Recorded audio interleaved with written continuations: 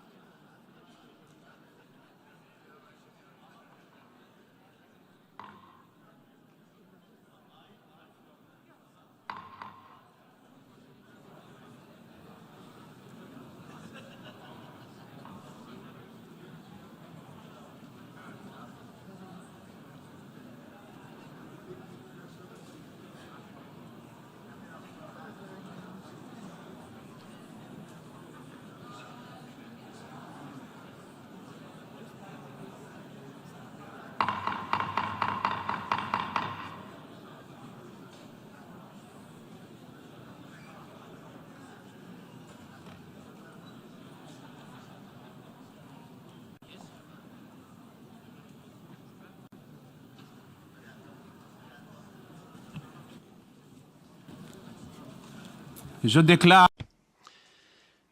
The sixth plenary meeting of the General Assembly is called to order.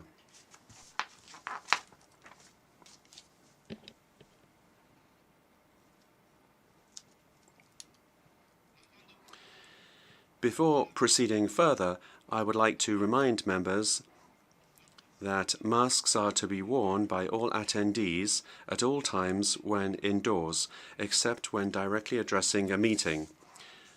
Due to the temporary closure of the east side emergency doors, in the event of a fire or an emergency which requires an evacuation, please use the west side emergency doors and the stairway next to the elevator banks. Those in the third and fourth floor balconies, please use the stairway next to the elevator banks.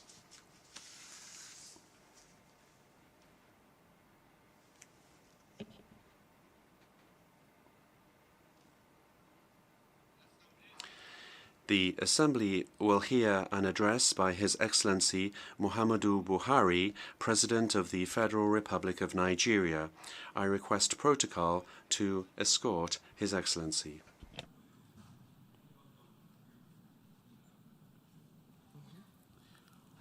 Au nom de l'Assemblée générale. On behalf of the General Assembly, I have the honor to welcome His Excellency Muhammadu Buhari, President of the Federal Republic of Nigeria, and to invite him to address the Assembly.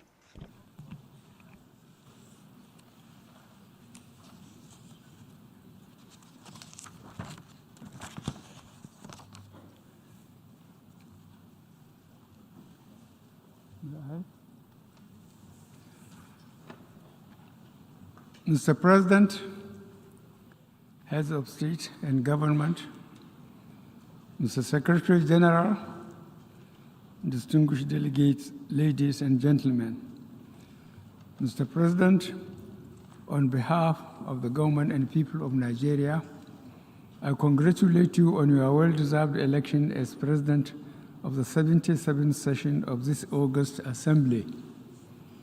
I assure you of the full support and cooperation of the Nigerian delegation during your tenure. I commend your predecessor, His Excellency Abdullah Seyyed, for the many remarkable achievements of the General Assembly under his leadership during these challenging times. May I also congratulate the Secretary General, Mr. Antonio Guterres, on his ceaseless and untiring efforts to promote peace, security, and development, very much in line with his exalted role. Mr. President, the first time I could have addressed this August Assembly was in 1984, when I was the military head of state of the Federal Republic of Nigeria. 31 years later, I had the great privilege to personally address the Assembly in 2015 as the democratically elected president of my country. As I approach the end of my second and final four-year term, I am reminded of how much has changed in Nigeria, in Africa, and in the world, and yet how some challenges remain. We are now more severely tested by these enduring and the new global challenges, paramount among which are conflicts increasingly being driven by non-state actors, proliferation of small arms and light weapons, terrorism, violent extremism, malignant use of technology, climate change, irregular migration, and disparities in opportunities for improved standards of living. Despite the challenging international environment, the United Nations has proved that it can be strong when the will of its members is harnessed for positive collective action. The guiding principles of this extraordinary institution is the promotion of peace and security, development, and human rights. Latest in a chain of events challenging these principles is the Ukraine conflict, which has already created strains that are perhaps unprecedented for a generation. Such a conflict will have adverse consequences for us all, hindering our capacity to work together to resolve conflicts elsewhere, especially in Africa, the Middle East, and Asia. Indeed, the ongoing war in Ukraine is making it more difficult to tackle the perennial issues that feature each year in the deliberations of this Assembly, such as nuclear disarmament, the right of the Rohingya refugees to return to their homes in Myanmar, and the Palestinians' legitimate aspirations for statehood and reduction of inequalities within and amongst nations. The danger of escalation of the war in Ukraine further justifies Nigeria's resolute calls for a nuclear-free world and a universal arms trade treaty, which are also necessary measures to prevent global human disasters. In this regard, we must find quick means to reach consensus on the nuclear non-proliferation treaty with related commitments by nuclear weapon states. I remain firmly convinced that the challenges that have come so sharply into focus in recent years and months emphasize the call by Nigeria and many other member states for the reform of the Security Council and other United Nations agencies. We need more effective and representative structure to meet today's demands that have since outgrown a system designed for the very different world that prevailed at its foundation in 1945 change is long overdue. Mr. President, this is the first meeting we are having here in New York without the restrictions that characterized the last 3 years. The coronavirus pandemic ripped across national borders like a toxic whirlwind, leaving in its wake a legacy of pain and loss. Happily, we are also witnessed an incredible level of innovation and creativity from those who devised treatments and vaccines. These laudable achievements were underpinned by partnerships and international cooperation. We have also seen the bravery, care, and endurance of health professionals at every corner of the globe. With coronavirus, we saw very clearly how states tried to meet the challenge of a threat that could not be contained within national borders. The results were mixed, but at its best, cooperation among stakeholders was outstanding. It facilitated solutions that saved countless lives and eased the huge burden of human suffering. That same theme of unilateralism and the promotion of national interests competing with the common cause in the face of an existential threat has been our recurring experience in recent times. In every address I have delivered to this August Assembly, I have dwelt on the issue of climate change, especially as it fuels conflicts and complicates food security. Climate change reduces opportunity and prosperity, which in Africa, Latin America, and some parts of Asia also contribute to transitional organized crimes. As part of Nigeria's efforts at achieving our global net zero aspiration, the current administration last year adopted a national climate change strategy that aims to deliver climate change mitigation in a sustainable manner. The measures we took at the national level also require climate justice. Africa and other developing nations produce only a small proportion of greenhouse gas emissions compared to industrialized economies. Yet, we are the hardest hit by the consequences of climate change, as we see in the sustained droughts in Somalia and floods of unprecedented severity in Pakistan. These and other climate-related occurrences are now suddenly becoming widely commonplace in the developing world. We are, in effect, literally paying the price for policies that others pursue. This needs to change. At the COP26 in Glasgow last year, I did say that Nigeria was not asking for permission to make the same mistakes that others have made in creating the climate emergency. Fortunately, we now know what we can do to mitigate the effects of the climate crisis and the related energy challenge.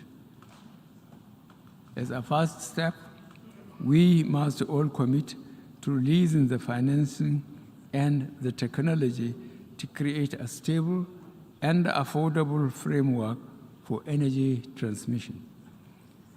Development financial institutions must prioritize de-risking energy projects to improve access of renewable projects to credit facilities. There should be no countries left behind in this question. Rocketing energy costs worldwide are, in part, the product of conflict and supply disruptions to Europe and the Americas. Yet, we are all paying the price. It is therefore our expectation that this UNGA 77 and the upcoming COP27 will help galvanize the political will required to drive action towards the fulfillment of the various existing climate change initiatives. Another feature of the last decade that has been the growing partnership between states and the increasingly influential non-state actors. There was a time when the most important event at this assembly was the speech by the world's most powerful leaders. Now, a tweet or Instagram post by an influencer on social or environment issues may have greater impact. Technology offers us greatly limitless opportunities and sometimes runs ahead of the imagination of regulators and legislators. At its best, social media helps strengthen the foundation of our society and our common values. At its lowest, it is a corrosive digital version of the mob, bristling with intolerance and division. In confronting these challenges, we must also come together to defend freedom of speech while upholding other values that we cherish. We must continue to work for a common standard that balances rights with responsibilities to keep the most vulnerable from harm and help strengthen and enrich communities. Efforts to protect communities from the scourge of disinformation and misinformation must also be matched with efforts to reduce inequalities and restore hope to our poorer and most vulnerable of our communities as a means to stem the many socio-economic conflict drivers with which we are faced. In spite of our efforts, humanitarian crisis will continue to ravage some of our communities. Nigeria, therefore, implores our global partners to do more to complement our endeavors. Indeed, the multifaceted challenges facing most developing countries have placed a debilitating chokehold on their fiscal space. This equally calls for the need to address the burden of unsustainable external debt by a global commitment to the expansion and extension of the debt service suspension initiative to countries facing fiscal and liquidity challenges, as well as outright cancellation for countries facing the most severe challenges. Mr. President, Your Excellencies, distinguished delegates, democracy is an idea that crosses time and borders. Certainly, democracy does not have its limitations. The wheels of democracy turn slowly. It can demand compromises that dilute decisions. Sometimes it bends too much to special interests that exercise influence, not always for the general good, in a manner disproportionate to their numbers.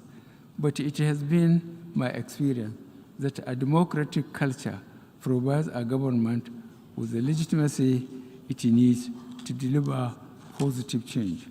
In Nigeria, not only have we worked to strengthen our democracy, but we have supported it and promoted the rule of law in our sub-region. In the Gambia, we helped to guarantee the first democratic transition since independence. In Guinea-Bissau, we stood by the democratically elected government when it faced mutiny.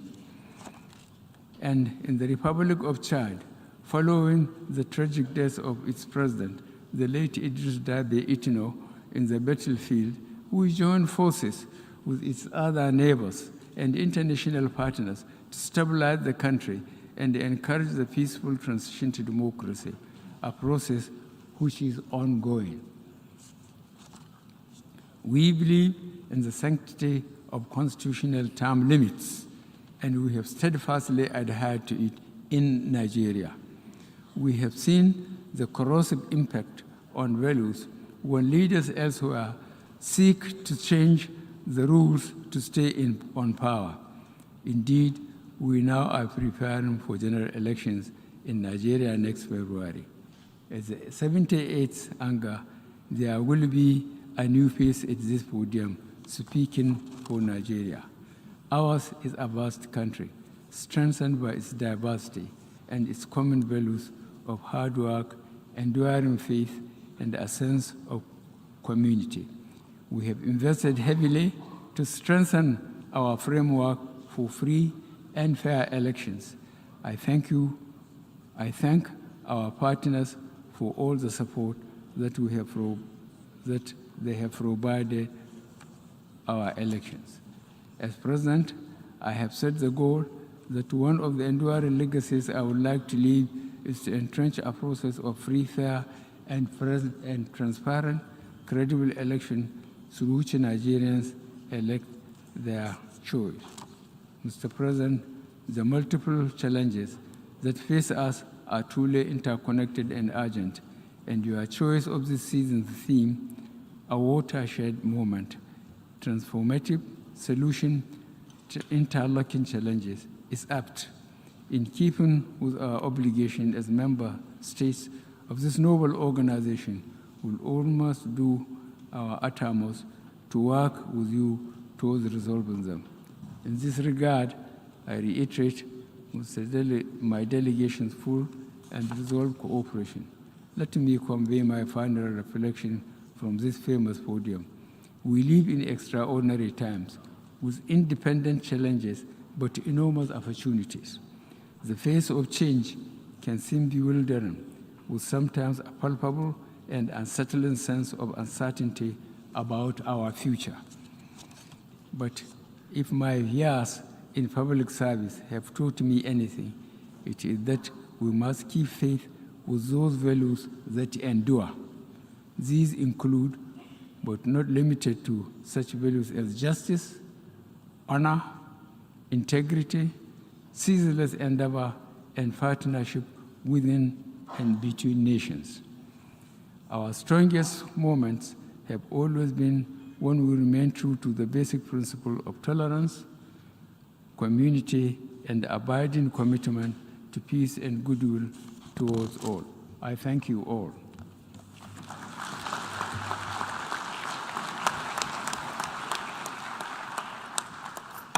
Au nom de l'Assemblée, On behalf of the Assembly, I wish to thank the President of the Federal Republic of Nigeria for the statement just made, and I request protocol to escort His Excellency.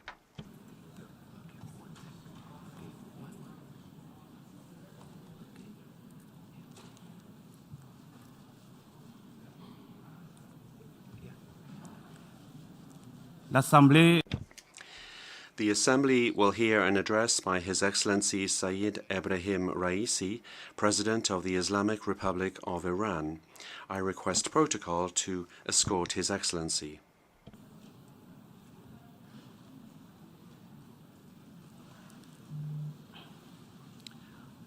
au nom de la On behalf of the General Assembly, I have the honor to welcome His Excellency Mr. Seyyed Ebrahim Raisi, President of the Islamic Republic of Iran, and to invite him to address the Assembly.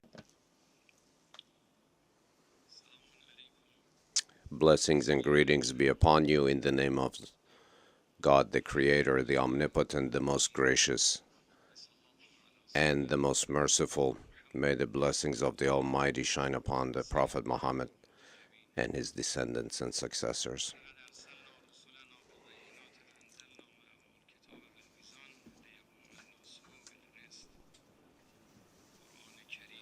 The Holy Quran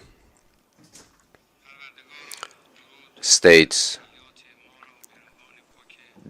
"Dear Creator, omnipotent of the world, accept our regards and respects towards your chosen messengers, Abraham, Moses, Jesus, and Prophet Muhammad, who brought the message of justice, spirituality, and proper behavior and compassionate comportment to the people of the world, and they destroyed the foundations of injustice and lack of fairness to allow humans to build a new world for their future. Ladies and gentlemen, Mr. Secretary General, the foundational need for a better world is justice. All of the hopes and aspirations of humankind are built on justice, and they have the capacity for the creation of such a framework of all-encompassing justice, which means elimination of injustice. We are defenders of a fight against injustice in all of its forms, against humanity, against spirituality, against the Almighty, against the people of the world, no matter where it may occur. A wish to be closer to the Creator and the teachings of the Creator exists in all humanity, and their willingness for change is witnessed in revolutions throughout the history of humanity. Even though a lot of movements never reach the maturity of a revolution, many of the revolutions deviated from their original path. However, the success of many people and nations, such as the nation of Iran, in the realization of their aspiration for the Islamic revolution has strengthened in the heart of the people around the globe such aspirations. The Islamic revolution of Iran was the realization of the movement of the people of Iran towards justice and fairness. Even though faced with a lot of plots throughout the decades, it has been able to safeguard itself. As a first step, the nation of Iran, based on an advanced social and organizational order, created the Islamic Republic of Iran in order to create justice internally and bring to the world order a message of justice and fairness. Key components on this path were spirituality, multilateralism. Ladies and gentlemen, I am grateful and honored to be the representative of a people and a nation that has inherited a great civilization that has been free for millennia and has always managed to defeat the plots of the enemies that sought to conquer it. A nation that has always seen oppression as an existential enemy and has always fought in order to destroy the enslavement of Babylonians all the way to the Palestinians. We believe in a common fate for humanity, and we are for the globalization of justice. What we seek for ourselves, we wish onto others as well, and what we do not wish for ourselves, we do not impose on others. The nation of Iran believes that justice brings unity, brings cohesion, and warfare is a destroyer of all things. For a country that wishes internally to have justice, but then outside of its own borders creates or trains various terrorist groups and unleashes them on various nations, must be ashamed in the face of humanity, must be ashamed when faced with principles of freedom and justice and fairness. Humanity does not only belong to certain segments of the world. The Islamic Republic of Iran, by taking aspiration from its constitution and the values, the spiritual values upon which it is based, sees as one of the most effective ways to safeguard human rights and has used the most useful tools in order to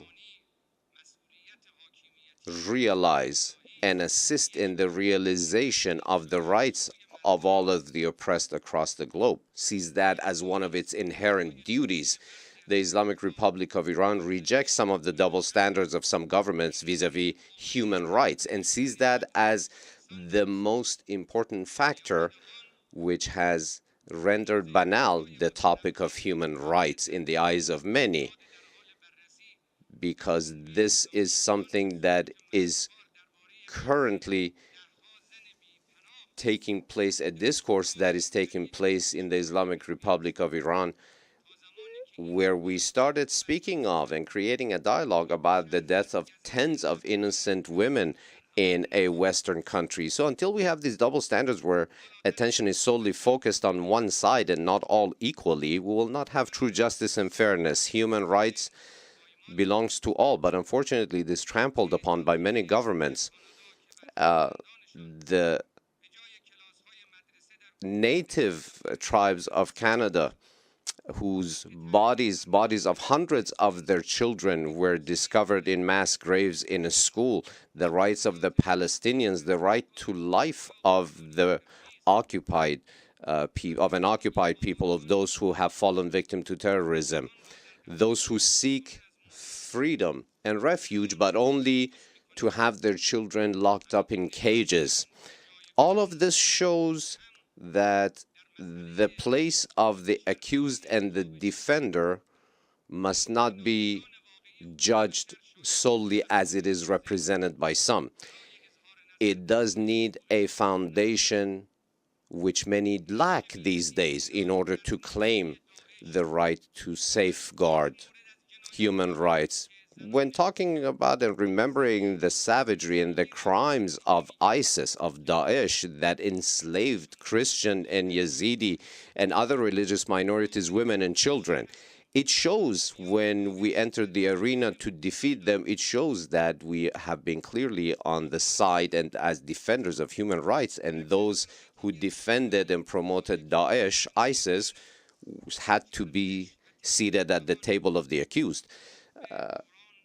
Dear ladies and gentlemen gathered here today, we see today that we are witnessing a change of the world order, a unilateral world, a world of hegemony, a world in which financial power gains control over standards of behavior, where criminal and oppressive sanctions against nations and the use of international organizations as a tool of oppression and exerting pressure on defenseless nations.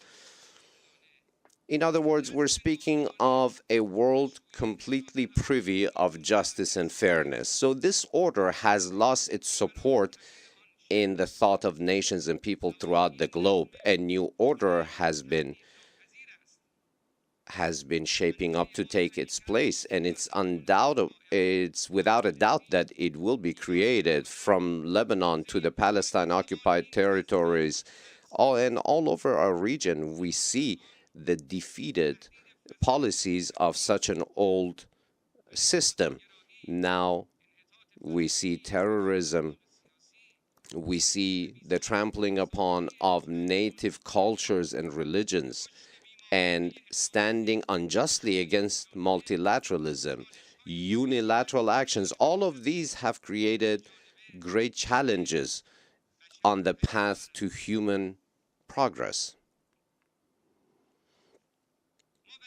We firmly believe that in order to face the challenges, old challenges as well as new frameworks in the world, we have no choice but cohesiveness and unity, based on multilateralism and justice, based on shared human and common values, based on divine teachings. There is no other path. We believe that all freedom-seeking nations have their hearts tied to such deep-rooted values, and the defense of all of these values against the oppressors across the globe rests on our shoulders. What we seek is the right of the Iranian nation, of the Iranian people. A relationship based on oppression will not be tolerated. We will stand firm and proudly defend the rights of our people and our nation. We believe that any oppressive action is an action against world peace and stability, which is a threat to the entire world. Reaching security throughout the world through any path other than justice would not be sustainable or permanent, and that is precisely what we expect of the United Nations to support and do. Of course, the implementation of justice and fairness is quite challenging and difficult, and perhaps it is because of that that many of those who claim to be on the side of peace, they run away from the responsibility of peace. So we say unto them, since you do not wish to carry the burden on your shoulder, do you not even wish to carry the burden of fighting against oppression? Our belief is deeply rooted in the Quranic culture that says, do not be oppressors nor oppress anyone. And the fate of many nations is tied to exactly these principles. Those who run away from the logic of character, fairness, and justice run to unilateralism and oppressive powers. A nation that lacks logic relies on coups d'etats, military interventionism, boots on the ground, a chosen and unfair selective fight against terrorism, and many other injustices. The use of nuclear weapons, did that take the world closer to fairness, justice, and peace, or did it become the foundation for hegemonic powers? The killing of hundreds of thousands of Yemeni, Iraqi, Syrian, and Afghan children, which human value did that serve? Were these not the evil faces of the total lack of justice and fairness in many parts of the world? And in reality, what does the Islamic Republic of Iran seek other than obtaining its own logical and fair right, which has caused havoc and chaos among the oppressors of the world? Dear colleagues, today the willingness to move in support of hegemony has become a sore point for humanity throughout the world, and it is a serious threat. It is the wish of the nations across the world on an increasing basis to obtain justice, independence, while enjoying security at the same time. The realization of the front of resistance shows, I repeat it, the realization of the doctrine of resistance shows the extreme and deep-rooted willingness of many people to obtain true justice, whereas unilateralism has been the tool that has been used to hold many countries back. On a selective basis, America cannot accept that certain countries have the right to stand on their own 2 feet, and they keep equivocating militarism with security. The Friends of America do not enjoy a better situation. What is occurring today in Europe is a mirror image of what has occurred in Western Asia in the past few decades. The comportment and the result of the movement of the troops throughout these regions all have yielded the same results, because all of them have shown that the fate of many countries shows that America has pursued her own interest at the expense of the interest of many other countries.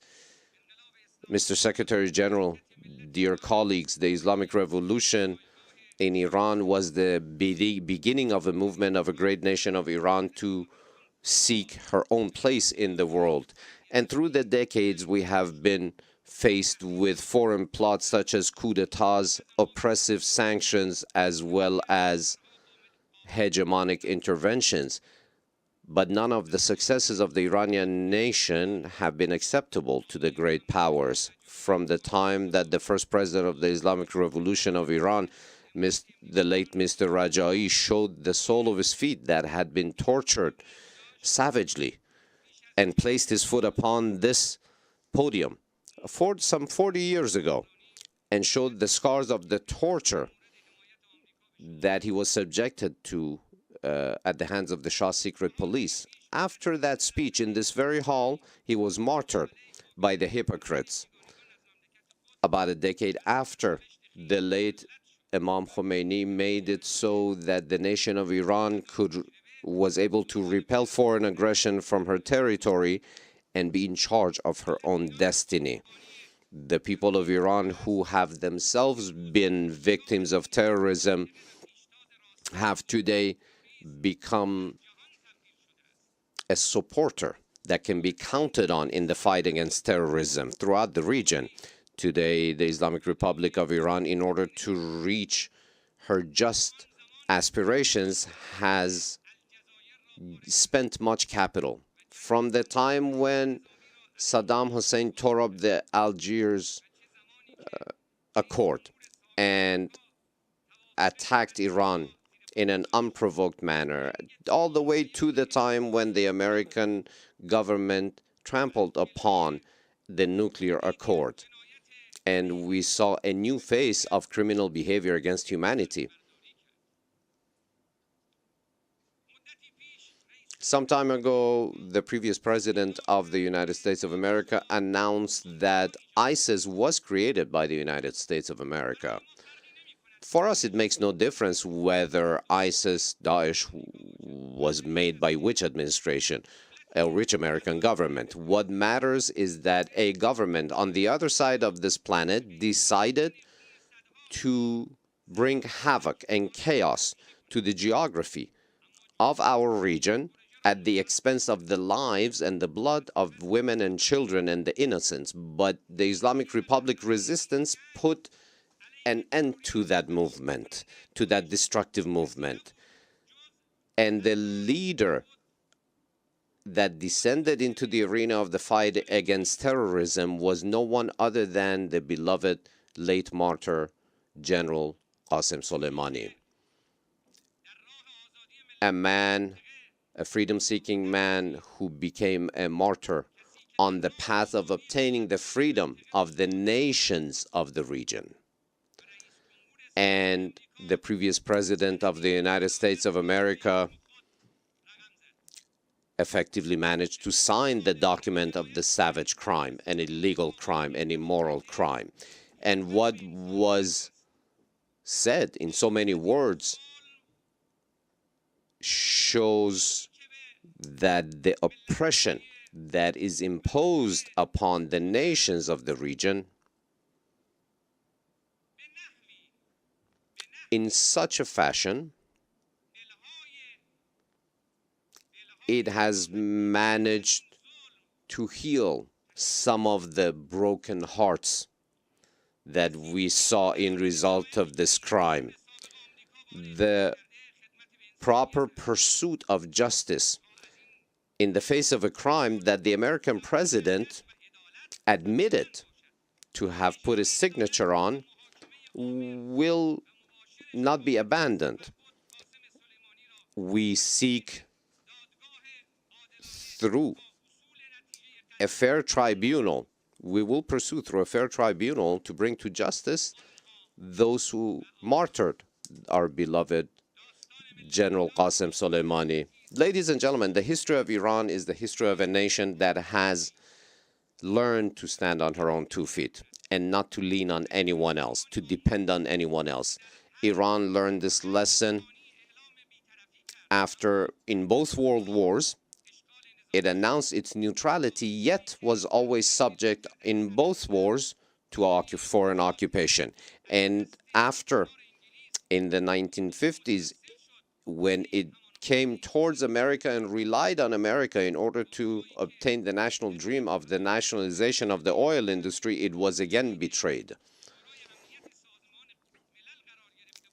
And after the nuclear accord was signed and accepted within the framework of the United Nations Security Council, even that accord was trampled upon unilaterally.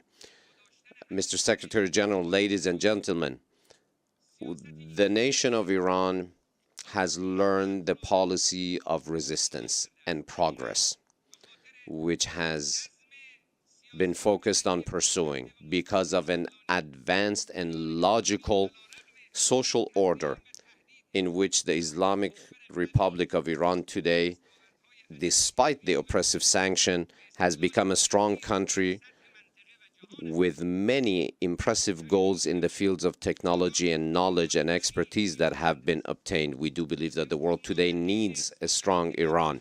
Today, while having the capabilities to export, and in addition to our exports of oil and gas, we do have distribution networks for electricity throughout our vast nation.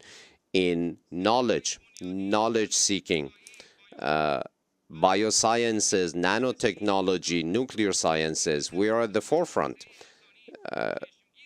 And Iran's growth in these sectors is considerable. And it shows our social efforts where, in many instances, for example, when we have tried to bring universal healthcare coverage to 85 million people, and the pursuit of the will of the people is a foundation of the system of the Islamic Republic of Iran. Whereas during the times of the imposed war by Iraq against Iran, we were even prevented from being able to purchase barbed wire. But today we have been able to manufacture, through indigenous knowledge and capabilities, the most modern needed systems to defend our nation. People of the world, dear colleagues, Mr. Secretary General, it wasn't that our enemies took a step back. It was our nation that managed to drive all of her enemies from the arena by participating in an impressive and unprecedented fashion in the Islamic Revolution to solidify values of faith and divine will. In the second step, the policy of good neighborly relations. Progress in economic and trade relations have now been brought to the forefront of the Islamic Republic's foreign policy. We wish to have extensive relations with all nations throughout the world, particularly with our neighbors. War is not the solution to crises. Dialogue and conversations and negotiations are the true solutions. The Islamic Republic of Iran, as a powerful country in the region, is present and willing to solve crises. During the past few years, the regional trade of Iran has seen impressive increases, and we have now entered with our neighbors into a new season of expansion of friendly, neighborly, and brotherly ties. This brings stability, this brings security to all sides. We proved during the hard times of all of our neighboring countries that we are their true friends. During the numerous conversations that I've had with regional leaders, one of the main points was that the regional security must be born from within and not from the outside. And the way to realize that is collaboration and cooperation, not by forming opposing blocs. We must rely on brotherly and friendly relations. If we leave the fate and the destiny of the nations of the region in their own hands, then the occupiers will be gone, and neighbors will remain for one another in eternity. In a not too distant past, we saw the fires of war between the two brotherly nations of Iraq and Iran by the encouragement of enemy powers throughout the world. But today we see the marches of Arba'in in observation of the 40th day of the martyrdom of Imam Hussein. We see that that grand, glorious march takes place in observance of that martyrdom, and in order to renew our faith in those values and to respect those who gave their lives, the descendants of the Prophet who gave their lives for human dignity and human values. Dear colleagues, I would like to direct your attention to one of the most egregious points that shows the oppressive powers present in the region. The region has not seen previously such a occupying savage power such as the Zionist regime in its midst in the past.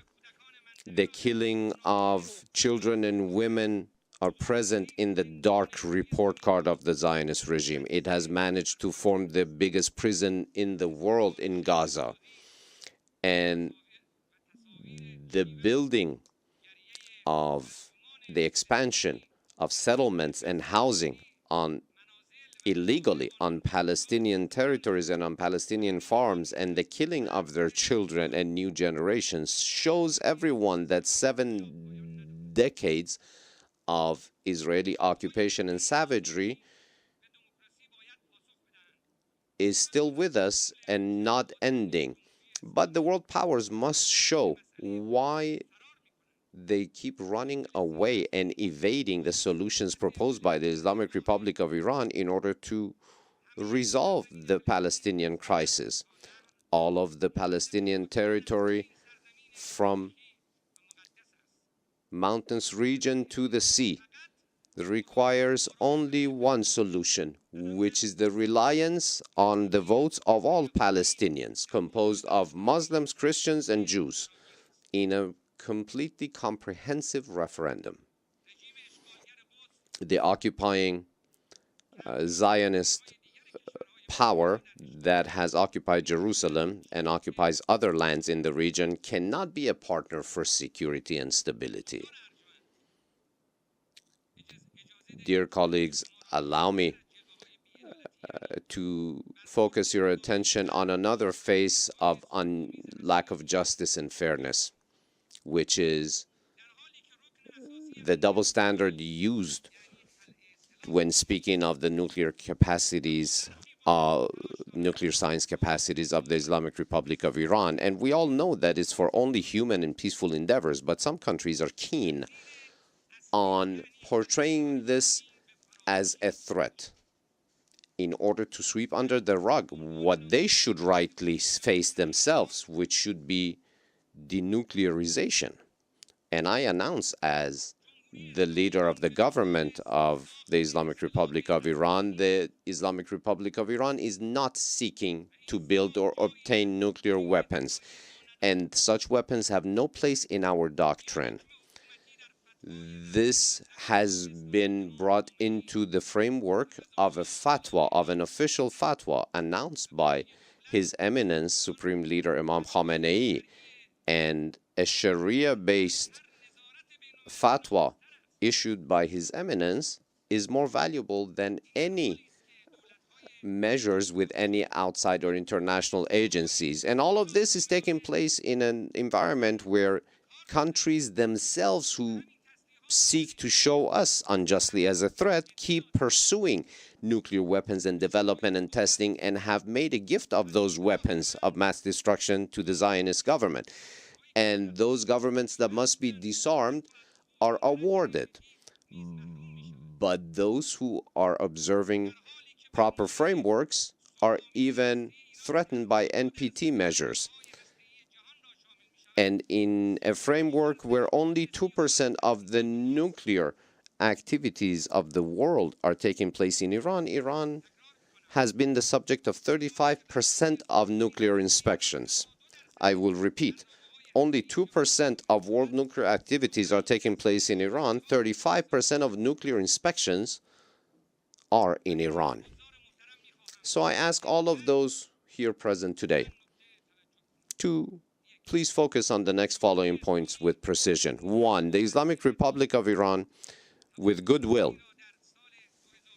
signed an agreement, accepted an agreement in 2015, and in a first phase did live up to all of her commitments without any exceptions. But the result of that was the trampling upon by America on that agreement, and as they themselves said in so many words, they were unprecedented measures, oppressive sanctions measures in history. Sanctions are an imposed punishment on the people of Iran for being freedom seekers. A weapon of mass destruction. That's what sanctions are. And abiding by those or cooperating in the implementation of those is helping oppression take root. It was America that trampled upon and left the agreement, not Iran. The International Atomic Energy Agency issued 15 different reports stating precisely that Iran had remained fully committed to all of her commitments. Number 3, Iran, while simultaneously paid the price for having lived up to her commitments, but as a result of the trampling upon by the United States and the cooperation of the European side by the United States has not been given the opportunity to obtain the rewards of such agreement, the rights of such agreements. We did give the ample opportunities for those who trampled upon and left this agreement to return to it. We have been extremely flexible, and had it not been for our flexibility, the negotiations would have stopped in the very first few days. The logic of negotiations of Iran is a just analysis of what is going on, and our wish is only one thing: commitment, observance of commitments. Now, the issue of guarantees is not just for something that may happen. We're basing that on lived experience. We're speaking of the experience of America having left the JCPOA. And we have a year and a half of negotiations with the current American government to return, for her to return to the fulfillment of her commitments. And while today they speak of observing their commitments to this deal, they keep repeating the same old stories of the past, which puts a great deal of doubt on her true commitment to return to this agreement. Which brings us to another challenge. Can we truly trust, without guarantees and assurances, that they will this time live up to their commitment? Of course, the Islamic Republic of Iran, with various well-established and vast relationships with countries across the globe, has managed to neutralize, in many cases, the sanctions and created new opportunities. According to the United States of America herself, as announced many times by many government officials, the maximum pressure policy has suffered an embarrassing defeat. We have found our path independent of any agreement, and we will continue on that path steadfastly. At the same time, while we are very serious in the negotiations, and we have shown and we have proven that if the rights of the people of Iran are respected, there is a great and serious will to resolve all issues. We believe that the knot of the nuclear deal must be opened from the same place where they managed to tie this knot together. Friends, esteemed representatives of nations, the last part of my words with you is based on the need felt throughout the world for world justice and fairness. Every single one of us, every single human, must be a part of building, actively building a new world based on justice, based on human values. If we wish the new world to be acceptable, to be one of character, to be one that is powerful and successful in resolving challenges facing humanity, has no solution other than to be based on international fairness and justice, which needs the following principles. 1, feeling collectively responsible throughout the world against oppression. Number 2, respect for the wish and will of the people and nations, and refraining from direct engagement in their internal affairs. 3, elimination of double standards. 4, standing up against violence and war. 5, independence and prudence in the actions of international organizations. And most importantly, the creation of roles for dignified and qualified humans of experience so they can create this new system. Our viewpoint towards the horizon of the future is very realistic, and we firmly believe that based on divine promises as delivered by the prophets, justice will take over the world, and those who are true followers of divine commands will be blessed by the reappearance of the last Messiah. I thank you all sincerely for your kind attention. May the blessings of the Omnipotent be on you.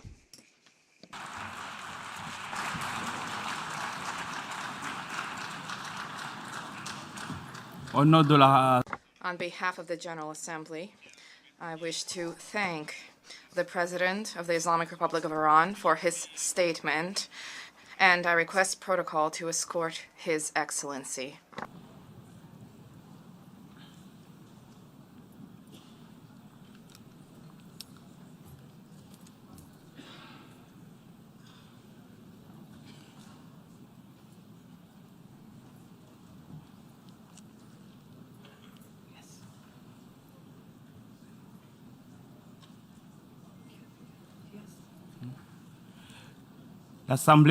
The Assembly will now hear an address by His Excellency, Mr.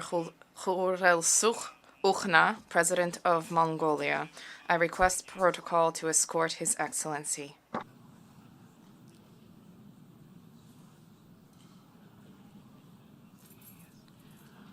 On behalf of the General Assembly, I have the honor to welcome His Excellency Khurelsukh Ukhnaa, President of Mongolia, and to invite him to address the Assembly.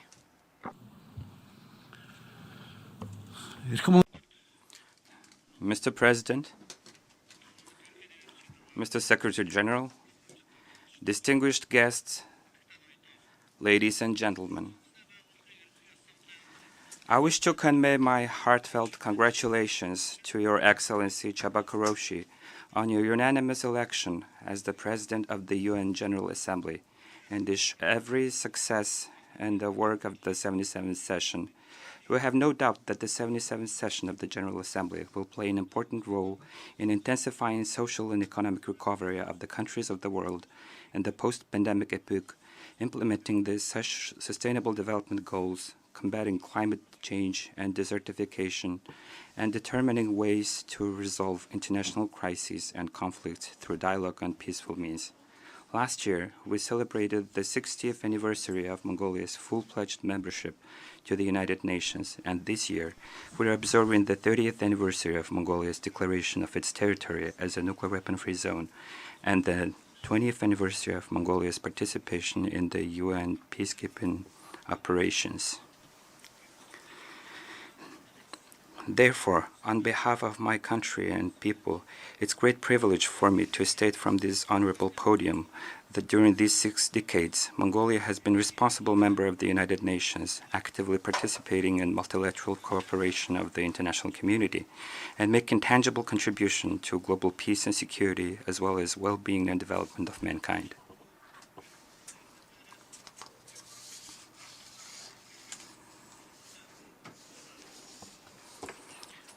Mr. President,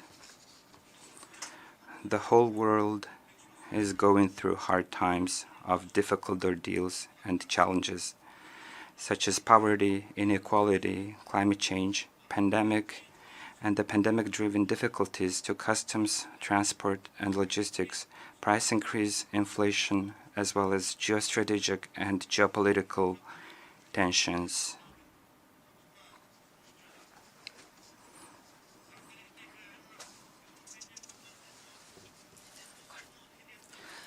According to the Stockholm International Peace Research Institute report, even in the difficult times when the countries of the world were closing their borders, imposing restrictions and quarantines to protect their lives and health of their citizens from COVID-19 pandemic, and running into economic crises, the world military expenditure continued to grow in 2021, reaching an all-time high of $2.1 trillion US. If this huge budget and funds spent on the military and armaments were dedicated to the least developed and developing countries, how many millions of children's future would have been brighter? How many millions would have been lifted out of poverty? How many millions would have been freed from hunger and disease? How many millions would have had food and opportunity for education, employment, and places to live? It is time for all of us to ponder and reflect on what progress could have been achieved if this huge amount of money had been spent on the pressing issues of combating global warming and climate change. It is truly regrettable that the situation in the world is deteriorating, and mistrust and misunderstanding are deepening, even though in the 20th century the mankind has had enough sufferings, such as the scourge of the 2 world wars, the Cold War divide, interreligious conflicts, and terrorism.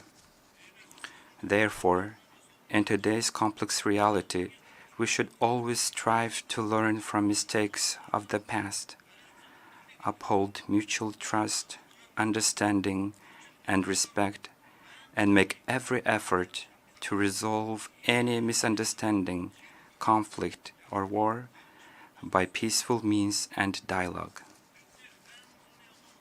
8 centuries ago, our ancestor, the great Genghis Khan, united all Mongolian dwellers, founded the great Mongolian state under the power of the eternal blue sky, put an end to the centuries-long wars and conflicts, pacified West and East under the statehood rule of justice, and established the Pax Mongolica and the vast terrain of Eurasia. Scholars and researchers around the world view the establishment of the Pax Mongolica as an important contribution of Mongols to the world history and the advancement of humankind, and emphasize that Pax Mongolica played an important role in the development of free trade between countries, laid the foundation for diplomacy and exchange of envoys, as well as proclaimed the ideas of religious freedom and the rule of law without imposing one's culture and religion on others. The UNGA resolution entitled 800 Years of Mongolian Statehood, adopted in 2005, highly appreciated the contribution of Mongols to the history of mankind and recognized that the nomadic civilization influenced inter alia societies across Asia and Europe, and in turn absorbed influence from both East and West, and in a true interchange of human values, further recognized the important role played by a strong and persistent nomadic culture in the development of extensive trade networks and the creation of large administrative, cultural, religious, and commercial centers, and likewise acknowledged the ever-increasing significance and relevance of a culture of living in a harmony with nature, which is inherent in nomadic civilization in today's world. This indicates that Pax Mongolica contained progressive ideas which could form the basis of the collective efforts of the international community to maintain peace and stability in the modern world. Therefore, we, the descendants of the founders of the Pax Mongolica, call on the international community to understand each other, cooperate, and manage any conflict through peaceful dialogue, so that our blue planet will be at peace and the Pax Globalica will be established. We further call on people of the world to combine efforts to achieve this noble goal.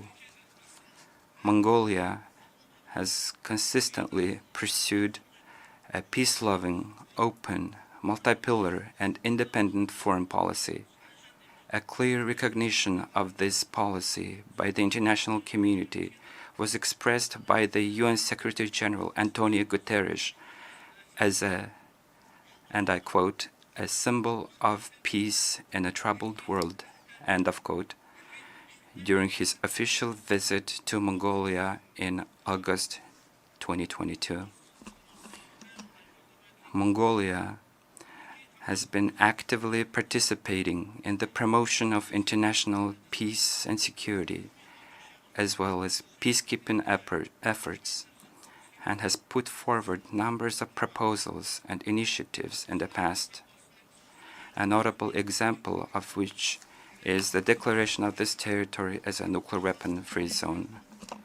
In his statement at the opening of the 10th REFCON of the NPT, the UN Secretary General warned that humanity is just one misunderstanding, one miscalculation away from the nuclear annihilation.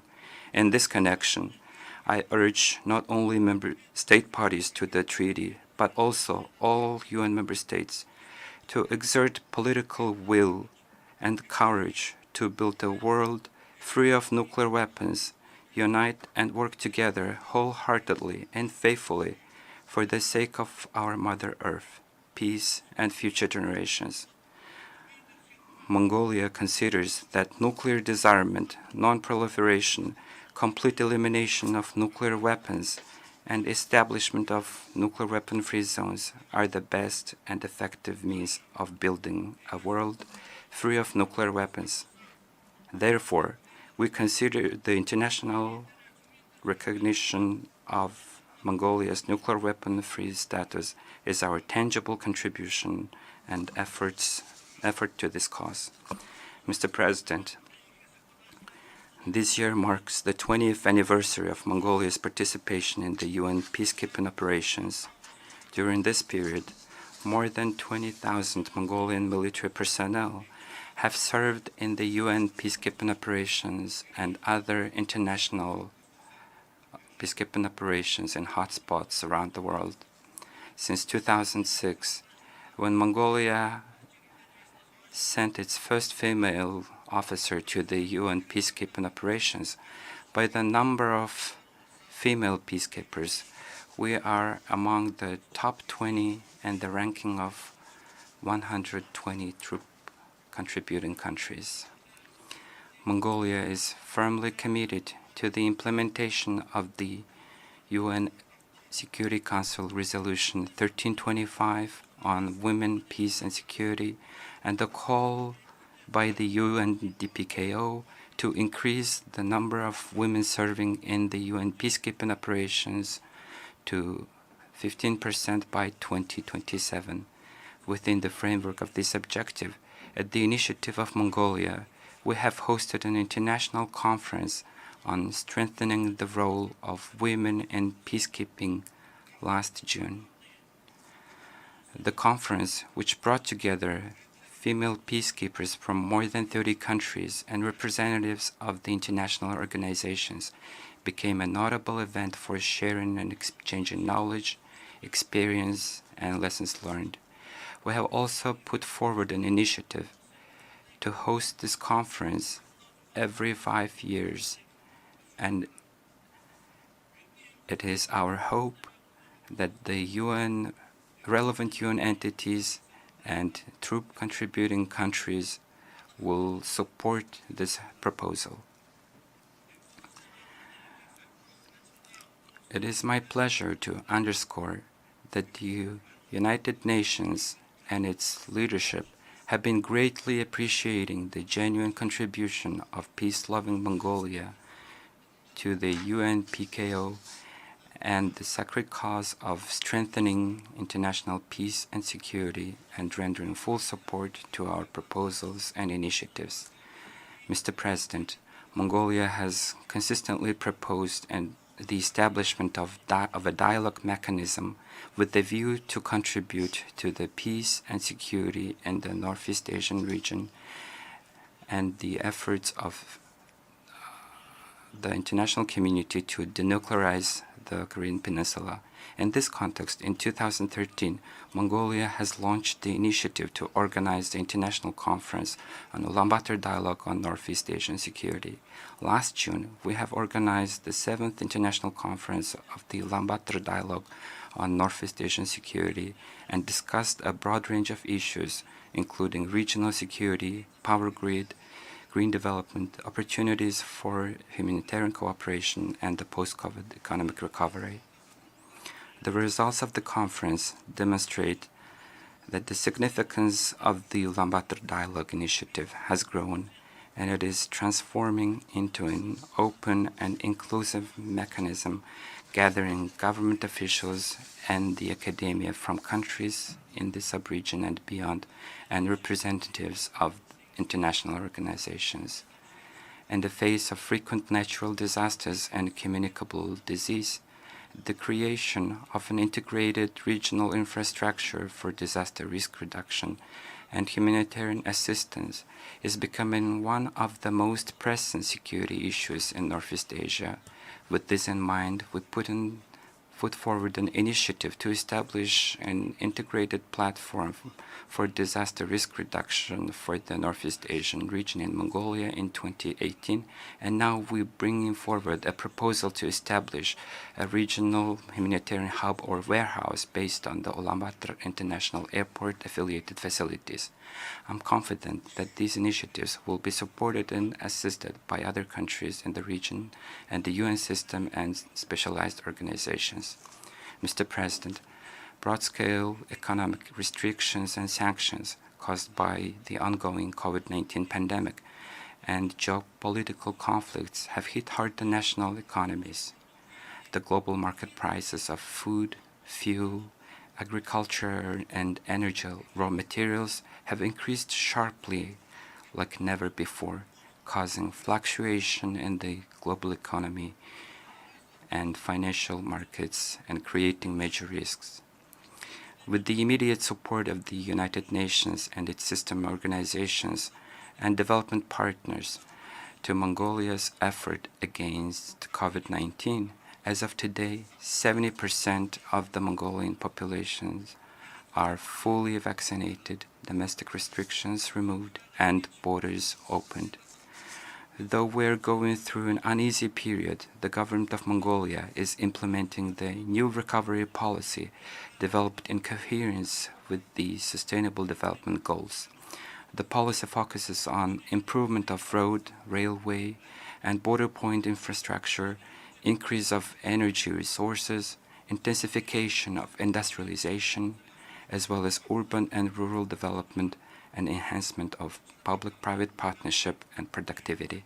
Furthermore, despite tough times of the pandemic and new normalcy, Mongolia is putting effort to accelerate the digital transition and adopted a package of new laws on digital development.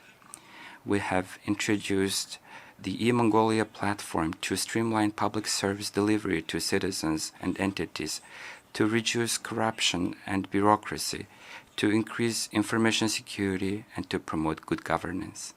Moreover, we're working to expand and develop our multilateral cooperation in these fields at regional and international levels. Mongolia fully supports major initiatives put forward in the UN Secretary General's report, Our Common Agenda, and is sparing no effort to implement them in close cooperation with the Sustainable Development Goals, the National Vision 2050 Long-Term Development Policy, and the New Recovery Policy.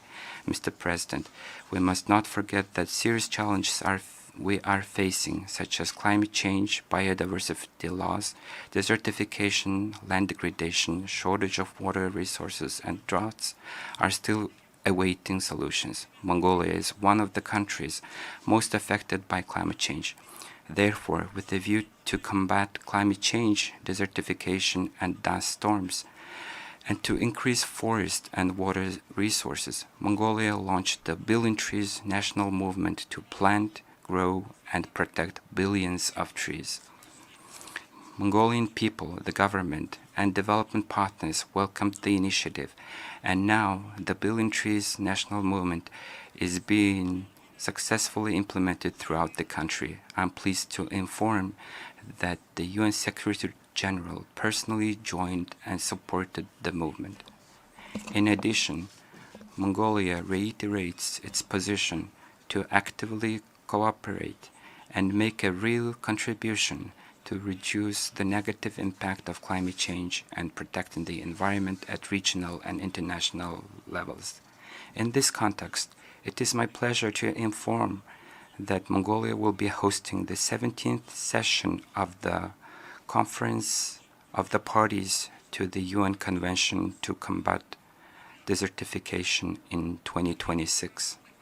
Another issue which should be brought to the attention is the scarcity of pastures, as the space for nomadic livestock is shrinking day by day, and nomadic civilization is facing a danger of extinction.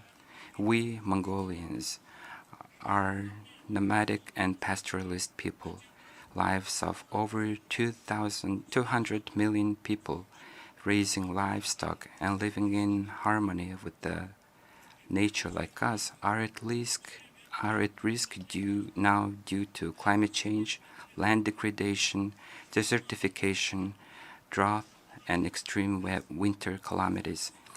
In order to protect their interests, improve pasture management and use, preserve ecosystem balance, and provide global food security and supply, Mongolia initiated a resolution proclaiming the year of 2026 as the International Year of Rangelands and Pastoralists, and it was adopted by the UNGA on March 15, 2022. We launched the Billion Trees National Movement along with the national programs on food supply and security and healthy Mongolia to implement the Sustainable Development Goals and create a healthy environment where people would live a healthy life, consuming healthy food. We highly appreciate the support and cooperation of the countries in the region and international organizations extended to these endeavors. Mr. President, nowadays the drastic change of the international order and norms established after the Second World War, the importance of multilateralism and the role of international community are growing further even more. For this reason, we are of the view that it is important for every member state to take an active part in the process of the UN reforms and constructively contribute to strengthening the position and role of the organization. Mongolia views that the key to the reform of the UN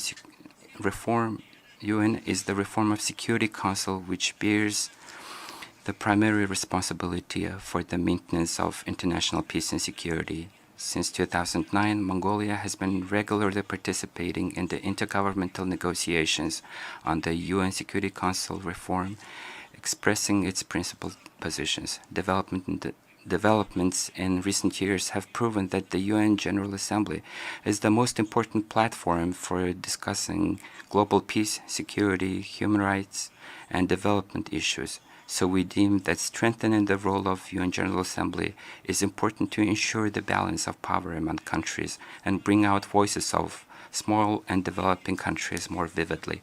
Lastly, I wish to call upon the member states to support the UN Quintet of Change outlined in the Secretary General's report, our common agenda for the more effective UN 2.0, and let us collectively exert efforts to ensure global peace, security, development, and prosperity. May the eternal blue sky bless us, the mankind, forever. Thank you for your attention.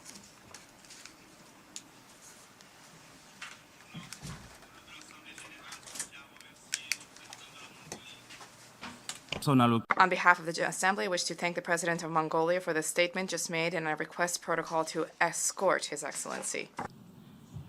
The Assembly will now hear an address by His Excellency Paul Kagame, President of the Republic of Rwanda. I request protocol to escort His Excellency.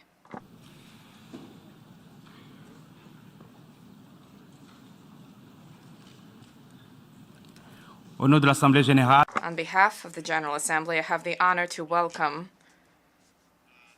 His Excellency Paul Kagame, President of the Republic of Rwanda, and to invite him to address the Assembly. President of the General Assembly, Secretary General, Excellencies, Heads of State and Government, distinguished delegates. The Secretary General's landmark report, Our Common Agenda, has only grown in value since it was launched 1 year ago.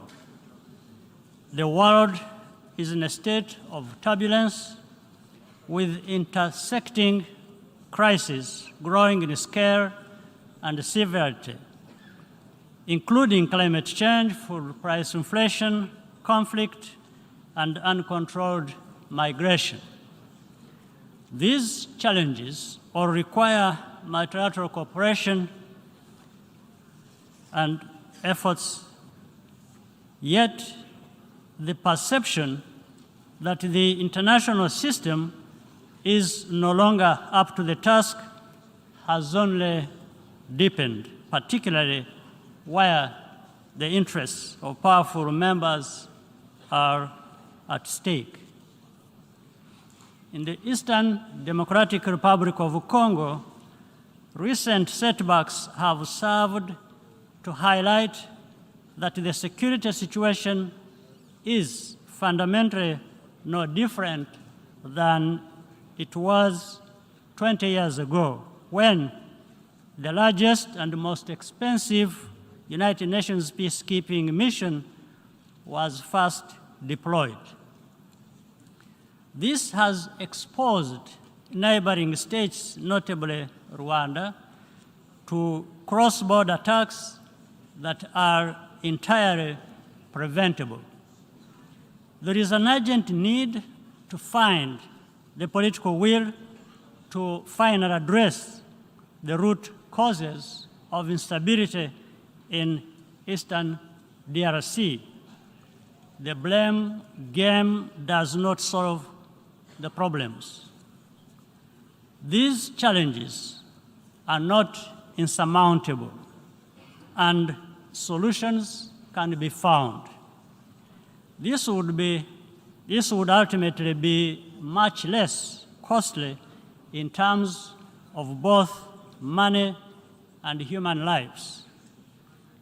Despite shortcomings, there are examples to demonstrate that international cooperation can successfully address the issues that matter to all of us. Global health is a case in point. The Global Fund to fight HIV, tuberculosis, and malaria has helped save countless lives in Africa and beyond, while also strengthening health systems. I hope that all countries will respond strongly and sustain their commitments at the 7th Global Fund replenishment session, chaired by President Biden later today. Africa is doing its part, but must do more. For sustainability, external funding must go hand in hand with increased domestic financing for health. This is a priority which the African Union is tracking on an annual basis, and which I'm honored to lead on behalf of the organization.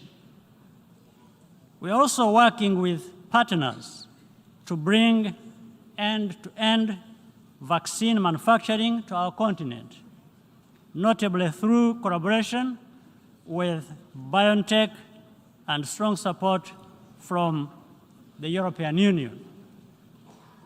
This is critical to increase Africa's resilience against future pandemics. I commend the Secretary General for convening the Transforming Education Summit earlier this week, the future of billions of children and young people across the world depends on overcoming the challenges of inclusion and quality of instruction, particularly as we recover from the pandemic. Away from the headlines, the United Nations and other multilateral institutions retained the ability to set an agenda around which we can all rally. At the recent Commonwealth Heads of Government meeting in Kigali, leaders adopted an ambitious program of action, including special instruments on living lands, sustainable urbanization, and child care protection and reform. We also agreed to prioritize public-private partnerships to create digital jobs for young people across the Commonwealth. The future is digital, and transformation is happening now, as evidenced by ongoing work of the Broadband Commission for Sustainable Development and the Smart Africa Secretariat. High-quality digital jobs are a practical response to the underlying drivers of irregular migration by closing the human capital investment gap that separates high and low income countries. To ensure that the benefits are equally shared, we must continue investing equitably in emerging technologies such as artificial intelligence. In the area of peace building and counterterrorism, regional initiatives can complement the important work of the United Nations.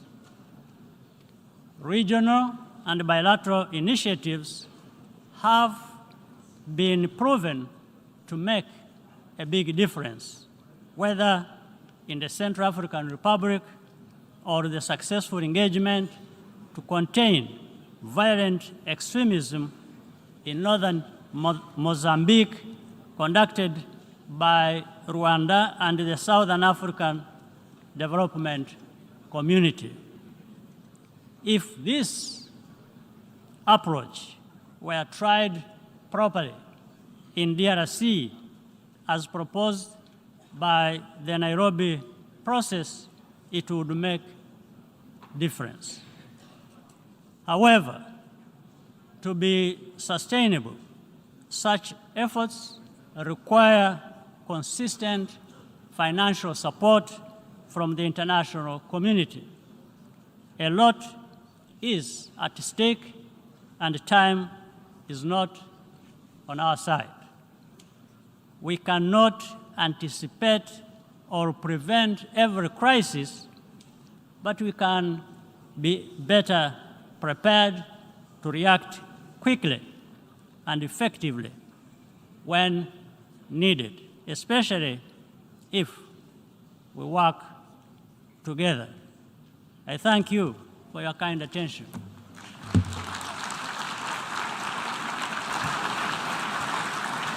Au nom de l'Assemblée générale. On behalf of the Assembly, I wish to thank the President of the Republic of Rwanda for the statement just made, and I request protocol to escort His Excellency.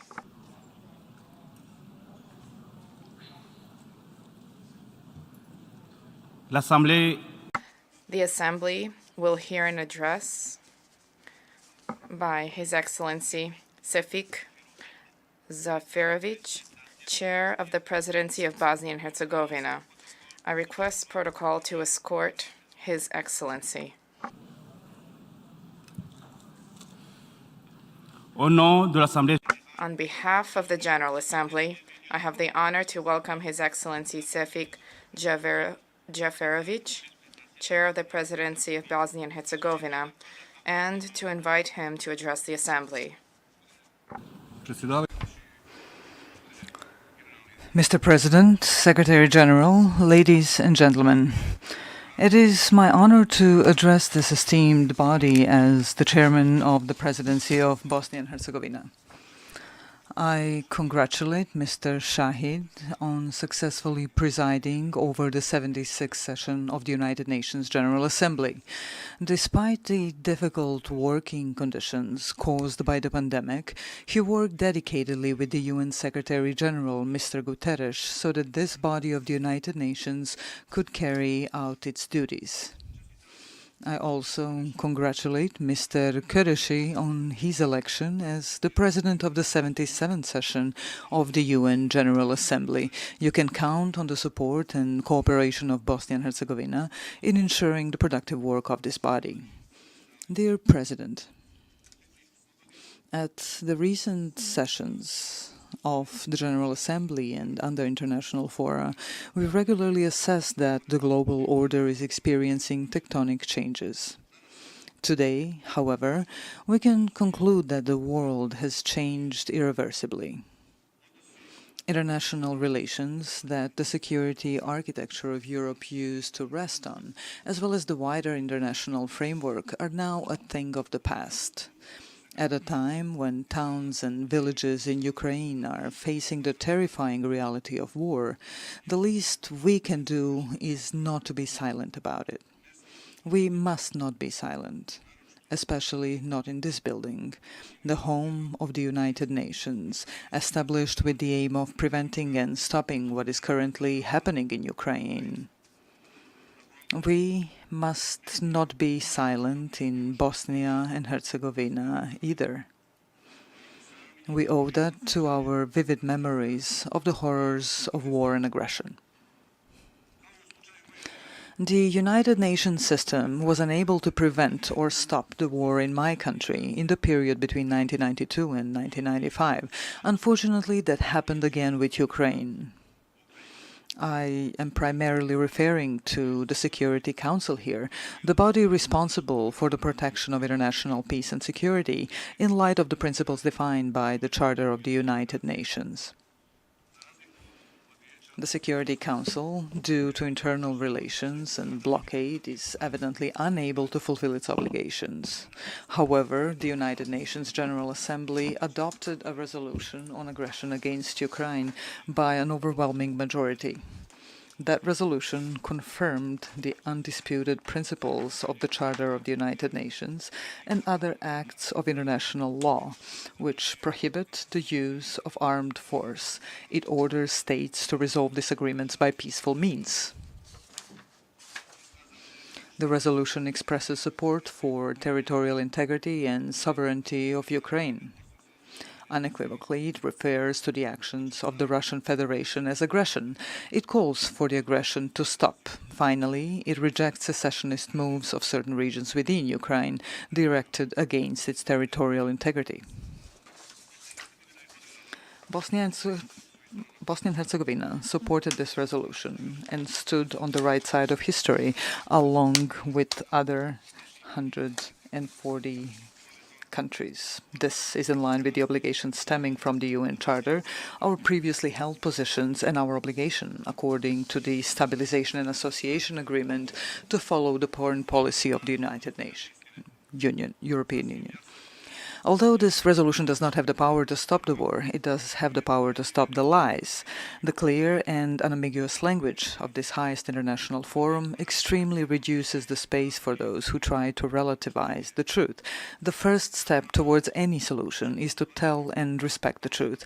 I hope that there will be peace as soon as possible, so that people in Ukraine can live normal lives, and so that the displaced can return to their homes. Respected President, the war in Ukraine, as well as the consequences of the pandemic, led to drastic changes in all spheres of life. That is currently very visible in a deep energy crisis, inflation, a general recession, and the threat to supplies, especially in the food sector. We are all facing a very difficult and challenging winter. Global market and international free trade enabled enormous progress in all corners of the world.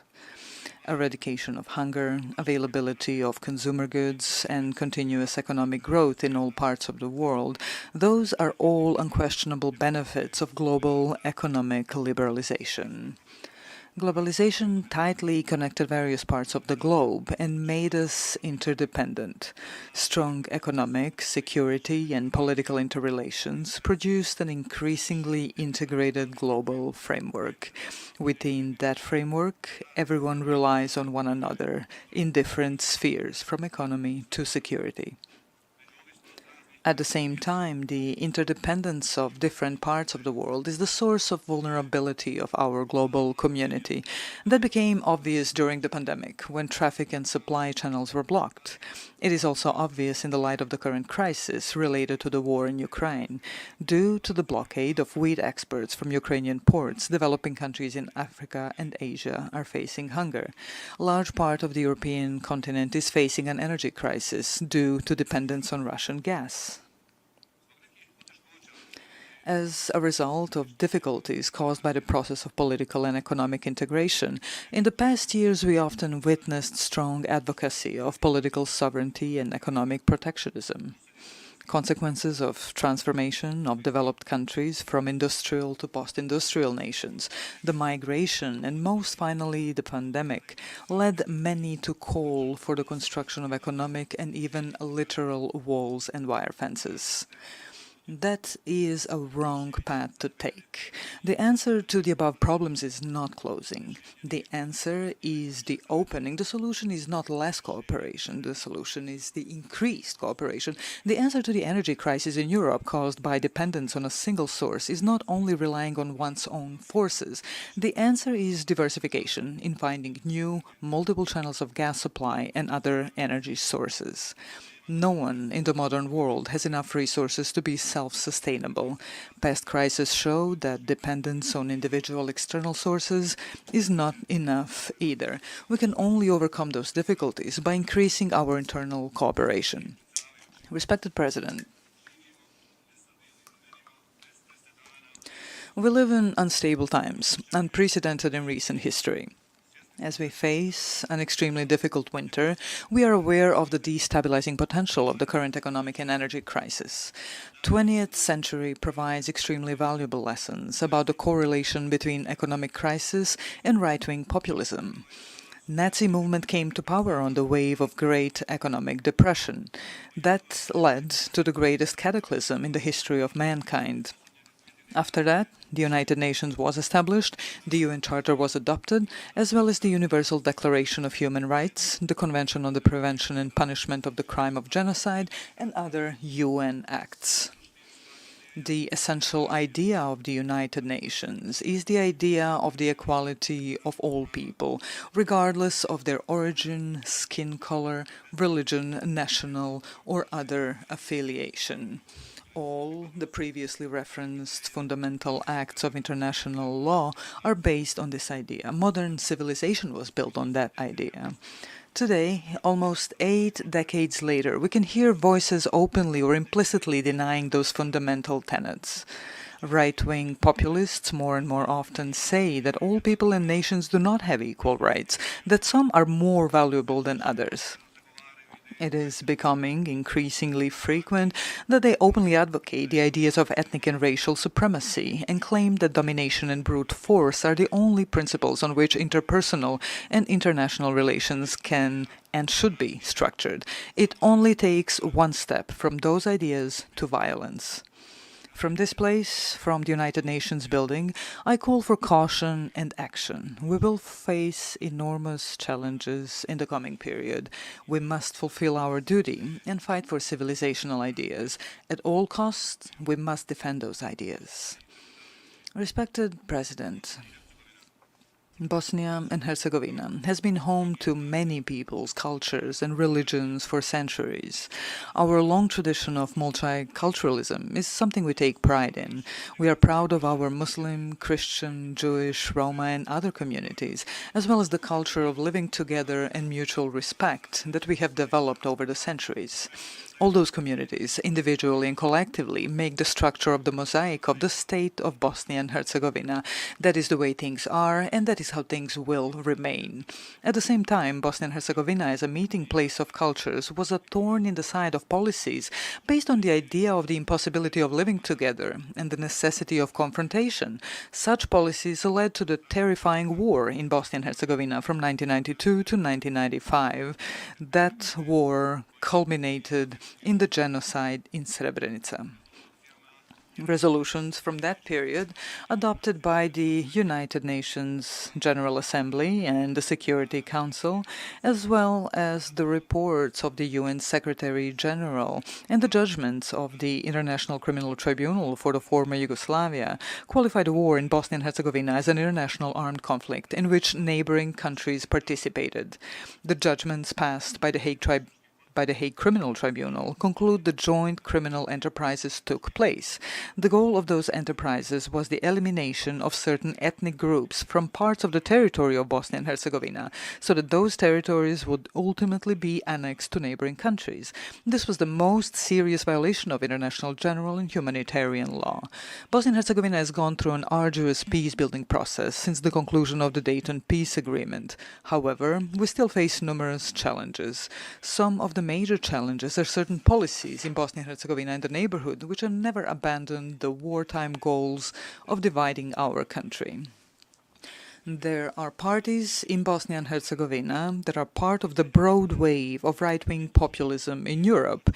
They openly claim that Bosnia and Herzegovina is not sustainable because, according to them, it is not possible for Muslims and Christians to live together. Muslims and Christians live and can live together. That life does have a perspective. What certainly has no perspective are retrograde policies that oppose such life. Bosnia and Herzegovina has a centuries-old history and is a living example and proof of the civilization idea that people of different religions, nations, and cultures can live together. The fact is that Bosnia and Herzegovina, even despite the war aimed at its destruction, managed to survive. That shows the exceptional resilience of my country. Majority of people in Bosnia and Herzegovina want to live in peace with their differences. There is enough strength for such Bosnia and Herzegovina to persevere. I am convinced that that will be the case. Respected President, the experience of Bosnia and Herzegovina shows that the rule of law is a crucial factor of peace building. The International Criminal Tribunal for the former Yugoslavia, formed by the UN, granted the victims the minimum of justice. It sent a message to criminals that their actions will not go unpunished and that they will be brought to justice and face the consequences for their actions. Moreover, there were other international community bodies that made a huge contribution to the building and the protection of peace, primarily the Office of the High Representative and the Peace Implementation Council. Both of those bodies were established on the basis of Chapter 7 of the UN Charter, which mandates the intervention of the international community in order to protect peace.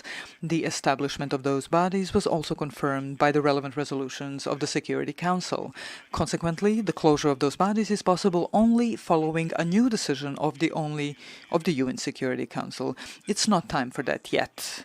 Please allow me to remind you of the international supervision that was present in some significantly developed countries, such as Germany's, with even greater executive powers than the Office of the High Representative in Bosnia and Herzegovina. That supervision was ended after 45 years of existence, only once the necessary prerequisites for that were created. The Office of the High Representative and the Peace Implementation Council have been helping domestic political actors to implement reforms for the past 27 years. Through joint efforts, we managed to unite the three once warring armies into a single armed forces. We also united the three intelligence services, tech systems, judiciaries, etc.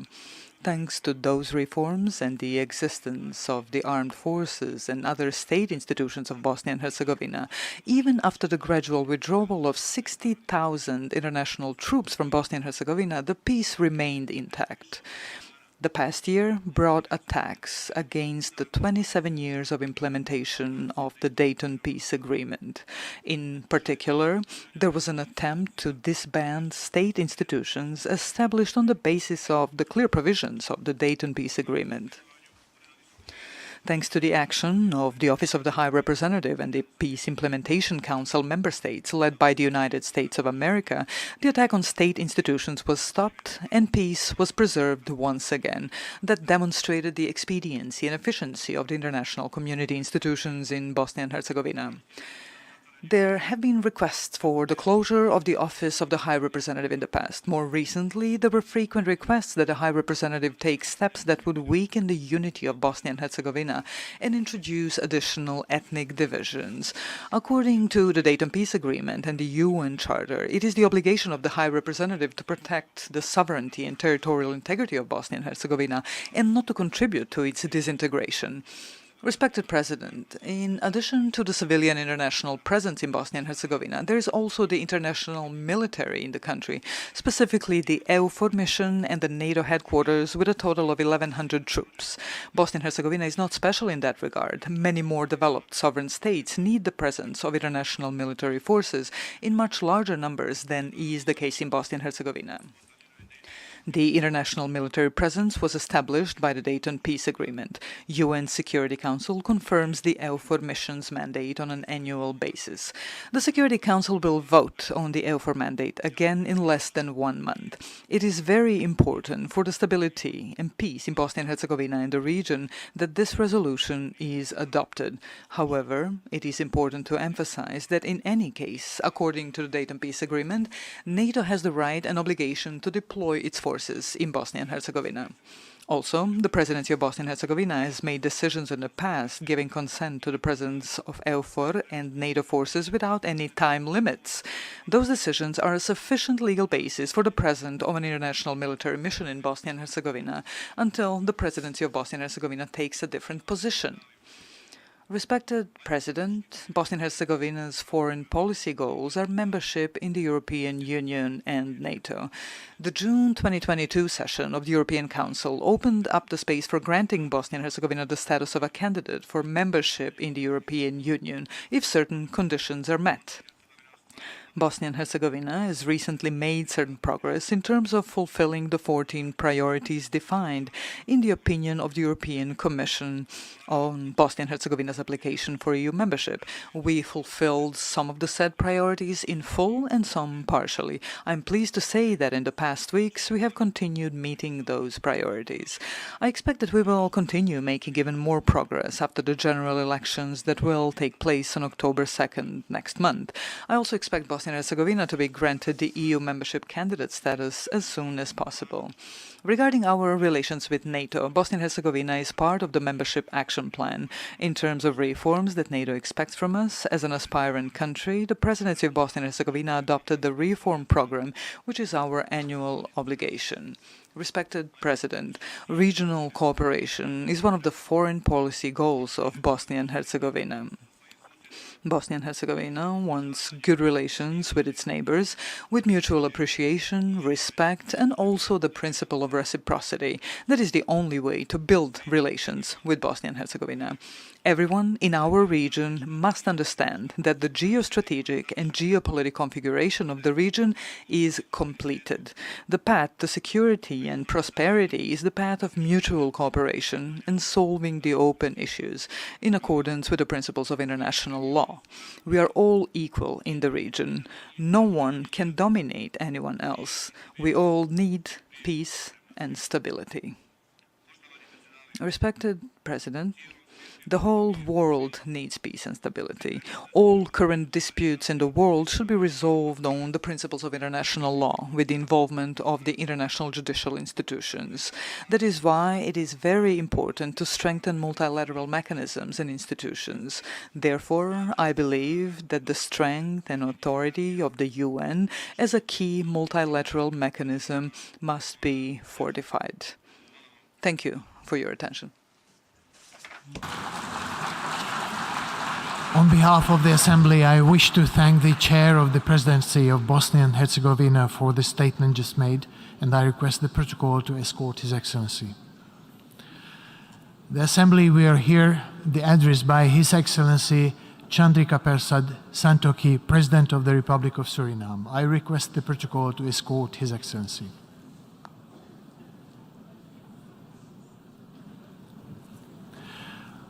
On behalf of the General Assembly, I have the honor to welcome His Excellency Chandrikapersad Santokhi, President of the Republic of Suriname, and to invite him to address the Assembly. Good morning, President of the General Assembly, Džaferović, Secretary General of the United Nations, Antonio Guterres, colleague heads of delegations, ladies and gentlemen. Mr. President, I congratulate you on your election to preside over the 77th session of this august body, and I assure you of my country's full support during your presidency. Mr. President, at last year's general debate, I called on leaders to build a better world, a planet for those living today, but more so for those generations yet to come. So today, I would like to take you back to 1992, when Khurelsukh spoke at the United Nations Earth Summit in Rio de Janeiro. She appealed to everyone to help stop the destruction of the Earth's resources. And now, 2022, we are here. The current state of the world does not need another wake-up call. It is time for real action. And while some progress has been made, we have not yet been successful in overcoming the challenges. Meanwhile, the threats have been adding up. Economic recovery from the COVID-19 pandemic slowed. Worsening climate crisis with extreme weather events, biodiversity loss, and ecosystems collapse, increasing levels of poverty and hunger, and yes, a humanitarian crisis. The global community is faced with escalating consumer and fuel prices that have risen substantially, damaging living standards, particularly for the vulnerable. Therefore, I want you to take a moment and ask yourself, have we treated our Earth in a sustainable way?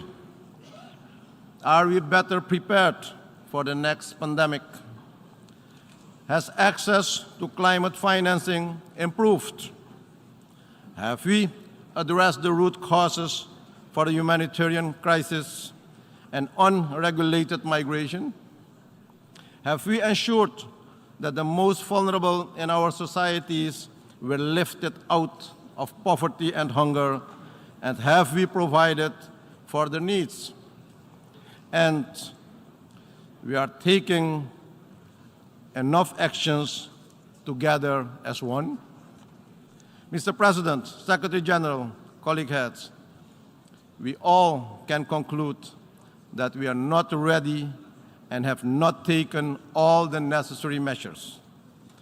And as leader of my country, Suriname, a small country, one of only 3 carbon-negative countries in the world, I appeal to you today, let us uphold our firm commitment to international principles and international law by all when addressing the global challenges and threats. Today, I urge the United Nations to exert its important role and place in defense of these principles through meaningful dialogue and constructive engagement as tools. These developments will take us further from our shared objectives in 2030 Agenda for Sustainable Development and the promise of leaving no one behind. Mr. President, no country is immune to the climate crisis. Over the past months, Suriname has been affected by excessive rainfall, resulting in floods in many parts of the country. Due to the inflow of salt water fertile agricultural land was adversely affected, causing economic loss and impacting food security and rural livelihoods.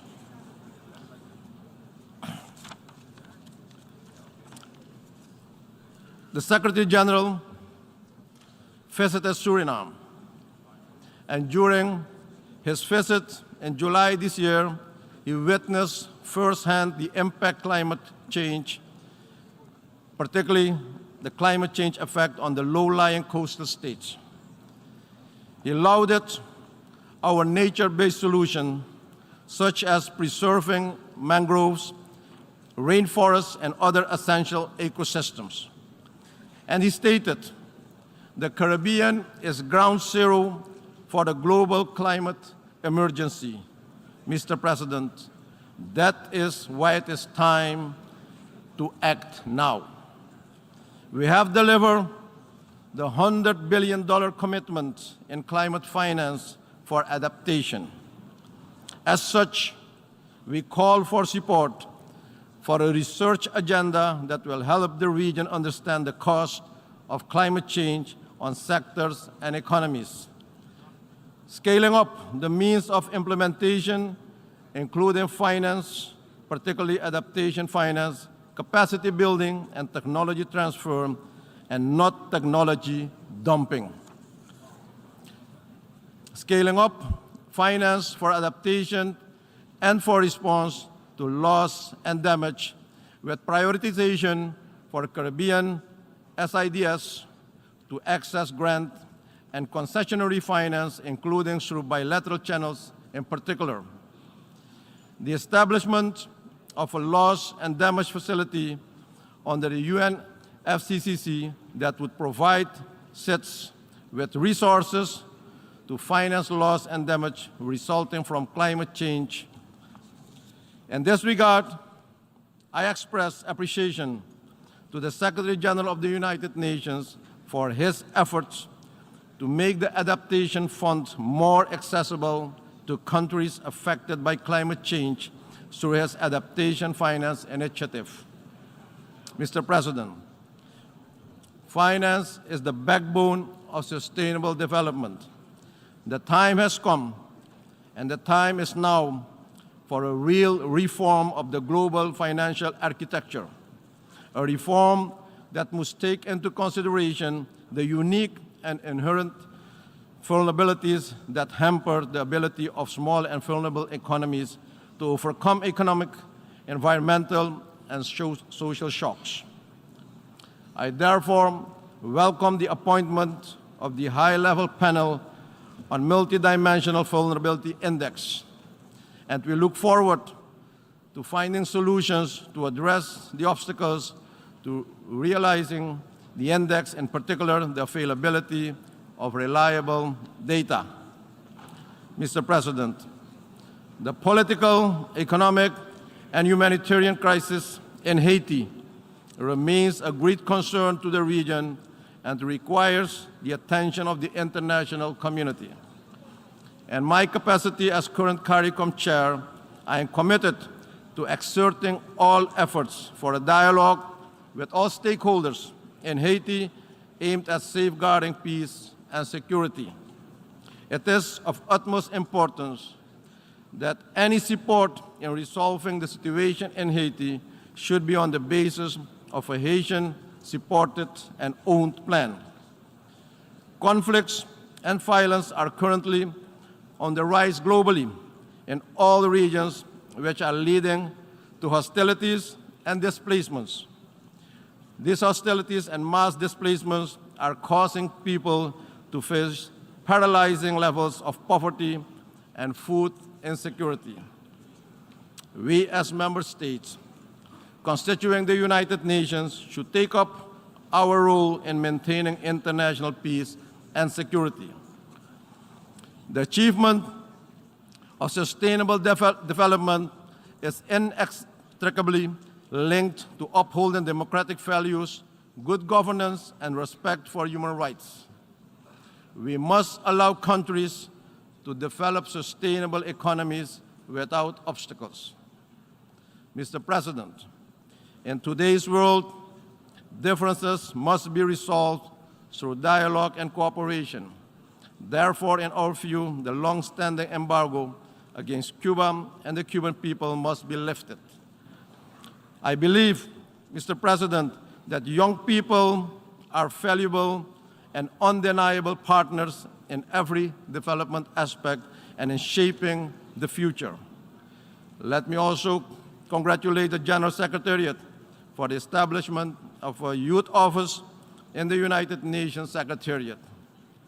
As lead head within the quasi-cabinet of the Caribbean community responsible for regional youth development, I was pleased with the interaction of region's youth during the last CARICOM leaders meeting held in Suriname.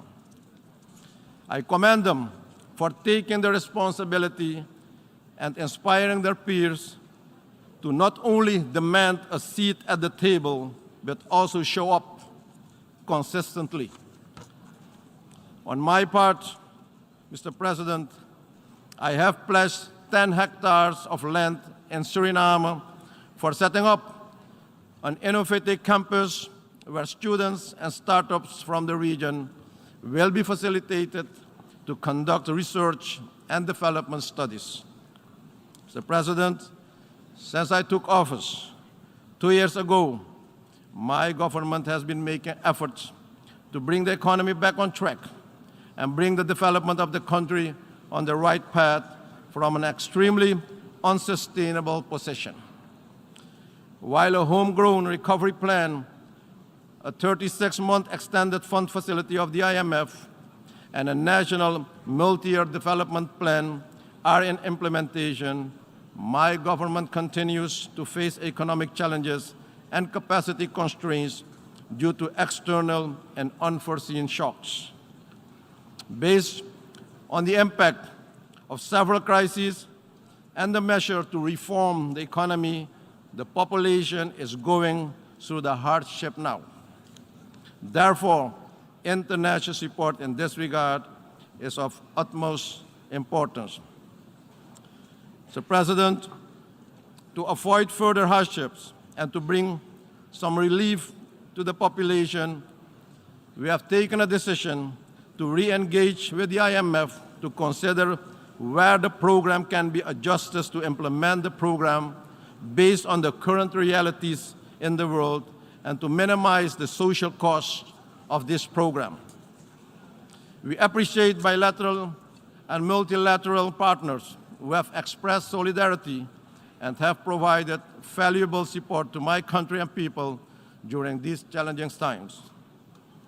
Additionally, our goal is to attract investment to improve productivity and capital allocation, which are critical for growth and poverty reduction.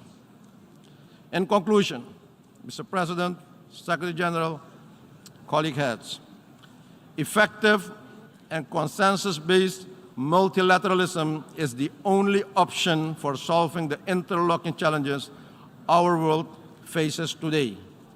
National solutions to resolve global problems have time and again proven to be ineffective and at times dangerous. Through global solutions with adapted local or national implementation, we should achieve the future we want.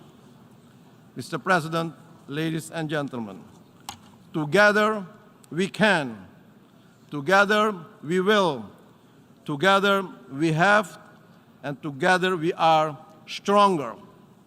I thank you, and may God bless you all. Thank you.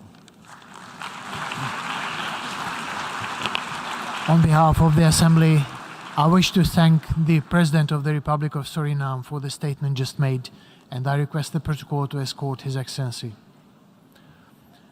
The Assembly will hear an address by His Excellency Joseph R. Biden, Jr., President of the United States of America. I request the protocol to escort His Excellency.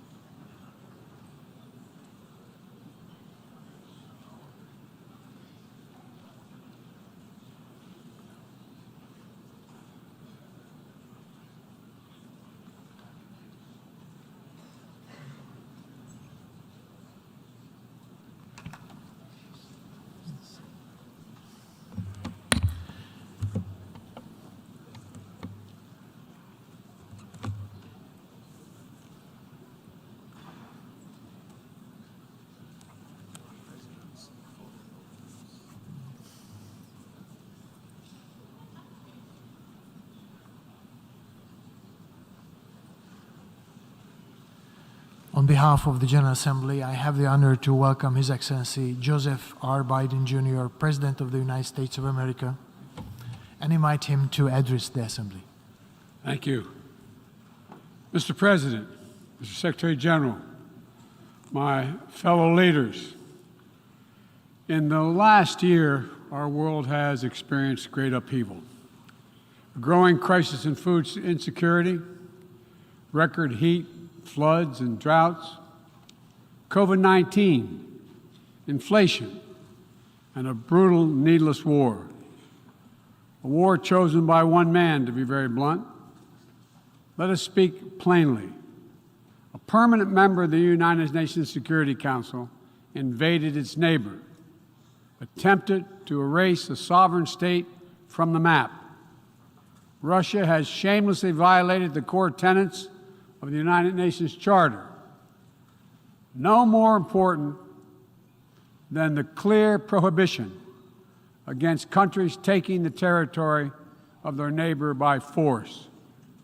Again, just today, President Putin has made overt nuclear threats against Europe and a reckless disregard for the responsibilities of the non-proliferation regime.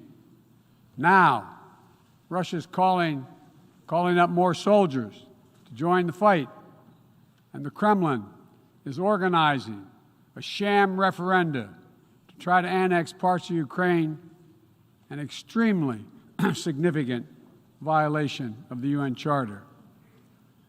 This world should see these outrageous acts for what they are.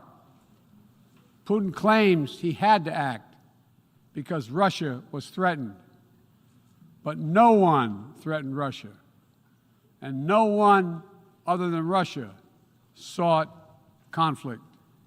In fact, we warned it was coming, and with many of you we worked to try to avert it.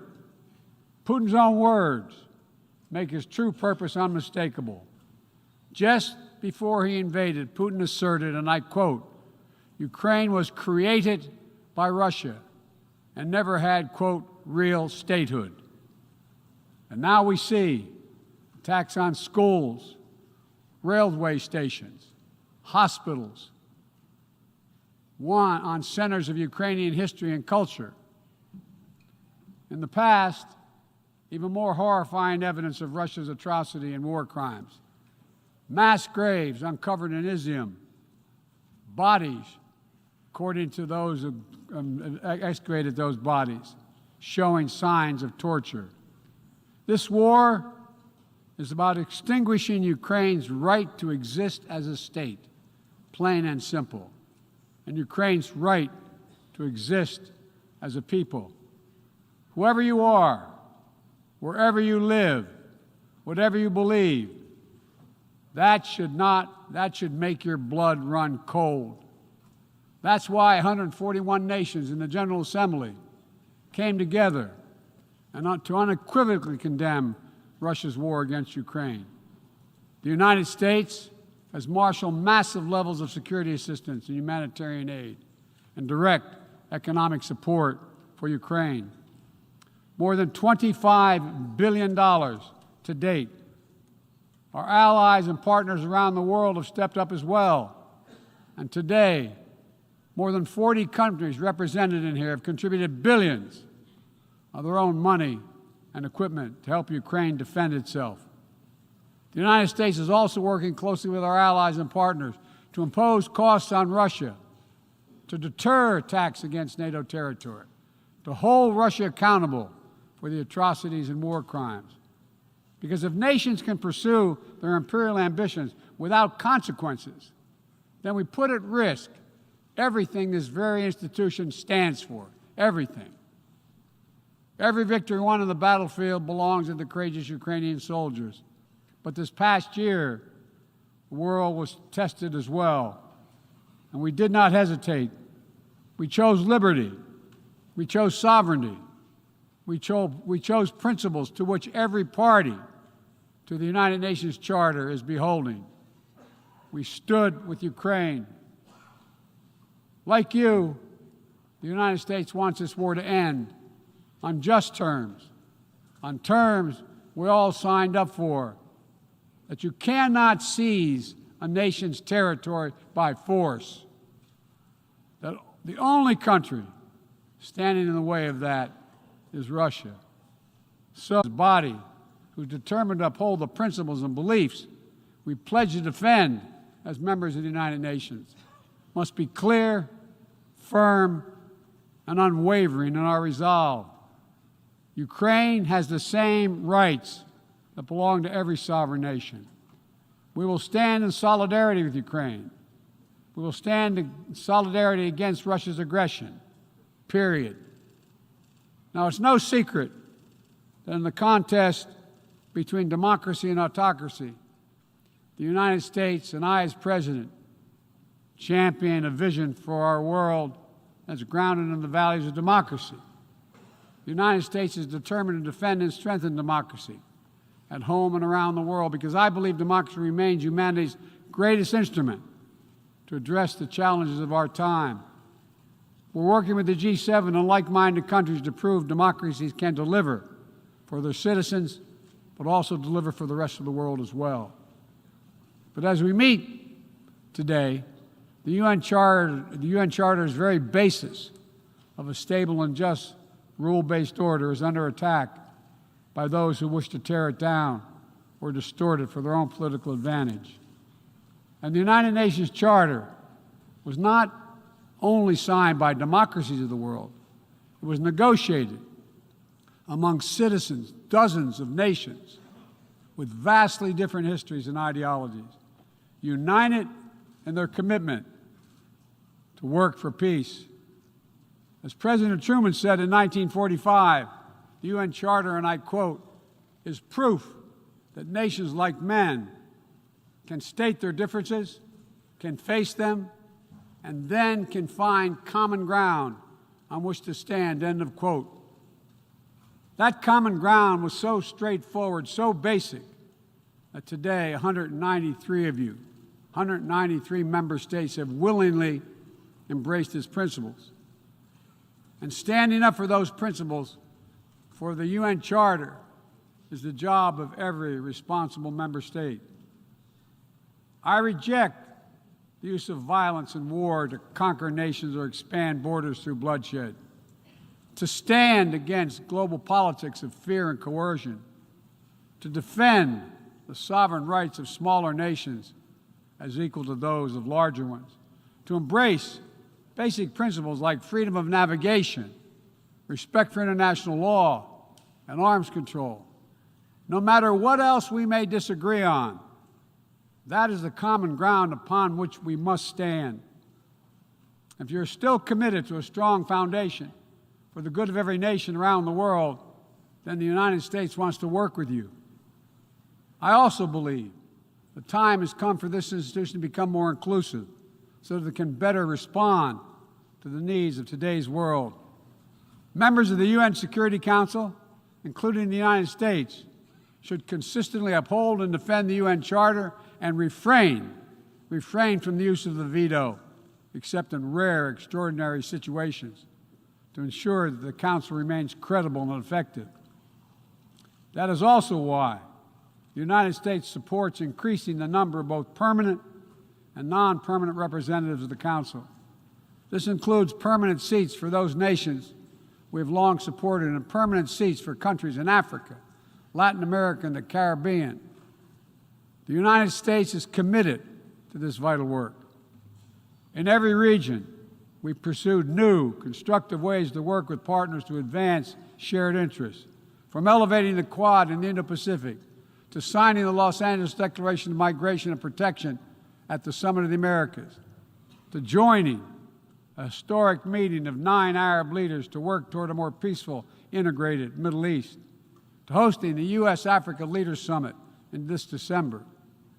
As I said last year, the United States is opening an era of relentless diplomacy to address the challenges that matter most to people's lives, all people's lives. Tackling climate crisis, as the previous speaker spoke to, strengthening global health security, feeding the world. We made that priority, and 1 year later we're keeping that promise. From the day I came to office, we've led with bold climate agenda. We rejoined the Paris Agreement, convened the major climate summits, helped deliver critical agreements on the COP26. We helped get 2/3 of the world's GDP on track to limit warming to 1.5 degrees Celsius. And now, I've signed a historic piece of legislation here in the United States that includes the biggest, most important climate commitment we have ever made in the history of our country, $369 billion toward climate change. That includes tens of billions in new investments in offshore wind and solar, doubling down on zero-emission vehicles, increasing energy efficiency, supporting clean manufacturing. Our Department of Energy estimates that this new law will reduce U.S. emissions by 1 gigaton a year by 2030, while unleashing a new era of clean energy-powered economic growth. Our investments will also help reduce the cost of developing clean energy technologies worldwide, not just in the United States. This is a global game changer, and none too soon. We don't have much time. We all know we're already living in a climate crisis. No one seems to doubt it after this past year. Much of Pakistan is still underwater, needs help. Meanwhile, the Horn of Africa faces unprecedented drought. Families are facing impossible choices, choosing which child to feed and wondering whether they'll survive. This is the human cost of climate change, and it's growing, not lessening. So as I announced last year, to meet our global responsibility, my administration is working with our Congress to deliver more than $11 billion a year to international climate finance, to help lower-income countries implement their climate goals and ensure a just energy transition. The key part of that will be our PEPFAR plan, which will help 500 million people in especially vulnerable countries adapt to the impacts of climate change and build resilience. This need is enormous. So let this be the moment we find within ourselves the will to turn back the tide of climate devastation, and unlock a resilient, sustainable, clean energy economy to preserve our planet. On global health, we've delivered more than 620 million doses of COVID-19 vaccine to 116 countries around the world, with more available to help meet countries' needs. All free of charge, no strings attached, and we're working closely with the G20 and other countries in the United States help lead the change to establish a groundbreaking new fund for pandemic prevention, preparedness, and response at the World Bank. At the same time, we've continued to advance the ball on enduring global health challenges. Later today, I'll host the 7th Replenishment Conference for the Global Fund to fight AIDS, tuberculosis, and malaria. With bipartisan support in our Congress, I have pledged to contribute up to $6 billion to that effort. So I look forward to welcoming a historic round of pledges at the conference, resulting in one of the largest global health fundraisers ever held in all history.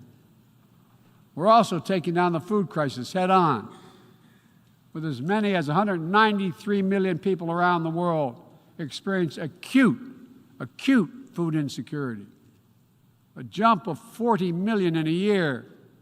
Today I'm announcing another $2.9 billion in U.S. support for life-saving humanitarian and food security assistance for this year alone.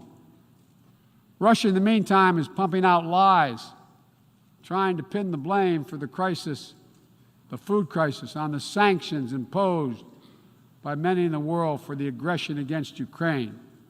So let me be perfectly clear about something. Our sanctions explicitly allow Russia the ability to export food and fertilizer. No limitation. It's Russia's war that is worsening food insecurity, and only Russia can end it. I'm grateful for the work here at the UN, including your leadership, Mr. Secretary General, establishing a mechanism to export grain from Black Sea ports in Ukraine that Russia had blocked for months, and we need to make sure it's extended. We believe strongly in the need to feed the world. That's why the United States is the world's largest supporter of the World Food Program, with more than 40% of its budget. We're the leading support of the UNICEF efforts to feed children around the world. To take on a larger challenge of food insecurity, the United States introduced a call to action, a roadmap eliminating global food insecurity, that more than 100 nation member states have already supported. In June, the G7 announced more than $4.5 billion to strengthen food security around the world through USAID's Feed the Future initiative. The United States is scaling up innovative ways to get drought and heat-resistant seeds into the hands of farmers who need them, while distributing fertilizer and improving fertilizer efficiency so that farmers can grow more while using less. And we're calling on all countries to refrain from banning food exports or hoarding grain while so many people are suffering. Because in every country in the world, no matter what else divides us, if parents cannot feed their children, nothing else matters. If parents cannot feed their children. As we look to the future, we're working with our partners to update and create rules of the road for new challenges we face in the 21st century. We launched the Trade and Technology Council with the European Union to ensure that key technologies are developed and governed in the way that benefits everyone. With our partner countries and through the UN, we're supporting and strengthening the norms of responsibility, responsible state behavior in cyberspace, and working to hold accountable those who use cyber attacks to threaten international peace and security. With partners in the Americas, Africa, Europe, and the Middle East, and the Indo-Pacific, we're working to build a new economic ecosystem where every nation gets a fair shot, and economic growth is resilient, sustainable, and shared. That's why the United States has championed a global minimum tax, and we will work to see it implemented so major corporations pay their fair share everywhere. It's also been the idea behind the Indo-Pacific Economic Framework, which the United States launched this year with 13 other Indo-Pacific economies. We're working with our partners in ASEAN and the Pacific Islands to support a vision for a critical Indo-Pacific region that is free and open, connected and prosperous, secure and resilient.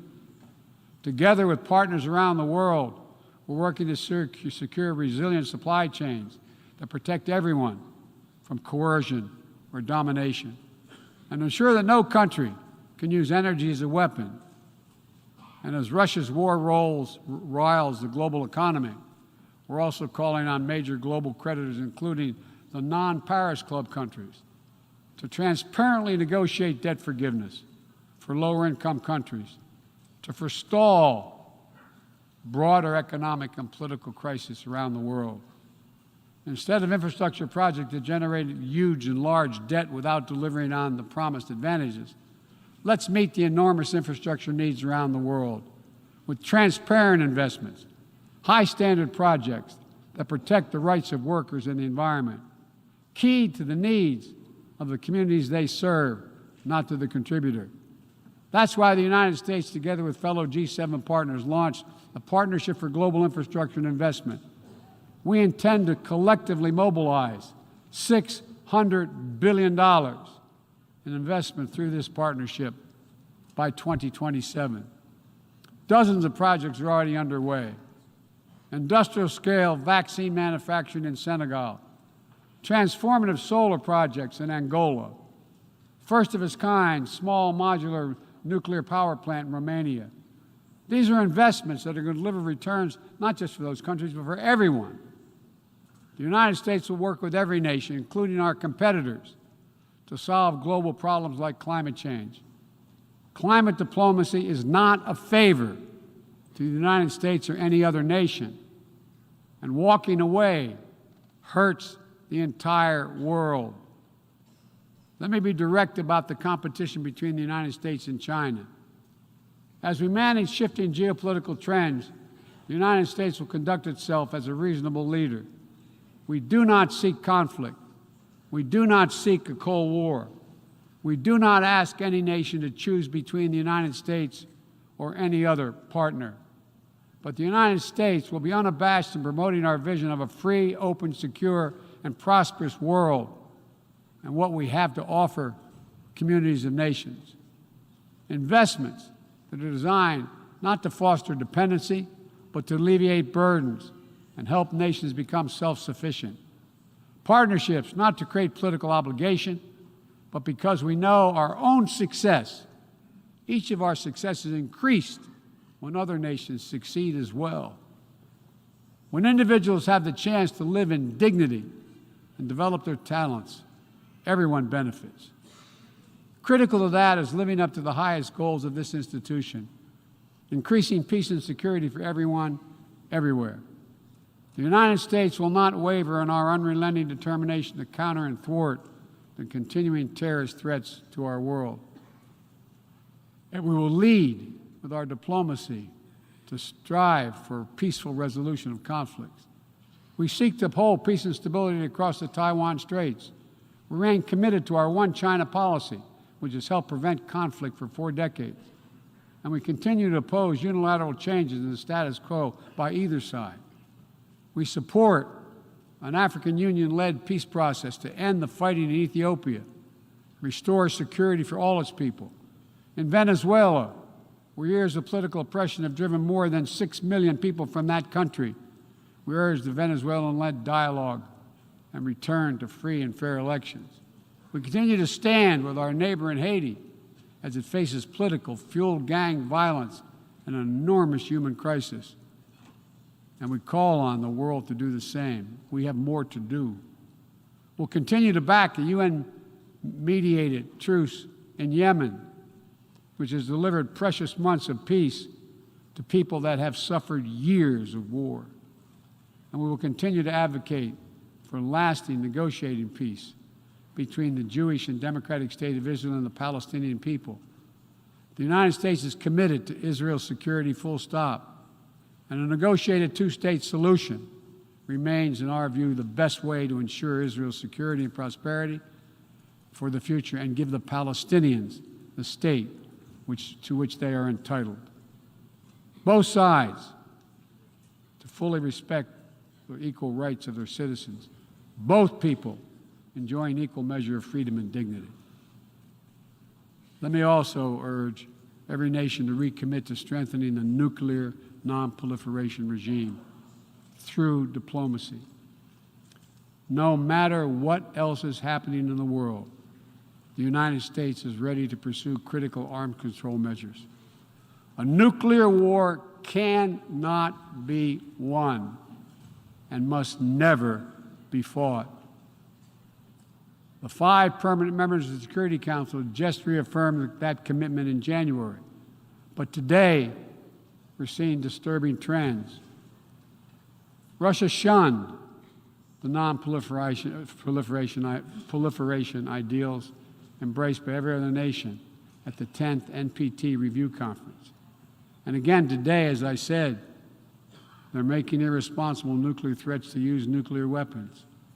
China is conducting an unprecedented, concerning nuclear buildup without any transparency. Despite our efforts to begin serious and sustained diplomacy, the Democratic People's Republic of Korea continues to blatantly violate UN sanctions. And while the United States is prepared for a mutual return to the Joint Comprehensive Plan of Action if Iran steps up to its obligations, the United States is clear. We will not allow Iran to acquire a nuclear weapon. I continue to believe that diplomacy is the best way to achieve this outcome.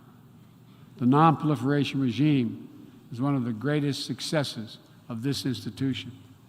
We cannot let the world now slide backwards, nor can we turn a blind eye to the erosion of human rights.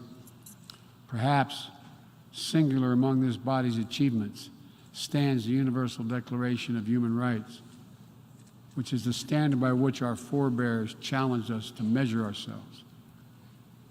They made clear in 1948, human rights are the basis for all that we seek to achieve. And yet today in 2022, fundamental freedoms are at risk in every part of our world. From the violations in Xinjiang, detailed recent reports by the Office of UN and U.S. reports detailing by the U.S. High Commissioner, to the horrible abuses against pro-democracy activists and ethnic minorities by the military regime in Burma, to the increased repression of women and girls by the Taliban in Afghanistan. And today, we stand with the brave citizens and the brave women of Iran who right now are demonstrating to secure their basic rights. But here's what I know.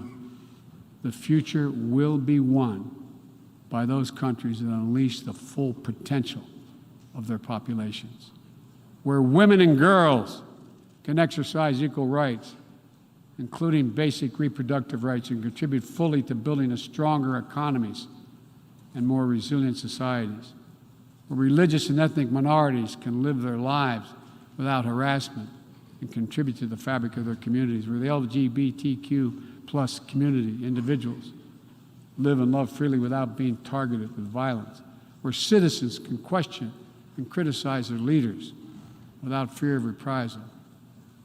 The United States will always promote human rights and the values enshrined in the UN Charter in our own country and around the world. Let me end with this. This institution, guided by the UN Charter and the Universal Declaration of Human Rights, is at its core an act of dauntless hope.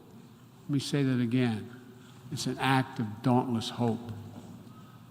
Think about the vision of those first delegates who undertook a seemingly impossible task while the world was still smoldering. Think about how divided the people of the world must have felt with the fresh grief of millions dead, the genocidal horrors of the Holocaust exposed. They had every right to believe only the worst of humanity.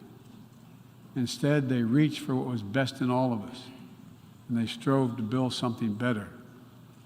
Enduring peace, comity among nations, equal rights for every member of the human family, cooperation for the advancement of all humankind. My fellow leaders, the challenges we face today are great indeed, but our capacity is greater. Our commitment must be greater still. So let's stand together to again declare the unmistakable resolve that nations of the world are united still, that we stand for the values of the UN Charter, that we still believe by working together we can bend the arc of history toward a freer and more just world for all our children, although none of us have fully achieved it. We're not passive witnesses to history. We are the authors of history. We can do this.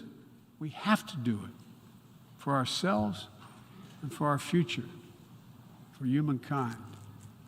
Thank you for your tolerance, for listening to me. I appreciate it very much. God bless you all. On behalf of the General Assembly, I wish to thank the President of the United States of America for the statement just made, and I request the protocol to escort His Excellency. May I request representatives to remain seated while we suspend the meeting for 5 minutes before resuming to hear the next speaker.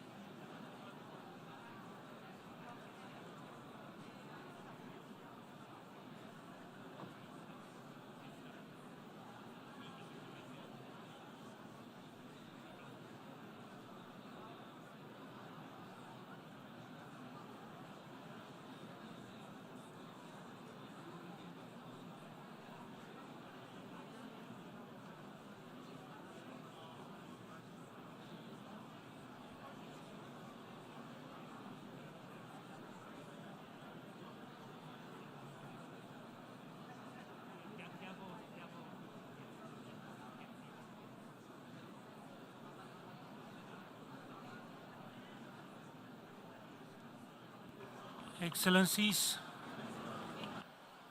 dear colleagues, may I ask you to be seated?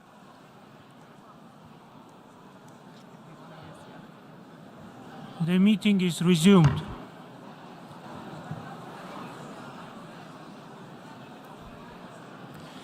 The Assembly will hear an address by His Excellency Egils, President of Republic of Latvia. I request protocol to escort His Excellency.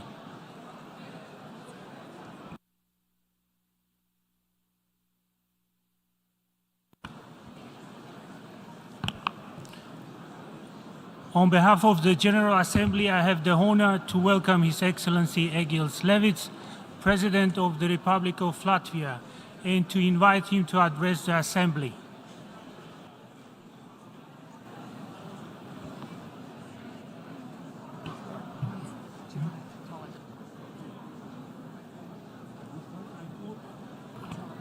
Excellencies, I call for order. Please remain seated.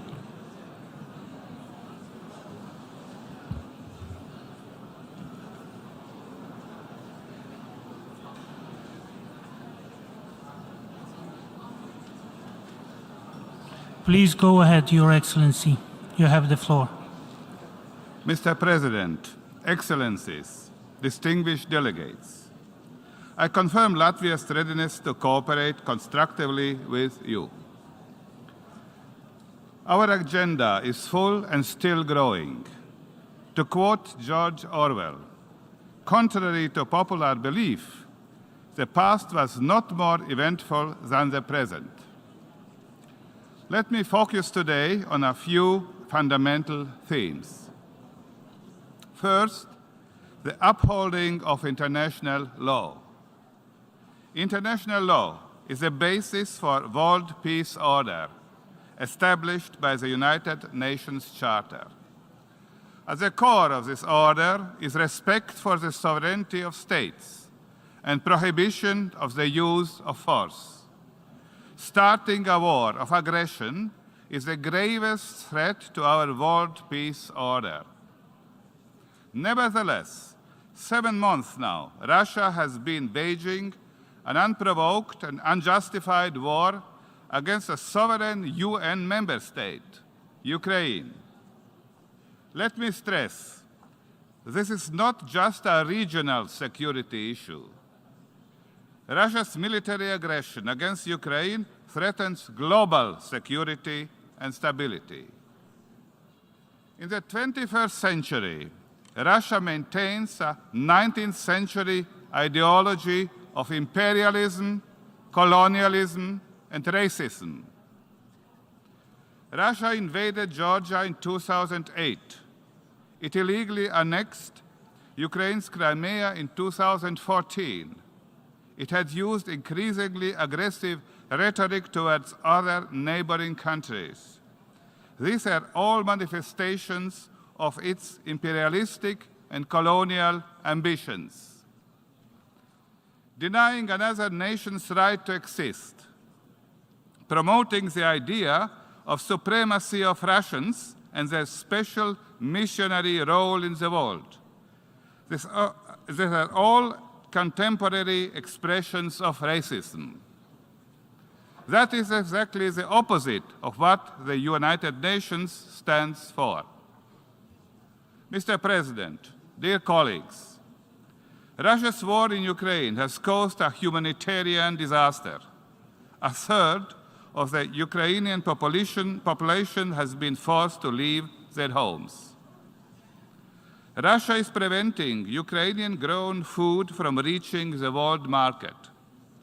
Also, Russia uses its position in the energy market to exert pressure. High energy prices maintain high levels of global inflation, which most dramatically affects the world's most vulnerable populations. Russia continues to spread false narratives about the cause of the global crisis in food, fuel, and finances. These lies must be overturned. Russia alone is responsible for this crisis. Mr. President, we, the law-abiding member states of the United Nations are responsible for supporting Ukraine's self-defense and stopping the aggressor.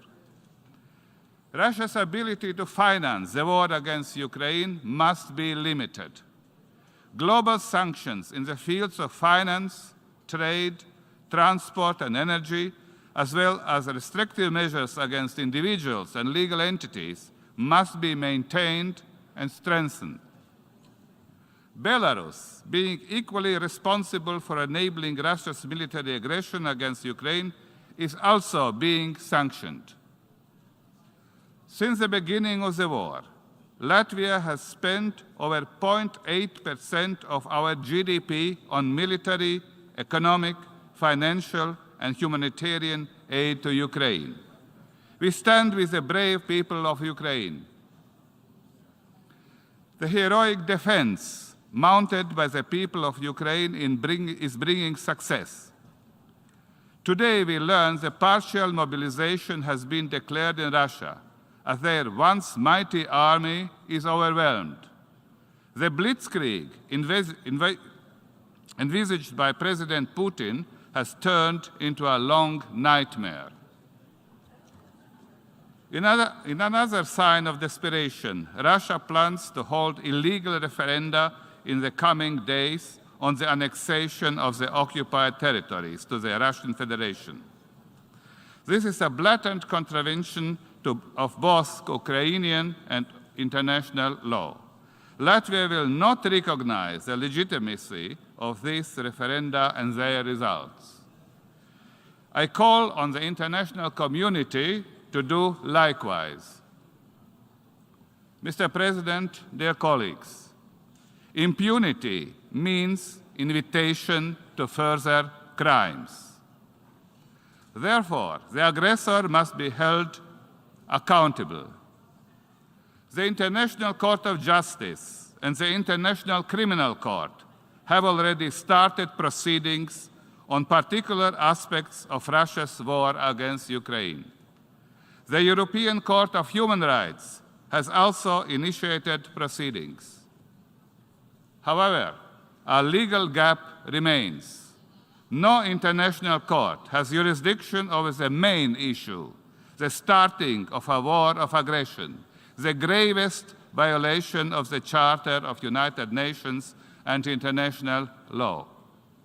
Therefore, I call for the establishment of a special tribunal. The main task of the special tribunal would be to investigate the responsibility of the Russian state in the crime of aggression. After the war, Russia will have to pay reparations to Ukraine for damages.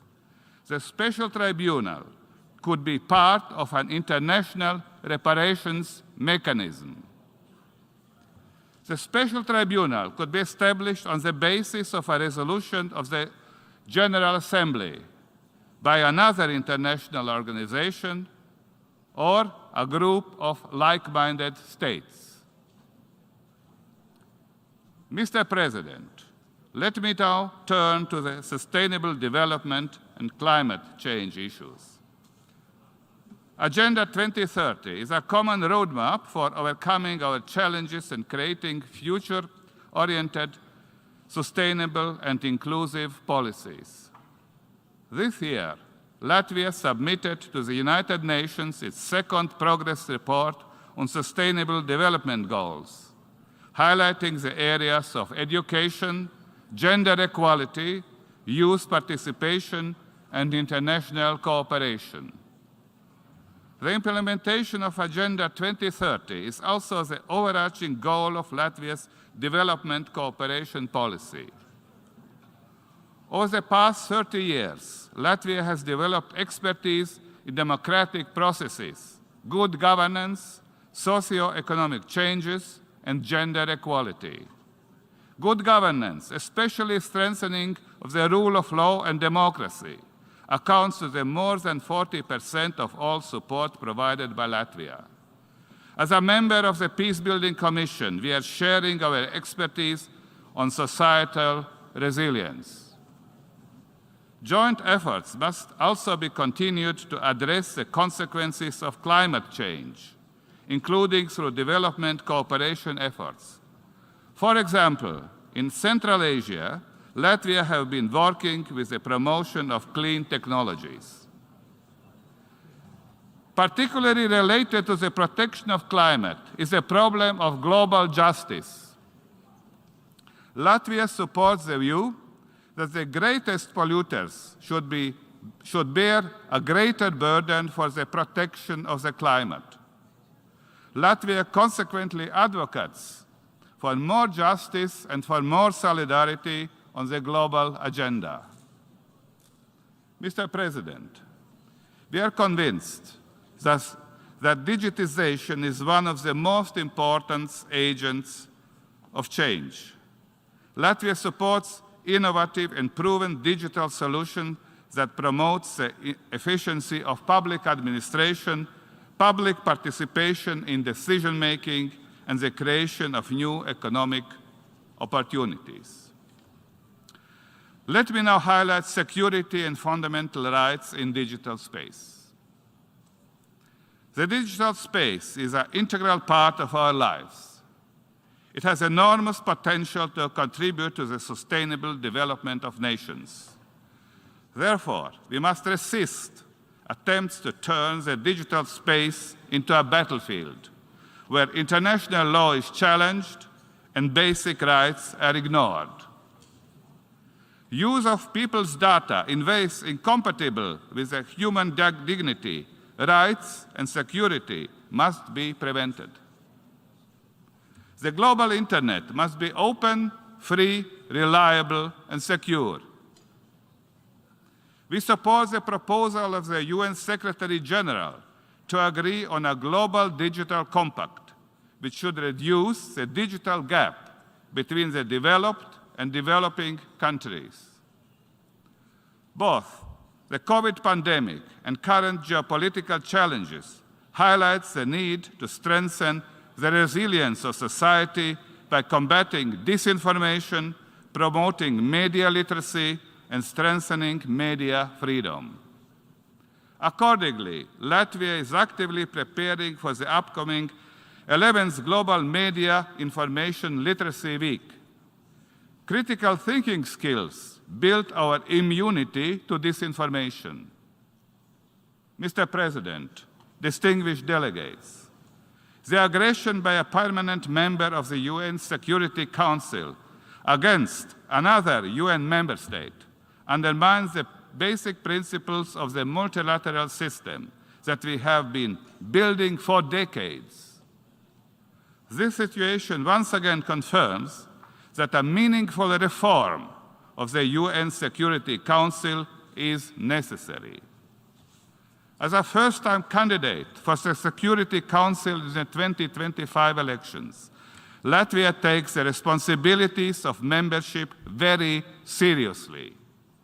We will strive to make the Security Council more effective, accountable, coherent, and transparent. Latvia supports a more just, equitable representation by member states, notably from Africa. Mr. President, the Baltic states have much to contribute to the work of the United Nations. For us, the horrors of war, occupation, and harsh rule by a colonial power are within living memories. So is the fight for liberty and restored independence, and the transition to a successful, sustainable economy and the rule of law. We have no wish to dominate or intimidate anyone. We reject the idea of spheres of influence.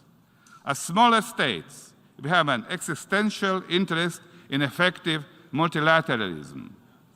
Therefore, Latvia will continue to contribute to the work of the United Nations in the spirit of optimism and determination. Thank you.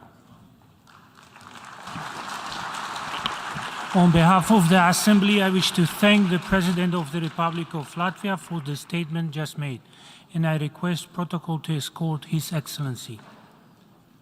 The Assembly will hear an address by His Excellency Guillermo Lasso Mendoza, Constitutional President of the Republic of Ecuador.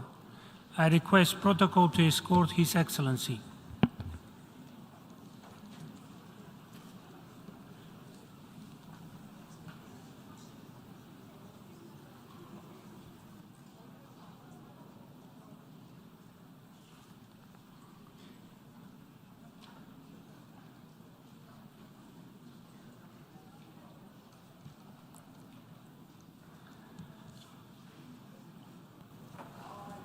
On behalf of the General Assembly, I have the honor to welcome His Excellency Guillermo Lasso Mendoza, Constitutional President of the Republic of Ecuador, and to invite him to address the Assembly.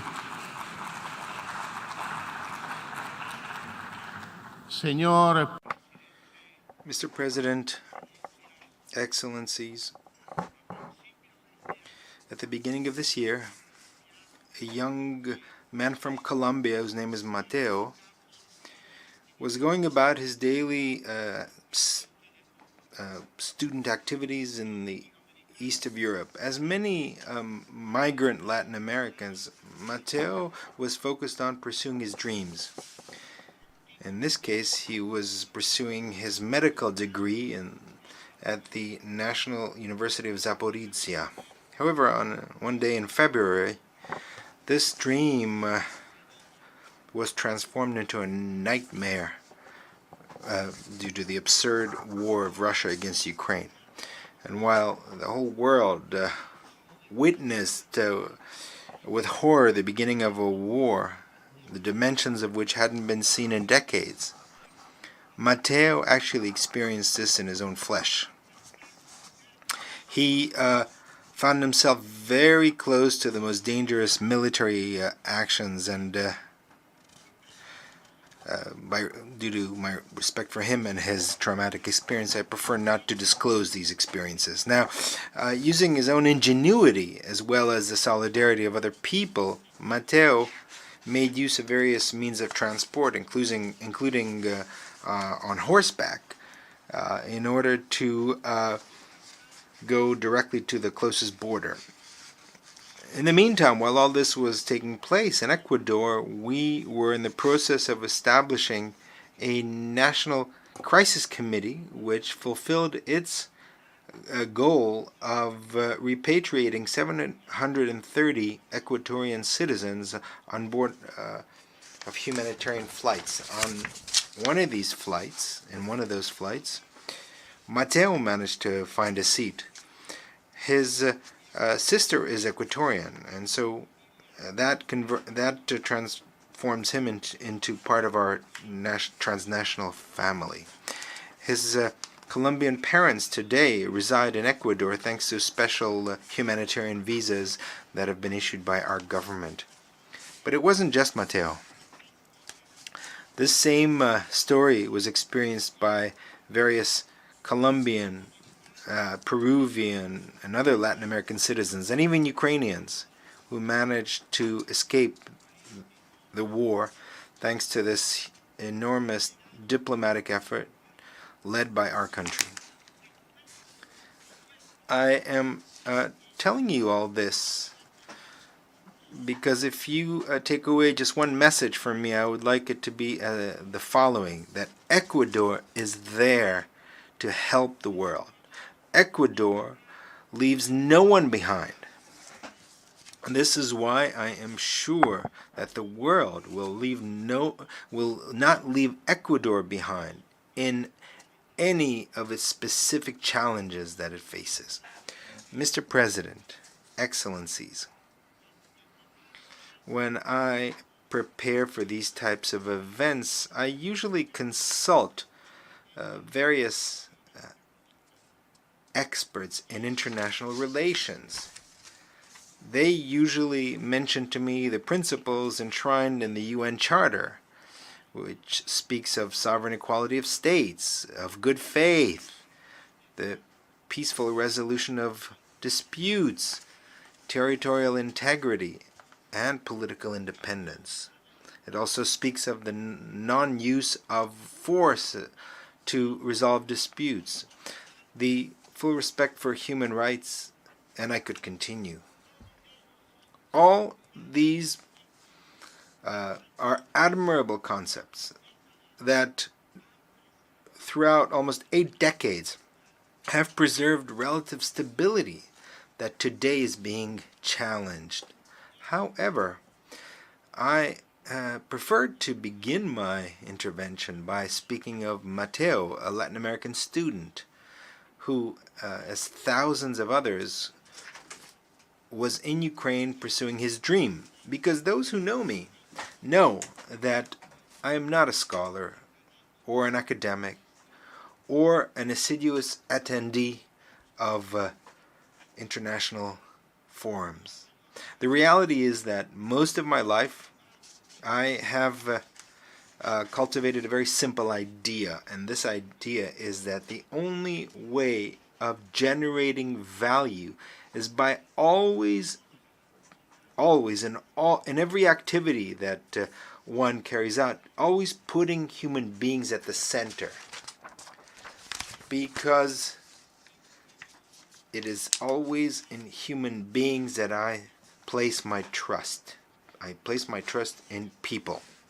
And I am going to tell you precisely why that is important.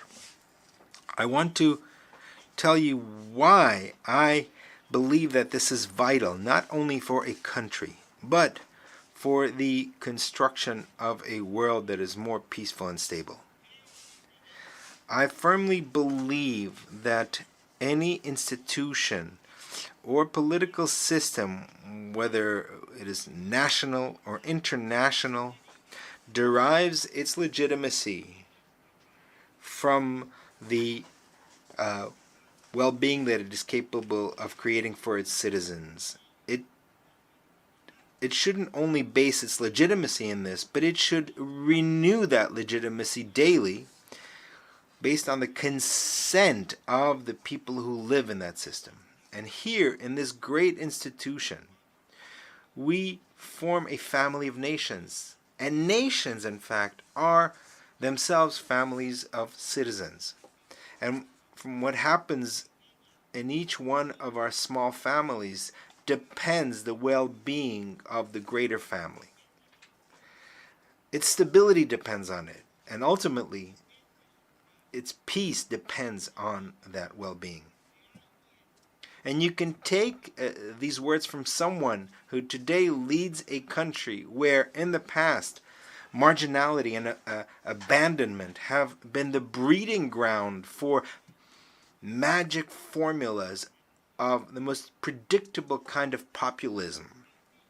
I am speaking of the same populism that then usually drops its mask and shows its true authoritarian face. The same face that, when it is in the government, flirts with dangerous actors that hide beyond the reach of our international institutions in order to create some of the threats that today bring us together and lead us to ask, what do we do with these threats and challenges? Challenges have various aspects, but I will always insist that if we want to make sure that these threats remain far from us, it is necessary to start by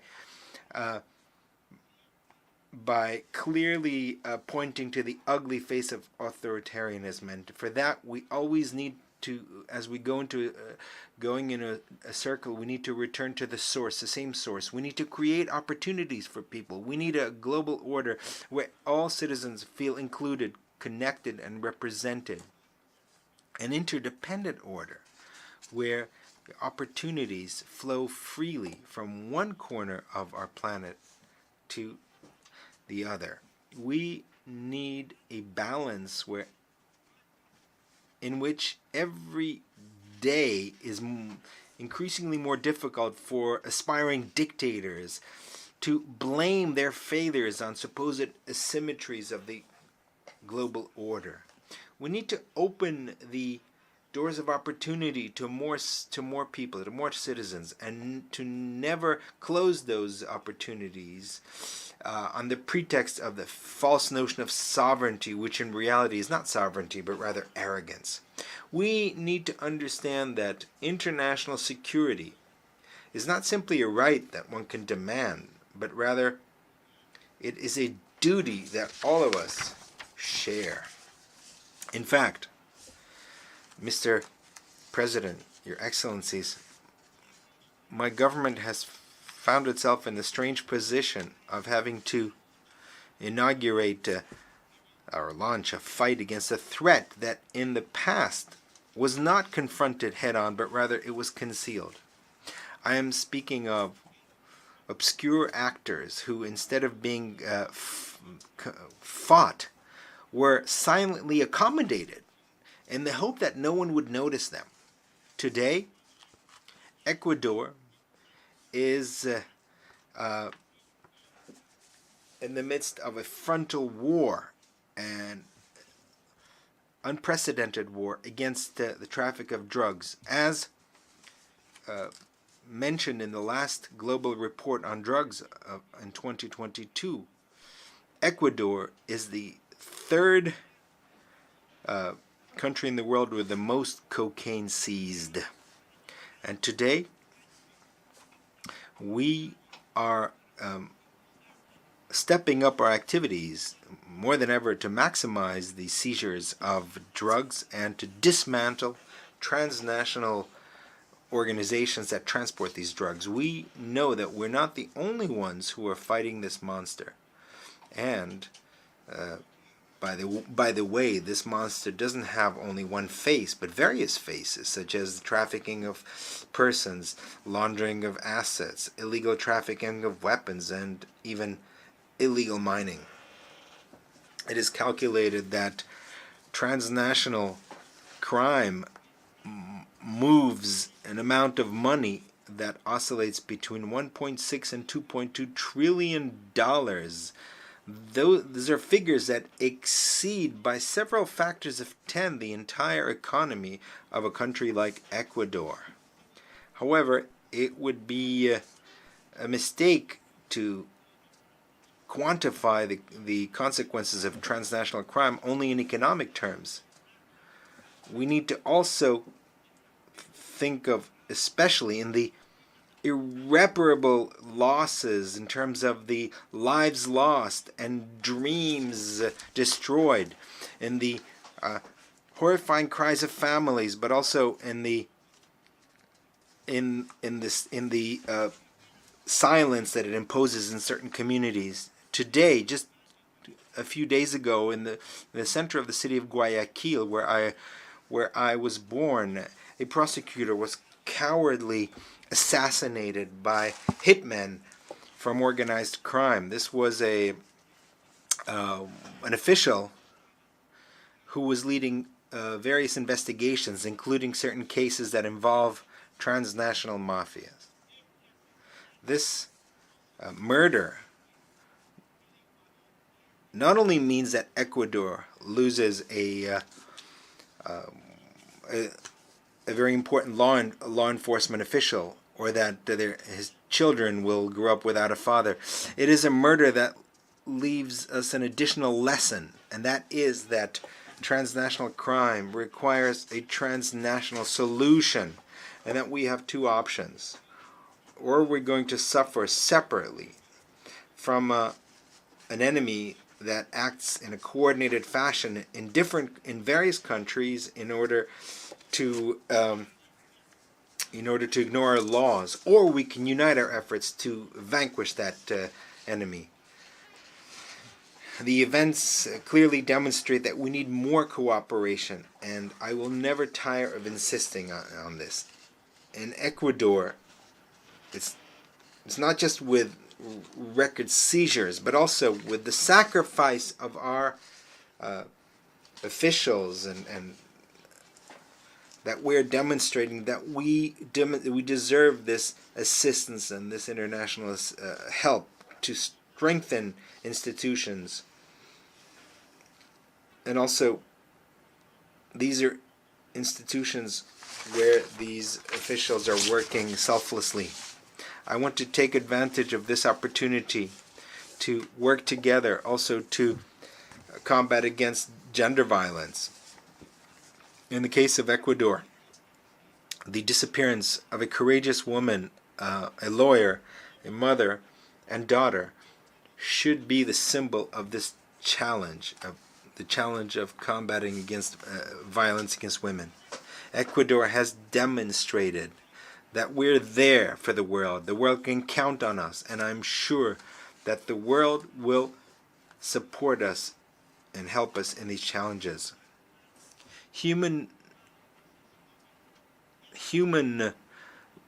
the area of human mobility, we have taken decisions that have been applauded these days.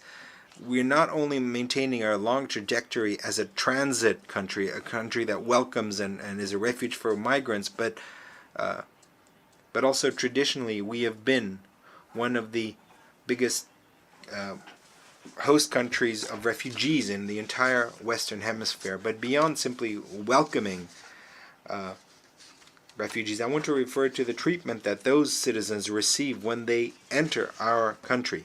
In Ecuador, we make special efforts to guarantee the rights, and especially, more importantly, the integration of migrants, particularly when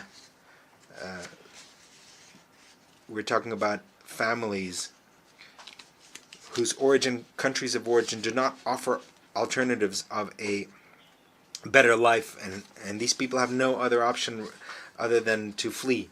For example, 500,000 Venezuelans who today live in Ecuador. We're one of the three main destinations for migrants from this country, and in spite of our budgetary difficulties, we provide assistance to this population with healthcare, education, and other social services. We have also begun a long process of regularization of their status.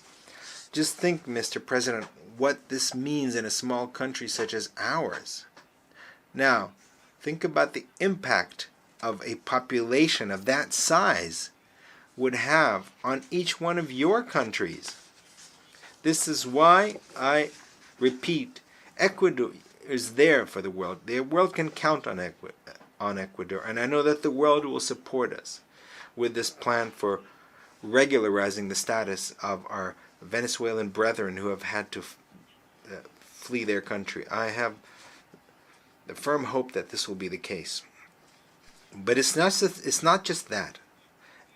Ecuador is also fulfilling its responsibility in the climate crisis as a country that is the emitter of greenhouse gases. We represent barely 0.18% of global emissions, and yet, without the need to wait or the need to suggest to us, my government took the decision to convert Ecuador in the first country in Latin America and the fourth in the world to adopt a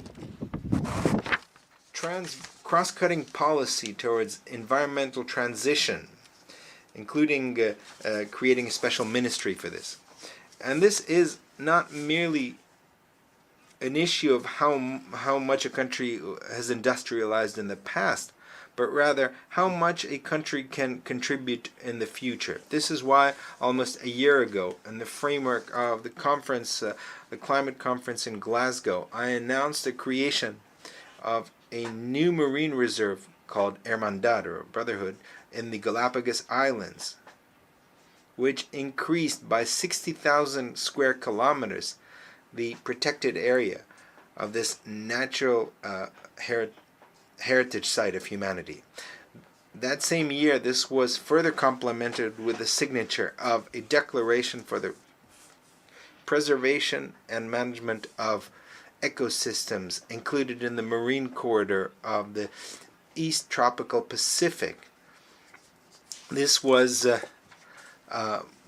we signed this together with my colleagues from the presidents of Colombia, Costa Rica, and Panama, two provide a new dimension and political impetus to the goals of the Marine Corridor. Thus, we are opening new opportunities for cooperation, financing, and technical assistance for the conservation not only of equatorial biodiversity or regional biodiversity, but rather global biodiversity. But we're more ambitious. We're looking beyond that. It's in this same very institution where we have promoted the mandate of the General Assembly on the environment in order to negotiate a future treaty on the plastic pollution. And so in the area of environmental conservation, Ecuador is also there for the world. Mr. President, in each one of the topics I have mentioned here, in each one of these challenges and uncertainties that the future holds before us, Ecuador supports a conviction that we need to find the responses within ourselves. In our understanding that we as human beings share this planet Earth, and what we have in common is much bigger than what divides us, what separates us. And in fact, it could happen that we are not even aware that we have in our hands keys to solve problems that other nations or other individuals are confronting. In fact, that is what happened with Mateo, the student that we managed to transport from Ukraine. If on each challenge we apply that form of thinking, if we dare to tackle each threat from a common position, we will go much farther.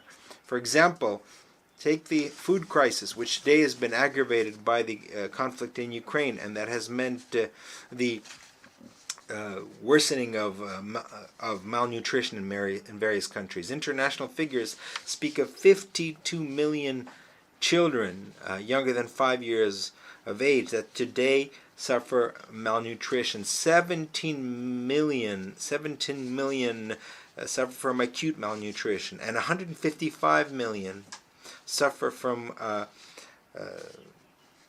stunted growth.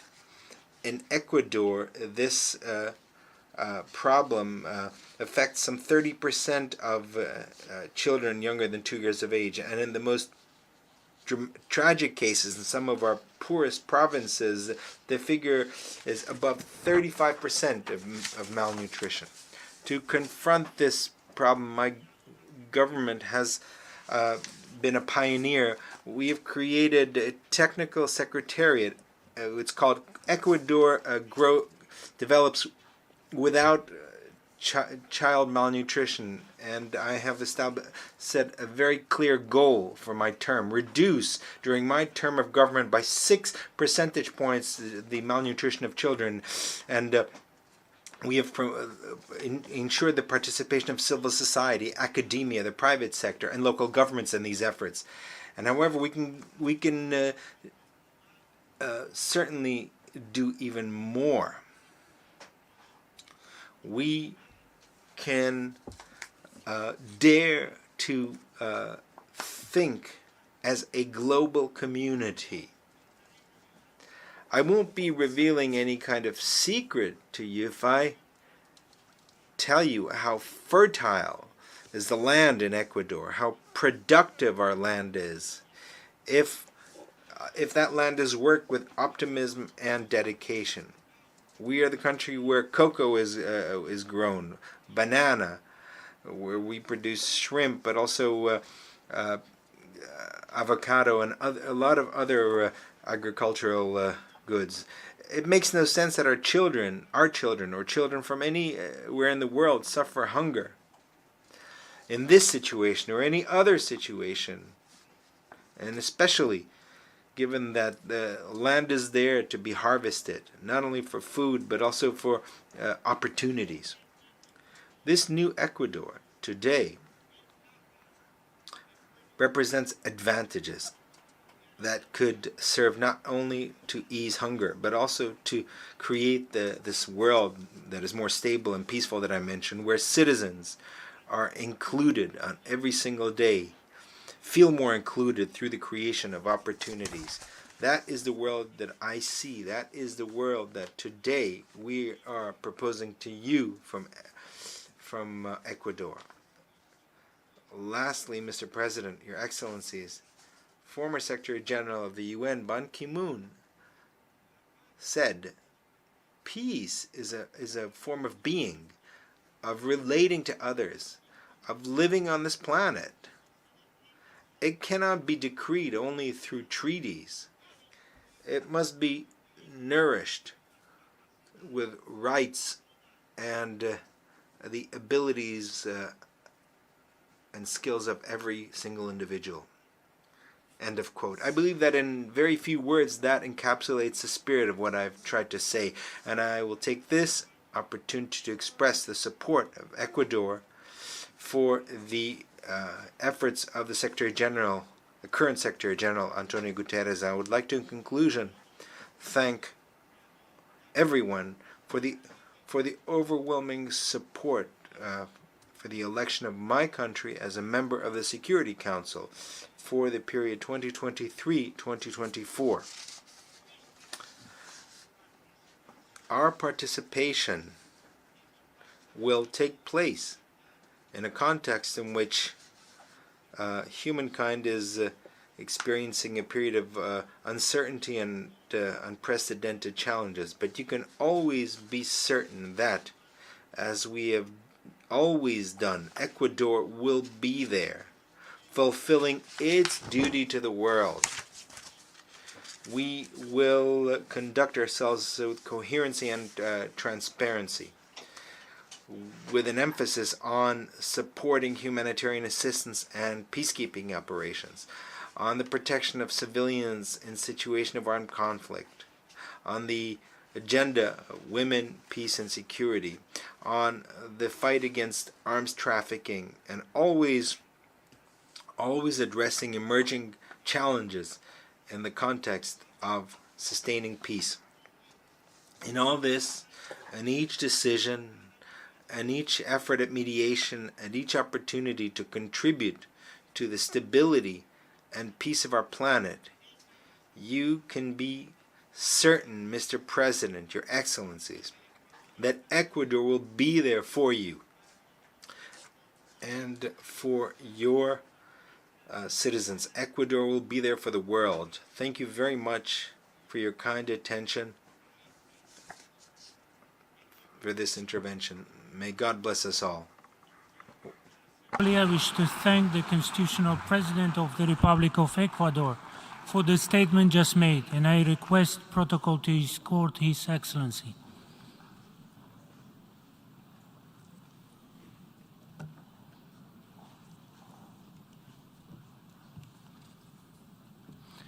The Assembly will hear an address by His Excellency Hakainde Hichilema, President of the Republic of Zambia. I request protocol to escort His Excellency.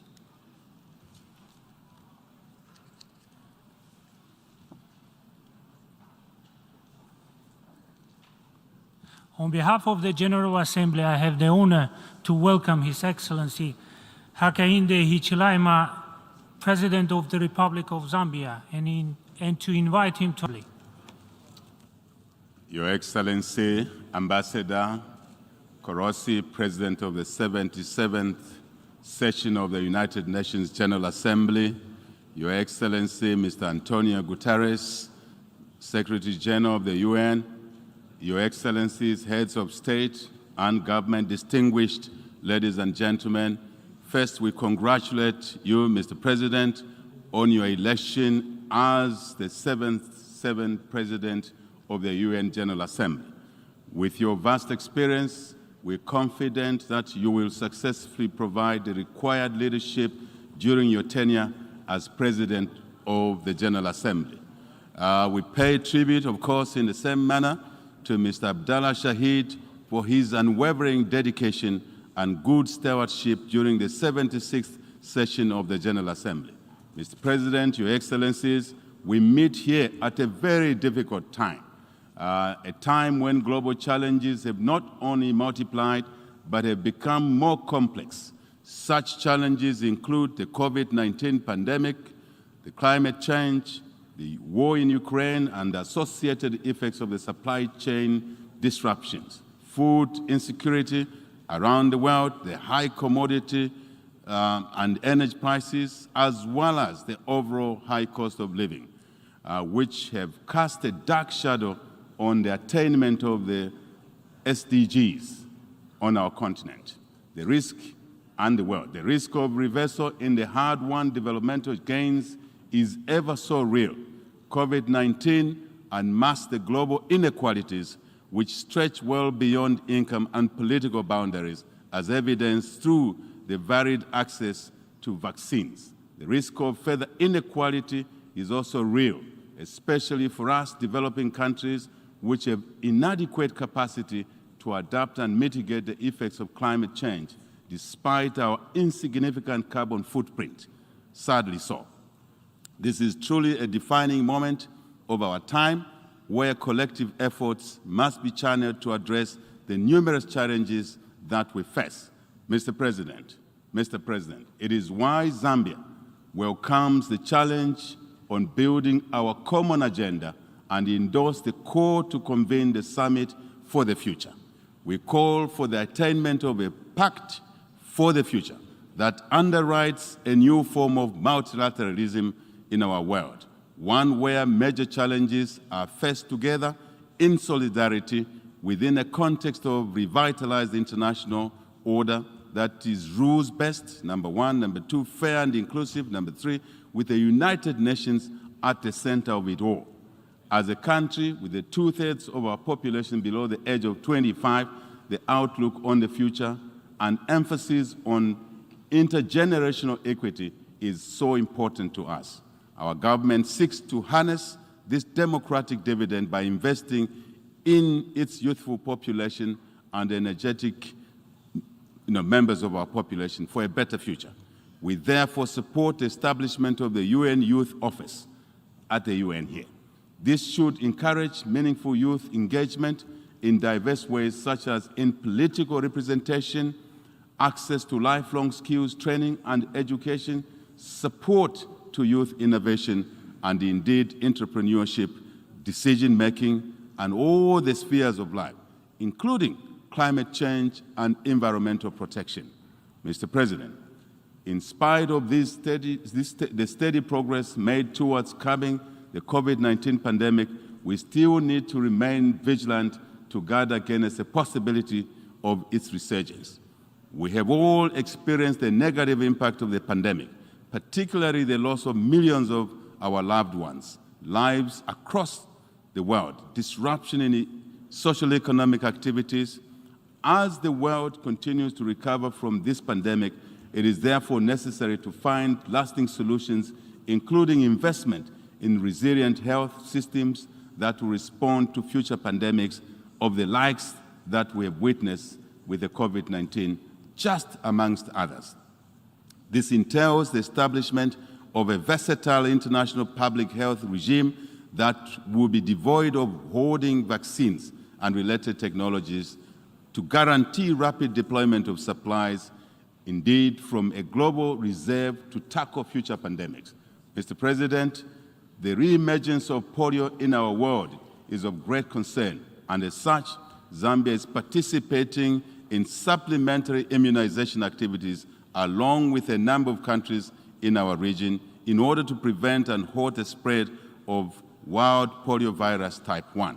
This is in addition to ongoing activities to fight other vaccine-preventable diseases such as what? Measles, as well as to strengthen our routine immunization and maintain essential health services for maternal and child health. As the Globe Cholera Control Champion, and many thanks to the WHO who gave us this opportunity to serve in this role, our fight against cholera must continue with vigor, relentlessly with vigor. We also need to remain alert to any possible outbreaks of monkeypox, Ebola virus, and indeed other threats. in our world. The international community must work together to address the growing threat to environmental, human, and animal health resulting from antimicrobial resistance, commonly referred to as drug resistance. Drug resistance, bacterial infections to bacterial infections continue to cause millions of deaths where, for example, in particular, sub-Saharan Africa has the greatest burden of resistance bacterial infections, accounting for a greater proportion of deaths in our regions. This calls for greater control systems in access to antimicrobial medicines for both human and animal use. I shall now focus on other areas of interest. Economic performance. Mr. President, the Ukraine crisis has hampered the recovery that was slowly taking hold, particularly in the developing world, where large sections of our society remain in extreme poverty and the inequalities widen by the day. With the attainment of the SDGs off track, countries must intensify national consultative processes and stakeholder engagements and renew commitments to poverty reduction, tackle energy poverty, support debt restructuring, and enhance access to concessional finance, very important to our own development agendas in our individual countries. On our part, we hereby indicate this, in this regard, our intention to present our second voluntary national review in July 2023 to highlight Zambia's progress towards sustainable development goals, achievement of.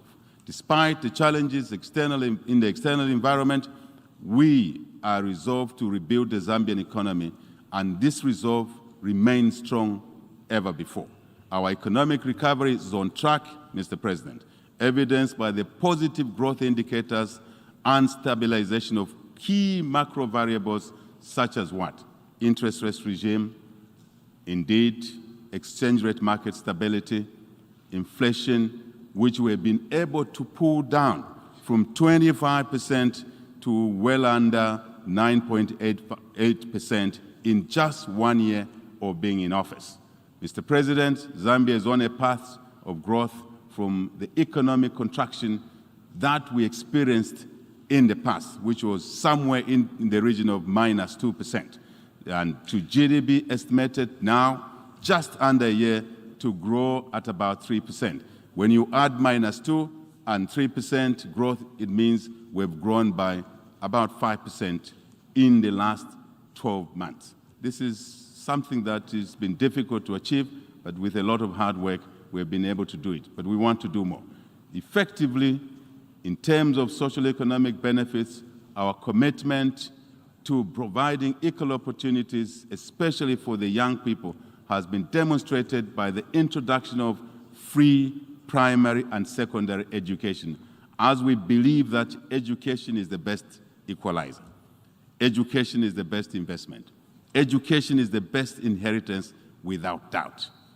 Consistent with our pledge to invest in human capital, we have recruited over 30,000 teachers, 11,000 health workers in 2022 alone. We are decentralizing, Mr. President, our service delivery and have increased the allocation of Constituency Development Fund by over 1,000 percentage points in our first budget in office, just the beginning. Expenditure of these funds at community level is meant to ensure inclusive and sustainable economic growth that will support SME development and employment creation across all our 10 provinces, 156 constituencies in our country. I'm pleased to note that we have reached, in principle, agreement with our creditors under the common framework to restructure the national debt which we inherited, and have effectively concluded an IMF deal based on our more important homegrown economic transformation plan. We say many thanks to the International Monetary Fund, to the World Bank, and basically the UN system and other cooperating partners for your support. Climate change. Mr. President, the adverse effects of climate change have continued to ravage our planet. in addressing the emerging global crisis on climate change, allow me to cite a situation in Zambia where recently one half of our country experienced total crop failure due to extreme drought, and another half of our country experienced floods in one season. This is obviously not normal. Climate change, negative effects. Such extreme weather events are a timely reminder of the grave consequences of climate change. We therefore need robust solutions and cohesion in our approach at the global and regional levels to address effects of climate change, without doubt. As chair of the African Group of Negotiators on Climate Change, Mr. President, Zambia calls for enhanced global efforts in addressing climate change, which should include increased financial support for countries with limited resources to mitigate, indeed, to adapt to the effects of and negative climate change issues. Zambia has mainstreamed the green growth and climate change, proving it in the current National Development Plan, which has articulated broad policy measures on transitioning Zambia into a climate resilient and inclusive green economy over time. 3, gender. Mr. President, Zambia has continued to build on the efforts of attaining gender equality and inclusivity in various sectors of our society. Based on empirical evidence, women empowerment and poverty alleviation are positively correlated, I must say. It is therefore imperative that we dedicate corresponding efforts to ensure that gender disparities are curtailed at all levels. Mr. President, Zambia, under our national gender policy, has been implementing affirmative action in favor of women and girls to ensure that their full potential is realized not once but all times. Ending child marriage. Mr. President, to complement these measures, Zambia is championing the campaign to end child marriage in Africa and, of course, in the world.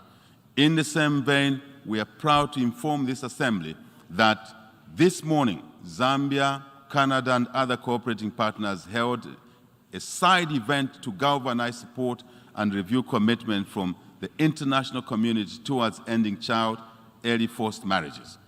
With the assurances made during this event, we are hopeful that we shall be able to achieve the Sustainable Development Goal of Gender Equality, Target 5.3 in our programming that aims at eliminating this harmful practice, without doubt. International peace, security, and stability. Mr. President, the world at large has grappled with growing instability and insecurity within the last year, and the effects have been felt by millions of people around the world as lives and indeed livelihoods have been lost across the world. Zambia believes that without peace and stability, our joint developmental efforts are in vain, totally in vain. As such, we are committed to remain strong advocates of peace and stability in Southern Africa and the entire African continent and the world over. Our guiding principle is that instability, Mr. President, anywhere is instability everywhere. This reminds us that ending war and conflict is not only the responsibility of those that are directly involved in the conflict, but it's a shared obligation of every global citizen and indeed every nation. I mean all of us without exception, Mr. President. We cannot afford to allow instability to derail our programs, noble programs to better the lives of our people. We therefore take this matter seriously and shall continue to actively participate in efforts to restore peace in all the troubled regions of our global village.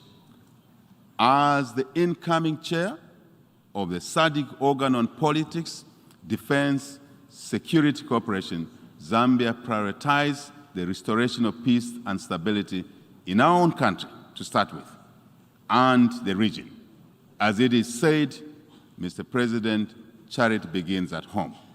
At the continental level, Zambia remains engaged and committed to the efforts of the African Union, the United Nations in promoting peace in various conflict areas around our global world, our global community. Going forward, our UN system should, we argue, Mr. President, tilt more efforts towards prevention of conflicts, which is more cost-effective and palatable, I shall say. Zambia, as a signatory to various disarmament treaties and conventions, remains committed to promoting global peace and security. Mr. President, Zambia joins other governments in expressing particular concern about the ongoing war in Ukraine. As we stand with all those affected, both inside Ukraine and in the neighboring countries, we also take this opportunity to stress the far-reaching negative consequences of this war, particularly on the prices of food across the world, fuel, fertilizer, and other key commodities. War in any part of the world, Mr. President, has a damaging effect on economic activity, which derails our collective fight against poverty and hunger. Mr. President, a few months of war can erase decades of progress. I shall repeat this. A few months of war can erase decades of progress. I think we need to take note of this. We therefore categorically condemn war anyway, and we continue to urge all parties involved to pursue diplomatic solutions to conflict resolution. On let me repeat, our UN, and I want to emphasize this, our UN should continue with its peace efforts in this particular conflict, and your efforts, Mr. President, our collective efforts, are well recognized, and thank you for that. UN reforms. Mr. President, we wish to stress that global ambitions toward peace and security largely depend on the effectiveness of the United Nations Security Council. The inadequacies of the current structure of the Security Council, however, have become increasingly pronounced with ceding of decision-making on matters of global peace and security to the General Assembly that otherwise would have been its preserve. That's a preserve of the Security Council. But this burden is now pushed to the General Assembly. I think this is not correct. This brings to the fore the need for the long overdue reforms of the UN Security Council. We appreciate the call from President Biden for greater inclusivity in the Security Council. We therefore continue to advance the African common position as espoused in the Ezulwin Consensus and the Seyyed Declaration to ensure the effectiveness, credibility, and legitimacy of our UN Security Council. In conclusion, Mr. President, we wish to reaffirm Zambia's commitment to the fundamental principles which the United Nations was founded upon, which safeguard our shared future, indeed, of peace, prosperity for all nations, not for some nations, I shall emphasize, but peace and stability and prosperity for all nations. Mr. President, I thank you for your kind attention. On behalf of the Assembly, I wish to thank the President of the Republic of Zambia for the statement just made, and I request protocol to escort His Excellency. The Assembly will hear an address by His Excellency Angie Rajoelina, President of the Republic of Madagascar. I request protocol to escort His Excellency.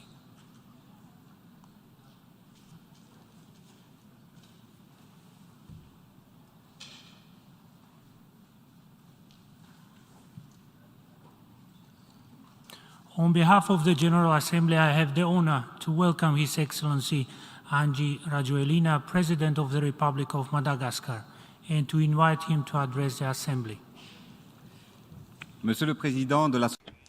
President of the General Assembly, Secretary General of the United Nations, Excellencies, Heads of State and Government, delegates. Ladies and gentlemen, distinguished guests, allow me, at the outset to address Mr. Khurelsukh, Director of Environmental Sustainability in the Office of the President of Hungary. Mr. President, your election to the presidency of the 77th General Assembly of the United Nations is a clear message about the roadmap established by this annual meeting of nations. Mr. President, please accept my warmest congratulations. Secretary General, I convey to you my deep gratitude for your continued commitment and your devotion in your leadership of the United Nations organization. On behalf of the Malagasy people, I also wish to take the opportunity offered to me by this illustrious rostrum to reiterate our deepest condolences to the British people. Queen Elizabeth II inspired many generations in her country and throughout the world. I also wish to convey my congratulations and our wish for a reign full of health and blessings to His Majesty King Charles III. Excellencies, ladies and gentlemen, the annual meeting of the United Nations at the General Assembly is always an opportunity to raise the banner of our aspirations, namely the aspiration which brings us all together here, that is universal peace. Now that we've learned to live with COVID-19, that we have discussed at length over the last 2 years, we are, in spite of everything, facing the consequences of this crisis. This crisis has proven to us that it is in the most difficult times that we realize the importance of solidarity between nations. The theme of this session, Transformative Solutions to Interlocking Challenges, becomes entirely logical. In this context, it gives us new hope, reassures us, and gives us new prospects for advancing together along the path of development. When we were forced to face the health crisis, we chose to place our trust in our scientists and in the natural riches of our land. The creation of the pharmaceutical plant in Madagascar, Pharmalgacy, when the crisis was in full swing, demonstrated that we could turn difficulties into opportunities in order to exploit our biodiversity and in so doing protect our people. Despite the fact that we predicted the apocalypse in Africa, the infection rate and death rate in Madagascar is among the lowest in the world. We were classified as a green zone. In other words, we were among the countries with the lowest infection rate, and as such, entering Madagascar requires neither a PCR test or a health certificate. We have flown in the face of all statistics, and we have emerged from this crisis stronger than ever, and particularly more committed than ever to ensuring that our country emerges and flourishes. Ladies and gentlemen, the world was just getting back on its feet from the pandemic when new crises emerged. No country has been spared by the consequences of COVID-19, and the conflict in Ukraine has sowed further instability and heightened inequalities. This is yet another major obstacle to our efforts to recover from the COVID-19 pandemic. Like all countries in the world, we are feeling the full force of the inflation caused by this crisis. We are convinced that all wars end around a table. Dialogue is the only way to bring about peace. As such, Madagascar reiterates its appeal for dialogue to resolve the conflict, because its consequences are global. They're growing more burdensome day by day, and developing nations such as our own are those that pay the highest consequences of this crisis. The crucial role of the United Nations must be to encourage multilateralism in order to find equitable solutions which take account of the strengths and weaknesses of each country and its people. How can we accept the fact that in this period of crisis, certain countries with more than $100,000 GDP per capita and others with less than $600 GDP per capita buy barrels of oil on the same market and at the same price?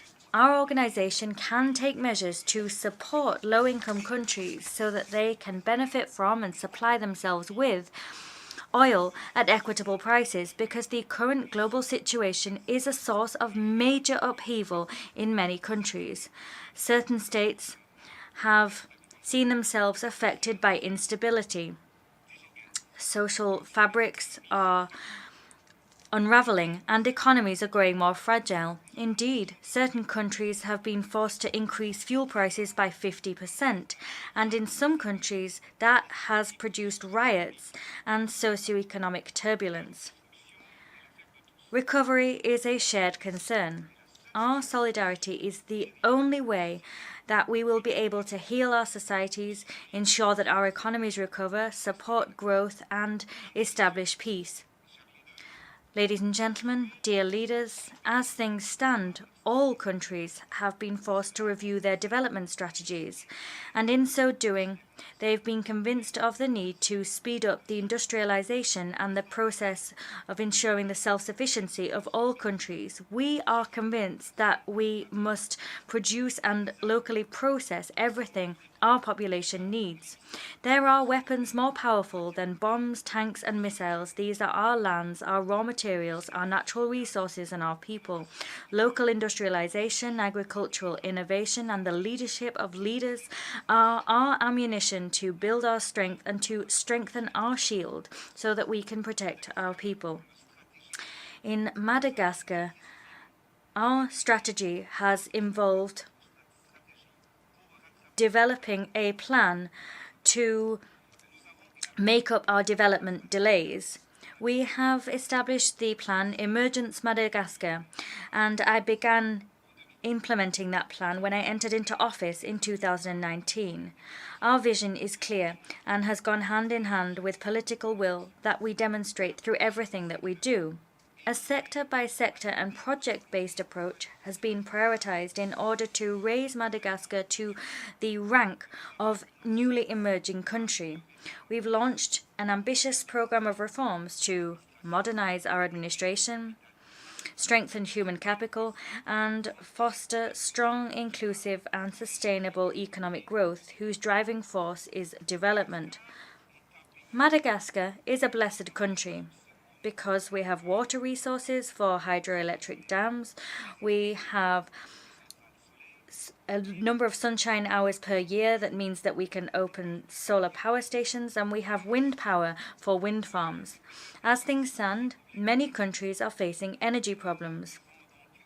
Consequently, we need to step up the pace of renewable energy production to achieve energy self-sufficiency in the next 5 years. We intend to double, even triple, our energy production capacity. Counterparts, brothers. Now is 2022, and it's unfortunate to note that Africa remains the continent in which the majority of families live in darkness and obscurity. More than 600 million African people, 85% of which are Madagascan households, continue to use candles and oil lamps to light their homes. Consequently, we are launching one of the largest operations ever seen to equip Madagascan homes with solar kits by the end of next year. A number of these, of course, will be subsidized by the state. Once this goal has been achieved, Madagascar intends to become perhaps the first, or at least among the first, countries in the African continent to have brought light to all of its people. Climate change is one of the major challenges of our age. We all need to tackle this challenge. It is important and indeed urgent to work together and rally to protect our planet. From this high rostrum, I wish to sound the alarm. Commitments were made during COP21 and were reaffirmed during COP26. These commitments related to the creation of the Green Climate Fund. It was decided that this fund would be funded to the tune of $100 billion a year. Madagascar was the 5th African country to complete its national adaptation plan. As such, my country should have been among the beneficiaries of this Green Fund. However, access to this financing is painfully slow, and as things stand, no commitment made has been upheld. It is unfair that the least polluting nations pay the highest price for the impact of climate change. Madagascar is an island nation, and as such, vulnerable to the whims of the climate. In 2022 alone, this year alone, that is, 5 cyclones struck Grande Île in only 2 months. 178,000 hectares of arable land were flooded and destroyed. Our island is the first country to have endured a climate-induced famine. Water resources are drying up in the south of the country, and the people of this region are increasingly vulnerable. The consequences of climate change are worsening, and the global situation calls us to action. How many high-level meetings, summits, and international conferences have we already had? How many statements have we made? How many commitments have we made? Let us now turn these words into actions. Today, I bring to you the cries and the voices of the African continent in general, and of Madagascar in particular. Africa's young people, the entire continent, is waiting for polluting countries to comply with agreements made. Keeping these promises is protecting our planet. Our populations demand that this be done, and future generations will hold us accountable. Further down the line, environmental protection issues are particularly dear to my heart. We're all aware that forests are the lungs of the earth, and however, the use of charcoal and firewood remains standard practice across the African continent. And indeed, 92% of my country's population uses these types of fuel. A family using charcoal or firewood for cooking destroys around 1 hectare of forest a year. That's a devastating figure. We must change the practice and the mindset. Consequently, my country will equip 250,000 families with bioethanol stoves in order to preserve 250,000 hectares of our forest every year. Mr. President, ladies and gentlemen, we've embarked upon major public works projects to transform the country because everything needs to be built and rebuilt. Everything is urgent. Everything is a matter of priority. For the last 4 years almost, we have tirelessly built and rebuilt roads, built schools, health centres, hospitals, dams, courts. We've built prisons in line with international standards. We've built sporting facilities, cultural facilities, and more besides. Madagascar is continually evolving in spite of the crisis which lashes in quick succession globally. My country is so huge that a lot of work has been done to ensure that it can all be connected by transport. However, the road remains long and thorny. We have faith, however, and we continue to move forward with determination. Incidentally, the plan Emergence Madagascar paves the way for the future. From north to south, from east to west, all of Madagascar is being built and rebuilt. Only last week, we opened the National Road 5A in the north of the country. Up till that point, and indeed for decades, had been a dirt road that took a week to travel in the rainy season. As things stand, 2 hours suffice for that journey, and that has meant that immediately the costs and prices of transport and the movement of people and goods have reduced, and that has meant that we've quantitatively improved the lives of local people and encouraged the socio-economic development of many regions of the country. In the south, we're beginning work on National Road 13, and soon work on National Road 10 will begin, as well as National Road 44 in the east. That work on Road 44 is continuing, and that has connected the nation's main granary to transport links. In the northwest, National Road 31 will be entirely restored, and that will mean that we can properly access our second largest granary. The first major motorway in the country will link the capital to our major port, and the work on that will begin in a few weeks. Currently, that journey requires 10 hours, but once the work has finished, that journey will only take 2 hours. The demographic dividend is today a variable which must be factored into our equations. We need to change the structure of our population. Current demographic growth is not proportionate to economic growth. In a number of regions, young girls of under 18 years old are already mothers of entire families and find themselves with, on average, 5 to 8 children for which they are responsible.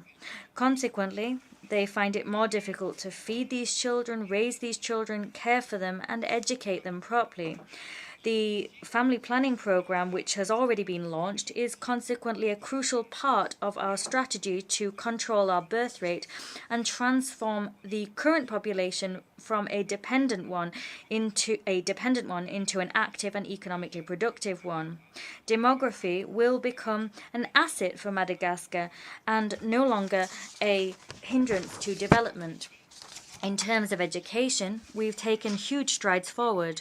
My government has built more than 1,000 classrooms and has invested a great deal in teaching tools and material. We've established school canteens, we've published books and textbooks, distributed digital tablets in order to considerably improve the quality of education our children and young people receive. The access rate to basic education has increased by 146%, and the school dropout rate has significantly decreased. We have made education a national priority. And here we renew our commitment to transform school and university life and lend new momentum to both.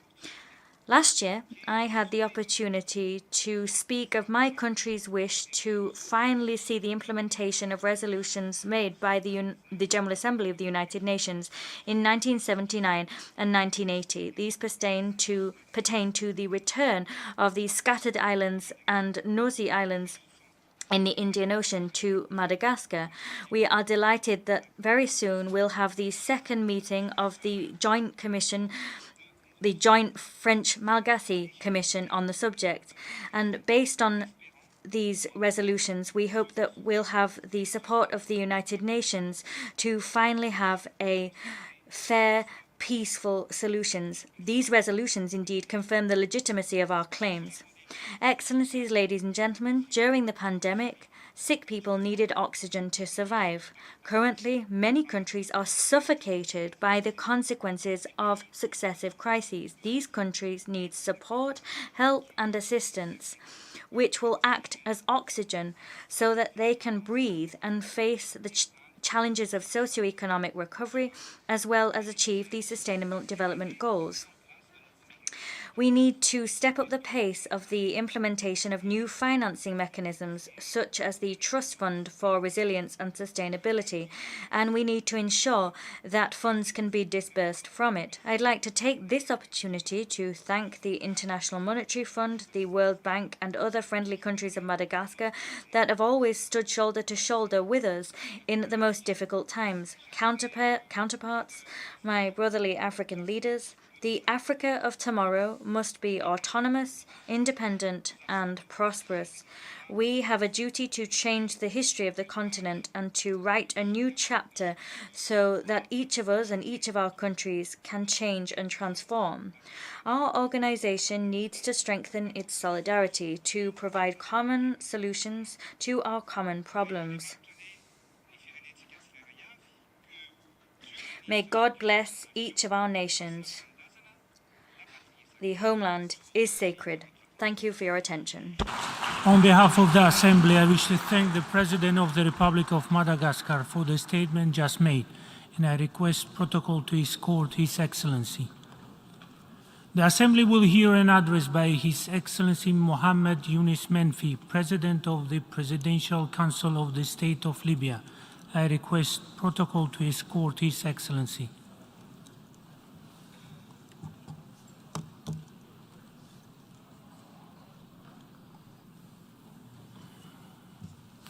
On behalf of the General Assembly, I have the honor to welcome His Excellency Muhammad Yunus Menfi, President of the Presidential Council of the State of Libya, and to invite him to address the Assembly.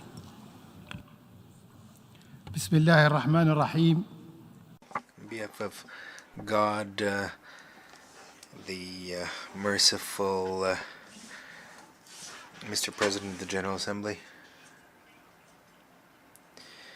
At the outset of my intervention, I would like to address on behalf of my delegation, my congratulations to Mr. Khurelsukh for his election to the 77th session of the General Assembly. I wish him every success in his term. I also thank Mr. Abdullah Shahid for his tireless work and the invaluable contribution he made during his presidency of the previous session of the General Assembly.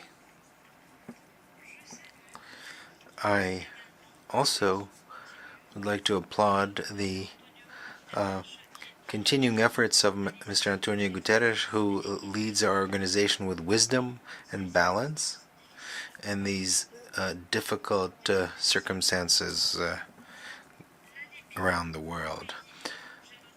Ladies and gentlemen, my country, Libya, which I have the honor of serving and representing, is going through a decade of both suffering and hope.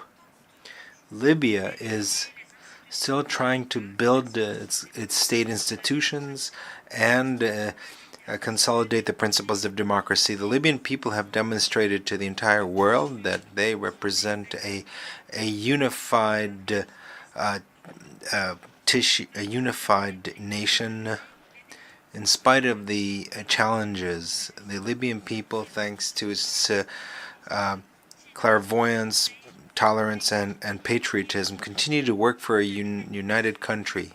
They give us the determination and hope to keep moving forward to realize their aspirations to build our state and pave the way for stability and prosperity. Ladies and gentlemen, the events of today certainly recall the past. The Army of Libyan Liberation, which was created before the creation of the Libyan state, fought alongside the armies of the world, of the free world. After the defeat of fascism, Libya earned its independence. Our independence was born as a result of our national combat, and this made it possible for our founding fathers to build our country and to launch our trajectory of prosperity and development, which in a record time made Libya a model of development. Ladies and gentlemen,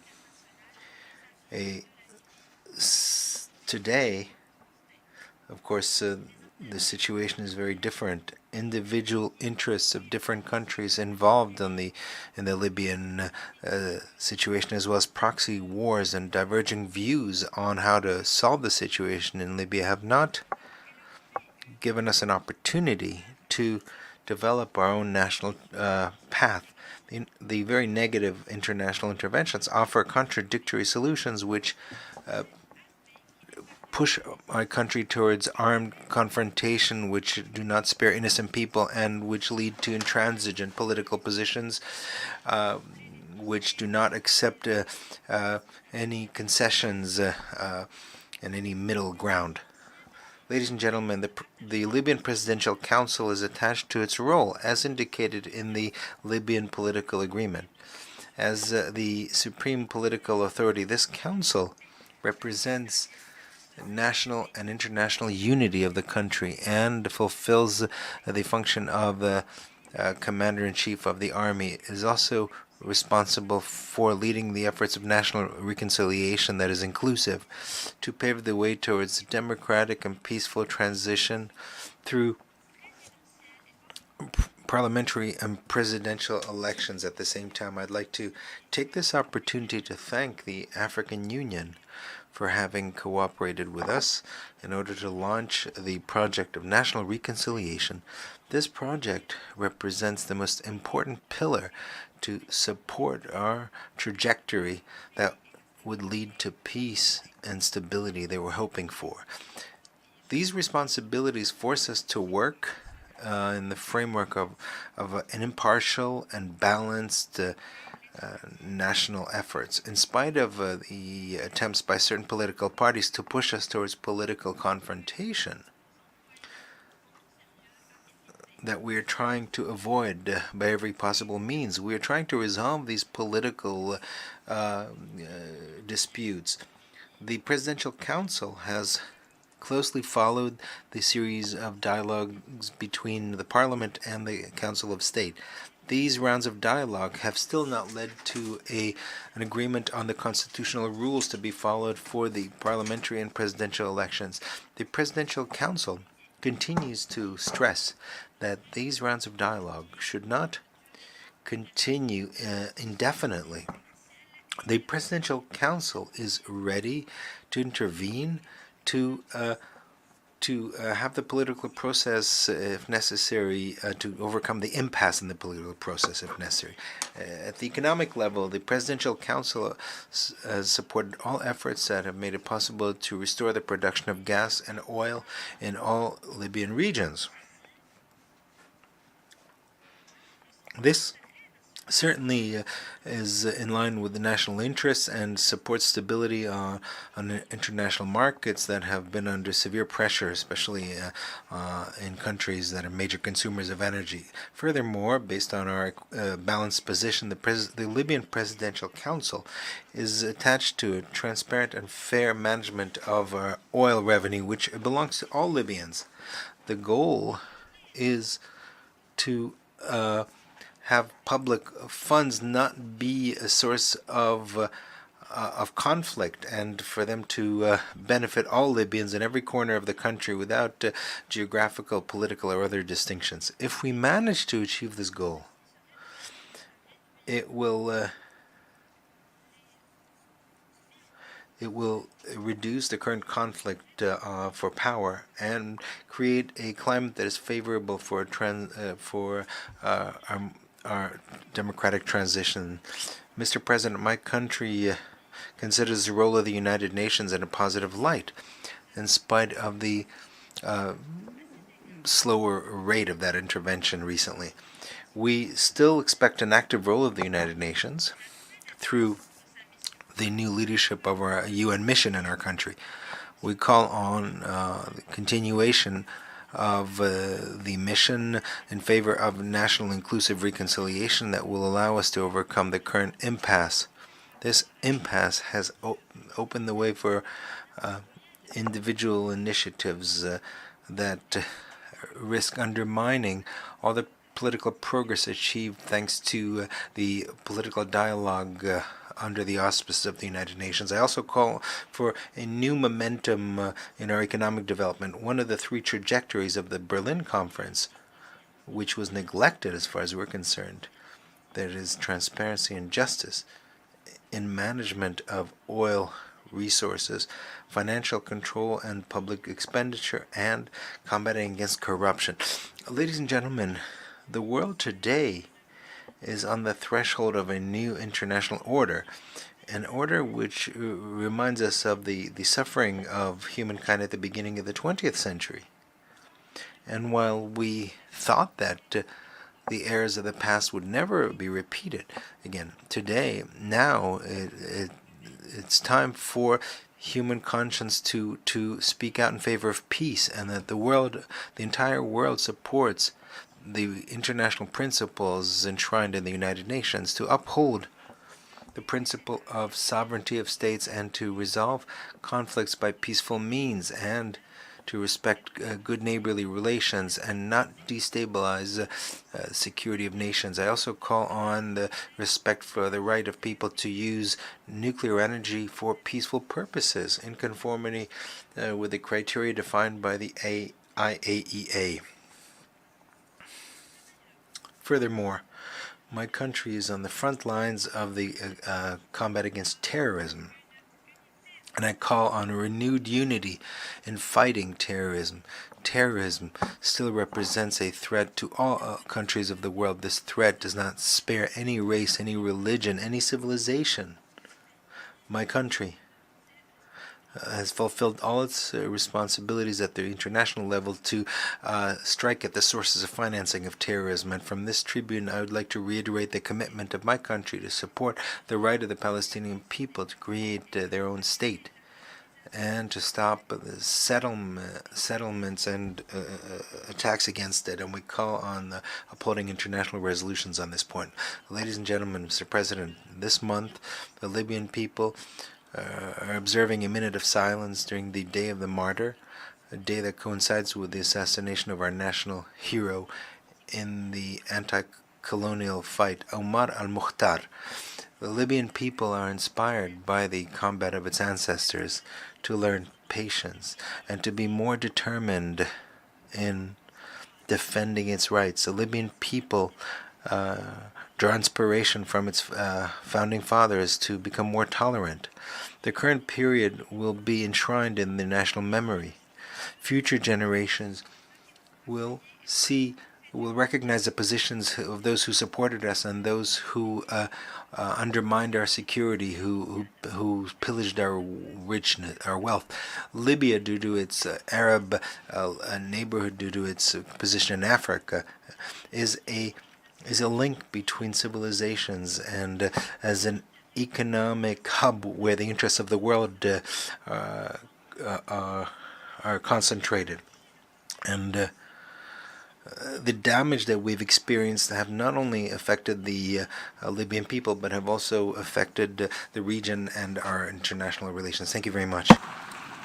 Au nom de l'Assemblée générale, je tiens à remercier le... On behalf of the General Assembly, I wish to thank the President of the Presidential Council of the State of Libya for his address, and I ask protocol to accompany him. Thank you.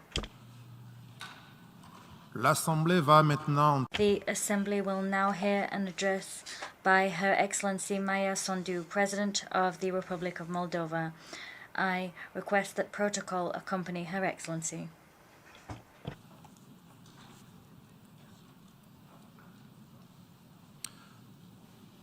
Au nom de l'Assemblée générale, on behalf of the General Assembly, I have the honor of welcoming Her Excellency Madame Maia Sandu, President of the Republic of Moldova, and I invite her to address the Assembly.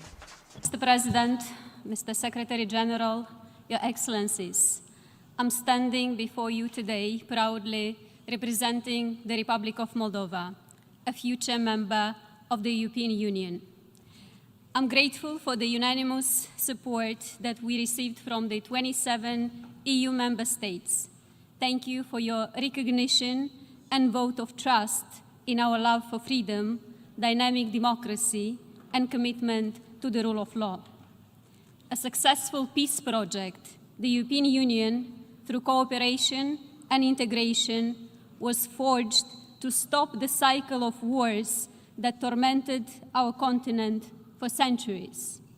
This is another watershed moment in our history, and the EU has to do it again.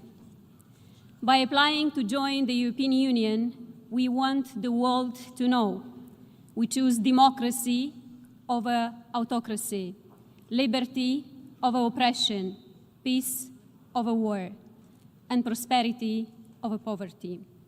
The EU candidate status gives us hope, a clear sense of direction, a unifying goal, an anchor, and a strong sense of belonging to the free world.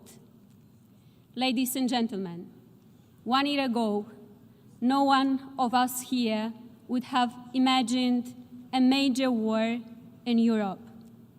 Russia's unprovoked war against another sovereign state, Ukraine, has shaken the world to the core, has put to test the fundamental principles of the UN, has shattered global security, triggered a European energy crisis, global food shortages, and an economic downturn.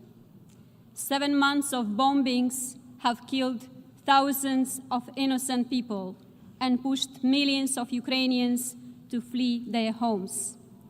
This war is not just an attack on our neighbor and friend, Ukraine. It is an attack on the rules-based international order. It is an attack on nuclear safety. It is an attack on food supplies to countries in the Middle East and Africa. It is an attack on this very institution where we find in ourselves today. We firmly condemn the war against Ukraine, as well as the recently announced additional mobilization of troops by Russia. We firmly stand with Ukraine and support its independence, sovereignty, and territorial integrity within its internationally recognized borders. I would like to express my utmost admiration to all Ukrainians for their courage, their resilience, and their inner power to continue to do this fight for survival, justice, and freedom. It is our moral duty as an international community to continue supporting Ukraine. Ukraine is fighting today to keep all of us safe, to keep Europe safe. It needs our support. Europe, all of us, we must help Ukraine. As I stand at this tribune, I represent a country that wants peace. I represent the citizens of Moldova who, irrespective of the language that we speak, Romanian, Ukrainian, Russian, Gagauz, or Bulgarian, regardless of our ethnicity or political preferences, whether we live on the right bank of River Nistru or in the breakaway region of Transnistria, we all want peace. A country of less than 3 million people, we have sheltered more than 500,000 refugees fleeing the war.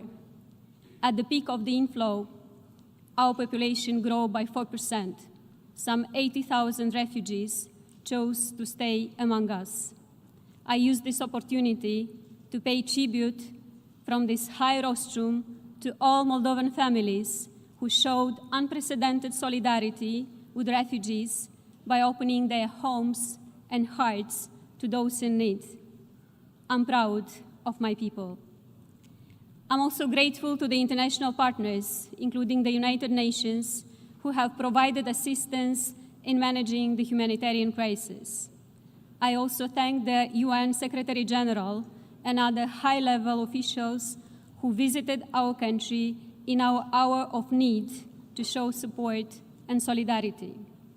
My deep gratitude goes to France, Germany, Romania, and other partners for setting up the Moldovan support platform that stands by our country in these difficult times. Ladies and gentlemen, Moldova knows what it is to be a country divided by conflict. In 1992, we faced a brief but tragic war in the Transnistrian region of our country. 3 decades later, we are still trying to overcome the consequences of that conflict and reintegrate our country. The only way to achieve this is through peaceful dialogue and respect for our sovereignty and territorial integrity.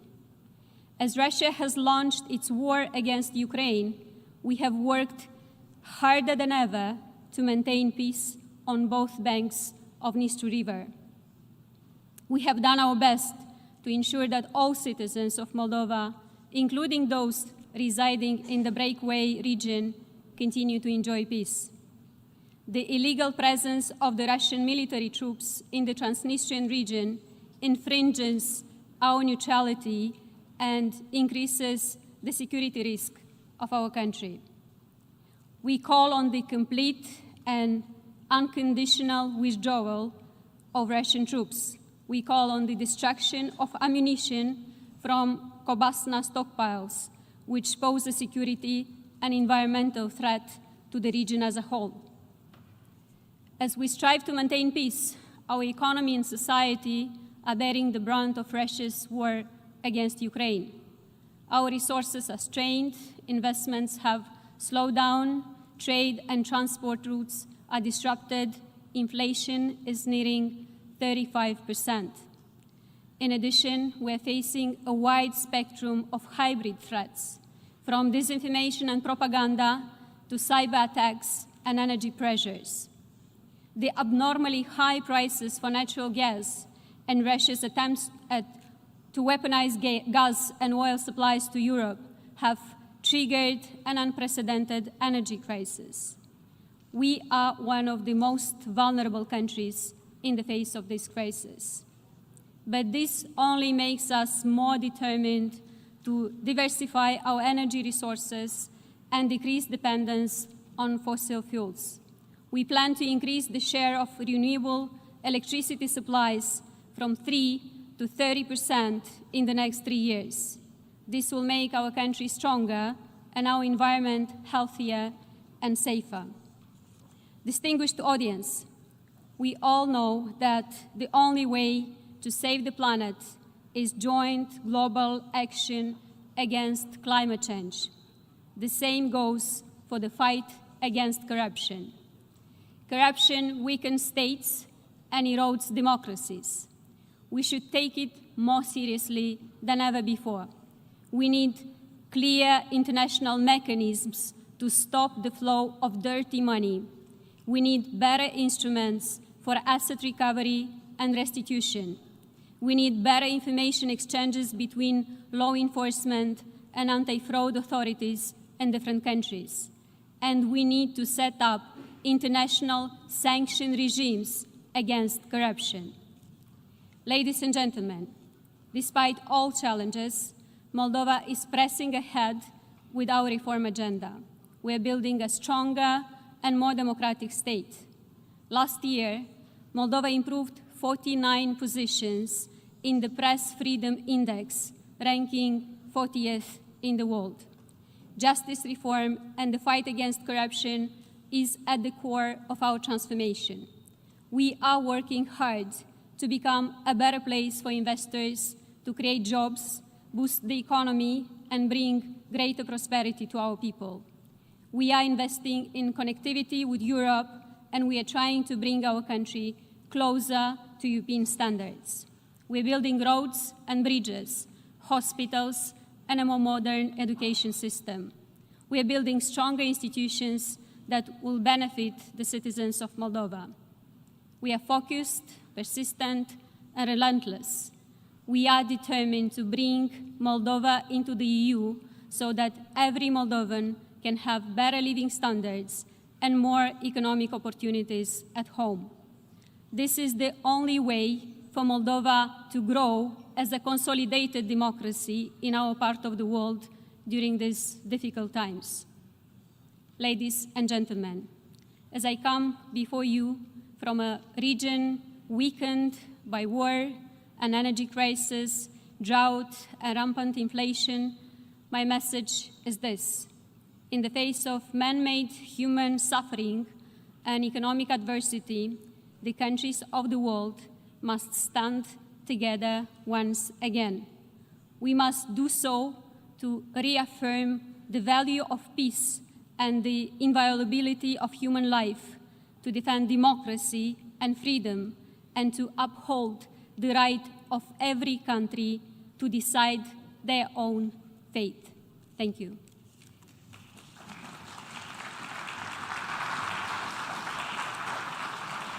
Au nom de l'Assemblée générale. On behalf of the General Assembly, I wish to thank the President of the Republic of Moldova for her statement, and I ask protocol to escort Her Excellency. The Assembly will now hear an address by His Excellency Seyyed Gengov, President of the Republic of Namibia. I request protocol to escort His Excellency.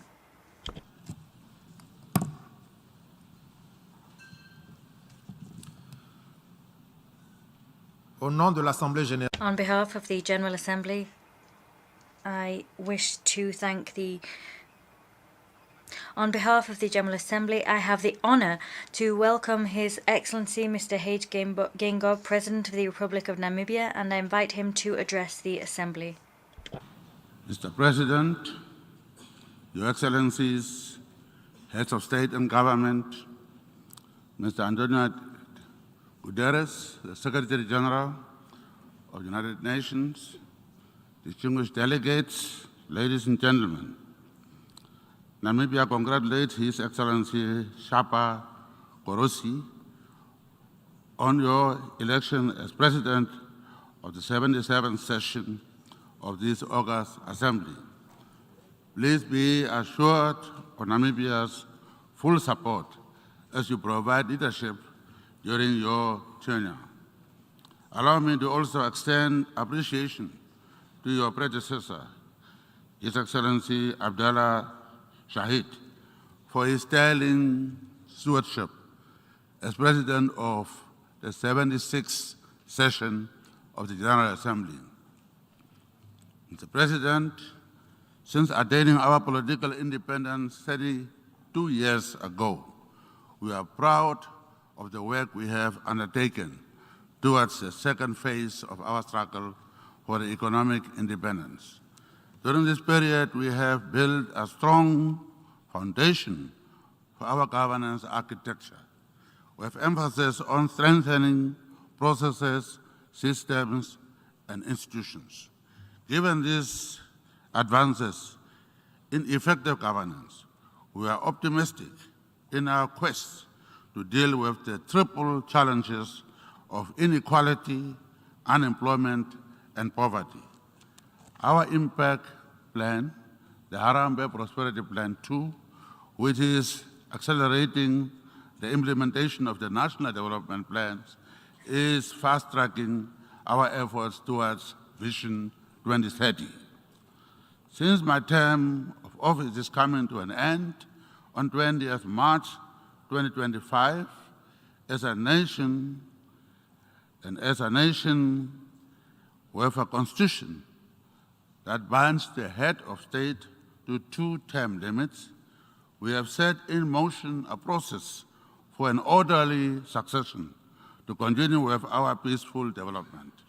The ruling party, SWAPO, of which I am the head, is currently conducting primaries. There is a real possibility that the next candidate of the SWAPO party for the national presidential elections will be a woman or a young male, of whom the male is from the generation that was never in exile.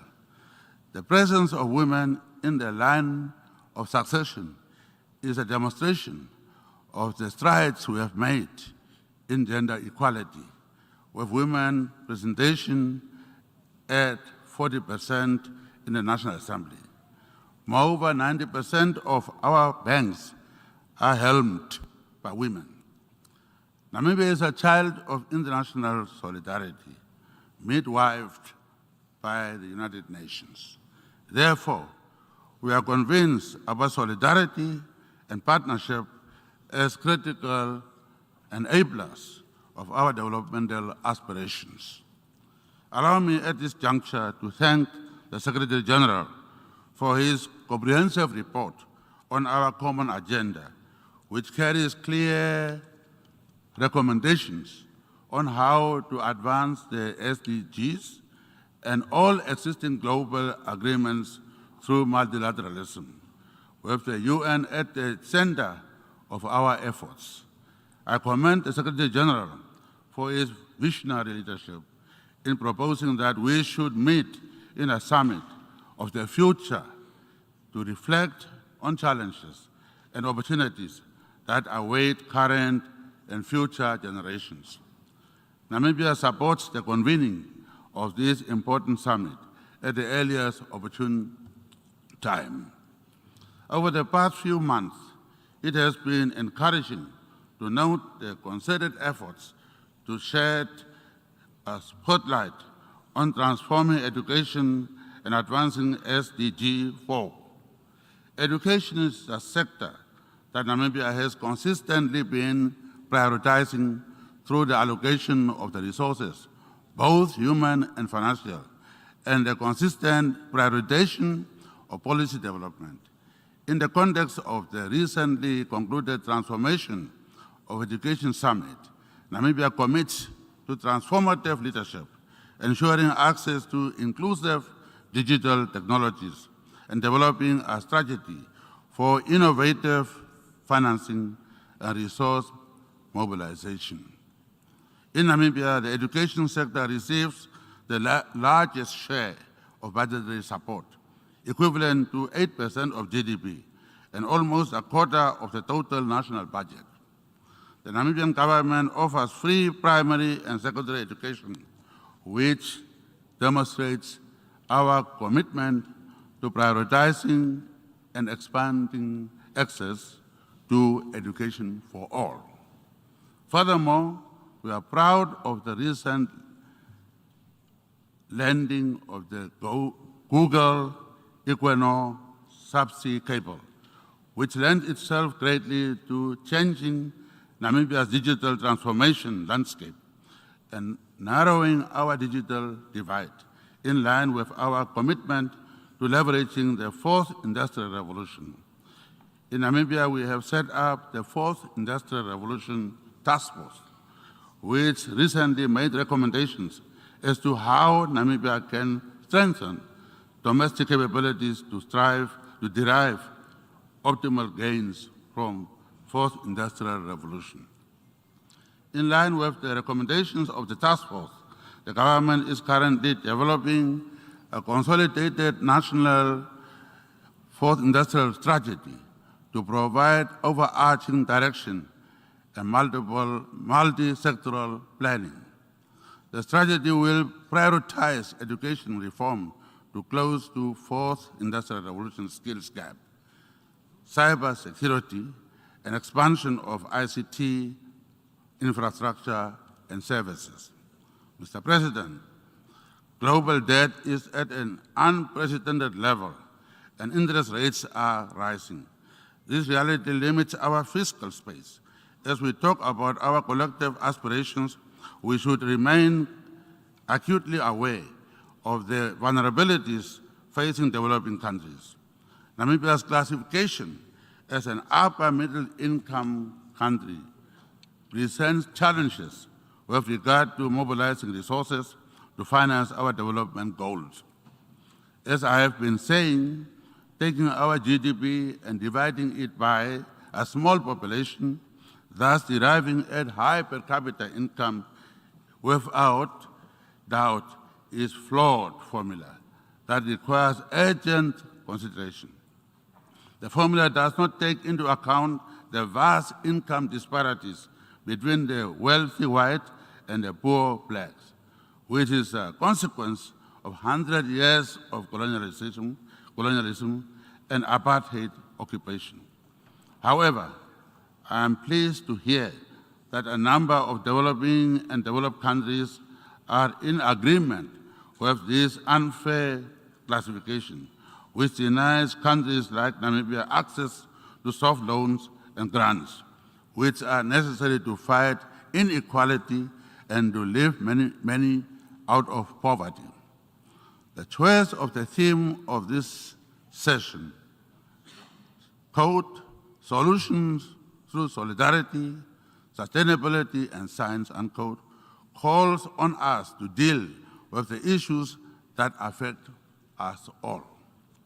Therefore, I'm confident that the unfair classification of countries like Namibia as upper middle income countries will enjoy priority. Over the past few months, we have witnessed stark geopolitical tensions, a reminder of the fragility of our world order. Threats to peace and security come at a great cost to the men, women, and children trapped in such situations. The Russia-Ukraine conflict is now in its 7th month, with serious consequences for food and energy supply chains. Namibia believes that dialogue is the condition sine qua non for the peaceful resolution of any conflict. Our United Nations was created for the maintenance of peace and security and should lead a peaceful resolution in the Russia-Ukraine conflict. Namibia is a member of the AU Peace and Security Council and chair of the SADC organ on politics, defense, and security cooperation, continues to demonstrate its commitment to regional and continental stability by advocating for the advancement of infrastructure for peace, democracy, and protection of human rights. In this regard, as a new chairman of the SADC organ on politics, defense and security cooperation, I'm calling for peaceful general elections in the Kingdom of Lesotho on the 7th of October 2022. SADC is also seized with the developments in the Kingdom of Eswatini and the Republic of Mozambique. In that vein, I have commenced a process of dialogue with the leaders of Eswatini, Lesotho, and Mozambique in order to ensure the successful implementation of SADC decisions for peace and stability to prevail in our region. I always say inclusivity spells harmony and exclusivity spells conflict. Africa is a continent of 1.2 billion citizens, and the exclusion of Africa from the Security Council is an injustice. For as long as the Council fails to reflect in stature and composition current global realities, it will not be able to adequately address global concerns. We therefore reiterate our call for the reform of the Security Council in line with the common African position. Mr. President, self-determination is a human right. The continued injustice meted out against the people of Palestine are a reminder of the urgent need to start implementing the two-state solution as the only viable alternative that can end inequality and bring peace to both the people of Palestine and Israel, and indeed the region as a whole. In the same vein, the lack of progress in implementing UN resolutions to resolve the question of Western Sahara should be something that we must all have a collective shame for. Namibia pledges unwavering solidarity for nations that continue to bear the heavy burden of sanctions. Namibia reiterates its long-standing call for the lifting of the unjust embargo against Cuba. I met a 50-year-old young Cuban man who has not known anything but the sanctions. Since he was born, it's the sanctions. How long are we going to continue with that? We are talking about building the peace in the world. But how can a country be sanctioned for such a long time? And children born don't know anything but sanctions. Please, it is time that sons and daughters of Cuba are given their right to a decent life, freedom, and embargo that denies them their right to develop their own country should be stopped now. Equally, we call on the lifting of sanctions against the Republic of Zimbabwe. Why are the sanctions in place for a country which is making progress at all levels? President Emerson Mnangagwa and the people of Zimbabwe have made laudable progress and reforms. We should be given a chance to succeed without the weight of sanctions. Mr. President, the health of our planet is in serious jeopardy. Our home is on fire. We are experiencing unprecedented impacts of climate change, including severe droughts and ravaging field fires. Time is a luxury we do not have. We have to act decisively to reduce carbon emissions as our contribution to the preservation of our planet and the people. Namibia, like many developing countries, remains vulnerable to the asymmetrical impacts of climate change. Therefore, at COP27, Namibia plans to announce major developments in its ambitions to decarbonize global hard-to-abate sectors through the production of green hydrogen. Furthermore, the first hydrogen-to-power project in Africa is expected to be operational by 2024 in the town of Swakopmund in Namibia. This is an example of what is possible when we pull together in the same direction.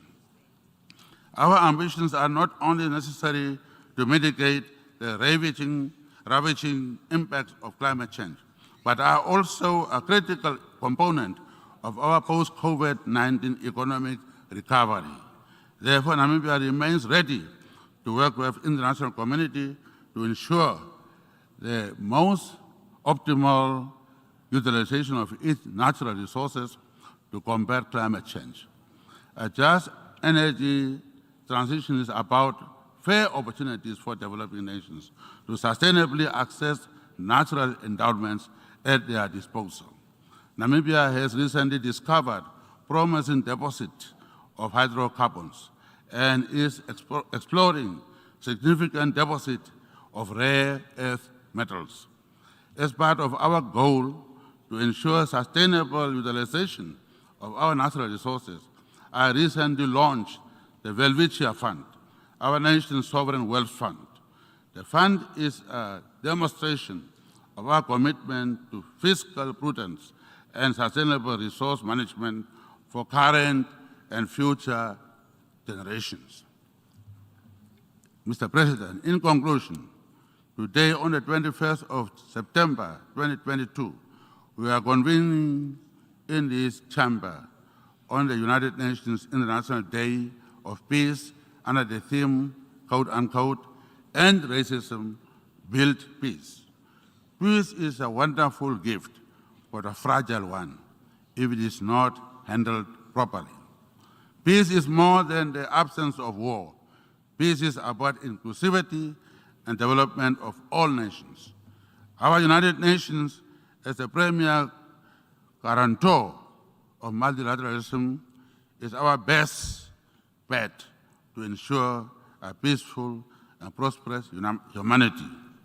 Namibia will continue to place a high premium on the noble aspirations of the United Nations as a beacon of hope and equality of all nations. As a beneficiary of successful multilateral efforts, we hold in high regard the convening power of this august assembly and recommit to working with fellow member states to change the world for the better. I thank you very much.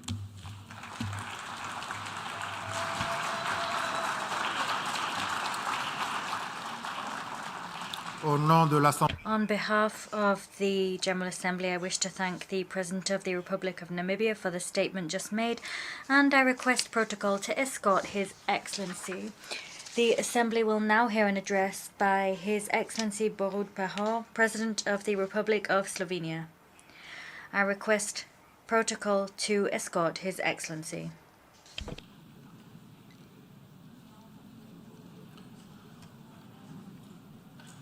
On behalf of the General Assembly, I have the honor to welcome His Excellency Borut Pahor, President of the Republic of Slovenia, and to invite him to address the Assembly. Mr. President, Your Excellencies, ladies and gentlemen, colleagues and friends. I was born after the Second World War. So, all my life, the cry of never again has echoed around the world and especially in Europe. With the exception of the war in Balkans, even the major geopolitical changes in Europe since the fall of Berlin Wall have been peaceful. This has made an important contribution to building hope for a lasting peace. This hope has been thoroughly shaken by the Russian aggression against Ukraine. Will this make us stop believing in the possibility of lasting peace? I think no. We must not leave our children a world in a fear of war. For the sake of their secure future, we have a duty to do whatever it takes we can to ensure that the precious hope for a lasting peace returns to our hearts. After all, it was with this hope and our shared responsibility that the United Nations was founded.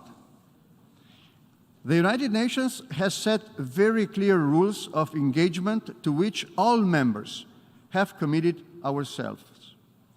These include a commitment to peaceful settlement of disputes, cooperation, and respect for fundamental human dignity.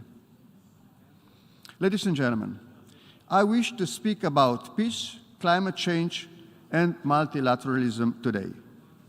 First of all, number one, peace and security.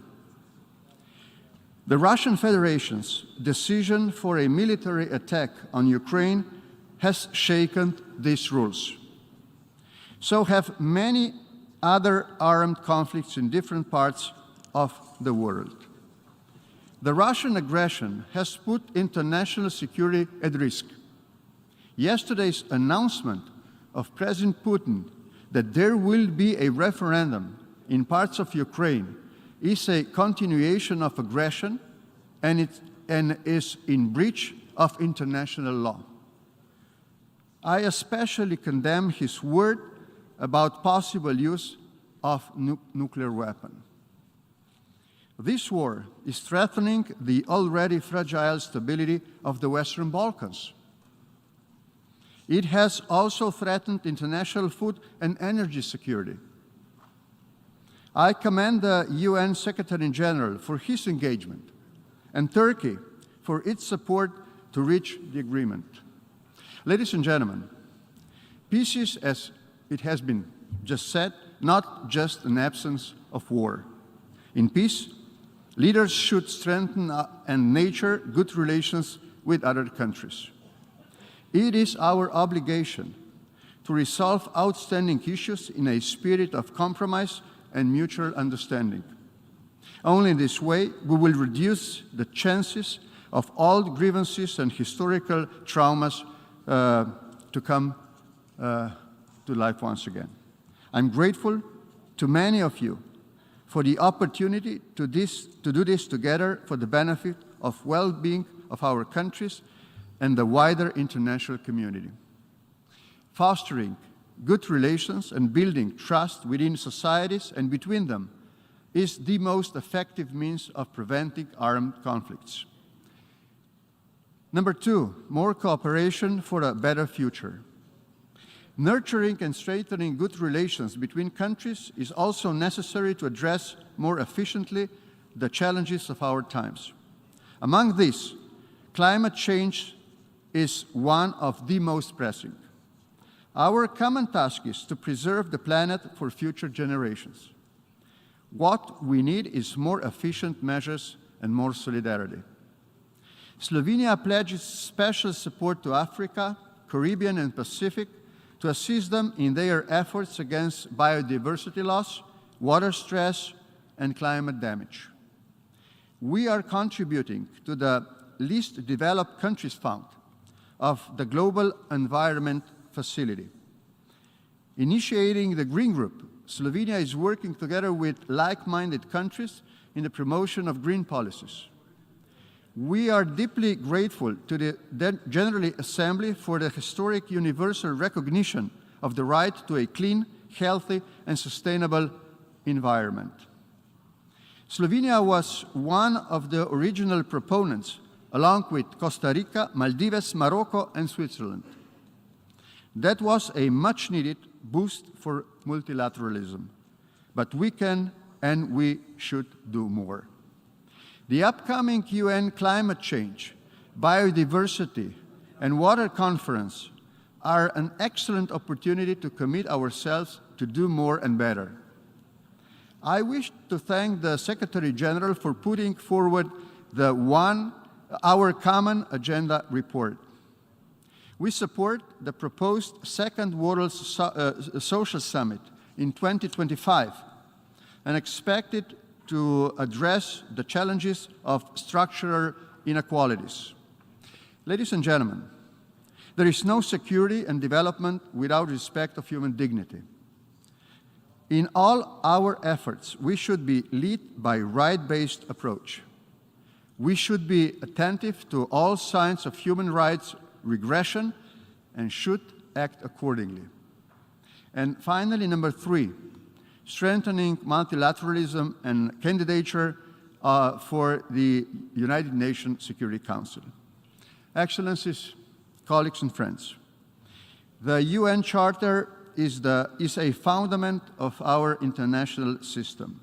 Rule-based order is a sine qua non for maintaining peace and security, a just and balanced international system.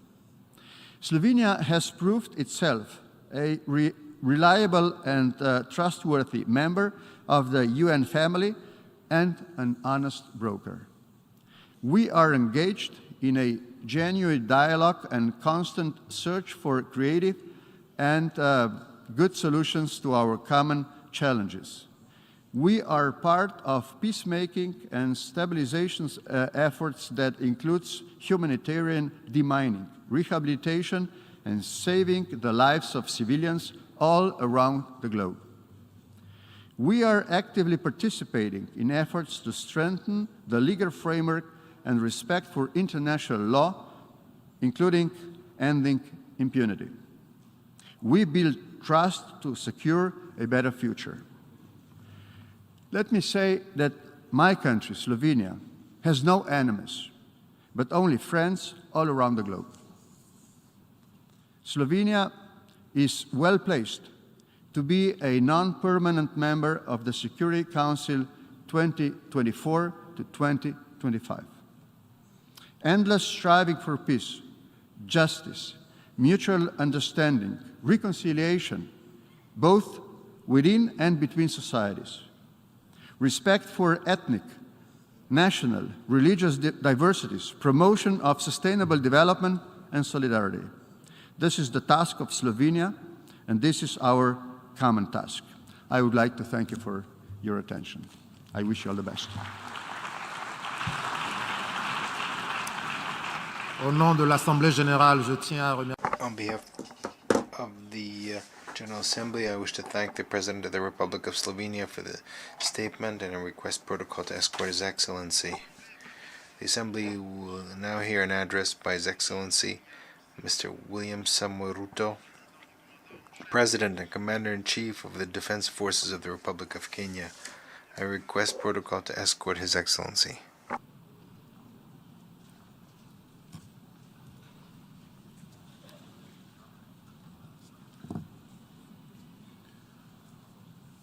Au nom de l'Assemblée générale, On behalf of the General Assembly, I have the honor to welcome His Excellency William Samoei Ruto, President and Commander-in-Chief of the Defense Forces of the Republic of Kenya, and invite him to address the Assembly.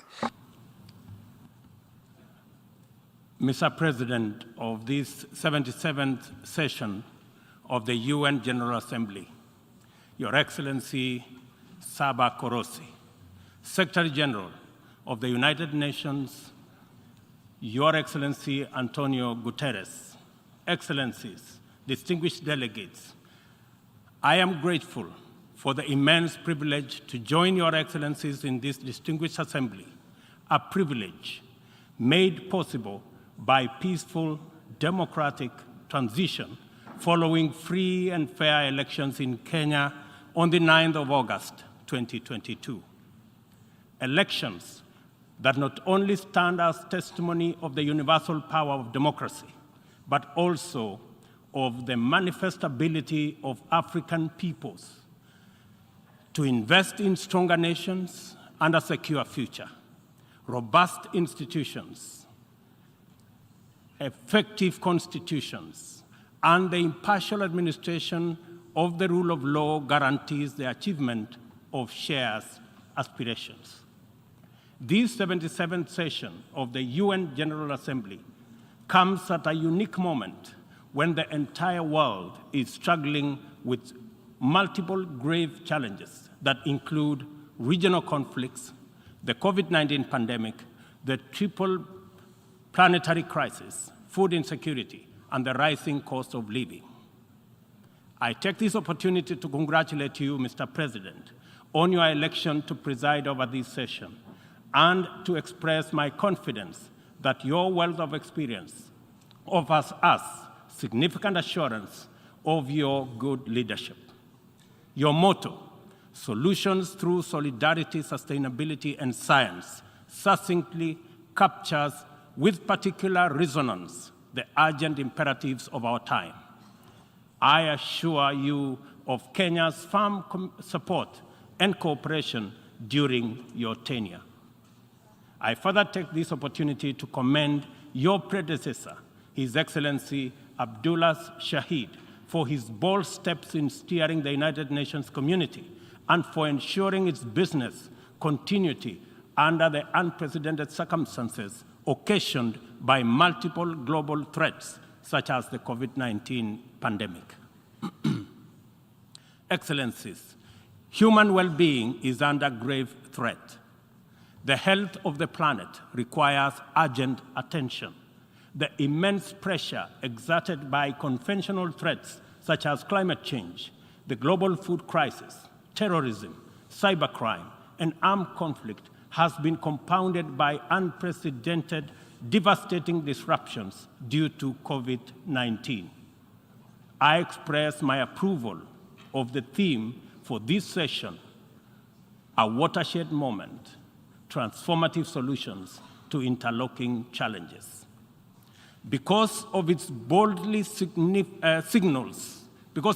signals the window of opportunity we now have to escalate our engagement from firm consensus to decisive action.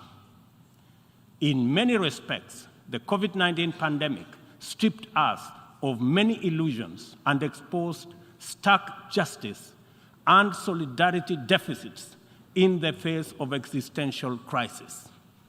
It brought into sharp focus the global economy's two-lane highway, repressively patrolled by a rising tide of exclusionist nationalism, a specter that undermines prospects of collective action and significantly impairs the resolve of the international community to guarantee fundamental rights, including safety and dignity of the world's vulnerable majority.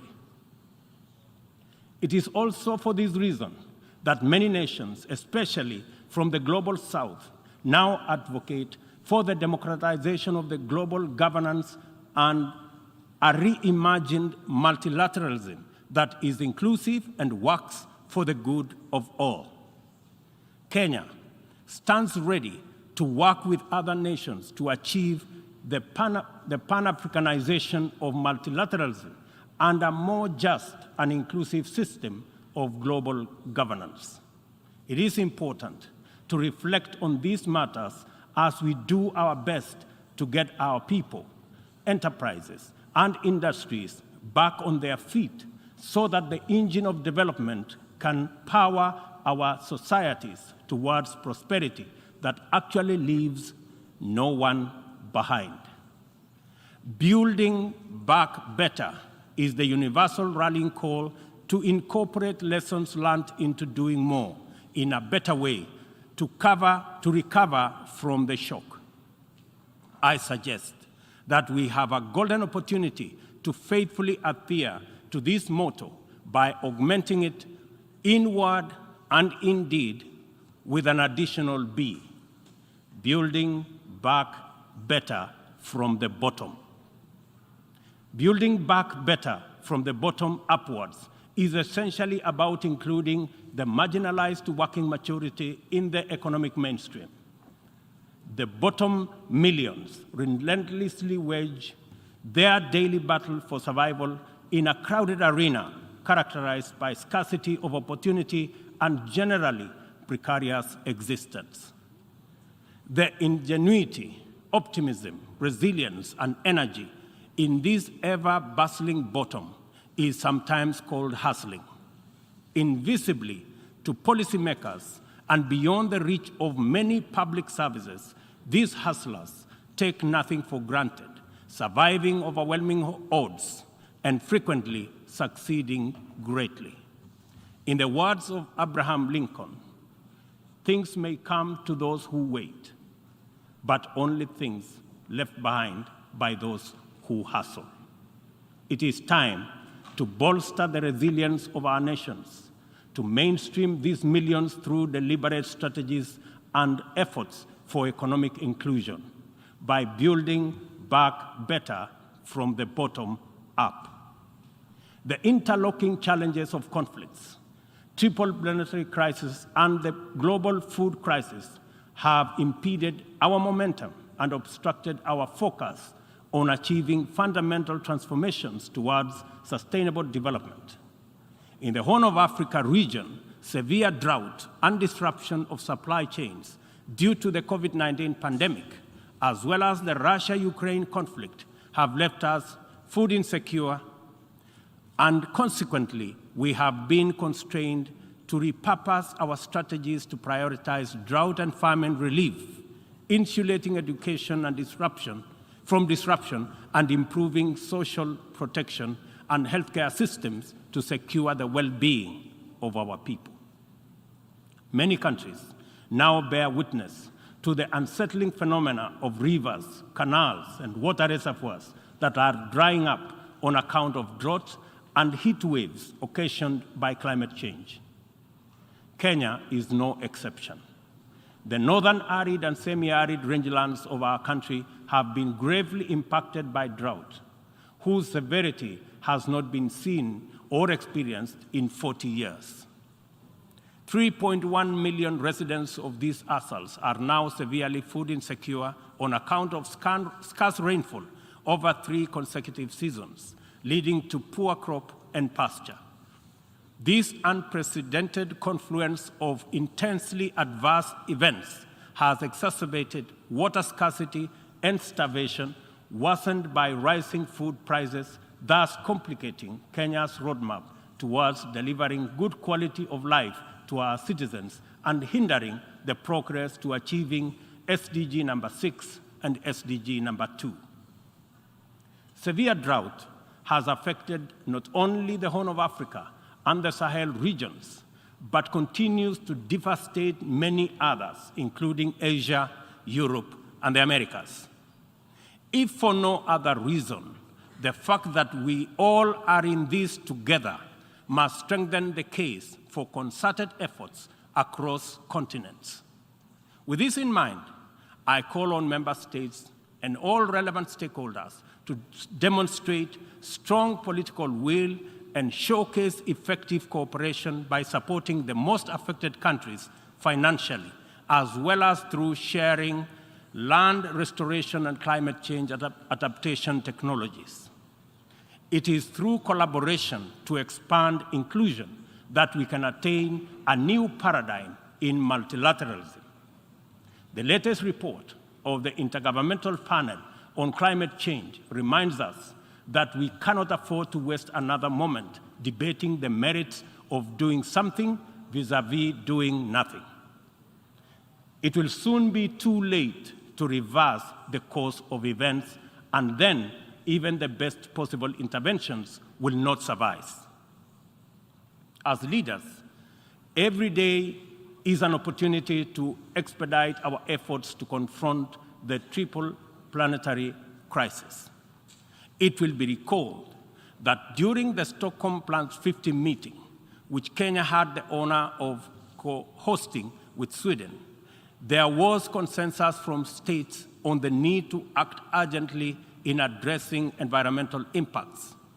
Given this agreement, it is deeply concerning that little progress has been made in respect of the needful actions. It is time to collectively contemplate urgent measures needed to implement high-priority actions required to contain ongoing disruptions as we deliberate on long-term implementation approaches to be undertaken.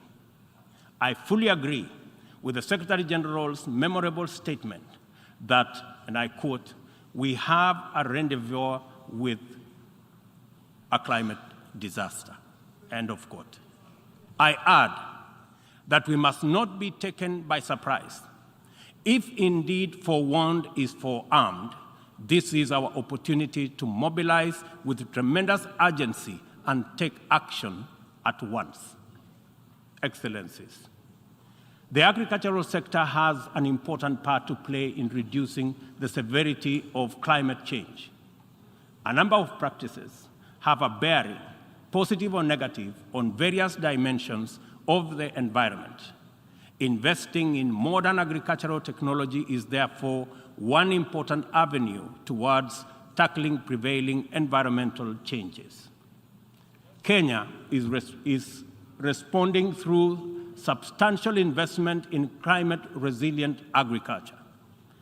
At the core of our 10-year strategy for agricultural sector growth and transformation are 9 flagships.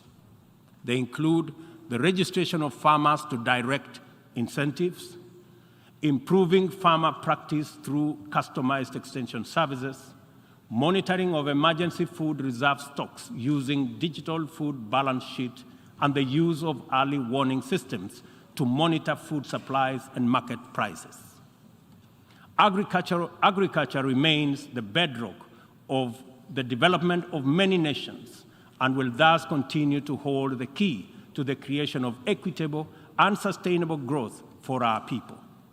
No country, large or small, has ever attained significant growth without modernizing its agricultural sector.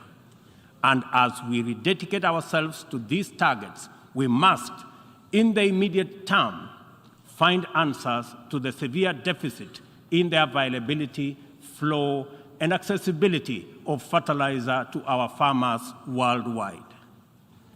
I couldn't agree more with Secretary General Guterres on his warning right here yesterday that, and I quote, "Without action now, the global fertilizer shortage will quickly move into a global food shortage," end of quote.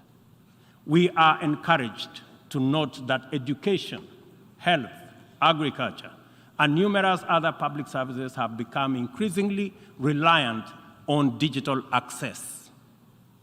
The world needs greater investment in the development of ICT infrastructure, accompanied with policies that support innovation and increased acquisition and deployment of technology. In so doing, we should be driven by the conviction that these measures offer a viable shortcut to poverty reduction and the promotion of inclusive development. I call for stronger global partnerships to enhance ICT infrastructure in developing countries and bridge the yawning digital divide between the global south and the rest of the world. Excellencies, this 77th session of the Assembly follows the commemoration of the 50th anniversary of the United Nations Environmental Programme, UNEP, at 50, as well as Stockholm plus 50, and the 4th United Nations Ocean Conference in Lisbon.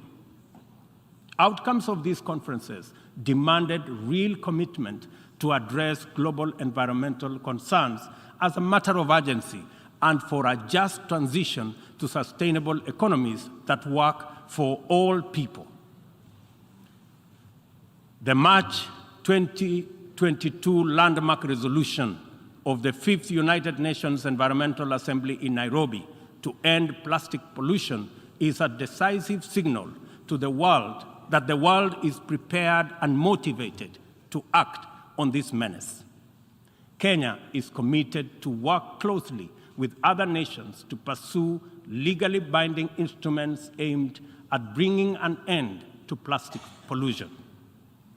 As the host nation to UNEP and the UN Habitat, Kenya affirms that these critical United Nations agencies have an indispensable role in the promotion of environmental sustainability globally, as well as developing socially and environmentally sound and sustainable cities.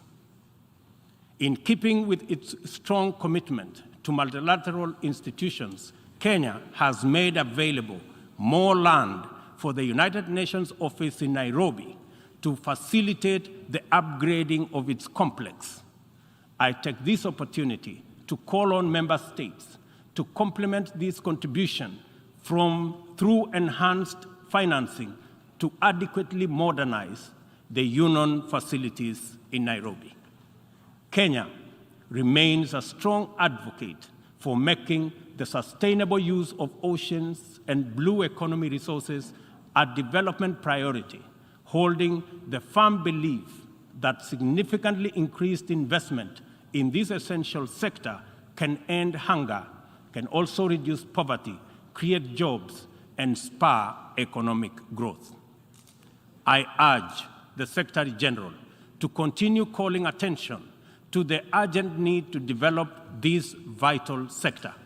In particular, I call on developed countries to invest in sustainable fishing, protect marine ecosystems, and share ocean-based climate solutions with developing countries. For our part, I am pleased to report that building on the historic 2018 Sustainable Blue Economy Conference in Nairobi, Kenya is reviewing its national blue economy strategy to strengthen community structures in participatory management of freshwater, coastal and marine resources and ecosystems. The strategy is expected to contribute to our economic development through food and nutrition security, coastal and rural development, and income increases along the aquaculture value chain. It also enhances maritime transport and tourism. We invite development partnerships to invest in Africa towards building capacity to sustainably utilize marine resources. We must rally together to make the best use of Africa's vast blue resources in developing our economies while meeting our climate targets. As we look forward to the 27th Conference of Parties to the United Nations Framework Convention on Climate Change, COP27, scheduled for Sharm el-Sheikh in Egypt, it is logical to expect that member states will shift their attention towards the development and implementation of frameworks for climate change mitigation. Accomplishment of pending actions by member states is essential for the implementation work that lie ahead. I therefore call upon all of us to urgently deliver on all commitments made towards climate change financing. On this matter, it is critical to emphasize that we are running out of time. Over the past decade, Kenya has sustained its aggressive pursuit for rapid socioeconomic transformation through three principal roadmaps. First is the Kenya National Vision 2030.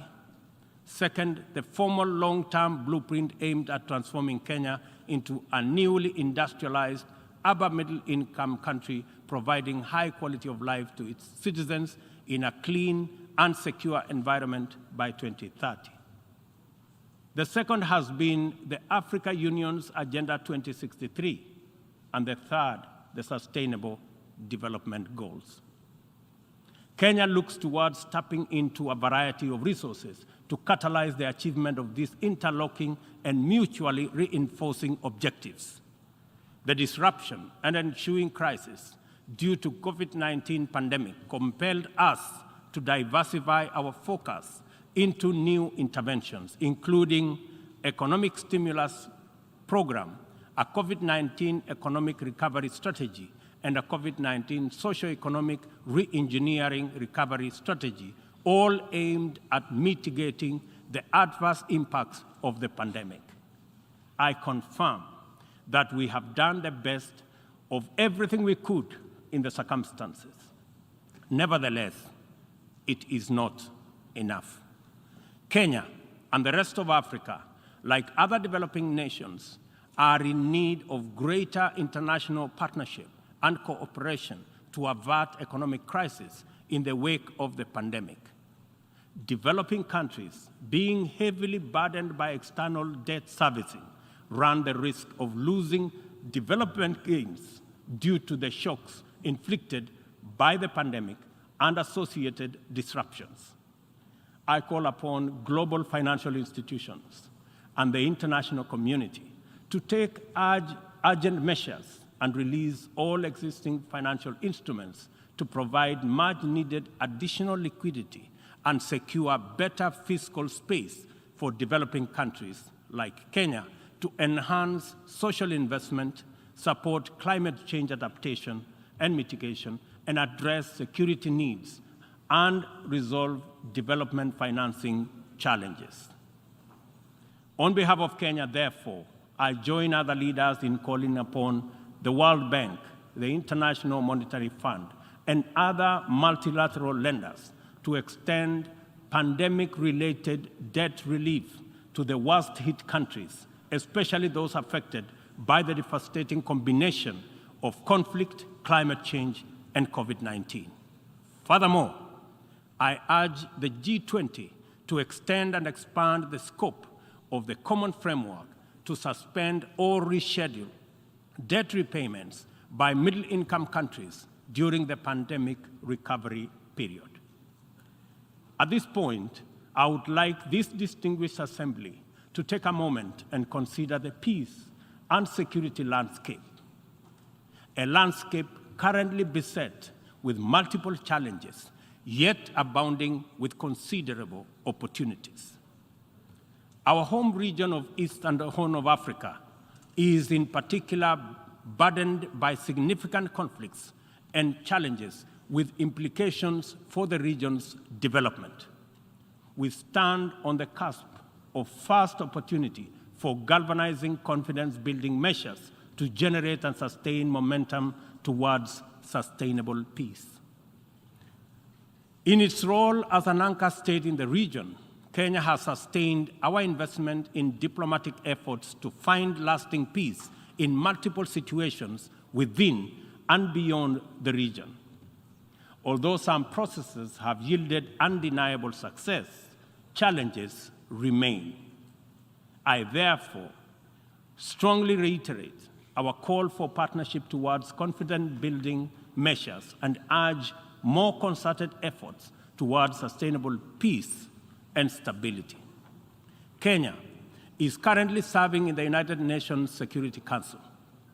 I am proud to confirm that our engagement over the last 2 years has prioritized regional peace and security, countering terrorism and violent extremism, peace support operations, climate and security as critical contributions to the collective efforts to build a safer, more prosperous, and peaceful world.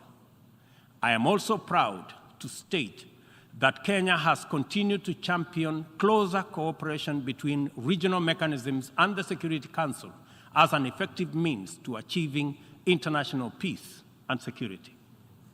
Kenya continues to advocate the renewal of the Africa Union security architecture, which draws comparative strength from the highly productive complementarity between the United Nations, the Africa Union, and the regional economic communities. Working closely with the 2 elected African countries of the A3 in the UN Security Council, we are committed to finding a stronger Africa voice in the Council and achieving a consensus-driven, rules-based multilateral system. It is our manifest intention to see greater Pan-Africanization of the global agenda in order to make multilateralism work for the people of the world in their diversity. It is time for multilateralism to reflect the voice of farmers, represent the hopes of villagers, champion the aspirations of pastoralists, defend the rights of fisherfolk, express the dreams of traders, respect the wishes of workers, and indeed protect the welfare of all peoples of the global South. Let me express the strong collective conviction of my country that the relevance, legitimacy, and moral authority of the United Nations will forever remain deficient, undermined by the absence of comprehensive reforms of the United Nations Security Council. We therefore remain firmly committed to reforming the Security Council to make it a more effective, representative, and democratic global institution. Given the magnitude and variety of challenges the world continues to confront, a more fit for purpose United Nations is urgently needed, one that possesses the legitimacy and efficacy in dealing with threats to international peace and security. A just and inclusive world order cannot be spearheaded by a United Nations Security Council that persistently and unjustly fails the inclusivity criterion. Similarly, threats to democracy will not be credibly resolved by an undemocratic, unrepresentative Security Council. It is vitally important for this critical institution to reflect the values it is entrusted to protect, to defend, to uphold on behalf of humankind.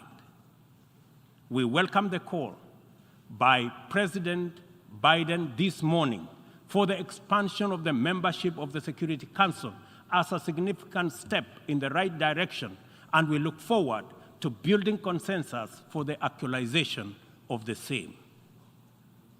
The COVID-19 pandemic severely disrupted health systems, seriously challenging the implementation of programs that are vital for the realization of health-related sustainable development goals. To place us firmly back on track and accelerate our progress towards these SDGs targets, it is imperative for us to foster sustainable partnerships between governments, other state actors, the civil society, and the private sector. This modality of collective action is particularly vital for building resilient health systems, whose importance in enabling us withstand future pandemics and other health crises can no longer be disputed. For this reason, Kenya will continue to strongly support the development of legally binding World Health Organization international instrument to anchor global solidarity and promote equity. The fact of the matter is that the COVID-19 pandemic exposed for all the world to see the severe deficit of these critical values in our present multilateral configuration. Global supply chains remained impervious to demands in the global south generally, and Africa in particular. Unequal access to vaccines underscored this unjust and unequal situation with unforgettable clarity. Whenever human life, security, and welfare is in jeopardy, it is immoral to administer interventions through frameworks that are anchored on fundamental inequality. We are all witnesses to admirable demonstrations of effective solidarity in response to crises in various parts of the world. Our knowledge of the possibility of spontaneous yet resolute global solidarity reinforces the African exception as particularly repugnant. From genocides and civil conflict to famine and pandemics, the African continent is consistently left behind to bear the brunt of weak solidarity and disastrous failure of multilateralism. History indicates the last time Africa was the focal point of strong and effective multilateralism and multilateral consensus was during the Berlin Conference of 1884-1885, and the character of the ensuing interventions casts a long shadow to date. Not to put too fine a point to it, the failure of multilateralism during crises which relegate the people of Africa outside the cycle of moral consideration and normalizes humanitarian neglect and other casual injustices are failures of humanity. Nothing about Africa, and I say nothing about Africa or its people makes it acceptable for this type of failure to persist in this era. And we have an urgent moral duty to do better, and to right this wrong. For decades, Africa has borne the brunt of three epidemics: the HIV, tuberculosis, and malaria. I applaud innovative partnerships like the Global Fund for their progress in addressing the three menaces, and also welcome the ambitious targets set for the 7th replenishment cycle. Kenya is committed to supporting the Global Fund and implementing the agreed targets in order to actualize our pledge at the Replenishment Conference.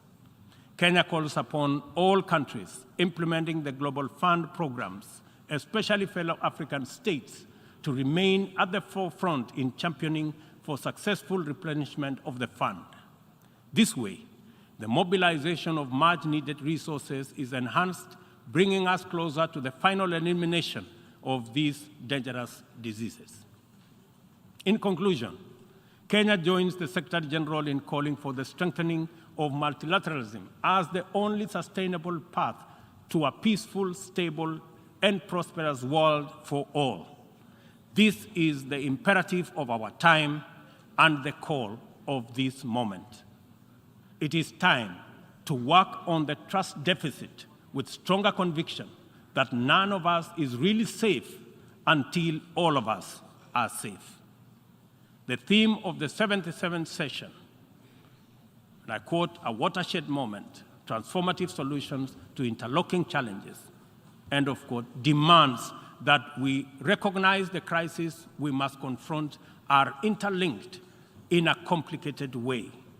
They can only be effectively addressed through more imaginative strategies and innovative formula. A population of 8 billion people in a densely networked world increasingly looks up to the multilateral system as the anchor for their individual aspirations directly and indirectly through robust national frameworks.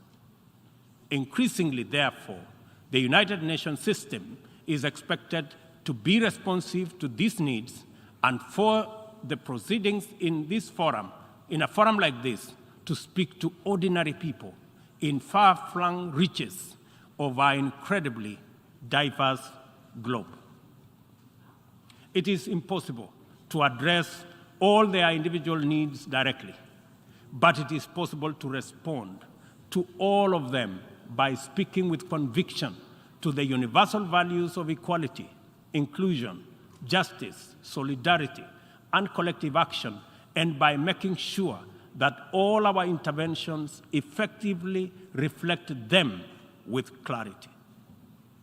The integrity of the international order must be measured by the distance separating our resolutions, consensus, and agreement from decisions, actions, committed, interventions, and effective solutions. A watershed moment, therefore, demands that we reduce that gap drastically and quickly. Kenya pursues numerous essential domestic agenda through the multilateral framework. We are heavily invested in the strength, effectiveness, and eventual success of all interventions formulated by the United Nations. It is important that the output of this and other similar fora achieve immediate resonance in the minds and lives of our youth still seeking opportunity to express and actualize themselves, our farmers working to feed nations, our Juakali entrepreneurs striving in pursuit of success in the informal economy, and our professionals who formulate policy, implement strategy, and monitor service delivery in public and private sectors. Africa places immense value in the international community and the tremendous possibilities it can unlock through inclusive, sustainable, and effective action to transform the lives of our people and establish lasting peace, security, and shared prosperity. This watershed moment is our chance to turn the key and open this door of opportunity. We can make progress in addressing the triple global threats and liberate ourselves from the shame of past failures of multilateralism. At this watershed moment, we must not only choose, but also act decisively to bequeath our children and their children a greener, safer, healthier, and more abundant earth. Let us do it together, inclusively, multilaterally. I thank you.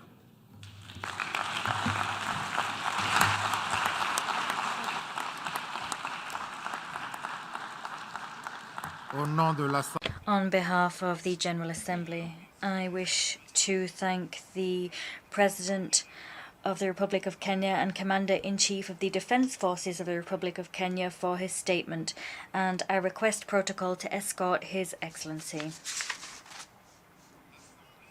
The Assembly will now hear an address by His Excellency Ali Bongo Ondimba, President of the Gabonese Republic. I request protocol to escort His Excellency.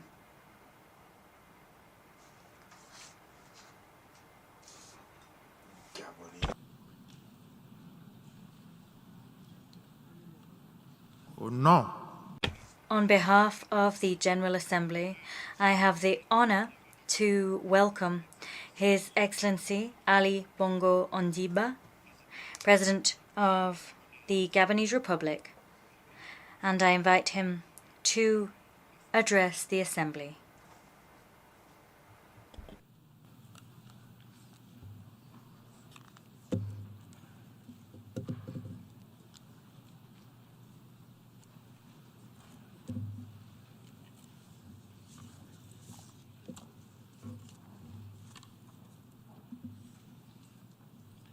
Mesdames, Heads of State and Government, Excellencies, ladies and gentlemen, Mr. President,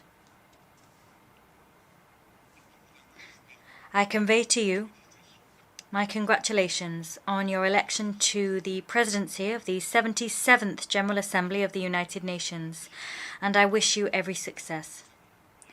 I greet and congratulate your predecessor, Mr. Abdullah Shahid, for the commitment which was patently clear throughout the 76th session. To the Secretary-General Antonio Guterres, I reiterate the full support of my country as he serves our organization. Mr. President, I am delighted to once again stand earnestly before this rostrum because the situation demands just that. Indeed, the international system is at a critical juncture. The world struggles to recover from a pandemic and sits in the clutches of a multidimensional crisis. The emergence of new centers of influence means that positions have become increasingly more entrenched. And this situation means that we must prioritize ongoing dialogue in order to find global consensus, rather than prioritizing power struggles as we tackle issues which are sensitive within the multilateral system. In the face of rivalry between powers and in the face of multifaceted challenges which are of shared concern, it would be dangerously naive to continue to opt for power struggles or for unilateral positions.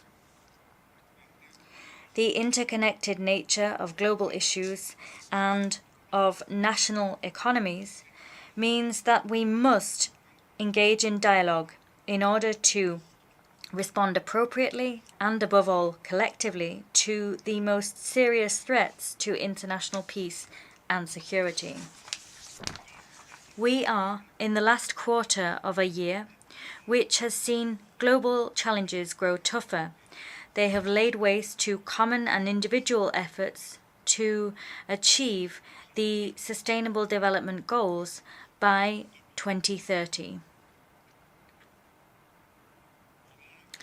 With less than 8 years to go until the deadline, it is crucial to evaluate our progress in light of a threat which the COVID-19 pandemic has meant continues to weigh heavy on our economies.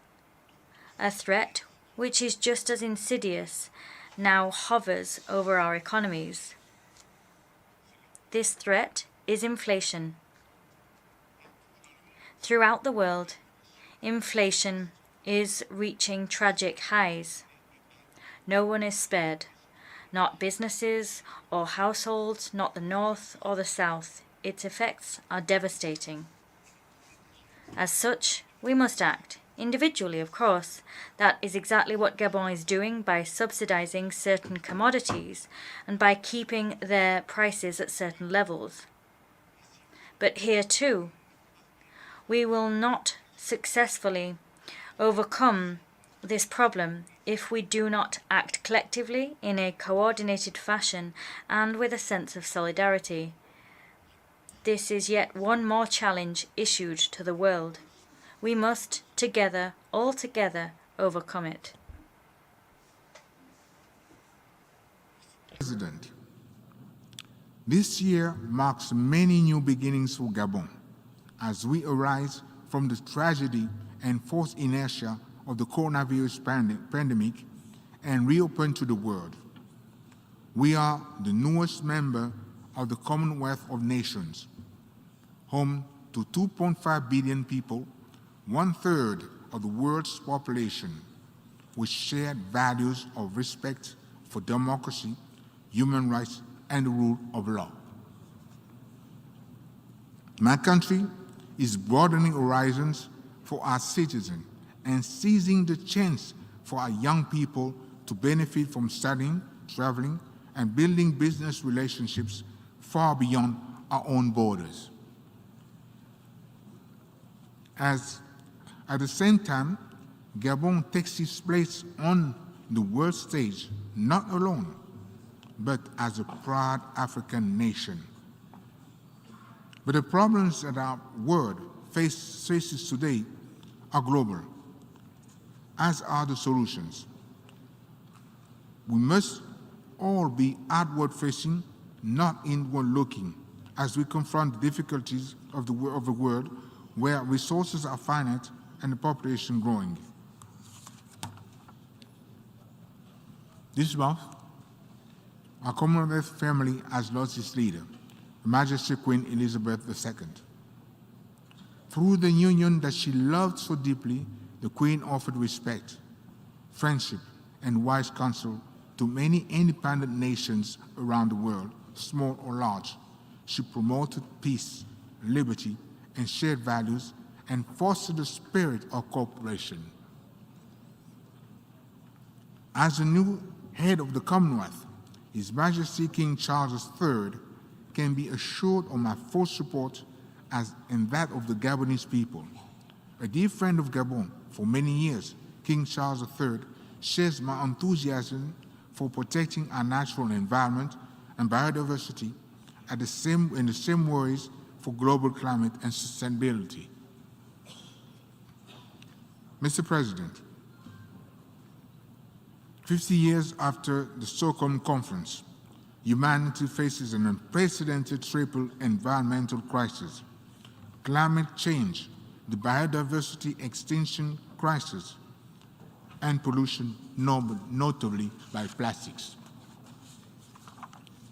Regarding climate, with 88 forest cover and deforestation well below 0.1%, Gabon is a high forest, low deforestation country par excellence. Since COP15 in Copenhagen, Gabon has net absorbed over 1 billion tons of carbon dioxide. We absorb over 100 million tons of carbon dioxide from the atmosphere every year. In other words, we have already achieved, indeed exceeded the Paris Agreement objective of carbon neutrality. We are counting on the creation of a net sequestration carbon market to enable us to maintain this performance through 2050 and beyond. Secondly, I found the biodiversity crisis extremely alarming. COP15 in Montreal will be a decisive moment for humanity, and it is critical that we adopt an ambitious global biodiversity framework.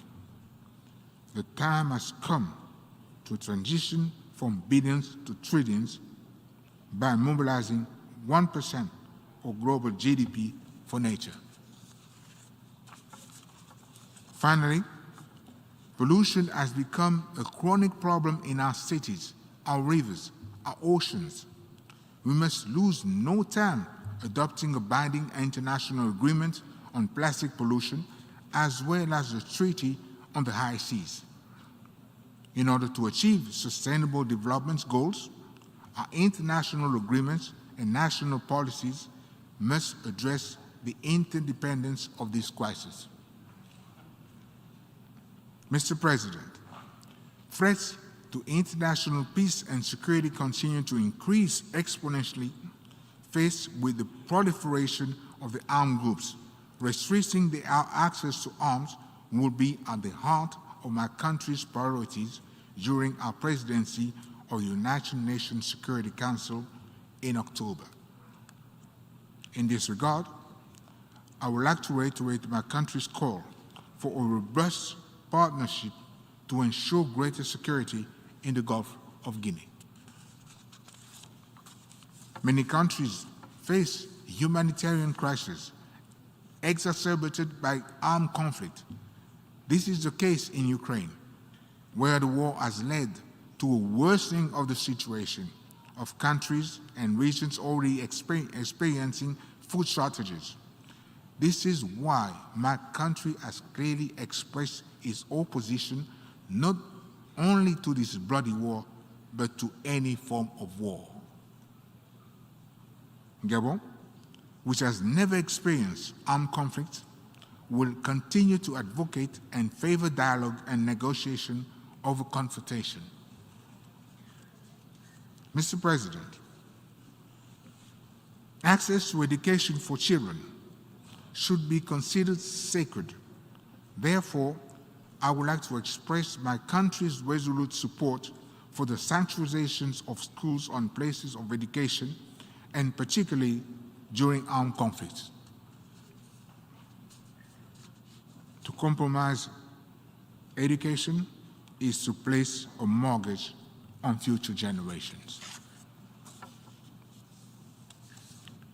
It is in this vein that I've made the promotion of women and young people a key priority.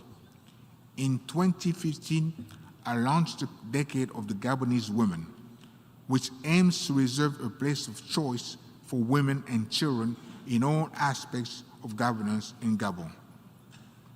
Mr. President, internationalism is at a turning point.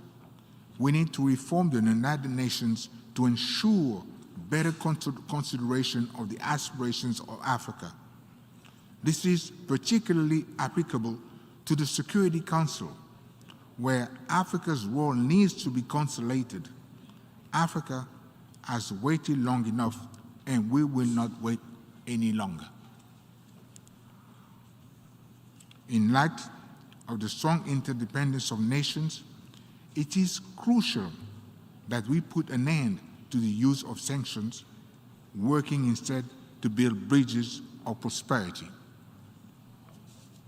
As such, I call once again for the total lifting of the embargo that has affected the government and the people of Cuba for several decades. Inevitably,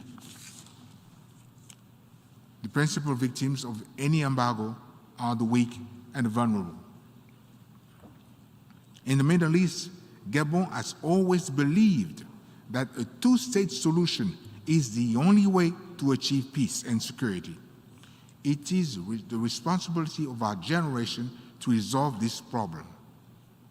To conclude, Mr. President, I would like to reiterate Gabon's attachment to the principles and values of solidarity at the heart of the United Nations Charter. To this end, I reiterate my country's solemn appeal to all members of the international community to live up to our shared commitments in order to ensure peace, security, and dignity for the peoples of the world. I thank you.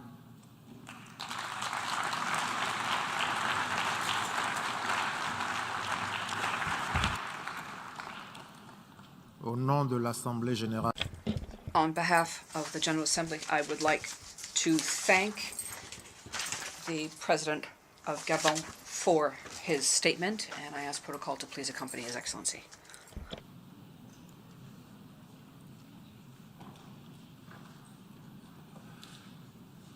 L'Assemblée va maintenant.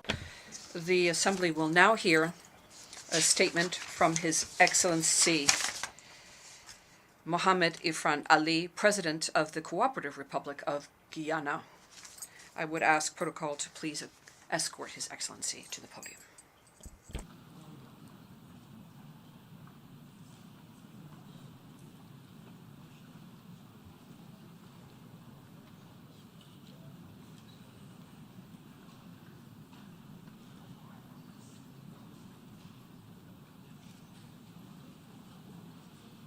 Au nom de l'Assemblée générale. On behalf of the General Assembly, I have the honor of welcoming His Excellency Mohamed Ifran Ali, President of the Cooperative Republic of Guyana, and I invite him to address the Assembly.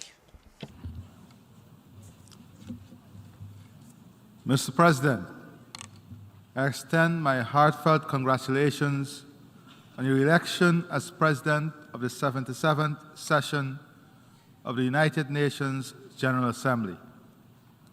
I'm confident that your stewardship will lend further credence to the impactful role of multilateralism in resolving global challenges. I thank your predecessor, Mr. Abdullah Seyyed, for his shrewd leadership over the past year. I had the distinct privilege of welcoming him recently to Guyana and benefiting from his experience in championing an inclusive future for our youth.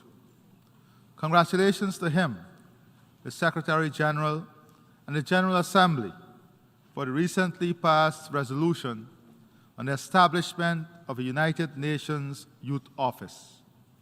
1 month ago in Guyana, I launched the Youth Advisory Council as part of my government's commitment to ensure the involvement of young people in decision-making and development as the government work towards building Guyana's future. We are living in a troubled world which has lost its balance.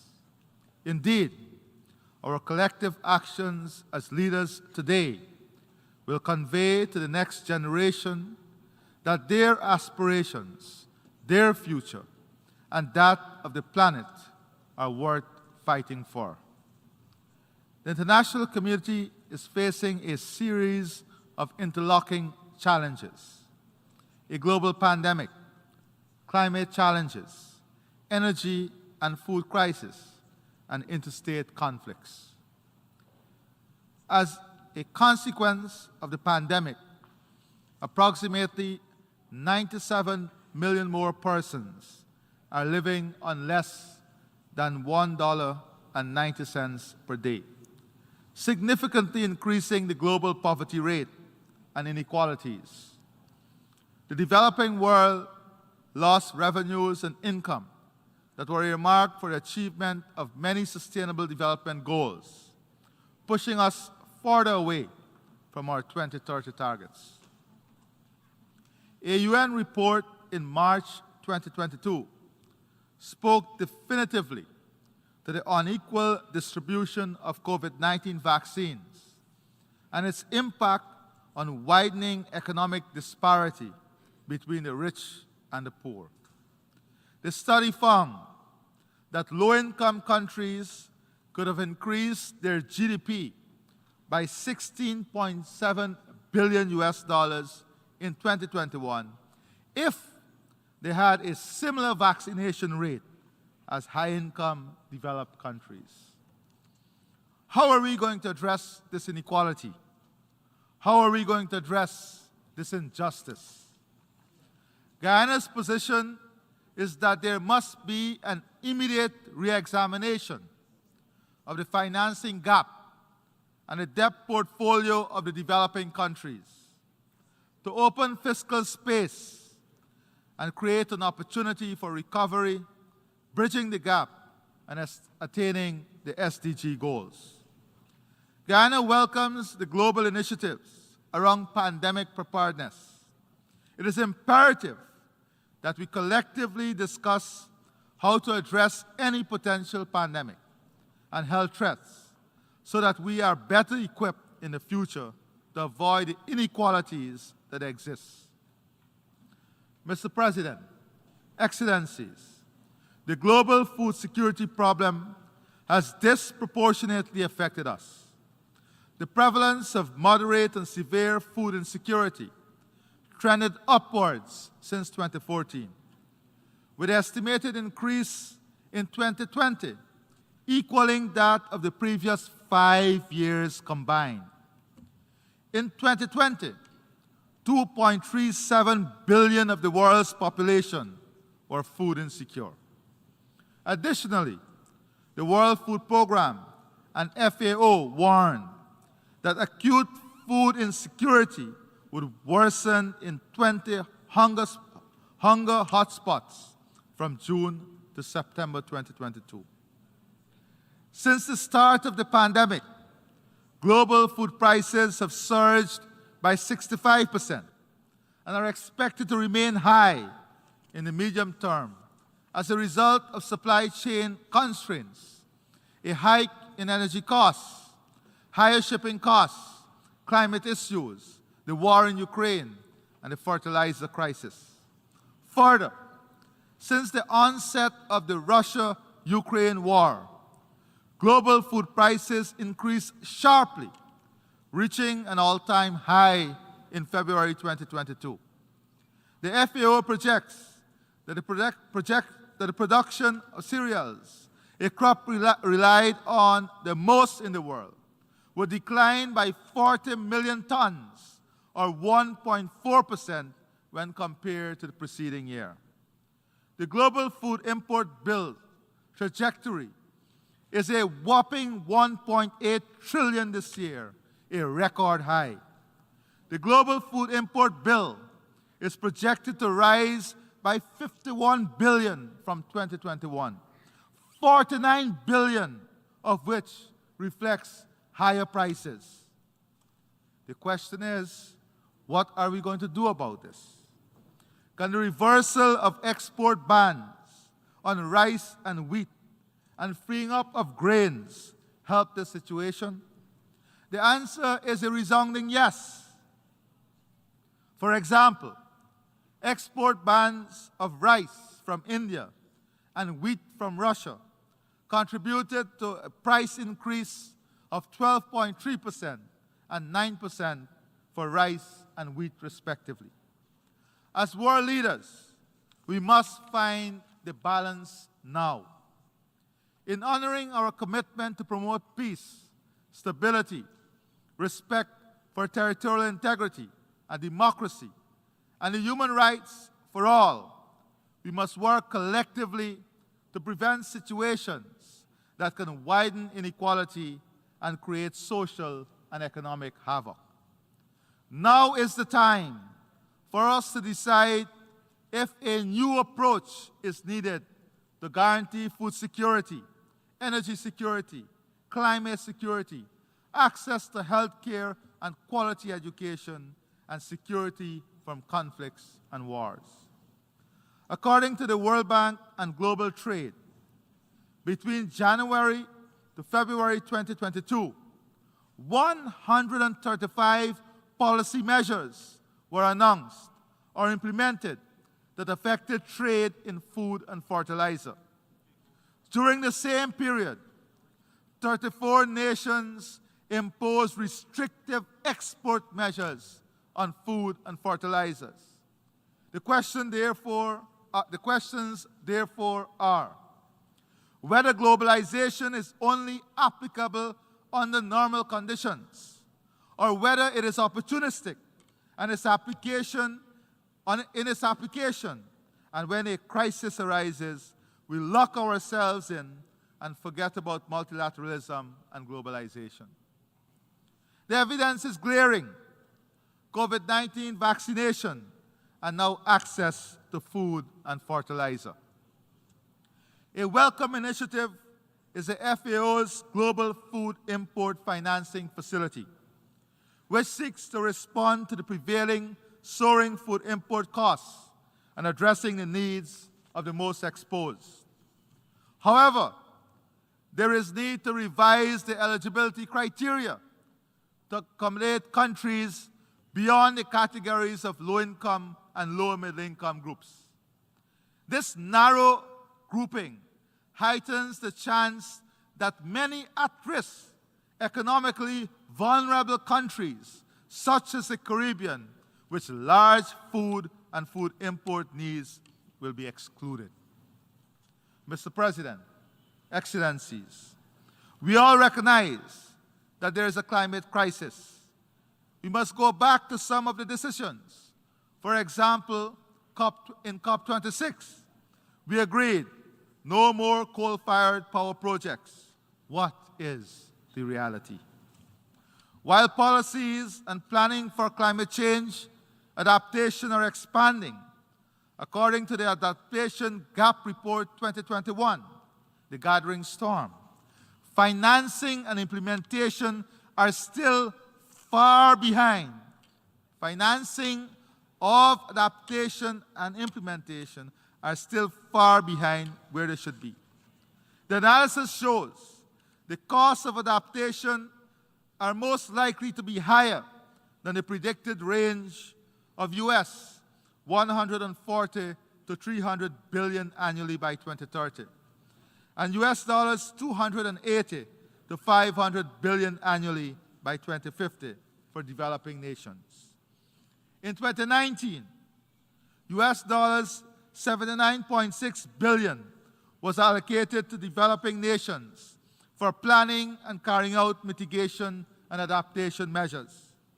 The gap between predicted adaptation costs and existing public adaptation financial flows is generally growing and ranges from 5 to 10 times more. The paltry 100 billion pledge and the failure to meet it must be viewed in the context of the likely costs of climate change, climate action for mitigation, adaptation, and addressing loss and damage. It is not enough. The adoption of broad rules on carbon markets in Glasgow has the potential to unlock critical resources for forest-rich countries. Forested countries like Guyana can potentially earn billions of dollars accessible through the voluntary carbon markets. However, the current approximate price is US $10 per ton on the voluntary market, whilst according to an IMF report, the price should be closer to $70 US per ton.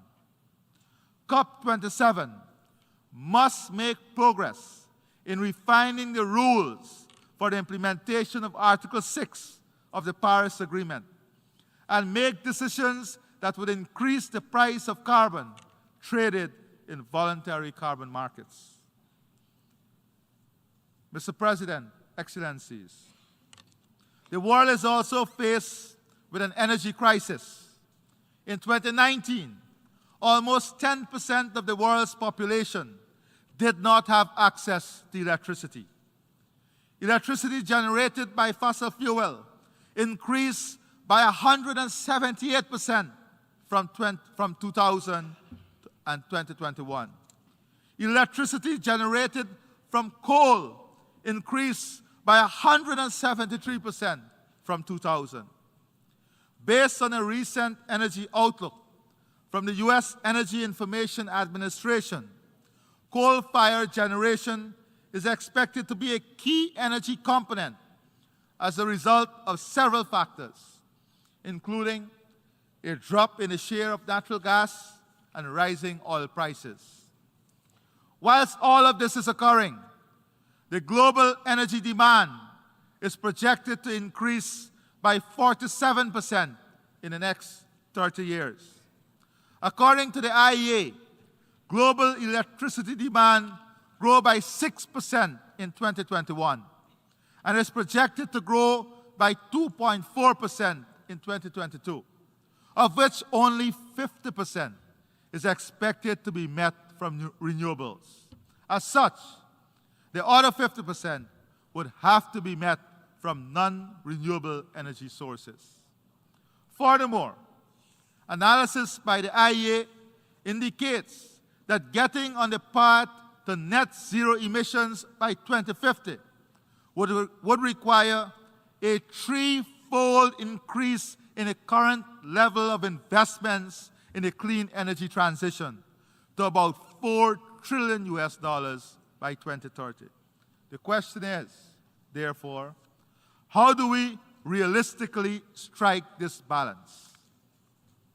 This conversation must be practical, comprehensive, and fact-based. We all recognize that adjustments must be made to save our planet. But how will we craft this adjustment, considering the energy and food crisis, which are also critical, and ensure that inequality and access do not widen? In this energy transition, fossil fuel remains necessary.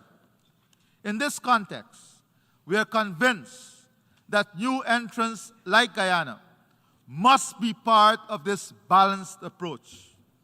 Even as a new entrant, Guyana proposed at COP26 the removal of subsidies from fossil fuel production and advocated the need for a strong global carbon price. We, however, do not believe that new entrants should be punished by removing access to financing and increasing costs of financing. This, in effect, will protect an existing monopoly, drive up the cost of investment, and deliver a higher price product. Mr. President, Excellencies, we are committed to building a Guyana that addresses issues of food security, climate change, energy security, and inequalities within our country and the region.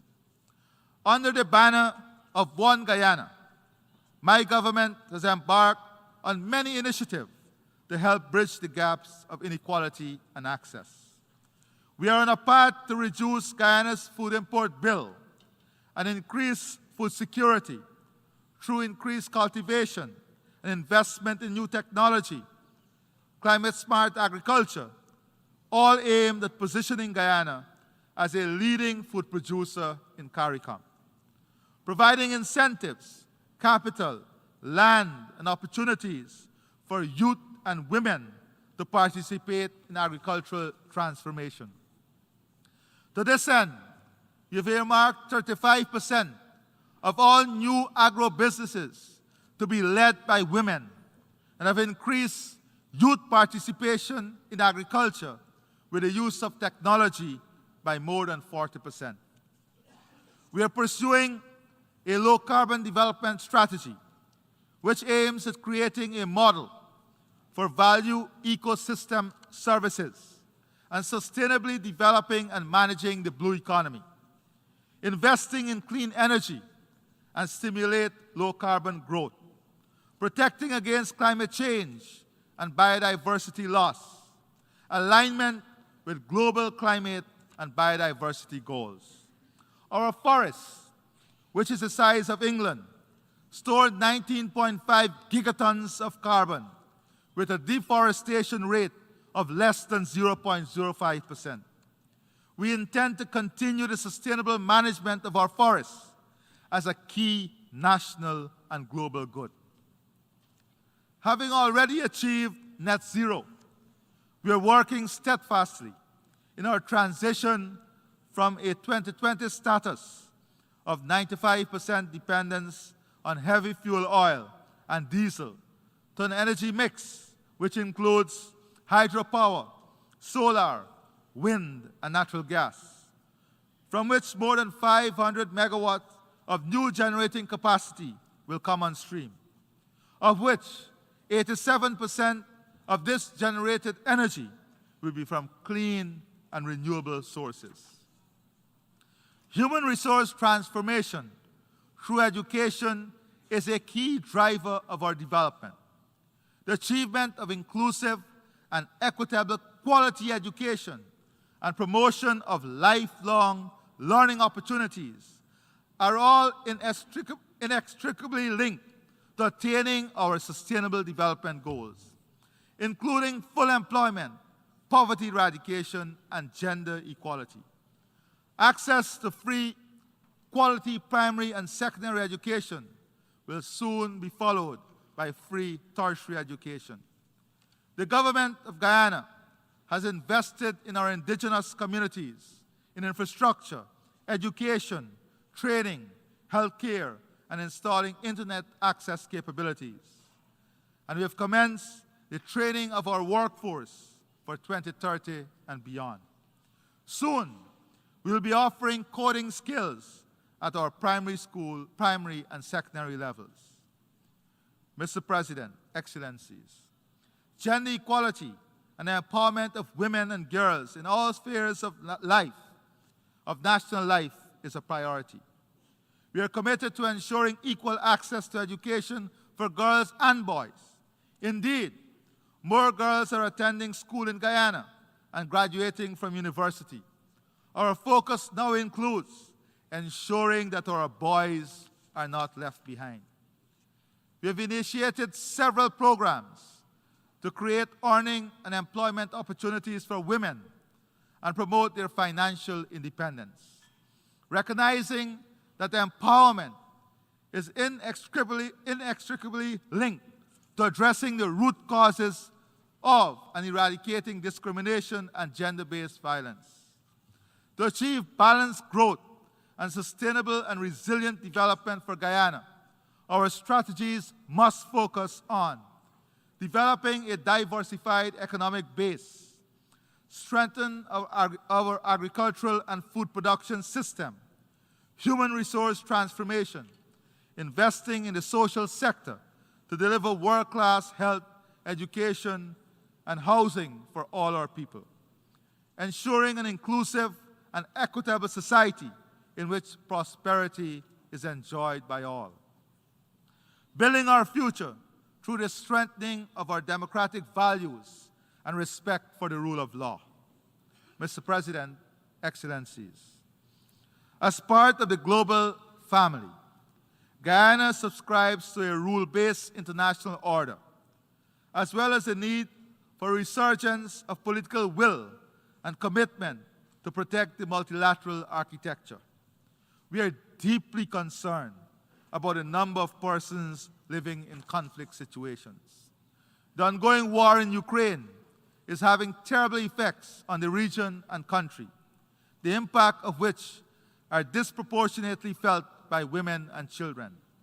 We urge a speedy and peaceful resolution of the conflict and express support for the efforts of the United Nations Secretary General in this regard.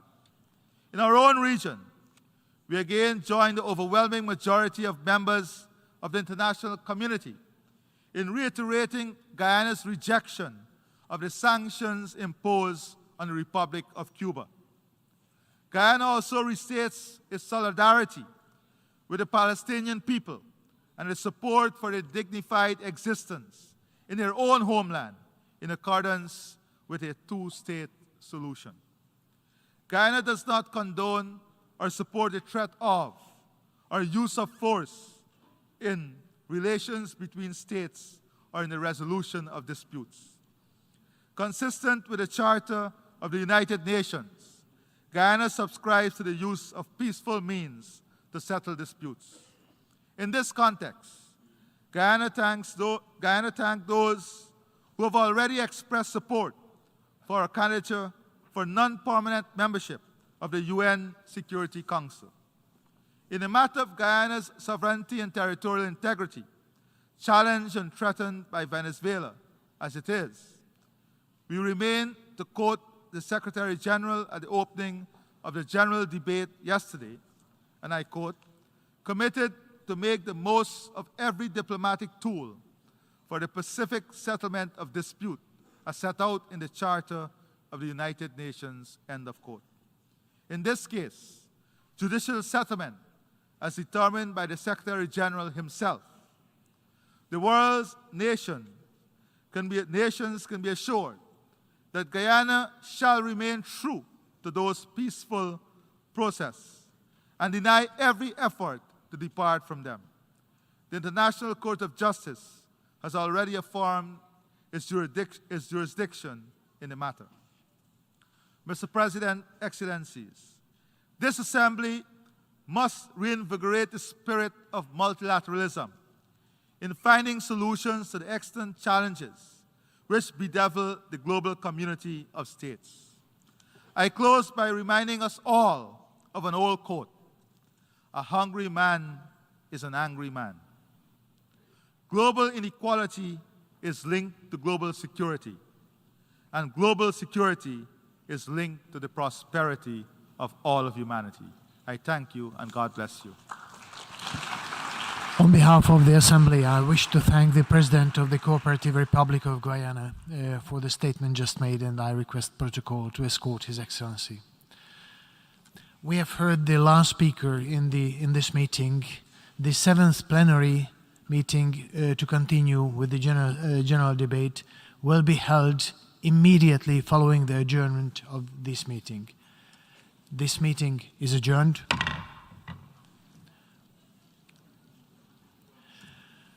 And the 7th plenary meeting of the General Assembly is called to order.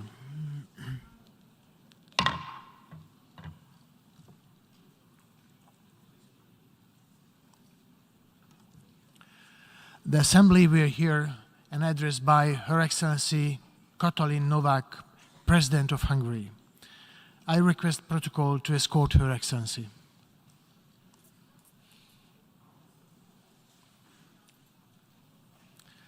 On behalf of the General Assembly, I have the honor to welcome Her Excellency Katalin Novák, President of Hungary, and invite her to address the Assembly.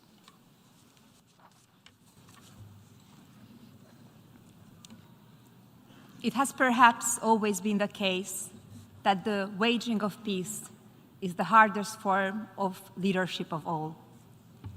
I know of no single formula for success, but over the years, I have observed that some attributes of leadership are universal and are often about finding ways of encouraging people to combine their efforts, their talents, their insights, their enthusiasm, and their inspiration to work together. A quote from the speech of Her Majesty, the late Elizabeth II, from 2010, delivered here at the United Nations General Assembly. Today, on the International Day of Peace, I stand here to urge the world leaders to be faithful to the legacy of Elizabeth II so that we can live in peace. Dear Excellencies, ladies and gentlemen, I'm particularly pleased and honored to greet my fellow Hungarian, President Csaba Kőrösi. With his presidency, after 40 years, Hungary is again serving as President of the UN General Assembly for 1 year. It is a great honor for Hungary, and especially so in the present challenging situation. Mr. President, dear Csaba, I wish you every success in your work. I'm standing in front of you today as the President of Hungary, the first woman president of my country, wife and mother of 3 children. As a president and as a mother, I feel responsible for preserving an environment for the generations to come, in which they can enjoy security and comfort.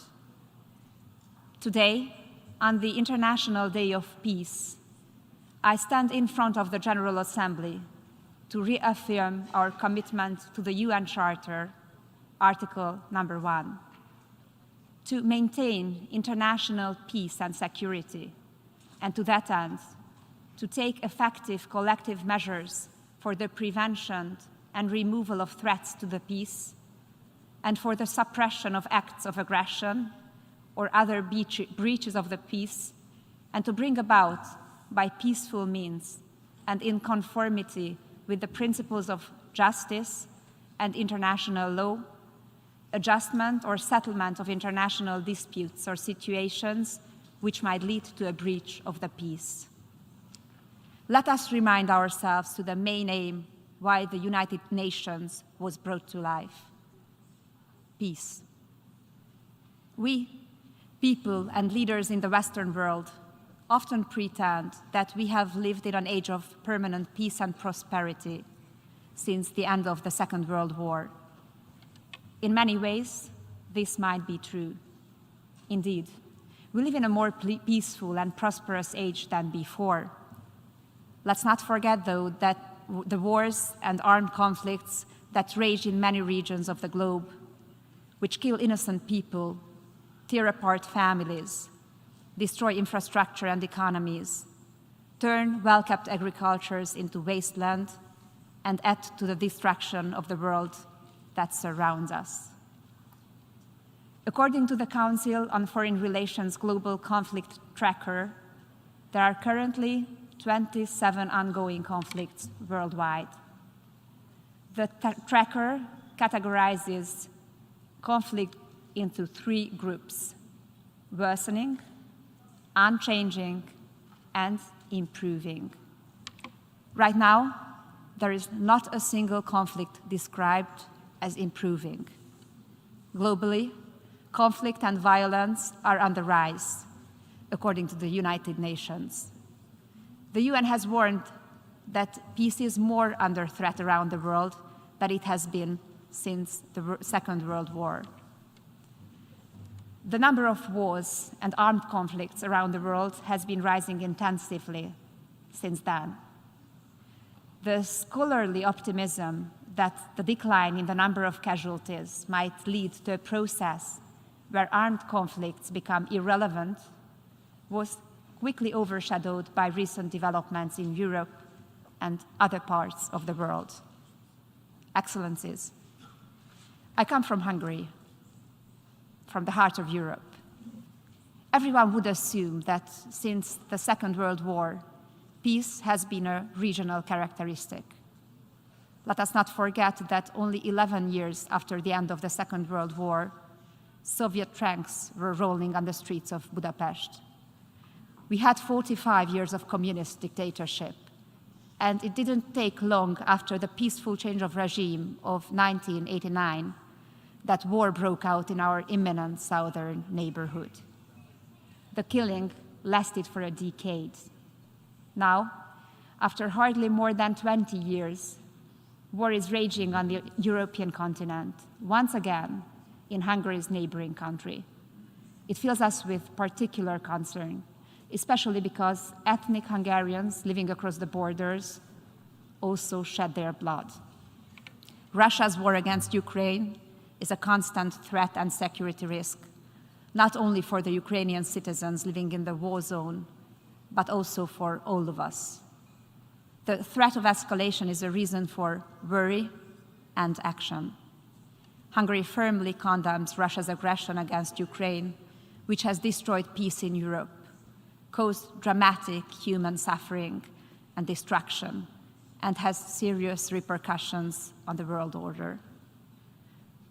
Since the beginning of this conflict, Hungarians have stood with the victims.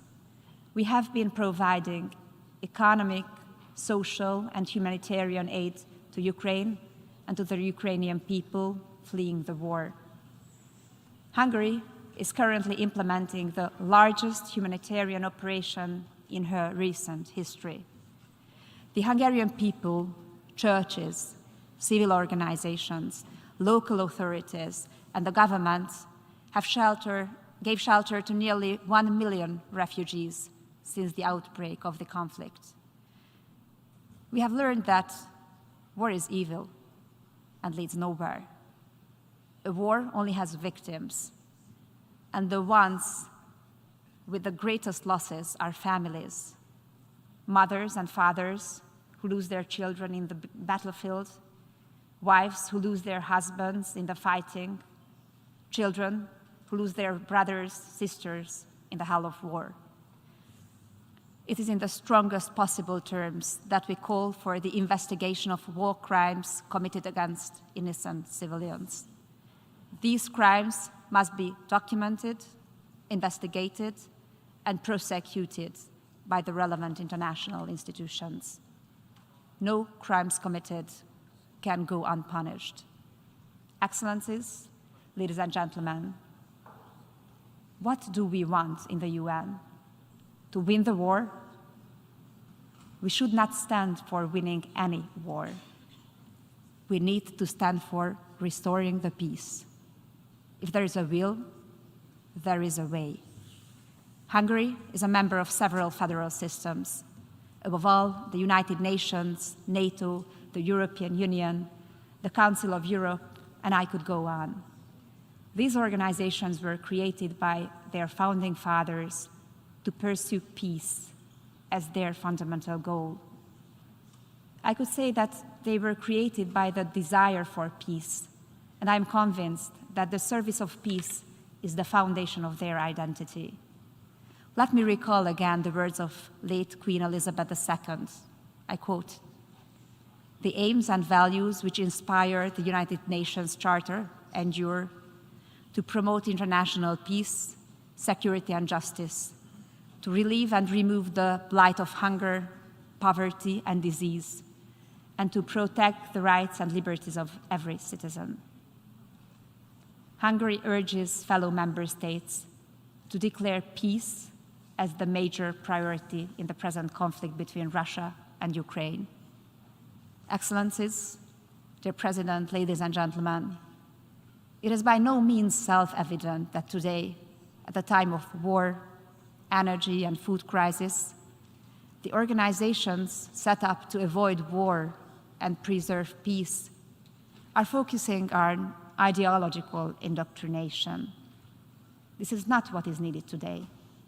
Instead, we must regain our ability to distinguish between the essential and the irrelevant, the important and the unimportant, reality and fiction. Most of us came to the assembly from London. We attended Elizabeth II's funeral together and bowed at her coffin. We bade farewell to an exceptional monarch whose life was steeped in service to peace. We owe it to the people and to her memory to make our decisions in the same spirit. Let me conclude by quoting Winston Churchill from 1953. "Those who can win a war well can rarely make a good peace. And those who could make a good peace would never have won a war. Let us make a good peace." Thank you for listening to me. On behalf of the Assembly, I wish to thank the President of Hungary for the statement just made, and I request protocol to escort Her Excellency. The Assembly will hear an address by His Excellency Alassane Ouattara, President of the Republic of Côte d'Ivoire. I request protocol to escort His Excellency.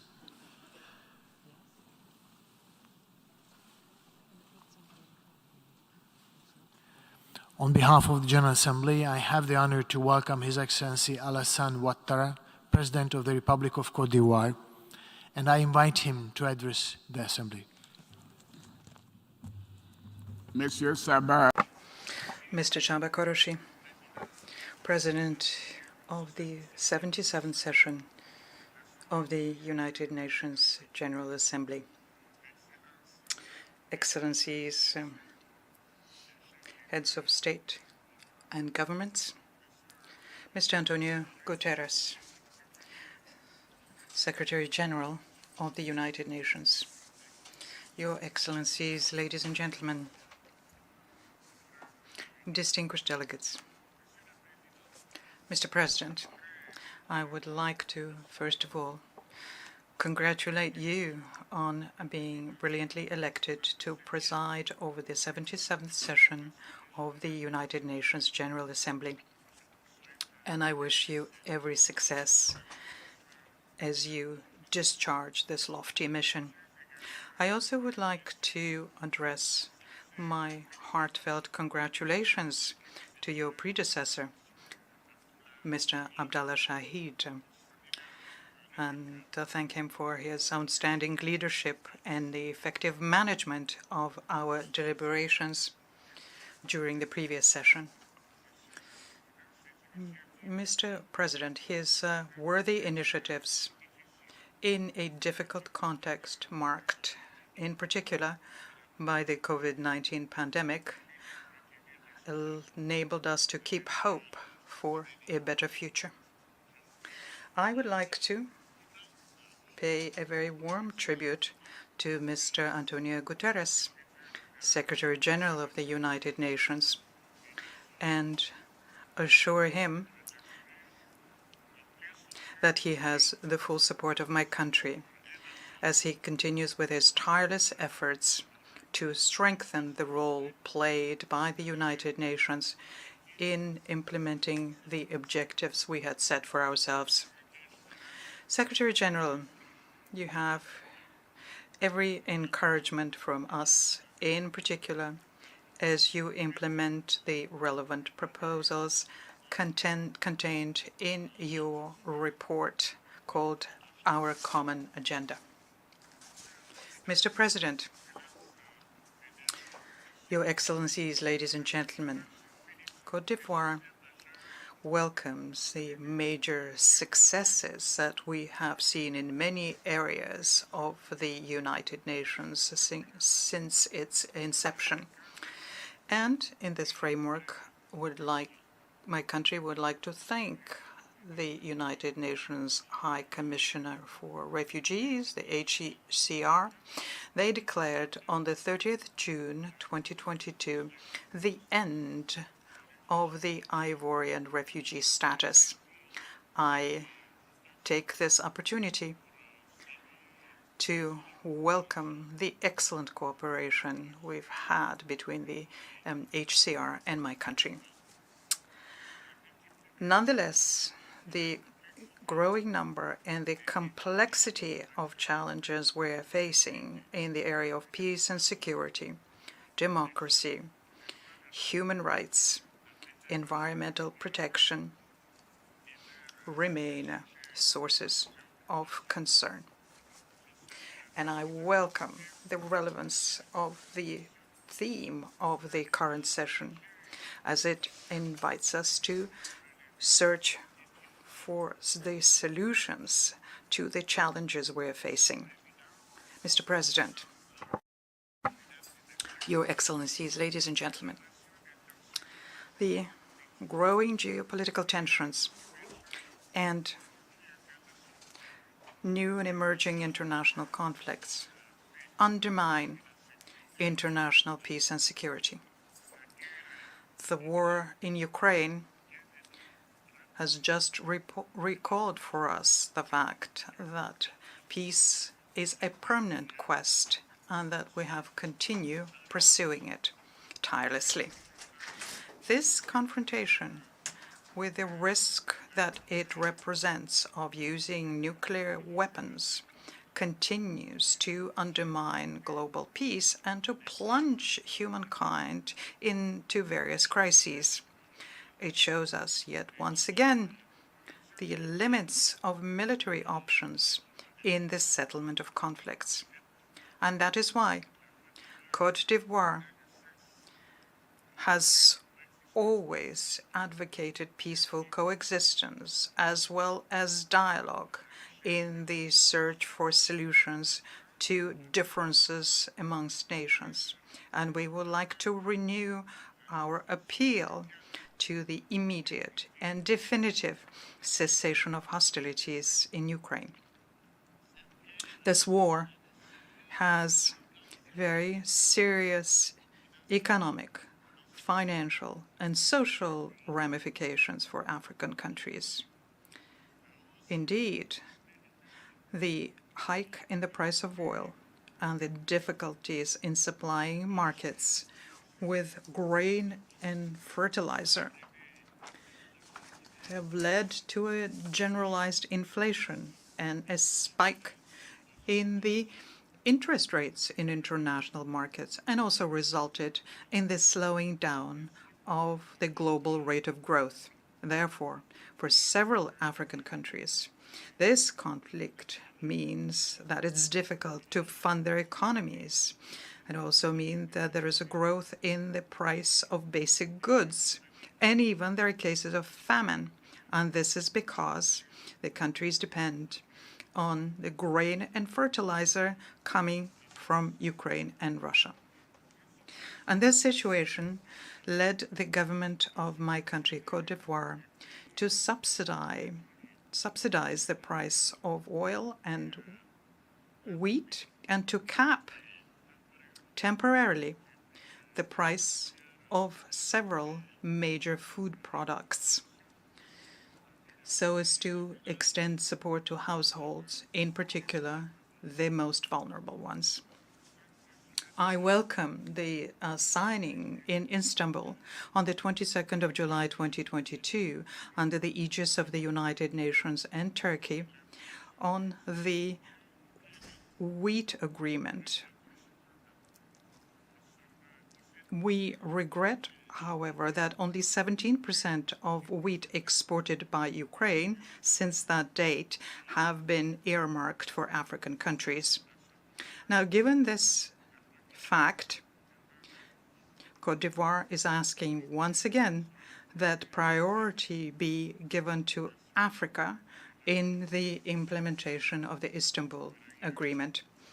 Furthermore, we launch an urgent appeal to international financial institutions and to Africa's development partners to mobilize the resources necessary to support the most fragile countries so they can face the multiple ramifications of the conflict in Ukraine. Mr. President, Your Excellencies, ladies and gentlemen, peacekeeping operations of the United Nations are a tangible manifestation of our collective action for peace in those countries which are victims of conflict. Côte d'Ivoire hosted one of the largest peacekeeping operations in Africa, and we understand very well the sacrifice made by the troop-contributing countries, the sacrifice they make so as to bring back peace and facilitate post-conflict recovery. It is because of the success of the United Nations operation in Côte d'Ivoire, UNOSI, and because of our faith in the values of the United Nations Charter, that my country decided to actively participate in United Nations peacekeeping operations, as I declared to the Security Council in December 2018.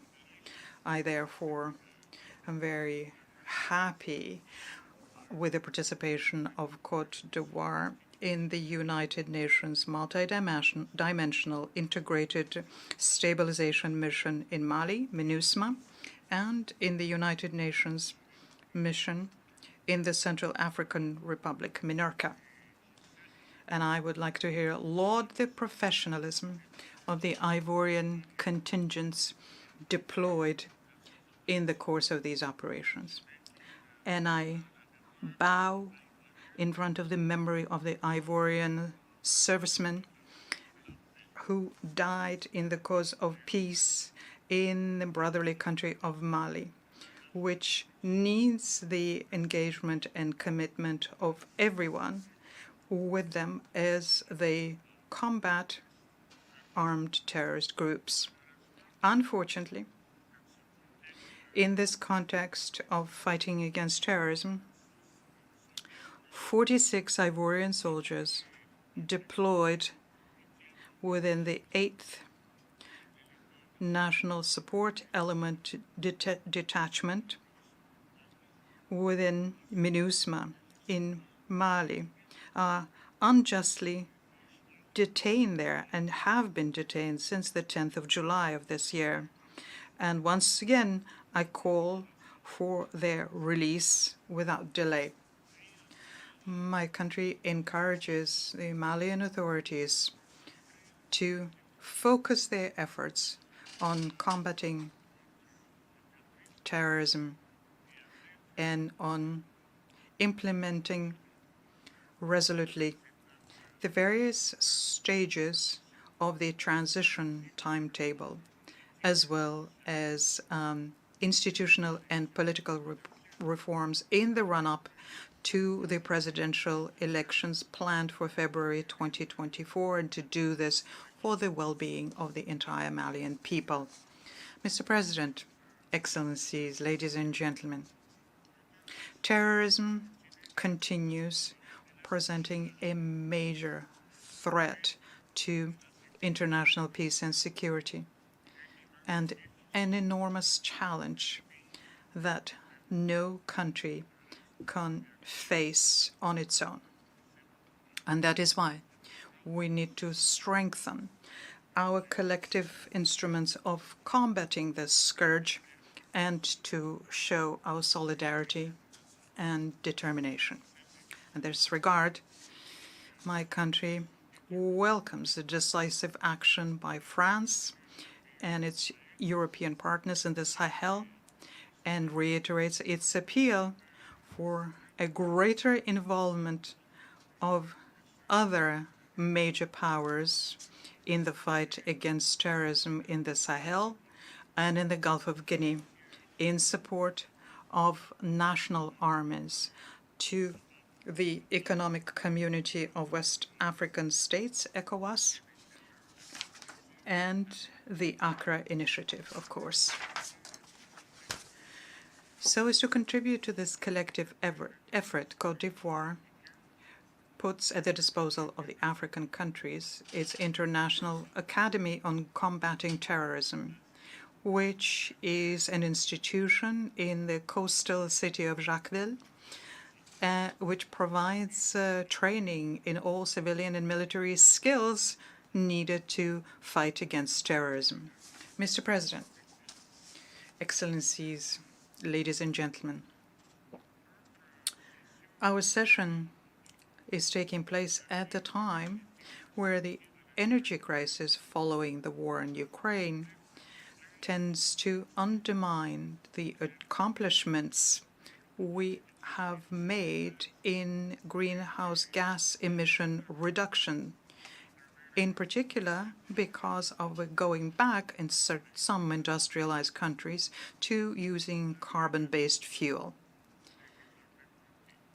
The time, unfortunately, is running out, and we have to act fast and implement all of the commitments contained in the Paris Agreement if we want to implement the objective of stemming the global warming below the threshold level of 1.5 degrees Celsius.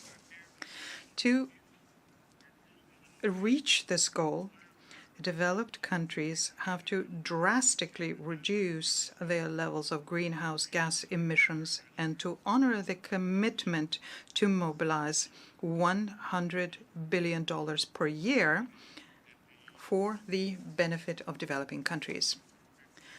COP27, to take place in Egypt, will provide us, I am certain, with a new opportunity to renew the political commitment of all of the stakeholders to contribute towards the fight against global warming. I would like to state yet once again that my country will honor its commitments undertaken within the Paris Agreement on Climate, and we intend to work to protect our forest cover and our rich biodiversity. This is the rationale behind the Abidjan Legacy Program, which was launched at the 15th Conference of the Parties to the United Nations Convention Against Desertification, COP15, which we had the honor of hosting from 9th to the 20th of May of 2022. And I am very happy to see the exceptional mobilization and the financial support from our developing partners to the Abidjan Legacy Program, which very quickly collected the resources needed for its implementation, namely $2.5 billion. Mr. President, Your Excellencies, ladies and gentlemen, today, more than ever, humankind is at a watershed moment for its future. The threats our countries are facing compel us to show greater solidarity, working together, justice and equity, all principles which undergird the multilateralism which my country holds dear. And it is in this spirit that Côte d'Ivoire calls for an in-depth reform of the United Nations Security Council, where Africa could find its right place. I thank you, Your Excellencies, ladies and gentlemen, for your kind attention. On behalf of the General Assembly, I wish to thank the President of the Republic of Côte d'Ivoire for the statement just made, and I request protocol to escort His Excellency. The Assembly will hear an address by His Excellency Julius Maada Bio, President of the Republic of Sierra Leone. I request protocol to escort His Excellency.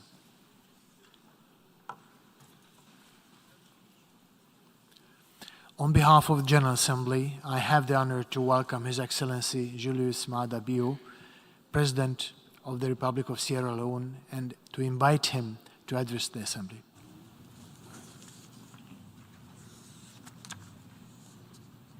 Your Excellency Chandrikapersad, President of the General Assembly, Excellency Antonio Guterres, Secretary General of the United Nations, Excellencies, Heads of State and Government, distinguished ladies and gentlemen.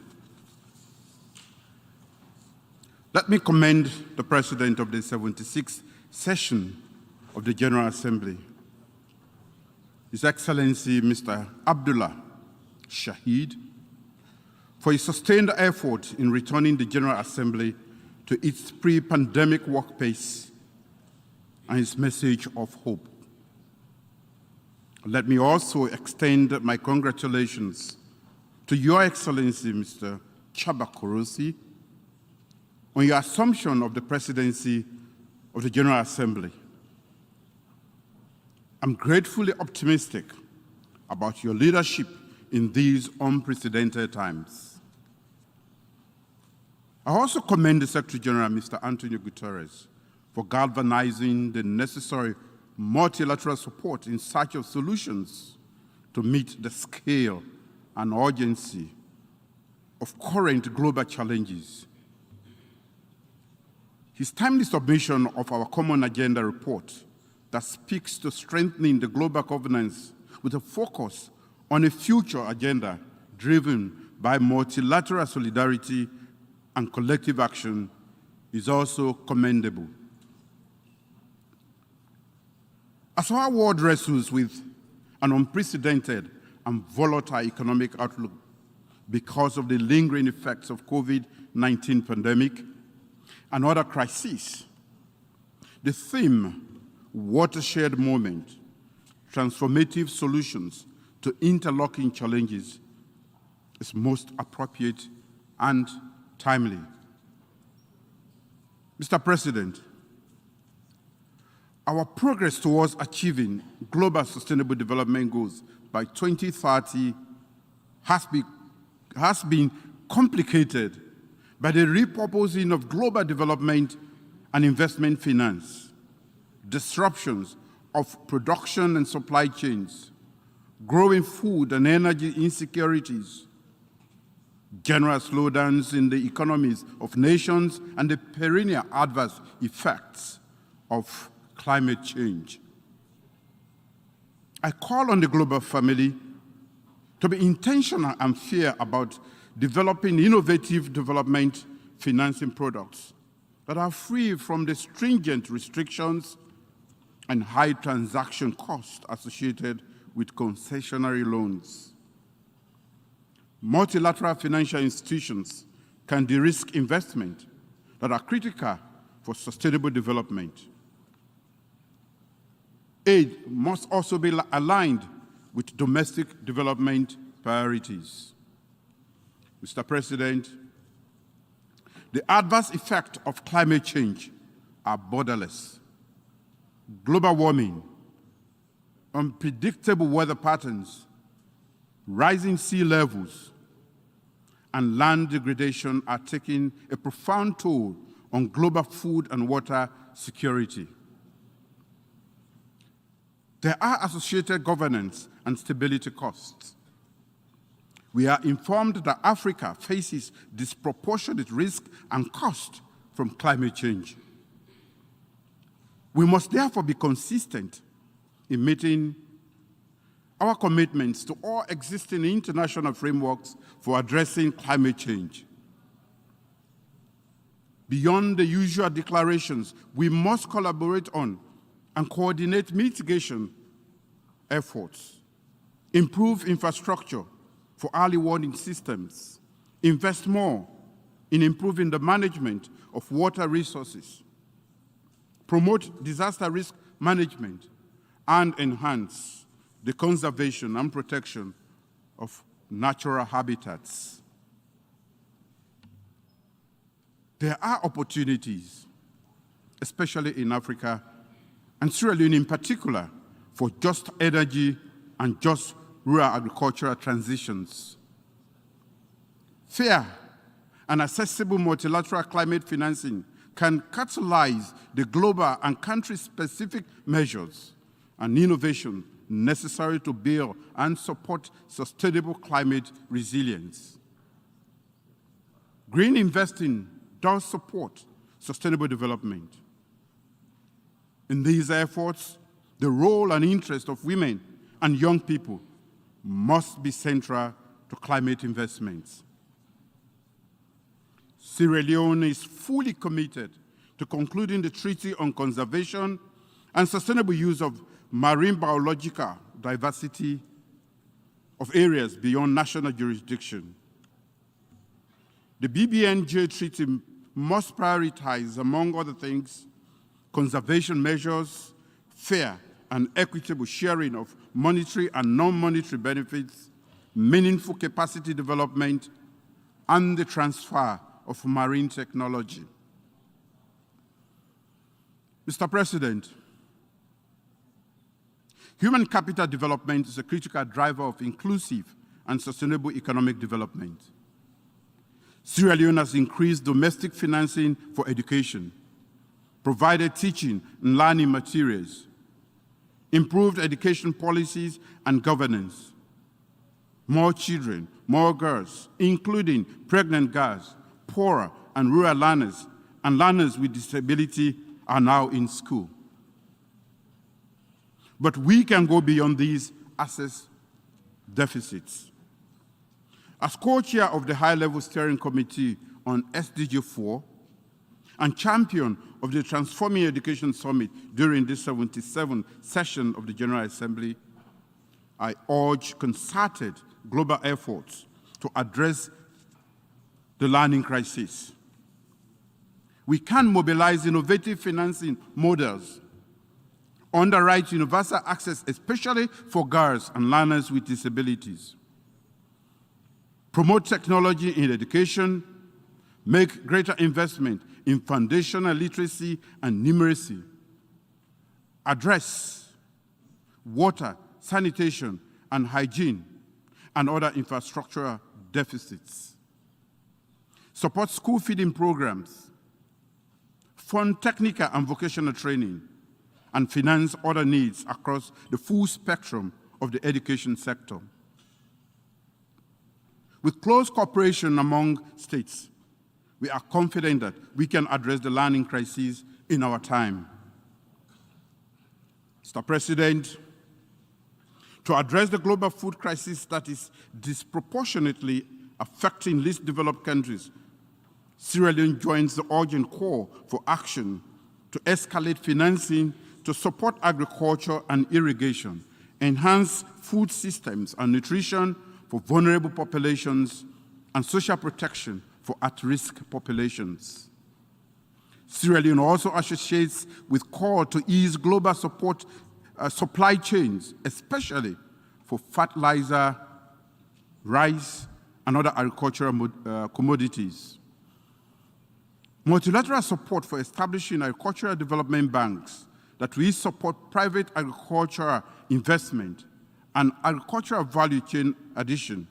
We promote self-sufficiency and greater resilience in that sector. The COVID-19 pandemic reminds us that equity, multilateral cooperation, and a comprehensive global response are what we need to address health emergencies that have the potential to undermine global peace, security, and global development. Sierra Leone affirms its commitment to global efforts at exploring innovative and effective ways to enhance health security, pandemic preparedness, build capacity to respond to health emergencies, and enhance greater resilience in health care delivery. Sierra Leone believes that multilateral support is urgently needed to complement national efforts at reducing maternal and child mortality, preventing epidemics, tackling tropical and communicable diseases, building healthcare infrastructure and the capacity of healthcare personnel, and strengthening primary healthcare. Efforts at increasing domestic financing of healthcare should be supported with increased multilateral financing and enhanced cooperation. Sierra Leone remains exclusively committed to the global agenda for putting women and girls at the center of inclusive sustainable development. We believe that we cannot deliver on the 2020 Agenda on Sustainable Development without the achievement of great gender equality and women's empowerment. We must therefore garner multilateral support to achieve and sustain gender equality and the empowerment of women in our lifetime. Mr. President, Excellencies, sexual violence is a grave threat to justice and the fundamental rights of men, women, and children throughout the world. In every corner of the globe, sexual assault survivors are inhibited in holding perpetrators accountable and accessing empowering health, legal, and economic remedies. In Sierra Leone, we have taken extensive legislative and administrative actions to address sexual and gender-based violence since my declaration of rape as a national emergency in 2019. Last year, before this August Assembly, I announced that I had directed a permanent mission of Sierra Leone to the United Nations to sponsor a standalone resolution on access to justice for survivors of sexual violence at the General Assembly. I called for global solidarity on this issue and for the United Nations to give all survivors of sexual violence the remedy they deserve. The General Assembly on the 2nd of September this year adopted by consensus the landmark resolution entitled International Cooperation for Access to Justice, Remedies, and Assistance for Survivors of Sexual Violence. Thank you, the National Assembly. The General Assembly has therefore affirmed the sincere and shared belief of the global community that sexual violence is condemnable and that member states must take effective actions to address it, as well as provide access to timely and unimpeded justice through national legislation for victims and survivors. As a global community, we have signaled our resolve to address this scourge. We must now do all we can to implement access to justice and other remedies to ensure dignity for all survivors and sexual violence. Mr. President, Your Excellencies, small states make up the majority of member states of the United Nations, and they are the strongest advocates of the rule-based international system that underpins the work of the United Nations. Indeed, small states have served as key drafters, negotiators, and thought leaders on a variety of international issues. They have done so diligently through transparency of purpose and coalition building across board. In that connection, Sierra Leone proposes to further pursue these values in the United Nations Security Council. I count on the invaluable and resounding support of this body for Sierra Leone's bid for a non-permanent seat in the United Nations Security Council for the term 2024-2025, with elections to be held in June 2023.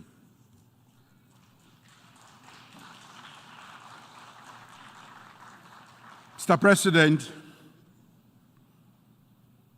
my government reaffirms its commitment to the relevant UN Charter provisions and the declaration of the granting of independence to colonial countries and peoples as contained in the General Assembly Resolution 1514.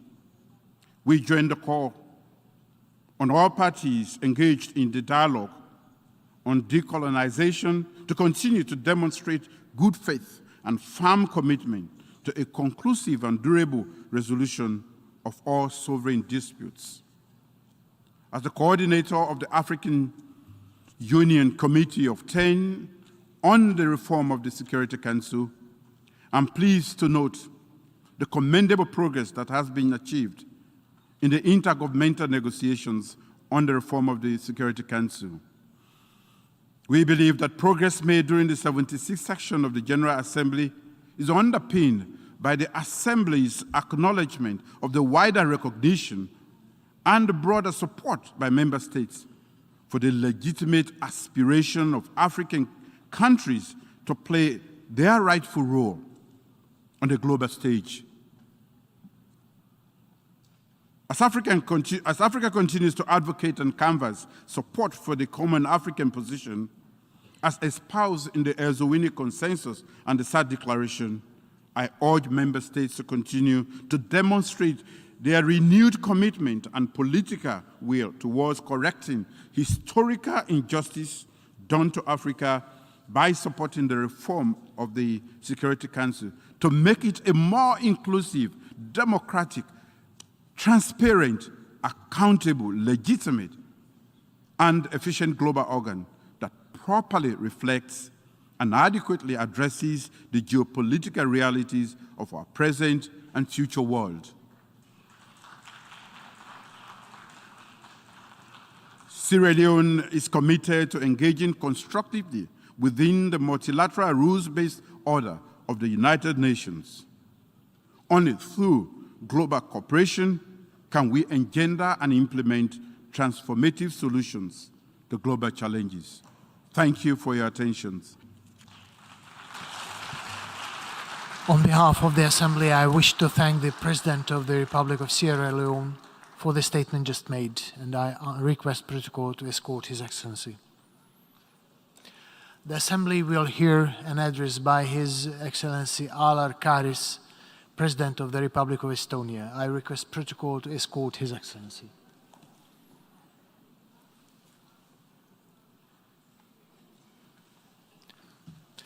On behalf of the General Assembly, I have the honor to welcome His Excellency Alar Karis, President of the Republic of Estonia, and to invite him to address the Assembly. Mr. President, Mr. Secretary General, Excellencies, ladies and gentlemen. It is my honor to be here today, though I wish where circumstances surrounding my first address were different. A year ago, Mr. Secretary General presented this inspiring report, Our Common Agenda, outlining his vision for the next 25 years of global cooperation, and initiated discussions of how to reinvigorate multilateralism and achieve sustainable development goals. I support the goals of the report, and yet it's a Herculean task because the world is torn apart. We witness the constant brutal violation of the core principles of the UN Charter on every continent. The United Nations itself has become a battlefield where some states try to convince the world that the common values we all are obliged to adhere do not exist. The only standard we must follow is the UN Charter, our unique common promise of peace for all nations, large and small, a promise of advancing fundamental human rights, the equal rights of men and women. It is not a choice. It is a collective responsibility to ensure that peace, justice, and human rights prevail. On 24 February, the Russian Federation, a permanent member of the United Nations Security Council, attacked the democratic and peaceful sovereign Ukraine. Russia started a war of aggression with a goal to end the sovereignty of its neighbor, overthrow its legitimate government, exterminate Ukrainian nation, and implement its abusive order, impregnated of imperialism, self-interest, and dominance. Russian invasion, including the illegal occupation of Crimea and Russia's prior land grabs in Georgia and Moldova, demonstrate Russia's total disrespect of international law, the rules-based international order, and an assault of a united charter, every value and principle the United Nations stands for. This brutal and unjustified aggression is the most serious threat to the global peace and security since the end of the Second World War, and challenges the very foundation of UN system, undermining the security of all members of the international community. Some colleagues are hesitant to take sides vis-à-vis Russian aggression. Some argue that this war is between Russia and Ukraine. I see the aggressor and the victim. Legally, as well as morally, there is only one right side to take. Standing in a gray zone encourages the aggressor, undermines this organization, and fuels human suffering. In recent years, we have witnessed devastating human suffering in Afghanistan, Myanmar, Yemen, Syria, Sahel, and the Horn of Africa, just to name a few. The war aggression of Russia makes finding solutions to these conflicts only more difficult, as it has increased food insecurity, adds stress on the global humanitarian relief system, and bolsters economic crisis. Ladies and gentlemen, I visited Ukraine 2 months after the invasion began. The sight was horrific. I lack words to describe the brutality of this scene. The face of war is the same everywhere. Its cruelty will never leave the people who must live through this. Wars and conflicts only bring horror and misery to mankind. As of August 22nd, the Office of the UN High Commissioner for Human Rights has recorded in Ukraine over 13,000 civilian casualties, with approximately 6,000 killed and nearly 8,000 injured. The actual numbers are significantly higher. Each murder is another evidence of the grave violations of international law by the aggressor. In the strongest terms, we condemn the war crimes committed by Russia in Ukraine. UN Assistant Secretary General of Human Rights reported to the Security Council about credible allegations of forced transfers of unaccompanied children to Russian-occupied territory or to the Russian Federation. We have seen mass graves of tortured civilians. I wonder, are we living in the 21st century? Excellencies, ladies and gentlemen, I want to pay tribute to the immeasurable resilience of the people of Ukraine. We grieve for the victims of Russia's aggression and stand with Ukraine in ensuring the future of its people and nation. This brave nation is fighting for values set in the UN Charter, the noble cause of freedom, democracy, and human rights. According to the UN Charter, Article 51, helping Ukraine to protect its right to exist is our collective obligation. At the same time, it is disturbing that the United Nations Security Council, a body that bears the chief responsibility for maintaining international peace and security, has been paralyzed and utterly unable to play its role. Russia has abused its veto power to block the Council from adopting any decisions regarding the grave violation of sovereignty and independence of Ukraine. The Security Council lies in the heart of the UN. It is shameful that since February 24, it has adopted only one statement on Ukraine. How many devastating wars will it take to move forward the long overdue Security Council reform? I am grateful that while the Security Council remains paralyzed on Russia's aggression issue, the soul and the conscience of the UN, the General Assembly, has been active and decisive. I recall the overwhelming support for the UN General Assembly resolution on March 2nd that condemned Russia's aggression and urged Russia to immediately and unconditionally withdraw all of its troops from the territory of Ukraine within its internationally recognized borders. We deplore the Russian Federation's failure to implement this resolution, as well as its failure to comply with its legally binding order by the International Court of Justice on the 16th March of 2020, requiring Russia to immediately cease its use of force against Ukraine. Estonia has always been a strong proponent of curbing the absolute veto power, and even more so when it has been used to cover war crimes and crimes against humanity. I am glad that the General Assembly adopted by consensus a landmark resolution, the so-called veto initiative, which provides the UN General Assembly an opportunity to step in when the UN Security Council is unable to act. The question remains, how can we accept the aggressor has a veto power in the Security Council? Excellencies, conflicts and war bring enormous humanitarian crises. Russia's aggression has led to an immense need of resources and aid.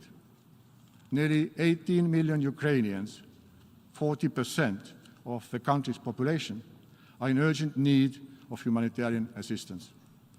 The international support for Ukraine has been heartwarming. The UN is busy helping Ukrainians who didn't need our help before this aggression. To date, Estonia has sent over 20 million euros in humanitarian aid to Ukraine.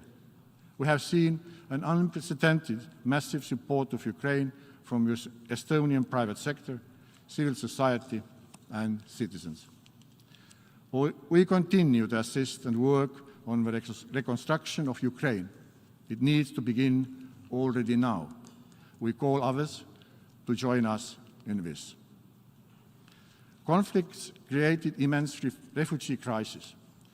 According to the UN Refugee Agency, the total number of people worldwide who were forced to flee their homes due to conflicts and human rights violations was 89.3 million in 2029. The displacements were driven, for example, by the brutality of Bashar al-Assad regime, conflicts in the Tigray region, and the Taliban's takeover of Kabul. In 2022, this number has already exceeded the milestone of 100 million. Increase is caused by Russia's war of aggression. There are more than 7 million recorded Ukrainian refugees across Europe. Another 7 million have been internally displaced. Estonia has received nearly 55,000 refugees, 4% of our country's population. We ensure social services and basic education to refugees fleeing from war. Estonia has created 1,000 additional places in different education programs for Ukrainian refugee children by opening a new school, the Freedom School. One day its students will be the leaders and rebuilders of Ukraine. Estonian education technology companies are donating their solutions to support Ukrainian schools and pupils whose education has been disrupted by war. Why I'm telling all this? Because our future depends on the youth sitting in the classrooms and on their education. We are made by history. We cannot let the lack of knowledge to define our future. To avoid such a brutality repeat itself, we have to raise awareness of the history of our nations. We need to evade confusions caused by active brainwash and disinformation. We see how ignorance makes it easy for any aggressor to put forward its false narratives. War and conflict, lack of openness bring along extreme violations of human rights. It must be clear that basic human rights are universal, same for all UN members, and cannot be ignored by any government. Special attention should be devoted to ensuring gender equality and right to education. Opportunity to study should not be a wish or a dream at the 21st century. Let me use this tribune to praise the courageous women who have now become the forefront of protest against the Taliban in Afghanistan, to fight for the right to choose their own path and role in the society. It is our profound duty to support the struggle. I call on de facto leaders of Afghanistan to immediately stop harassing the UNAMA Afghan female staff.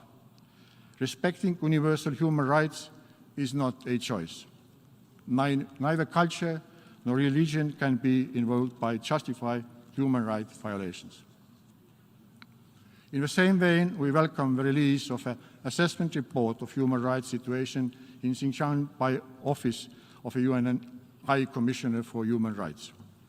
The report underscores the serious human rights violations occurring in Xinjiang, which may constitute international crimes, in particular crimes against humanity. This is extremely alarming and requires urgent attention by the international community. Ladies and gentlemen, there remains little dispute over the existential crisis posed by climate change.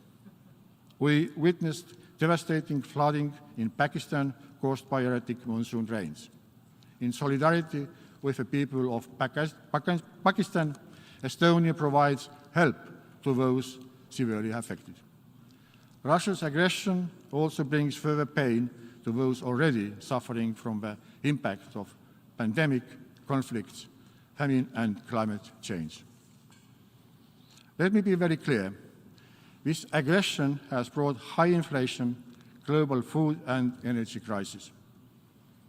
The head of the UN World Food Programme has warned that Russia's aggression will lead to the worst food crisis since the Second World War. This physics and in life the cause triggers a reaction. Russia's aggression triggered the global food and inflation crisis. We have witnessed Russia's occupying forces stealing Ukraine's grain supplies, burning down warehouses, and destroying grain fields. Market disruptions are not caused by sanctions. Global food or economic crises are caused by the war Russia started, and Russia can end all this by ending the war. Yet, Russia has no intention to end the war. Instead, Russian regime decided to escalate. We find it cynical nuclear threat totally unacceptable. It is a threat to global community. To alleviate this crisis, the EU has launched the EU-Ukraine Solidarity Lanes initiative. It has helped to export over 6 million tons of predominantly agricultural goods from Ukraine. Estonia also welcomes the Black Sea Grain Initiative that was signed in Istanbul on 22nd of July, brokered by the UN Secretary General and President of Turkey. We must keep the international pressure on Russia to monitor Russia's adherence to the deal and its extension.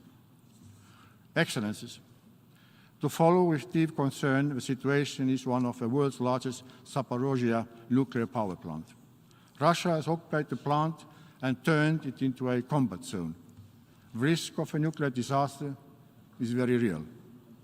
This power plant should be demilitarized without delay and full control of a planned return to Ukraine. Moreover, it is essential to grant international experts a persistent and unfettered access to the facilities of power plant.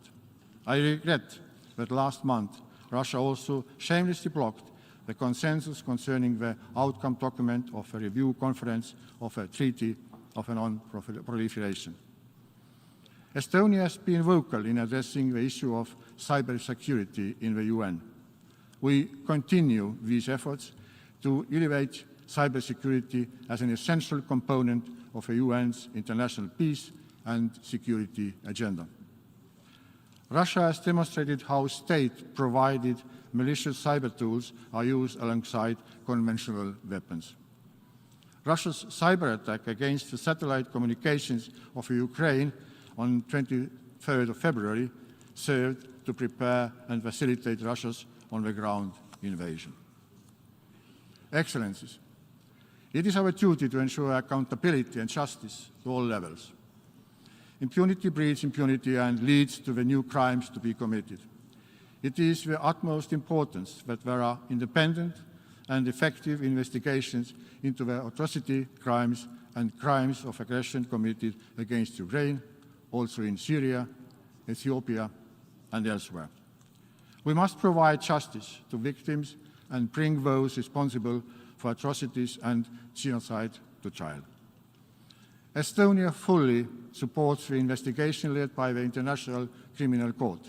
We give most serious consideration to the establishment of an independent special court for the crimes of aggression and the compensation mechanisms for the damages caused by the aggression. We support all initiatives attempting to secure accountability. To conclude, the war in Ukraine affects us all. It is our common duty to push back the ugly manifestations of imperialism, colonialism, and racism of Russia. Russia must understand that the road they have taken is disastrous, and the war they have started cannot be won. If we stop caring, if we get tired, if we fall into indifference, the aggressors and criminals will only be empowered. This is not the world where we want to live, nor the world we want to leave to the future generations. The United Nations is and remains the cornerstone of our multilateral, rules-based world order. It is relevant to put to the rest we cannot fail. The UN must emerge from this watershed moment stronger, more united, and more relevant than ever before. Thank you for your attention. On behalf of the Assembly, I wish to thank the President of the Republic of Estonia for the statement just made, and I request protocol to escort His Excellency. And now the Assembly will hear an address by His Excellency Nana Addo Dankwa Akufo-Addo, President of the Republic of Ghana. I request protocol to escort His Excellency. On behalf of the General Assembly, I have the honor to welcome His Excellency Nana Addo Dankwa Akufo-Addo, President of the Republic of Ghana, and to invite him to address the Assembly.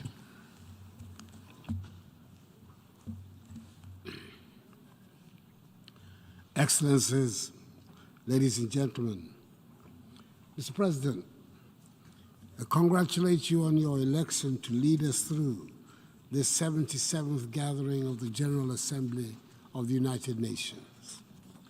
I wish you the best of luck as you take on this onerous task at this most difficult period of the world.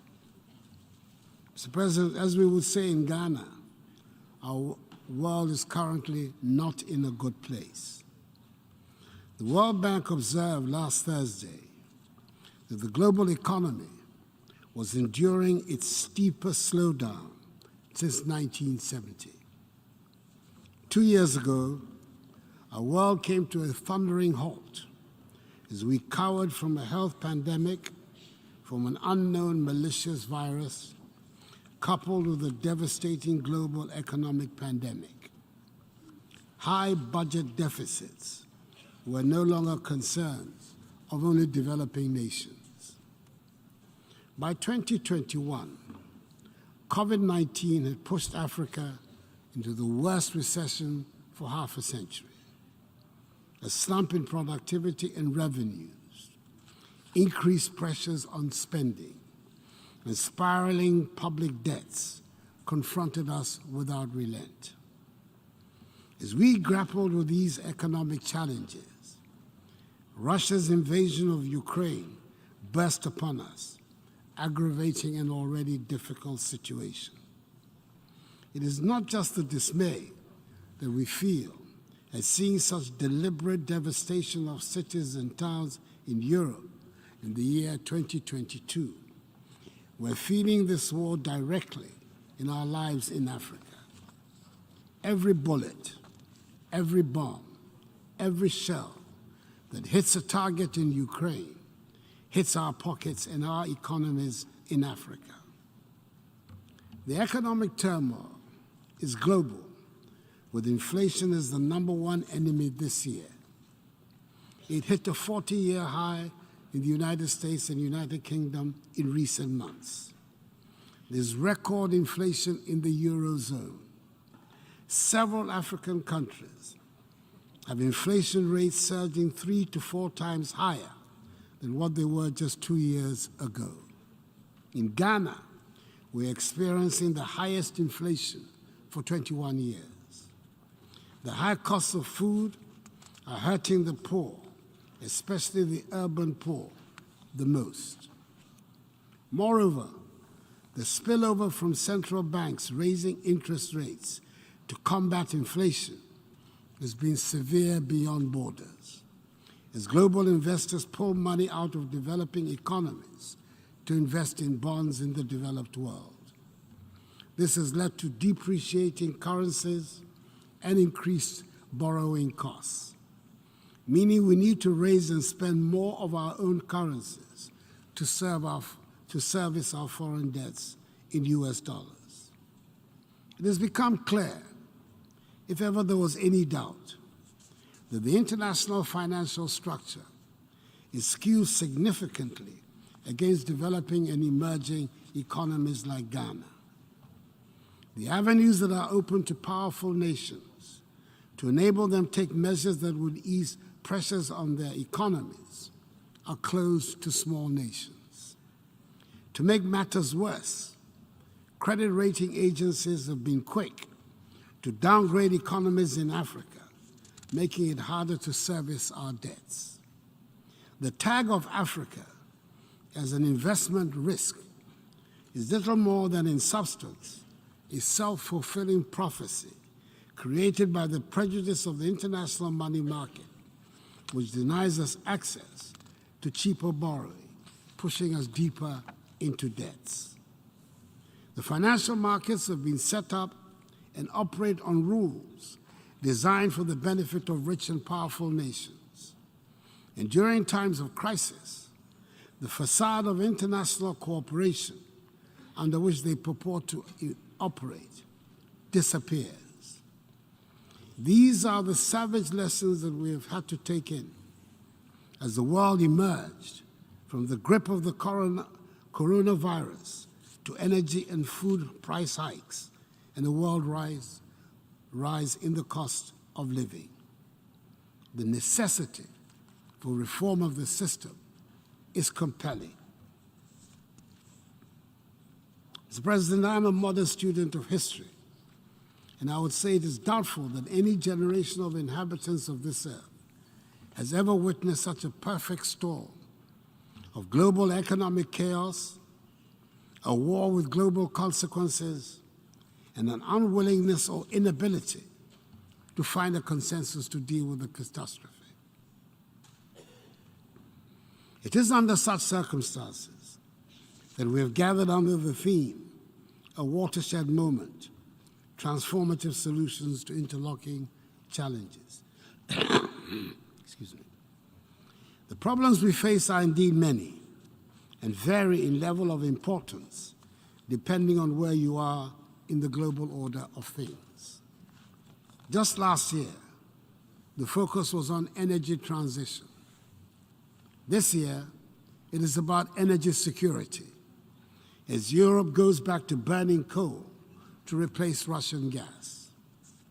Nevertheless, we do not have the luxury of being able to pick and choose which problem to solve. None of them can wait. The economic turbulence requires urgent and immediate solution. The turmoil and insecurity in many parts of the world require urgent attention. And so does the need to tackle the problems posed by climate change. A watershed moment indeed it is. And history will judge us harshly if we do not seize the opportunity to make the changes that will enable us to deal with the many problems we face. Mr. President, a case in point is the destabilizing conflict in the Sahel. It might look to many today as a local conflict which affects only the countries in that region. We in Ghana know differently. We have watched in horror as the unrest has moved from the Sahel inexorably to the West African coastal countries. All of Ghana's neighbors have suffered terrorist attacks, and some have lost territorial space to the invading forces. Furthermore, the terrorist pressure has provided a pretext for the unhappy reappearance of military rule in 3 of the 15-member ECOWAS community, 2 of whom have borne the brunt of the terrorist outrages in the region, Mali and Burkina Faso. It is a development we're determined to reverse so that the ECOWAS space remains a democratic one. All of us in the region are being forced to spend huge amounts of money on security. This is money we should be spending on educating and giving skills to our young people, on building much-needed roads, bridges, hospitals, and other such infrastructure, which we are spending to fight terrorists or to keep them out from destabilizing our countries. This is a global problem, deserving the attention of the world community for a global solution. Mr. President, I'm contributing to this debate on a date that has special significance for us in Ghana. 21st September is the date we mark the birth of our first president, Dr. Kwame Nkrumah.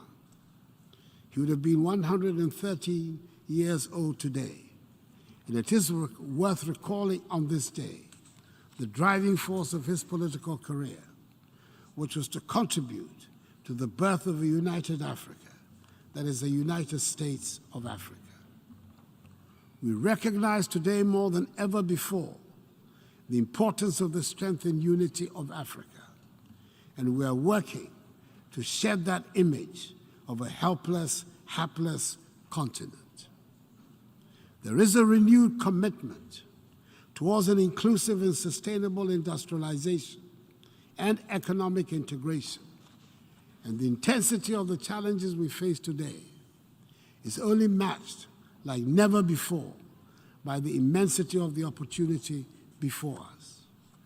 We, the current leaders of Africa, should be determined not to waste the crisis that confronts us.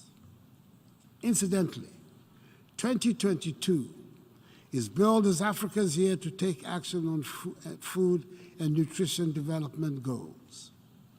We see the current geopolitical crisis as an opportunity to rely less on food imports from outside the continent and use better our 60% share of global share of arable lands to increase food productions. We have seen the devastating impact of relying on Russia and Ukraine for 70% of our wheat consumption. We have enough land, enough water, enough gas, and enough manpower to produce enough fertilizer, food, and energy for ourselves and for others. But we also recognize that we cannot do it all by ourselves. Our message to the global investor community is therefore this: Africa is ready for business. Africa needs you, and you need Africa. You need Africa because Africa is busily building the world's largest single market of 1.3 billion people. Soon we will have a customs union, and soon we will have a continental payment system that will accelerate and facilitate trade amongst ourselves. Already, goods and services are flowing more freely across our artificial borders. See Africa for what it is: the new frontier for manufacturing, for technology, for food production. That is why 6 years ago, I launched in Ghana the successful policy of one district, one factory, a policy with government incentives that has directly seen so far some 125 factories being set up in various districts across the country, leveraging on each area's competitive advantage. That is why 6 years ago, my government embarked on an aggressive policy of planting for food and jobs, which has helped our farmers increase their yields in folds. Indeed, we're recognizing that many of the things we import can be found or produced in Ghana or in other African countries. The African Continental Free Trade Area, whose secretariat is located in Accra, Ghana's capital, is driving intra-African trade and creating an unparalleled momentum for our continent's economic diversity and transformation. We know that industrialization is the way to go, and with the single market as the added incentive, we've taken policy measures in Ghana to add value to our natural resources. For example, we're processing more of our cocoa, refining more of our gold, and we're determined to exploit the entire value chain of our huge lithium deposits. We're busily building an integrated bauxite and aluminum industry and an integrated iron and steel industry, building new oil refineries, and have so far attracted 6 of the world's biggest automobile manufacturers to have set up assembling plants in Ghana prior to producing them in the country. In line with the African Union's Agenda 2063 and the United Nations Sustainable Development Goals, Africa's ambition is to transform our food systems over the next decade, anchored in the Comprehensive Africa Agricultural Development Program and the Malabo Declaration on Accelerated Agricultural Growth. What we require now is support from the investor community for the rolling out of Africa's lucrative agro-industry, and for the community to see agribusiness in Africa as much more an opportunity than the perceived exaggerated risk, which has been the false but dominant narrative. In conclusion, Mr. President, On 25th July 2016, this Assembly adopted Resolution A/RES/70/293, proclaiming 2016-2025 as the third industrial development decade for Africa, with UNIDO tasked to lead it in collaboration with a range of partners. I believe it is time for the United Nations to take proper stock of this initiative and ask a few searching questions, recognizing what could have been achieved with greater commitment and focus. Working together, we can get our world back into a better and happier place. I thank you for your attention. On behalf of the Assembly, I wish to thank the President of the Republic of Ghana for the statement just made, and I request protocol to escort His Excellency. And now the Assembly will hear an address by His Excellency José María Pereira Neves, President of the Republic of Cabo Verde. I request protocol to escort His Excellency.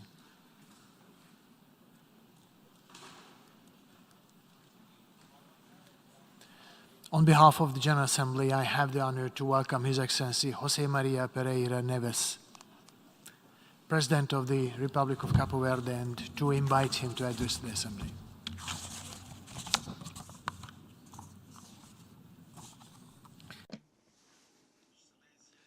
Excellencies,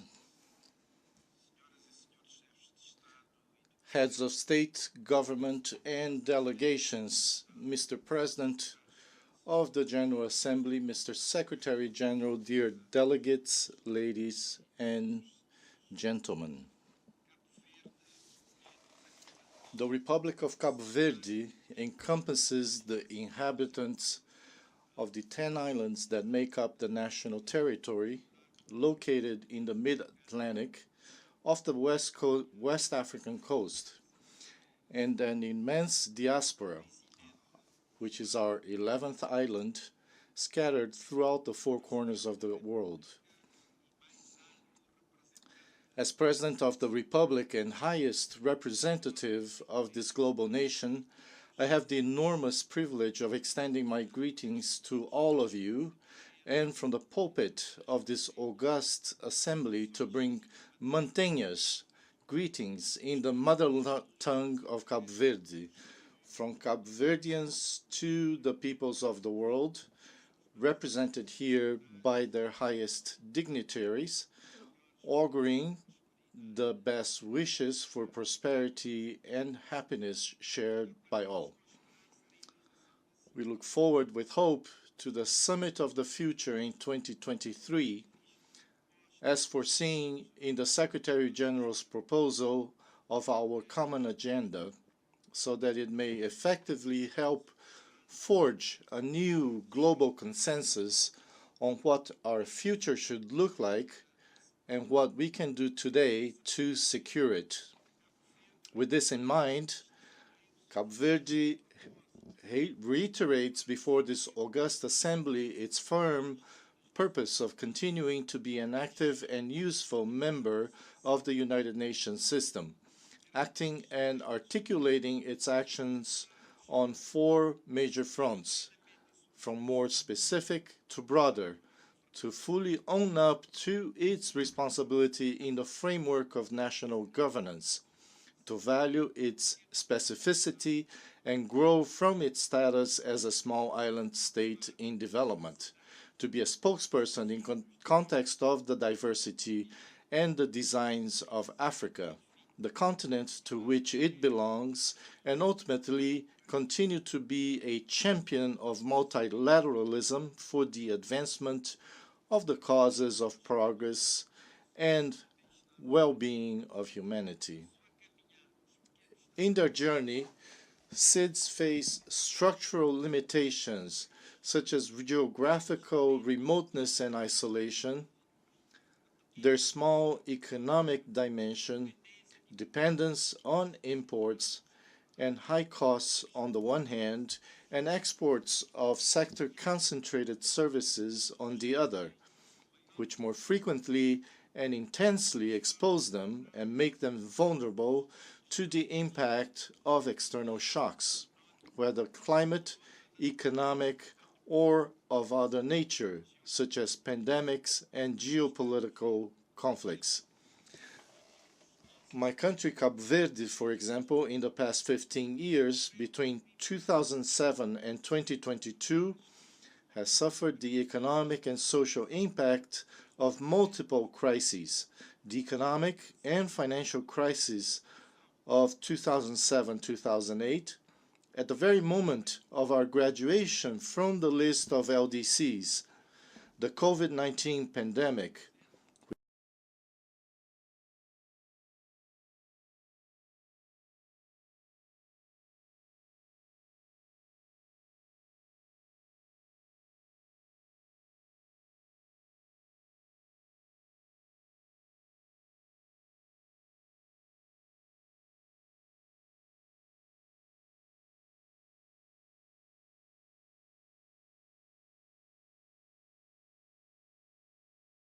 to progressively overcome its vulnerabilities and increase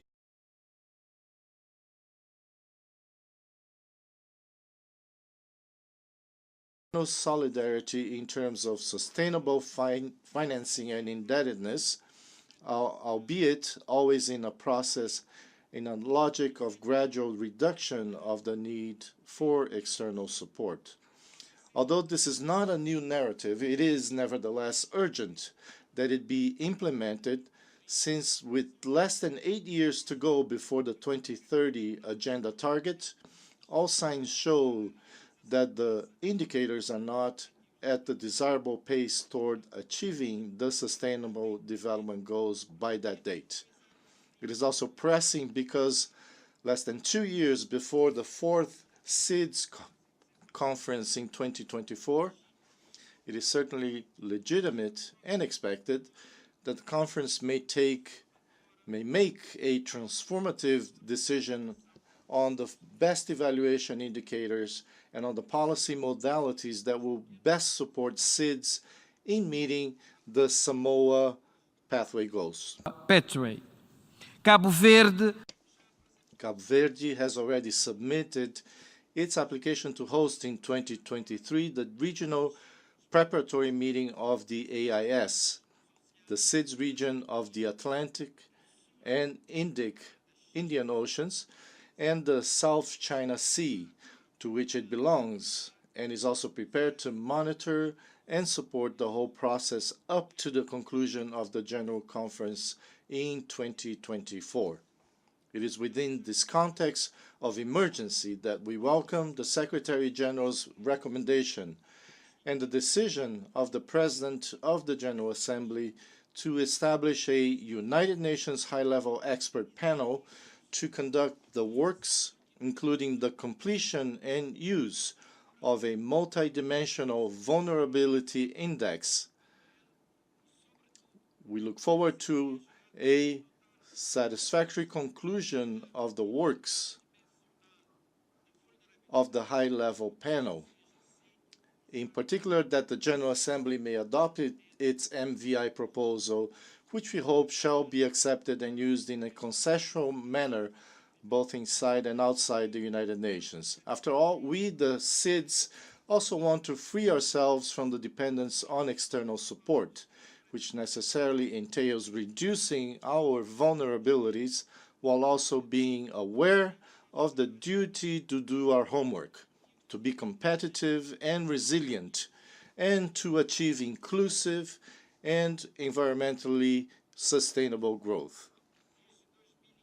Since 2015, Africa's cultural and natural, material and immaterial heritage has been celebrated around the world to raise awareness and sensibility on the importance of its preservation. Hence, the African Union has proposed as the theme for the year 2021, the theme of arts, culture, and heritage, levers to build the Africa we want. However, in this regard, there are still concerns about the urgencies and the measures to be taken. In my capacity as president, and counting on my African counterparts, I propose to invest in the preservation of the natural and cultural heritage of the whole of Africa, and to reflect on how to promote climate justice and equity in Africa and for Africa.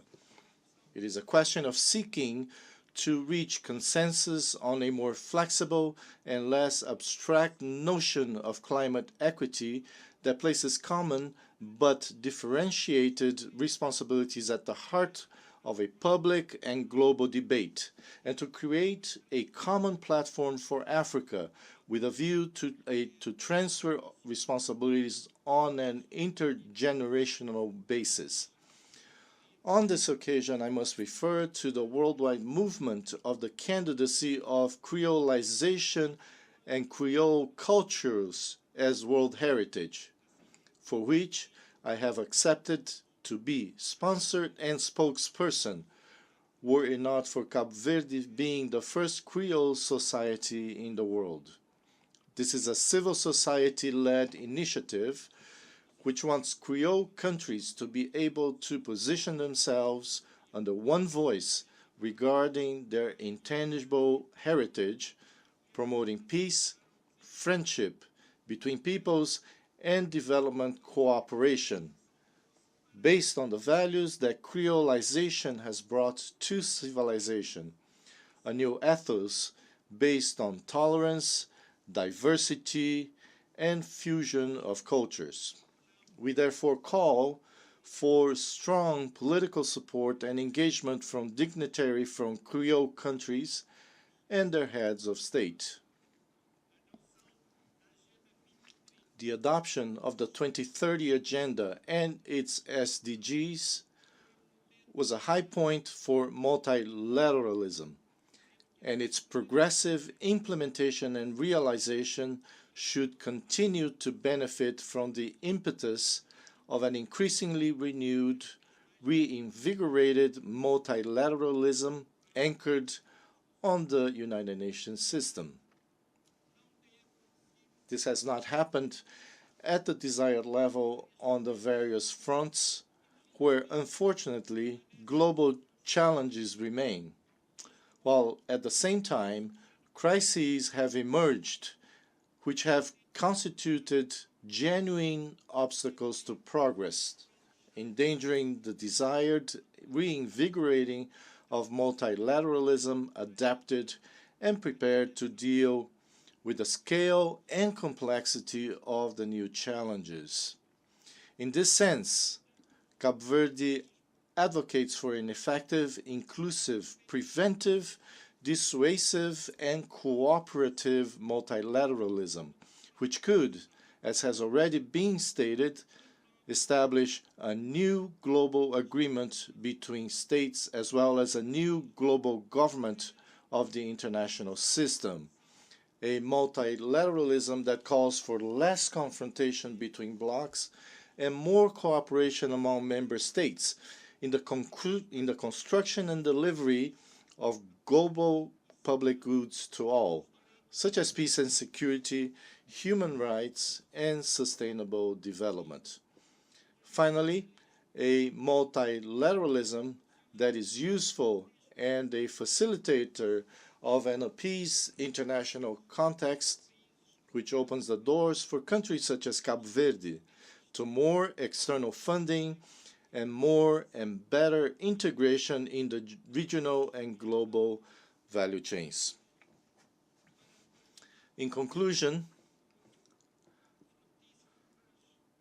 I wish you fruitful deliberations during this 77th session of the General Assembly, the results of which we hope may pave the way and prepare the summits of the future and of SIDS in 2023 and 2024. The future lies in each day that lays ahead, but also in the solutions we take and that we make possible in each of these days.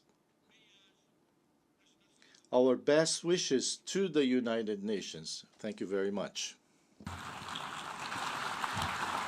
On behalf of the Assembly, I wish to thank the President of the Republic of Cape Verde for the statement just made, and I request protocol to escort His Excellency. The Assembly will hear now an address by His Majesty King Mswati III, Head of the State of the Kingdom of Eswatini. I request protocol to escort His Majesty.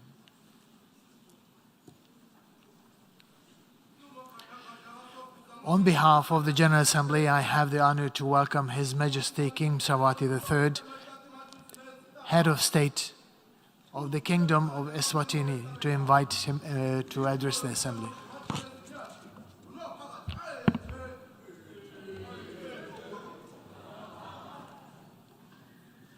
Mr. President, Your Excellency, Heads of State and Government, UN Secretary General, distinguished delegates, ladies and gentlemen. It is a great honor for me to address this distinguished 77th United Nations General Assembly, where we have once again come together as a community of nations to renew our commitment to implementing the 2030 Sustainable Development Goals agenda. We are meeting at a time when we have just passed through a stage of tragedies brought about by the COVID-19 pandemic, which has claimed lives all over the world. We thank God that this period is subsiding. We must praise the countries of the world for uniting to fight this pandemic up to this stage where it is on the verge of being eradicated. The development and supply of COVID-19 vaccines has proven to be very useful, especially with regard to the prevention interventions.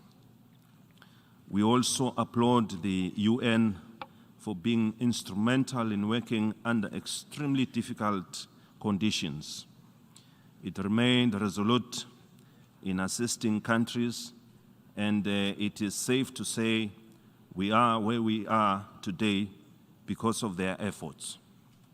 Despite these challenges, it is encouraging to think that there were some positives to take away from this experience.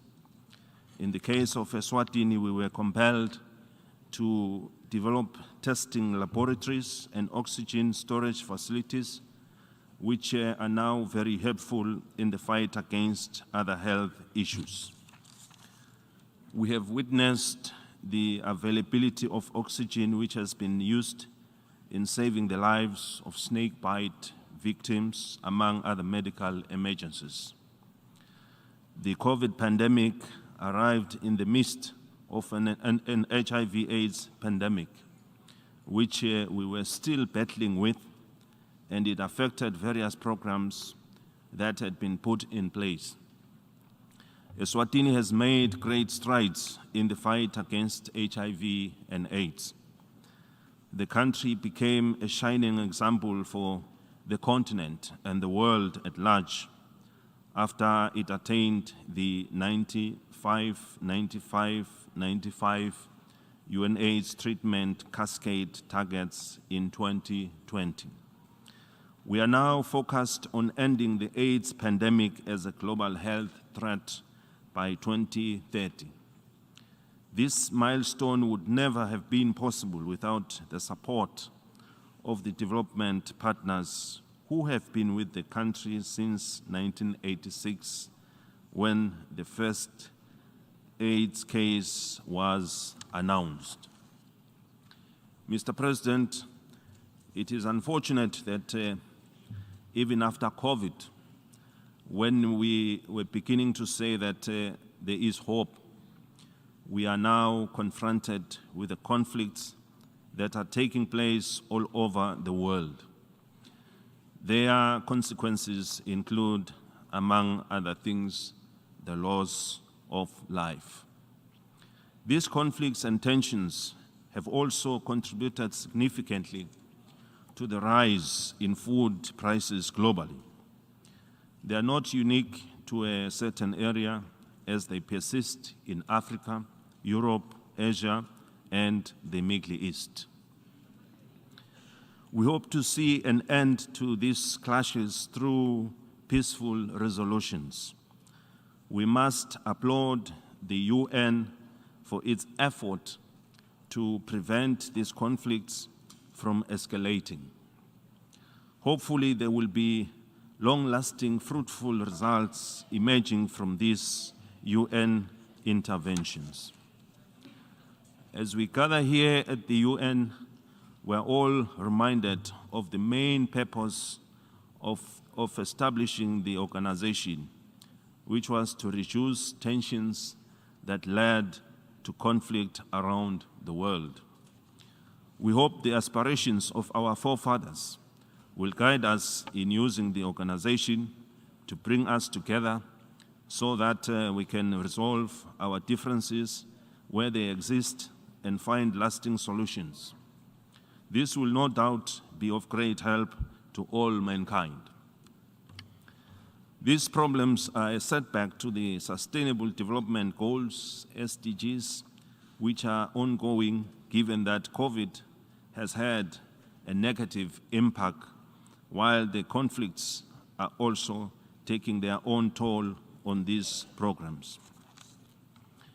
During the pandemic, we witnessed the collapse of many economies, the shutdowns of industries, and the disruption of poverty alleviation projects that could not be implemented properly due to all the prevention measures, which meant there was no movement of people and goods. Nevertheless, now that COVID is subsiding, it is high time for all of us to once again renew our focus on the SDGs and implement them, as they will play a crucial role in helping our countries develop. We also note the importance of the role that needs to be played by financial institutions in assisting countries in the recovery process, as most countries really suffered a lot, economical and financial, which means they face challenges in raising resources to fund this process. We hope and urge our financial institutions to remain open and receiving countries that need support to revive their developmental programs, to welcome their request with sympathy to the plight of the challenges that they faced during the troubling COVID and HIV/AIDS challenges. We do appreciate that in recent days, we have seen the financial multilateral organizations become more welcoming towards countries in need of budget support. We trust the world will continue to come together to resolve these challenges, as countries have a great strain on their resources, a situation that will be felt for some time to come. We hope the world will come together to contribute to resolving some of these problems. Our theme for this 77th session of the General Assembly is a watershed moment, transformative solutions to interlocking challenges. The theme fits very well with the several issues we are facing in the world today. The Kingdom of Eswatini, like all other member states, has not been immune to these encounters that have a heightened pressure on our already stressed economies. They have served to derail us from our pursuit of the United Nations Sustainable Development Goals Agenda 2030 and the African Union Aspirations 2063, the Africa we want. The theme should therefore serve to kickstart our economies towards recovery and enable us to create a sustainable future for our people.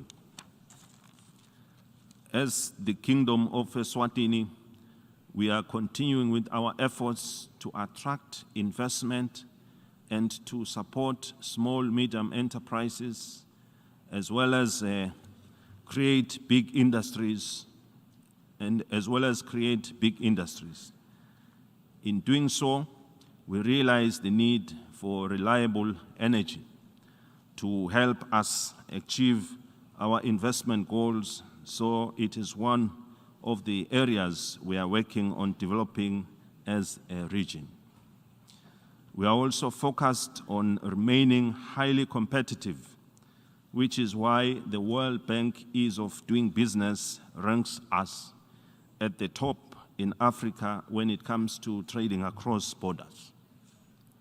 The government has also put in place fiscal support measures to ensure the cost of establishment of businesses and initial operational costs are reduced drastically through a range of options from fiscal to non-fiscal incentives.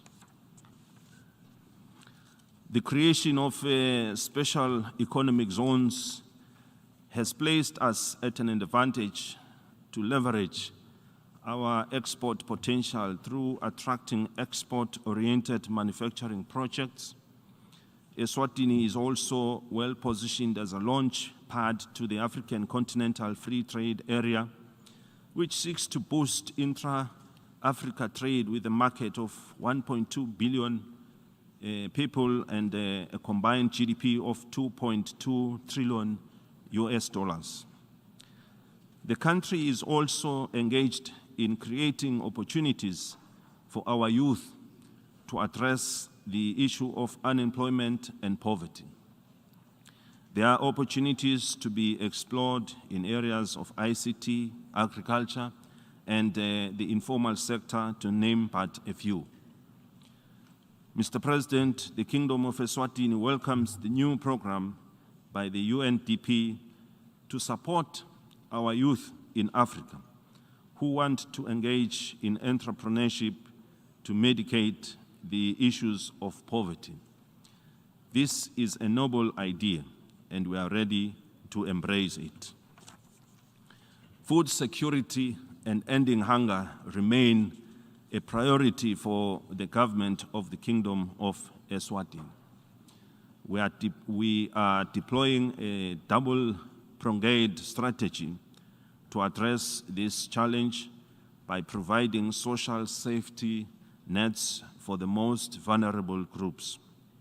We have increased budget allocations, engaged in emergency food aid distribution, providing cash transfers to the elderly and vulnerable school feeding programs, and other support services for disadvantaged populations.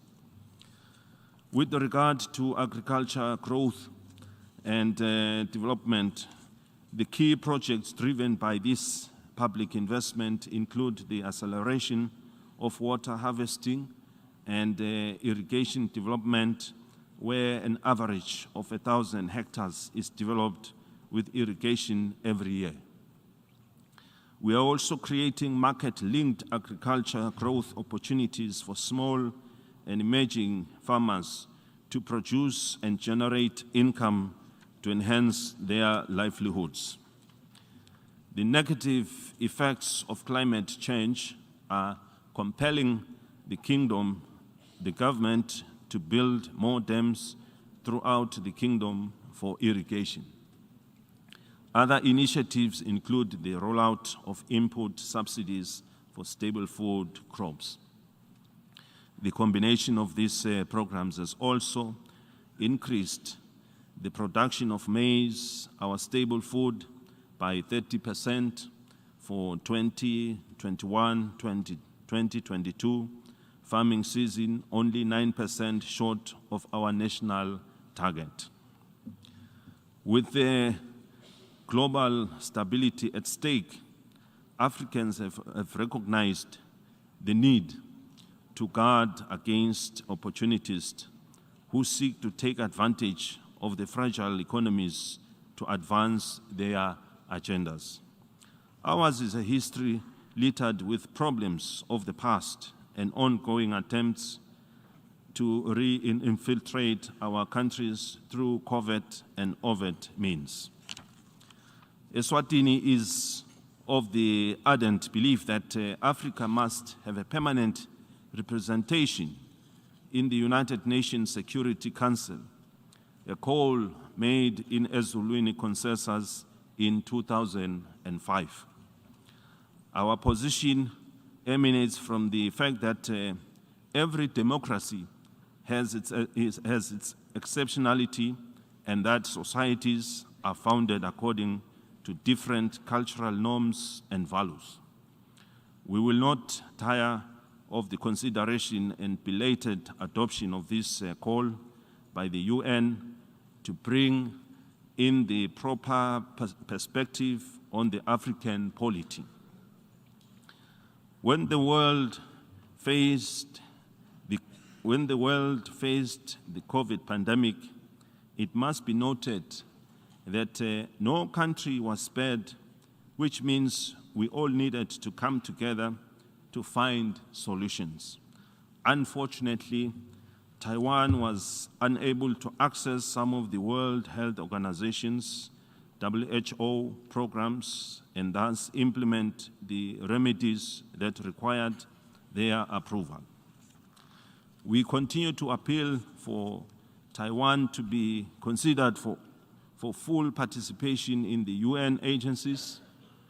We are confident that the global village would benefit substantially from Taiwan's meaningful participation in the UN system. The Kingdom of Eswatini calls upon the United Nations to make the necessary arrangements for Taiwan to significantly participate in relevant UN specialized agencies and mechanisms. Mr. President, as I conclude, Eswatini remains confident in the global body's capability to confront and overcome the challenges we face, because most of them are man-made. We can achieve this through our full commitment to the ideals of the United Nations Charter. This time, history is calling on each member state to intensify efforts to address our plight if we envisage triumphantly walking the path to 2030. However, and most importantly, we must remain certain about one important thing. Our success hinges on unity and respect for one another, which is key to all the outcomes of this 77th session of the United Nations General Assembly. Despite our diversity, we are one big happy family. We need to give the world and our people hope and confidence that the United Nations has the entire mandate to play its role in all global issues that affect mankind. I thank you. May Almighty God bless us all. On behalf of the Assembly, I wish to thank the Head of State of the Kingdom of Eswatini, for the statement just made, and I request protocol to escort His Majesty.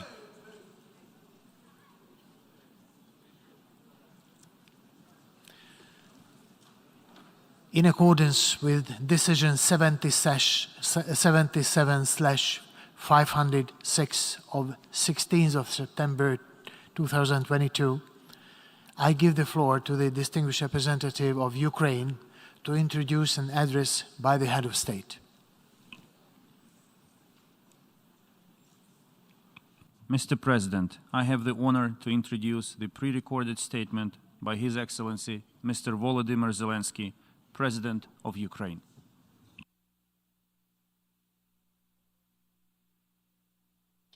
Greetings to all people of the world who value peace and unity between different and equal nations. I wish you all peace. I thank you that we are united in our striving to restore peace and to guarantee peace for any nation that has become a victim of the armed aggression. A crime has been committed against Ukraine, and we demand just punishment. The crime was committed against our state borders. The crime was committed against the lives of our people. The crime was committed against the dignity of our women and men. The crime was committed against the values that make you and me a community of the United Nations. And Ukraine demands punishment for trying to steal our territory, punishment for the murders of thousands of people, punishment for tortures and humiliations of women and men, punishment for the catastrophic turbulence that Russia provoked with its illegal war, and not only for us, Ukrainians, but for the whole world, for every nation that is represented in this hall of the UN General Assembly. I'm speaking on behalf of the state which is forced to defend itself, but has the formula for peace. I'm speaking to everyone who wants to hear how to achieve peace. I will present a formula that can work, not only for us, but for everyone who may find themselves in similar circumstances as we did. It's a formula that punishes crime, protects life, restores security and territorial integrity, guarantees security, and provides determination. There are 5 preconditions for peace. Dear Mr. President of the General Assembly, dear Secretary General of the United Nations, dear heads of states and governments, dear journalists, nations of the world, Ukraine wants peace. Europe wants peace. The world wants peace. And we have seen who is the only one who wants war. There is only one entity among all UN member states who would say now, if he could interrupt my speech, that he's happy with this war, with his war. But we will not let this entity prevail over us, even though it's the largest state in the world. Ukraine showed strength on the battlefield, using its right to self-defense in accordance with Article 51 of the UN Charter, and no one will reproach us now or in the future with weakness or inability to fight for ourselves, for our independence. We are achieving a result in this fight, and we see what the end of this war will be and what will be the guarantees of a stable peace. The UN Charter proclaims the equality of nations, and we proved that Ukraine is equal among the equals. The UN Charter protects the inviolability of borders, and we confirm our state borderline by expelling the occupiers outside. The UN Charter stipulates the value of human rights, dignity, and life, and we also stipulate them with every Ukrainian city freed from Russian occupation. We didn't provoke this war.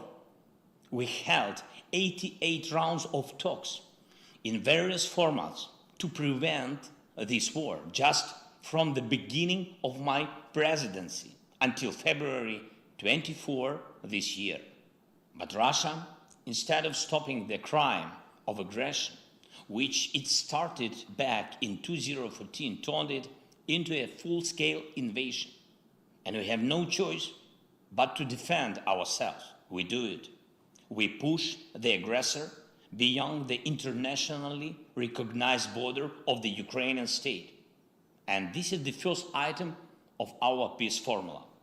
Comprehensive item. Punishment. Punishment for the crime of aggression. Punishment for violation of borders and territorial integrity.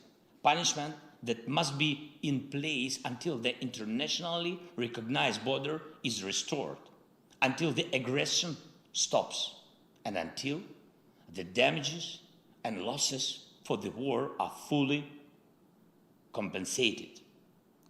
Therefore, sanctions against the aggressor are part of the peace formula, blocking the trade and relations with the aggressor is a part of the peace formula.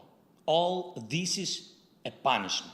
So long as the aggressor is a party to decision-making in the international organization, he must be isolated from them, at least until aggression lasts. Reject the right to vote, deprive delegation rights, remove the right of veto if it is a member of the UN Security Council, in order to punish the aggressor within the institutions.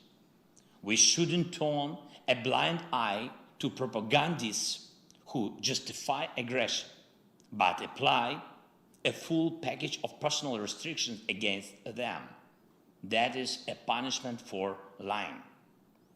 Citizens of the aggressor state shouldn't be allowed to enjoy tourism or shopping in the territory of those who value peace, but should be encouraged through visa restrictions to fight against the aggression of their own state. Punish for abetting the evil. A special tribunal should be created to punish Russia for the crime of aggressor against our state. This will become signal to all would-be aggressors that they must value peace or be brought to responsibility by the world. We have prepared precise steps to establish such tribunal. They will be presented to all states. Ukraine will appeal to the UN General Assembly to support an international compensation mechanism. We count on your support. Russia should pay for this war with its assets. It's also a punishment. This is one of the most terrible punishments for Russian officials who value money above everything else. The second item of the peace formula is the protection of life, the most concrete item. Now, while the sessions of the General Assembly continue in the Ukrainian town of Izum, Kharkiv region, the exhumation is underway of bodies from a mass burial which happened when the territory was controlled by Russian troops. The bodies of women and men, children and adults, civilians and soldiers were found there, 445 graves. There is a family that died under the rubble of a house after a Russian airstrike. Father, mother, 6- and 8-year-old girls, grandparents. There is a man who was strangled with a rope. There is a woman with broken ribs and wounds on her body. There is a man who was castrated before the murder, and this is not the first case. Ask, please, the representatives of Russia why the Russian military are so obsessed with castration. What was done to them so that they want to do this to others? The only thing that differs the mass burial in Izum from what the world saw in Bucha is in fact the burial. The Russian army was in Izum for a longer time, and therefore the bodies of the killed people were buried and not scattered on the streets. So how can we allow the Russian army somewhere on Ukrainian soil, knowing that they're committing such mass murders everywhere? We cannot. We must protect life. The world must protect life. Every state suffering the armed aggression needs the opportunity to protect its citizens and liberate its territory. If it requires help with weapons or shells, they should be provided. If you needed financial help for this, it should be given. If for this it's necessary to help with intelligence data, just do it. But what is not needed is lies. We can return the Ukrainian flag to our entire territory. We can do it with the force of arms, but we need time. We tried to speed it up. We tried to implement the basic provisions of the UN Charter for Ukraine through negotiations, but Russia is afraid of real negotiations and doesn't want to fulfill any fair international obligations. It lies to everyone, as it's typical for aggressors, for terrorists. Even now, when Russia talks about negotiations, it only wants to slow down its retreat. Russia wants to spend the winter on the occupied territory of Ukraine and prepare forces to attempt a new offensive, new Buchas, new Izums, or at least it wants to prepare fortifications on occupied land and carry out military mobilization at home. We cannot agree to a delayed war because it will be even hotter than the war now. For us, this is a war for life. That is why we need defense support, weapons, military equipment and shells. Offensive weapons and long-range one is enough to liberate our land, and defensive systems, above all air defense.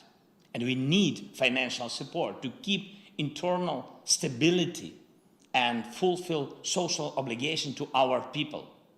Physical and social protection are two elements of any nation's life. So the second item of our peace formula is the protection of life by all available means allowed by the UN Charter. The third item of our peace formula is restoring security and territorial integrity. Look at how many elements of global security Russia has undermined with its war. Maritime safety, food safety, radiation safety, energy safety, and safety from weapons of mass destruction. We are already restoring maritime safety and food security, and I thank Mr. Antonio Guterres for his personal involvement. Algeria, Ethiopia, Egypt, Libya, Kenya, Somalia, Sudan, Tunisia, Bangladesh, Israel, India, Iran, Yemen, Cyprus, China, Korea, Lebanon, Turkey, Belgium, Bulgaria, Greece, Ireland, Spain, Italy, Netherlands, Germany, Romania, and France have already received Ukrainian agricultural products. And we have to increase the supply by sea, both under market conditions and within the UN food program, for which Ukraine is always a reliable partner. And by the way, despite all the difficulties caused by the war, we decided to provide humanitarian aid to Ethiopia and Somalia. So we will send them an additional amount of our wheat, but it's more difficult with other security elements. On the eve of the General Assembly meeting, Russia fired missiles at the South Ukraine nuclear power plant. The explosion hit the station buildings. Windows were broken. Walls were damaged. The rockets exploded only 300 meters from the walls of the reactors. And this is after the IAEA's clear appeal to Russia to stop any hostile activity against any nuclear facilities of Ukraine, and in particular against the Zaporizhzhia nuclear power station, the largest one in Europe, which Russia has turned into a target. And that makes all of you a target. Russian radiation blackmailing is something that should concern each and every one of you, because none of you will find a vaccine against radiation sickness. The cost of living crisis continues in dozens of countries. It roots in the destabilization of the energy market, It's necessary to remove the main factor of global price turbulence, namely Russian energy blackmailing. It's necessary to cap the prices at which Russia exports its energy resources. It's necessary to make Russian oil and gas just ordinary goods again. Currently, oil and gas are Russia's energy weapons. And that is why it manipulates the markets so that electricity, gas, petrol, and diesel become the privilege of few instead of being a common goods available to all. Limiting prices is safeguarding the world. This is the way to restore energy and price security. But will the world go for it? Or will it be scared? Will it be scared of Russian threats?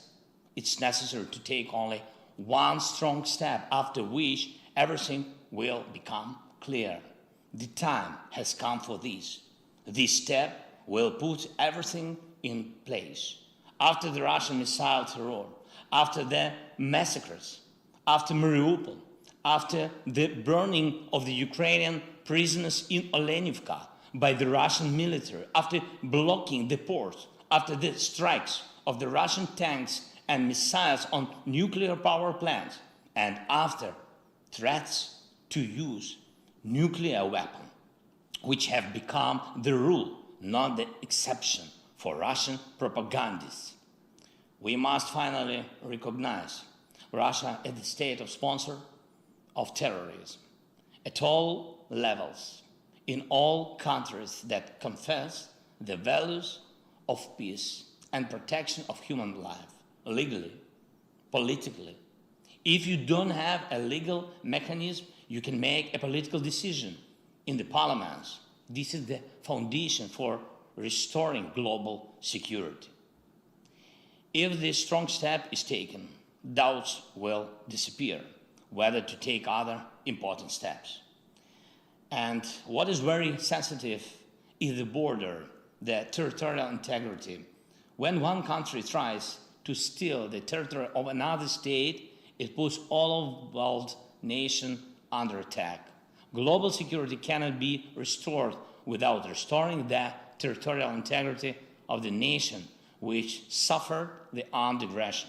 So the third item of the Ukrainian peace formula is the restoration of security and territorial integrity. The fourth item is security guarantees. Every nation has the right to security guarantees, not only the largest nations, not only the most fortunate ones. We have proposals to upgrade the security architecture for Ukraine and for Europe and the world, which will not allow any more aggression against us. We are already presenting them to partners.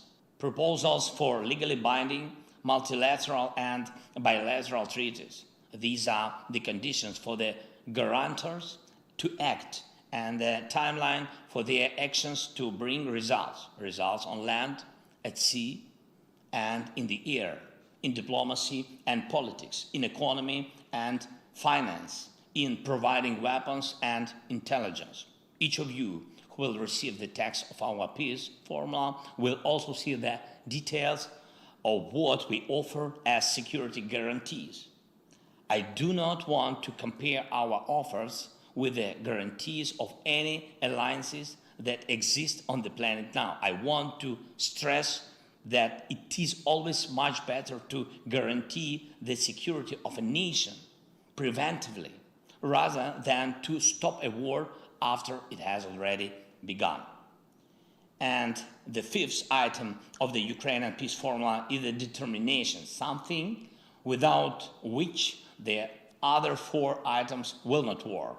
This is our determination to fight. This is the determination of the partners to help us and also themselves. And this is the determination of the world to unite around the one who fights against armed aggression and to call to order the one who threatens all. So, all five items of our formula, punishment for aggression, protection of life, restoration of security and territorial integrity, security guarantees, and determination to defend oneself.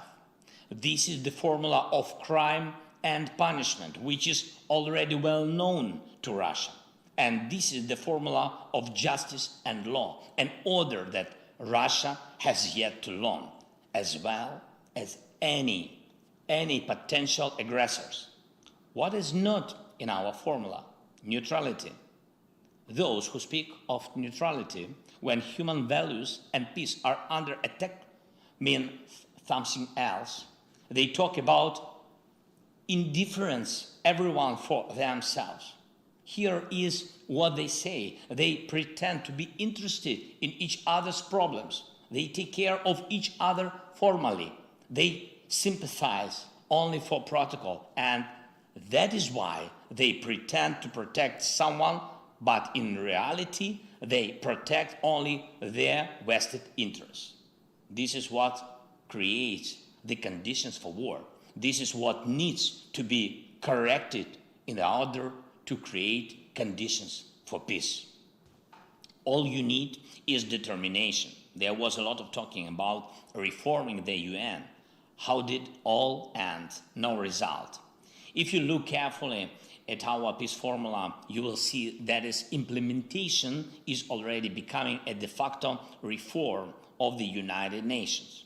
Our formula is universal and unites the North and the South of the world. It calls for the world's majority and encourages to expand the representation of those who remain unheard.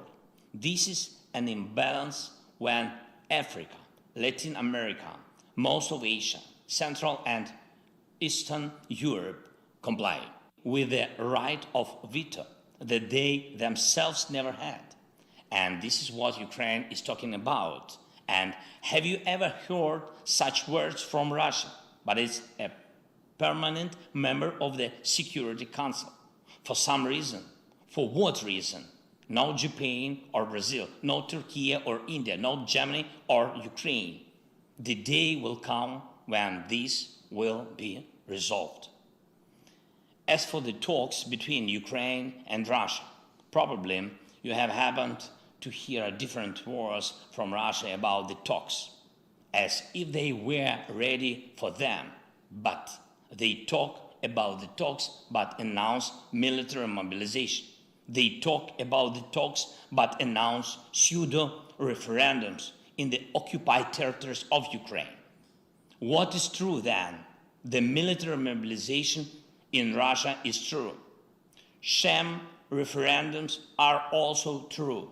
Russia wants war, it's true, but Russia will not be able to stop the course of history. Mankind and the international law are stronger than one terrorist state. Russia will be forced to end this war. The war, it has started. I rule out that the settlement can happen on a different basis than the Ukrainian peace formula. The further the Russian terror reaches, the less likely it's that anyone in the world will agree to sit at one table with them. And if my words will be followed by new Russian missiles and acts of terrorism, it will only prove their weakness. Russia's weakness, its inability to prevail over us, its inability to prevail over the world. It will only prove that 5 items of the Ukrainian peace formula must be implemented as soon as possible.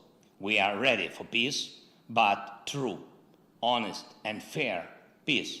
That's why the world is on our side. And finally, I want to thank 101 countries that voted for my video address to take place. It was a vote not only about the format, it was the vote about principles. Only 7 countries voted against: Belarus, Cuba, North Korea, Eritrea, Nicaragua, Russia, and Syria. 7 who are afraid of the video address. 7 who respond to principles with a red button. Only 7. 101 and 7. France, if this coalition is against our determination, then I congratulate you all, because this means that peace will prevail over any aggression and that there is no obstacle for us to implement the peace formula. I thank you for your attention. Once again, I wish you all peace. Slava Ukraini!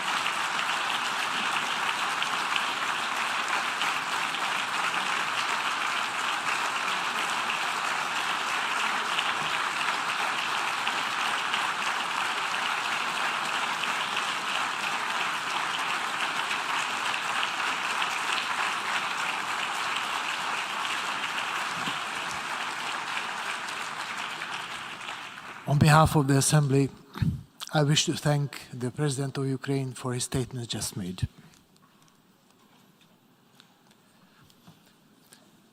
The Assembly will hear an address by His Excellency Aleksandar Vučić, President of the Republic of Serbia, and I request protocol to escort His Excellency.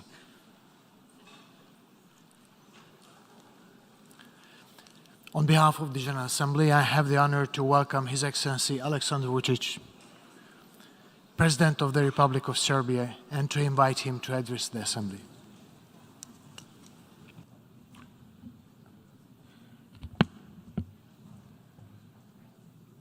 Esteemed President of the General Assembly, distinguished Secretary General, Excellencies, ladies and gentlemen.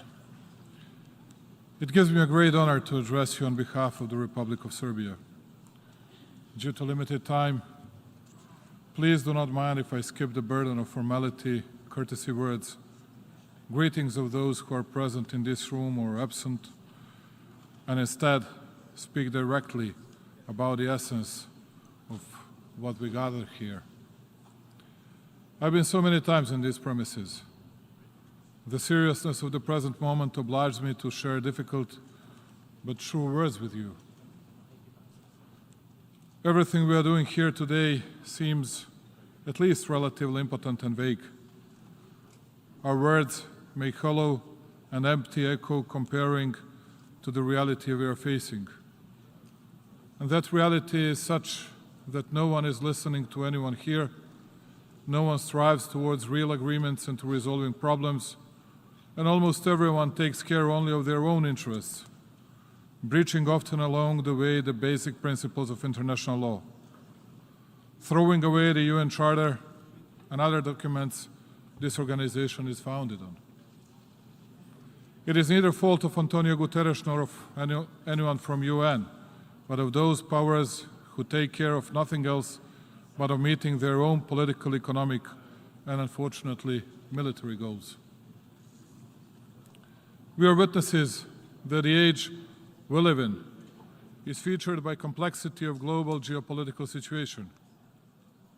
Our general debate is being held in terms of undermined world peace to the extent that has not been seen ever since the World War II and since the time the United Nations had been founded. Global challenges we are facing are threatening to radically change international security architecture and jeopardize established international legal order. Such complex times demand a lot of wisdom and unity in order to preserve peace as the absolutely most important heritage woven into the foundations of the United Nations organization.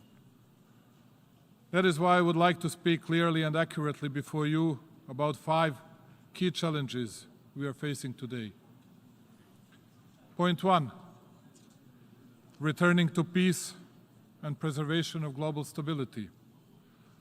Point 2, preservation of territorial integrity and sovereignty of internationally recognized states, members of this organization, as a key principle of international public law and relations between the countries. Point 3, energy security in terms of global crisis.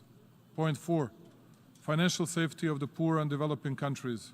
And point 5, food supply in terms of global supply chains interrupted by war.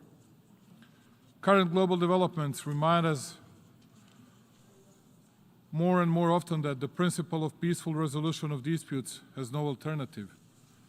This principle is outstanding today more than ever before, and it is best described in the UN Charter Preamble, which reads as follows: to practice tolerance and live together in peace with one another as good neighbors. Denial of use of force and peaceful resolution of disputes are the pillars of world stability, but they must be accompanied by principles such as non-selective observance of the UN Charter, implementation of mandatory UN Security Council resolutions, and basic principles of the applicable international public law. Point 2, preservation of territorial integrity and sovereignty of internationally recognized states, members of this organization. Serbia supports territorial integrity of all UN member states, including, of course, territorial integrity of Ukraine. In such a way, we behaved responsibly and seriously in this renowned institution. Nevertheless, we could hear from many speakers the stories about aggression and violation of territorial integrity of Ukraine. Many say that this was the first conflict on the European soil after the World War II. But the truth that the territorial integrity of a country in Europe, Serbia, as a matter of fact, which did not attack any other sovereign country, was violated, is constantly unspoken. We ask for a clear answer to the question I've been asking my interlocutors, leaders of many countries for years. What is the difference between the sovereignty and territorial integrity of Ukraine and sovereignty and territorial integrity of Serbia, which was grossly violated and for which you provided international recognition and legitimacy, at least some of you? Nobody has ever provided a rational answer to this question. Let me remind you, Serbia has not stepped its foot on someone else's territory, never ever, nor has it endangered territorial integrity of a single sovereign state, so that anyone might intervene or carry out aggression against it, the way it was done against Serbia in 1999. Nevertheless, as I said, it did not prevent 19 richest NATO countries from attacking a sovereign country without a decision by the United Nations Security Council. Signing of the agreement with NATO upon termination of armed conflict, whose provisions envisaged adoption of the UN Security Council Resolution 1244, and which confirmed and guaranteed partial sovereignty and full territorial integrity of Serbia, did not prevent many Western countries from unilateral recognition of independence of the so-called Kosovo and from violating once again territorial integrity of our country and violating the UN Charter and the UN Resolution 1244. Precisely for such developments that Serbia experienced and has been experiencing, I'm convinced that I'm fully entitled to quote in this place the words of great Martin Luther King: "Injustice anywhere is threat to justice everywhere." These words are carved like a reminder, but as a warning to all of us. Regardless of the fact that we still feel the consequences of the gross violation of basic provisions of international public law, we do not give up on United Nations Foundation principles. We shall keep advocating consistent observance of the principle of inviolability of borders, respect for sovereignty and integrity of all other UN member states. Despite such position of ours, many in this room have issues with respecting territorial integrity of Serbia. You wonder why? because they have the power in their hands, and in their eyes, we are small and weak. However, as you could hear and as you could see, we do have the strength to tell the truth, even here. Your Excellencies, we owe special gratitude to all those UN member states, and they currently constitute majority at this Assembly, who support territorial integrity of the Republic of Serbia, particularly in the space and territory of Kosovo and Metohija. It is additionally encouraging that number of countries who support Serbia's position increased in period between two sessions, which is a trend that must continue because it is of utmost importance to remain loyal to basic principles embedded into the UN Charter, such as the principle of inviolability of borders. The Republic of Serbia and I, as its president, search very patiently and with a lot of good will for compromise regarding Kosovo and Metohija under the auspices of the European Union and within Belgrade-Pristina dialogue. It is a difficult process. It has been lasting for more than 10 years, but we see no alternative to it. It is better to negotiate for 100 years than to wage war for a single day. I hope that we will reach mutually acceptable solution based on compromise, because this is the absolutely only way for reaching our goal, which is a long-lasting peace as a prerequisite of prosperous life for Serbs and Albanians in an entire region. We have exhausted all other options, and speaking for Serbia at least, we do not even dream about going back to the paths of conflicts and bloodshed. The Balkan region could not stand another conflict. I rely on goodwill and understanding from our international partners, because they know well that some earlier decisions by their governments had been bad and that they had not been acting in favor of the future of our region and world peace. Belgrade is running this process under very complex circumstances, with elements of hybrid war and dirty campaigning part of international community against our country in different fields. It would be enough just to remind you of the quotes and allegations of world media that Serbia would attack its neighbors and that Serbia was a threat to regional stability. Of course, it has never happened. And it was only one among numerous lies against the Republic of Serbia. Serbia was featured as a potential destabilizing factor in the region, only to be prevented from telling the truth, that the principle of inviolability of borders must be equally applicable to all. Serbia was, and it will be, a factor of stability in the entire region. And Serbia, despite many untruths and forgeries, supports Dayton Peace Accords, territorial integrity of Bosnia and Herzegovina, and the integrity of Republika Srpska within Bosnia and Herzegovina. On the other hand, we are convinced that the nations of the Balkans do have the capacity to continue their lives in the future as friends and partners with common vision of membership to the United Europe. I know this well because we have already surpassed many barriers that had been standing between our nations for years and that had costed us thousands of lives and wasted future. Serbia and Albania, for example, today have the closest and the friendliest relationship in the entire several centuries long common history in the space of the Balkan Peninsula. It took only clear-headed and pragmatic discussions about our future, not about our past, to talk about how to resolve problems that were bothering our people, our companies, workers, students, and entrepreneurs. We had discussed a lot and reached by ourselves numerous solutions that have already cancelled barriers that existed between us for no rational reasons. First of all, in economy, trade, and flow of people and capital. Serbia, Albania, and North Macedonia have been implementing for 3 years Open Balkan Initiative, which has a clear vision to open the region for the people, goods, services, capital, and companies, in order to create a space which would be permanently liberated from tensions and conflicts.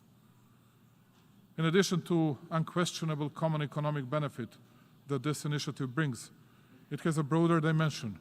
First of all, in connecting people with different cultures and in promoting diversity, which by all means contributes to general development of society in this part of Europe. In this way, Serbia actually continues contributing to peace, stability, and reconciliation process in the region, whereby it certainly gives significant contribution to global security. We found the inspiration for the respective in words of one of the greatest diplomats in history and the great UN Secretary General Džaferović, that this organization was not created to take mankind into paradise, but rather to save humanity from hell. Ladies and gentlemen, the moment we curbed the global pandemic, we have already faced new, unprecedented challenges for this century. While we, as a mankind, take one step at a time in accelerated technological development, there are existential problems ahead of us, such as energy security, financial safety of the developing countries, but also distortions in the supply chains of the basic food provisions. Solidarity, which can be necessary in fighting pandemic, is needed to a far greater extent today when people's basic necessities for food and energy are endangered. The Republic of Serbia thinks of its energy security as of the inseparable part of the national security and as the key prerequisite for the continuation of economic development and progress of our country. We strive to provide a continuity of energy supply, but we share the concern for current geopolitical challenges that undermine the energy stability in the world and Europe. We remain committed to finding solutions that might have the transformational strength in attempts to reach regional and European energy safety. I would like to underline that the Republic of Serbia managed to preserve continuity in energy supply during the ongoing crisis. Nevertheless, we remain vitally interested in diversifying supply sources in additional investment in energy infrastructure, but also in faster and more efficient development of capacities based on renewables. It is precisely at the United Nations where we named the ongoing decade the decade of more sustainable and resilient future, action and transformation. It has to remain like that, but at a bit faster pace. Unequal development, but also financial perils in the developing countries cause additional social layering and inevitably bring new antagonisms. Equal development must neither be limited, not conditioned either geographically or politically, but it must be provided to all people regardless of ethnic, racial, cultural, or religious affiliation. There is another very important challenge ahead, which we must overcome together, and it is finding the most efficient way to avoid consequences of the current international crisis inflicted on global food supply security. Developments are highly alarming, and the reality is such that all of us, with no exceptions, are struck by them. Growing prices of food and its availability have become an additional problem. The task for all of us is to find operational and efficient solutions that will leave no one behind. It is up to us, states, as the most important international subjects, to involve individually in coordination of measures, first of all by contributing to this noble task at national levels in order to preserve the most valuable things, human lives and their dignity. The topic of this year's general debate warns us to the problems of a moment and relatedness of international challenges. Crises we are facing remind us of the importance of open communication. It does not take much wisdom to conclude that challenges can be successfully overpowered only if their causes are properly observed. Serbia believes that it is imperative that current challenges must not deepen world divisions in any way, and that already obvious and intentional polarization at global level should make room to principles of multilateralism. I would like to underline that the Republic of Serbia take part in collective efforts for reaching sustainable development goals and implementation of the 2030 agenda. Serbia shares Secretary General's vision in future of global cooperation in a way envisaged by our common agenda, and it strongly supports inclusive, networked and efficient multilateralism as the best tool for responding to the most urgent challenges for the mankind. Ladies and gentlemen, multilateralism, collective actions, and common responsibility are irreplaceable elements of our discussion so far. But allow me to underline that starting point for each such constructive engagement is solidarity.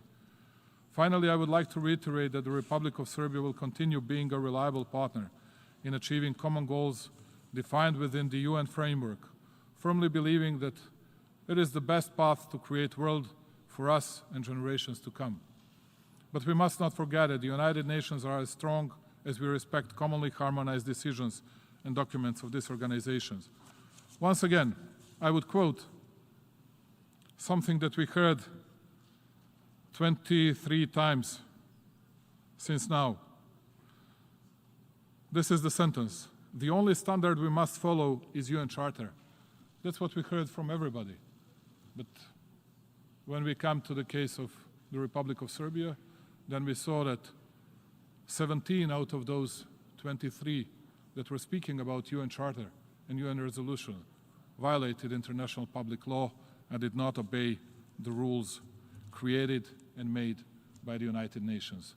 I hope that we'll be able to overcome all these difficulties and to make it equal, the rules and procedures for everybody in the world. Otherwise, I don't see the exit at the end of a tunnel. Anyway, thank you very much for listening to me, and yeah, I hope that we'll be able to overcome all the difficulties. Long live Serbia! Živela Srbija!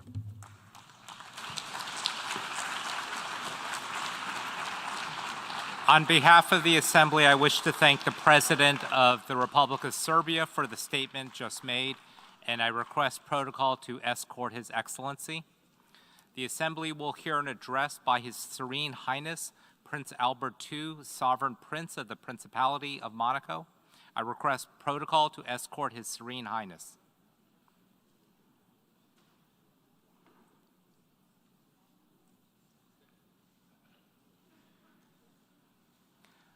On behalf of the General Assembly, I have the honor to welcome His Serene Highness, Prince Albert II, Sovereign Prince of the Principality of Monaco, and invite him to address the Assembly.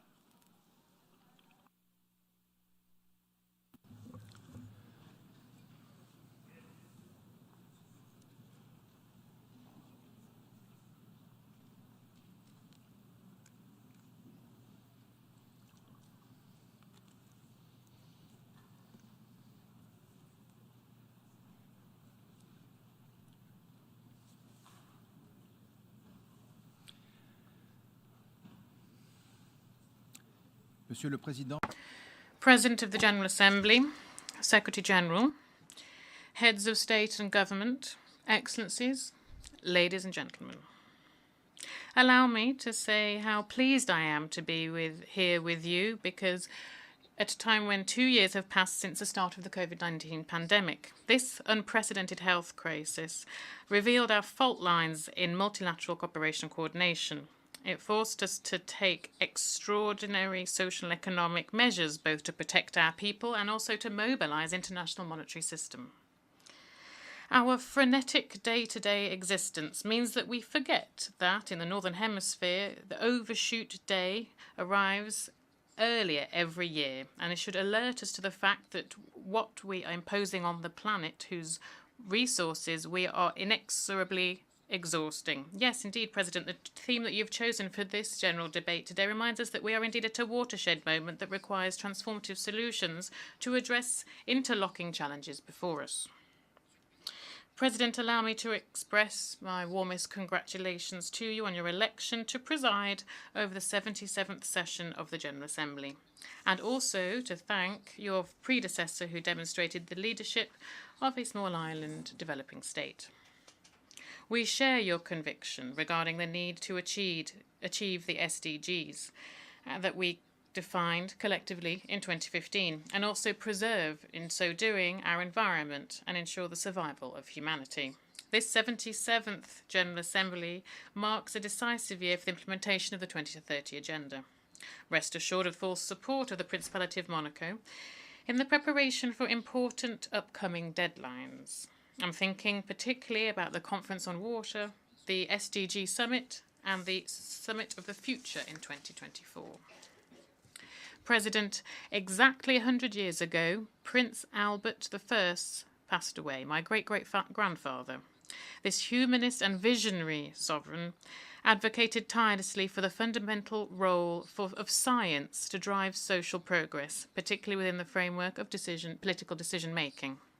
A century later, we are commemorating his legacy, which continues to inspire my action and the policies of my government. Monaco is playing its role in collective efforts to preserve our planet at a time when the world is at a point where our ways of living are being turned upside down, as well as international relations. President, globalization that we're currently experiencing has accentuated our independence, but also the ties between humankind and nature. Ecosystems are currently unable to regenerate because of our modes of production, which are mainly focused on the use of natural resources and the frenetic rate of consumption. That 2020 was the only pause in the degradation of global ecosystems speaks volumes as to what we are collectively able to accomplish, for better or worse, either in an emergency fashion or more long-term. Indeed, when faced with an emergency, research and innovation allowed for rapid production of vaccines, which we very much welcome. Questions of public health and preparations for other pandemics remains a priority, much like equitable access to prevention and care. I attach particular importance to ensuring that my country rallies its international cooperation policy alongside its partners. First and foremost, the World Health Organization, in order to strengthen the global health architecture. We will therefore look very closely at any new crisis management mechanism which could facilitate a coordinated response based on verified science so that we do not repeat the difficulties faced at the beginning of the COVID-19 pandemic.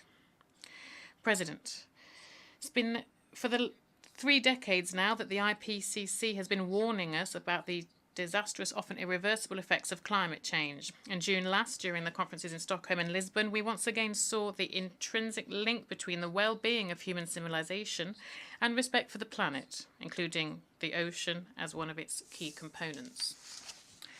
The protection of our seas and oceans is part of a family tradition, a cause for which Prince Albert I dedicated his life.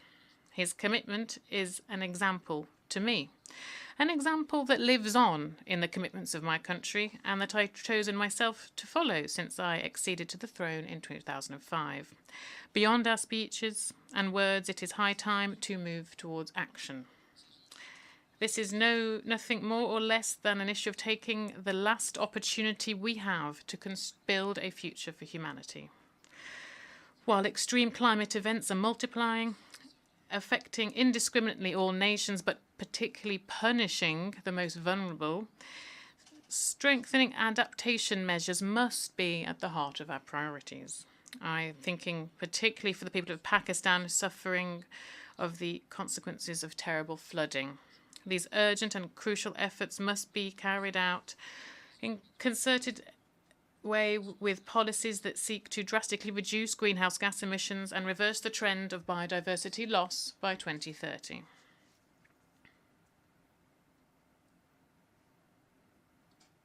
Every country, depending on its own circumstances and needs, must radically transform its economy in order to decarbonize and contain the rise in temperatures. Monaco remains resolutely committed to protect the environment and also to sustainable development. Thus, the Principality is continuing its energy transition to achieve a reduction in greenhouse gas emissions of 55% by 2030 and to achieve carbon neutrality in 2050. In this connection, the most recent report from the IPBES is very clear. Tools and solutions to build a sustainable and fairer future for future generations already exist. We need to implement them. A duty of solidarity is required so that we can collectively manage to succeed in this energy transition. Upcoming deadlines in 2020, both within the Climate Convention and that on biological diversity, must allow us to really pave the way for sustainable societies. When faced with such challenges, a failure would be simply unacceptable. President, Prince Albert I was, my great-great-grandfather in my eyes, an example of being open to others. He was keen to learn and listen to the most cutting-edge of minds. And giving the Principality a constitution, he made it a constitutional state. And while the First World War was on the horizon, he sought tirelessly to convince the future warring parties to find a peaceful solution to their disputes. today, at a time when numerous conflicts continue to sow terror, despair, and chaos around the world without us being able to stop them, war has unfortunately returned to the European continent. The military aggression against Ukraine is flagrantly flouting international law and the principles of the United Nations Charter, undermining the security and stability of Europe and of the world. It is inflicting, inter alia, on the unutterable suffering on the Ukrainian people, which remind us of the darkest hours of our history. Indeed, I welcome the conclusion of an agreement on the aegis of the United Nations allowing for the export of Ukrainian grain through the Black Sea, and we urge all stakeholders to respect the terms of this. Global food security, which was already precarious, depends on it. Let us not forget either that women and children remain the main victims of food scarcity, and this exacerbates a vicious and intergenerational cycle of poverty. Monaco has made this issue one of its priorities for cooperation and allocates almost a third of its ODA to this. We are resolutely committed in the long term to fight malnutrition, to supporting small-scale local producers, school canteens, and to develop sustainable agriculture. President, the extreme tensions that are continuing to expand, and we know the number of conflicts around the world, the number of civil wars around the world, which is a terrifying number.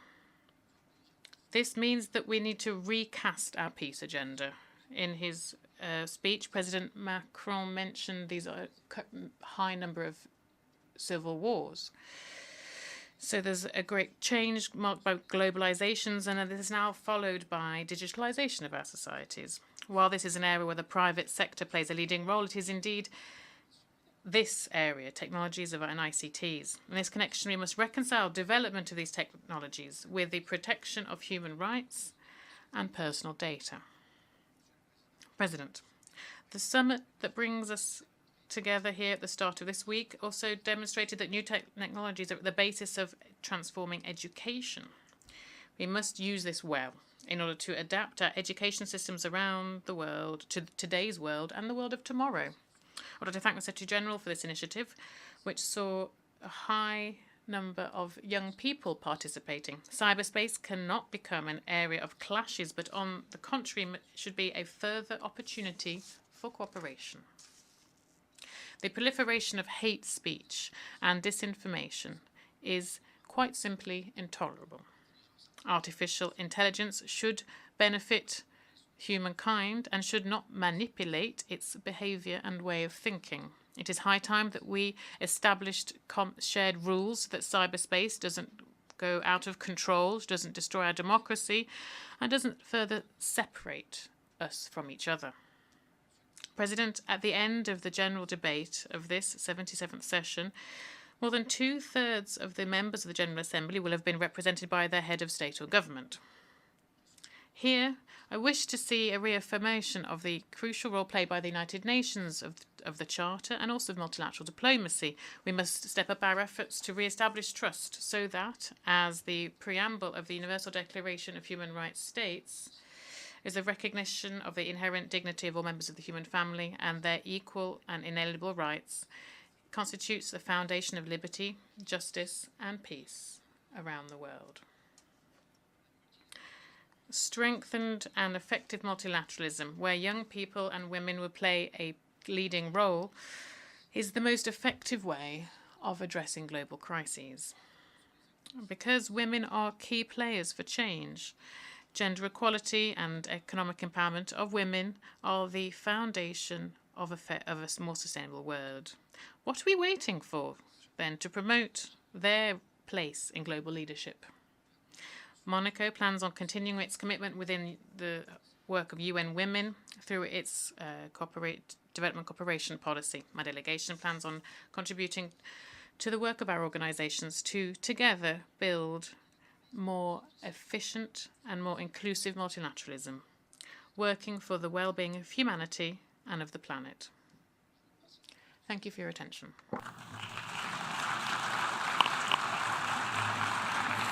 On behalf of the Assembly, I wish to thank the Sovereign Prince of the Principality of Monaco for the statement just made, and I request protocol to escort His Serene Highness. The Assembly will hear an address by His Excellency Charles Angelo Savarin, President of the Commonwealth of Dominica. I request protocol to escort His Excellency.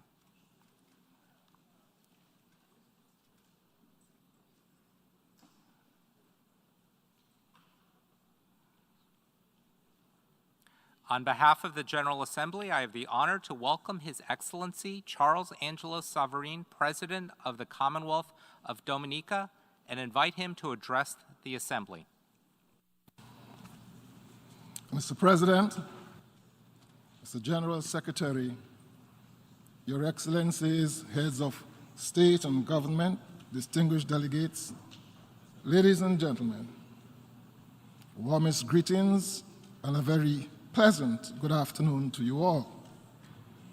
Mr. President, my delegation, and by extension the government and people of the Commonwealth of Dominica, congratulate you on your election to the presidency of the 77th session of the United Nations General Assembly and wish you every success during your tenure. We also express appreciation and gratitude to your predecessor, His Excellency Abdullah Shahid, for the able manner in which he presided over the 76th session. Mr. President, permit me to express my deepest condolences to His Majesty King Charles III, to the royal family, and to the government and people of the United Kingdom on the passing of Her Majesty Queen Elizabeth II. Her Majesty was a symbol of stability and continuity, not only to the United Kingdom, but to the Commonwealth and the world at large. Mr. President, this 77th session of the United Nations General Assembly is being convened at a time when we are faced with innumerable challenges which have both current and long-term implications.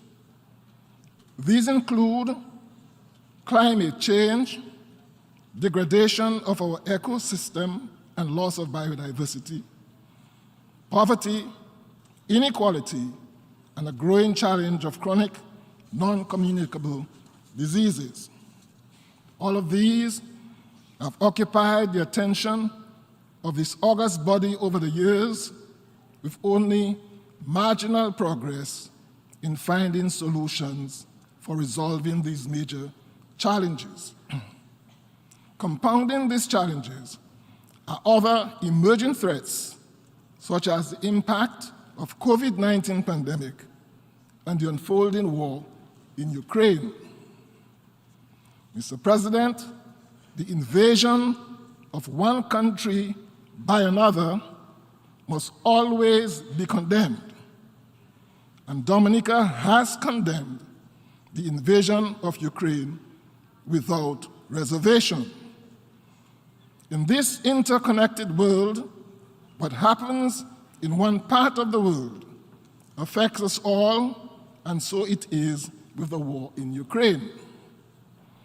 We are all victims of the skyrocketing prices of oil and petroleum products and the resultant impact on the cost of electricity and on all aspects of transportation. The cost of production of goods and services is similarly adversely affected, and as Russia and Ukraine are among the leading suppliers of grain, this conflict has created a shortage in the world's supply of grain, with implications for hunger in countries which rely on imports of grain from these two countries. The developments since 2014, which have led to the Russian invasion of Ukraine in 2021, are well known. Nevertheless, we in Dominica are of the view that this invasion and the ensuing war could have been avoided. The Commonwealth of Dominica, therefore, stands with the rest of the world in calling for an immediate cessation to the conflict which continues to rage in Ukraine. Mr. President, the Commonwealth of Dominica welcomes the deal which was brokered between Ukraine and Russia with the assistance of Turkey, ably supported by the United Nations Secretary General, to have significant quantities of grain shipped from Ukrainian ports to various destinations and thereby alleviate the emerging global food crisis. For these reasons, and in the interest of global peace, the Commonwealth of Dominica urges all parties to continue upholding the end of this agreement so that further relief can be felt globally as a result. Mr. President, like most member states, we in Dominica and the Caribbean were ill prepared to deal with COVID-19, which in March of 2020 was declared a pandemic by the World Health Organization. Notwithstanding the fact that most countries managed to contain the COVID-19 pandemic and consequently have eased COVID-19 restrictions, public health experts have warned that the pandemic is not yet over. Furthermore, with new variants continuing to emerge, COVID-19 continues to pose a threat to the global community. This pandemic has exposed the limitations of health systems in all countries, large or small, developed or underdeveloped. The reality is that not all people have equal access to vaccines and life-saving medicines, even when faced with a pandemic declared by the World Health Organization. This year's theme, a watershed moment, transformative solutions to interlocking challenges, is analogous to the approach and trajectory outlined by the United Nations towards the attainment of the Sustainable Development Goals. Member states have individually embraced the SDGs as the ideal to be universally pursued and achieved by 2030. Small island developing states are more challenged than most to achieve these goals. The international community has pledged its support. However, the question is, to what extent has tangible support been forthcoming? The challenge is to go beyond promises, commitments, and pledges to effective delivery and implementation. The various global crises do not respect national borders. Our interconnected world means that no one is insulated or immune from developments which take place anywhere on this planet. Today, planet Earth is under severe threat and stress and may very well become uninhabitable if we further delay decisive corrective action. We need to talk less and start taking those concrete and sustainable actions needed in order to reduce carbon emissions into the atmosphere. In addition to tropical storms and hurricanes, we are facing the prospect of drought, warming seas, and rising sea levels, all of which will affect lives and livelihoods. For this very reason, we continue to champion the call for collective global action to build the resilience of our small island states to natural disasters which are triggered and exacerbated by our changing climate. We must lay a path for development that is sustainable and people-focused. Over several years, small states like ours have stood at this very podium and at many other such podiums across the world, seeking to convince the developed world to change destructive practices that threaten our planet and our very lives and livelihoods. Yet, despite our best efforts, not enough corrective action is being taken. Not enough support is being given to us to adapt and build resilience to the impacts of climate change that are already upon us. I will not stand here today to detail to you the ways in which climate change is affecting us. These are well known. We see the news reports, the evidence is all around us.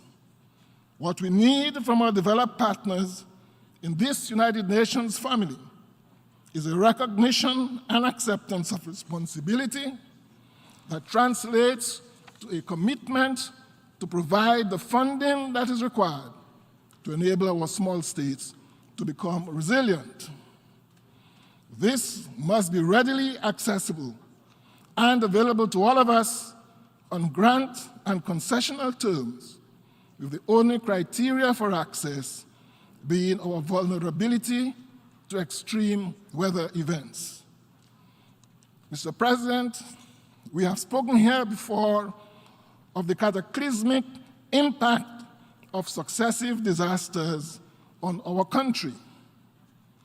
Tropical Storm Erica in 2015 and Hurricane Maria in 2017 caused over 90% and 220% loss of GDP, respectively, with lives lost, people displaced, and livelihoods shattered.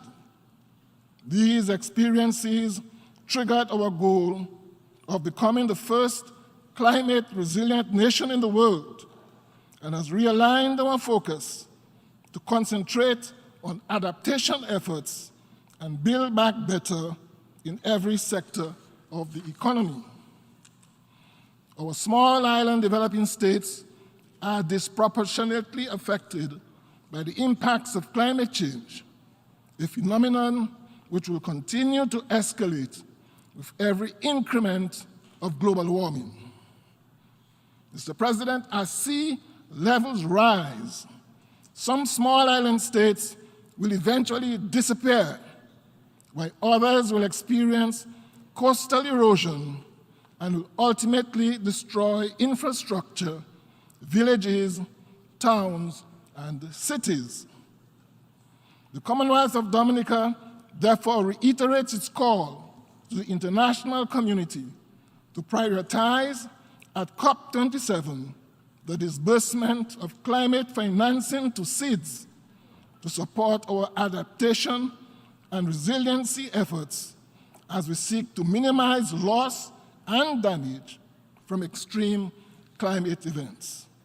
In this way, actions will reflect more equitably and justice-oriented responses towards fulfilling the goals and promises of sustainable development.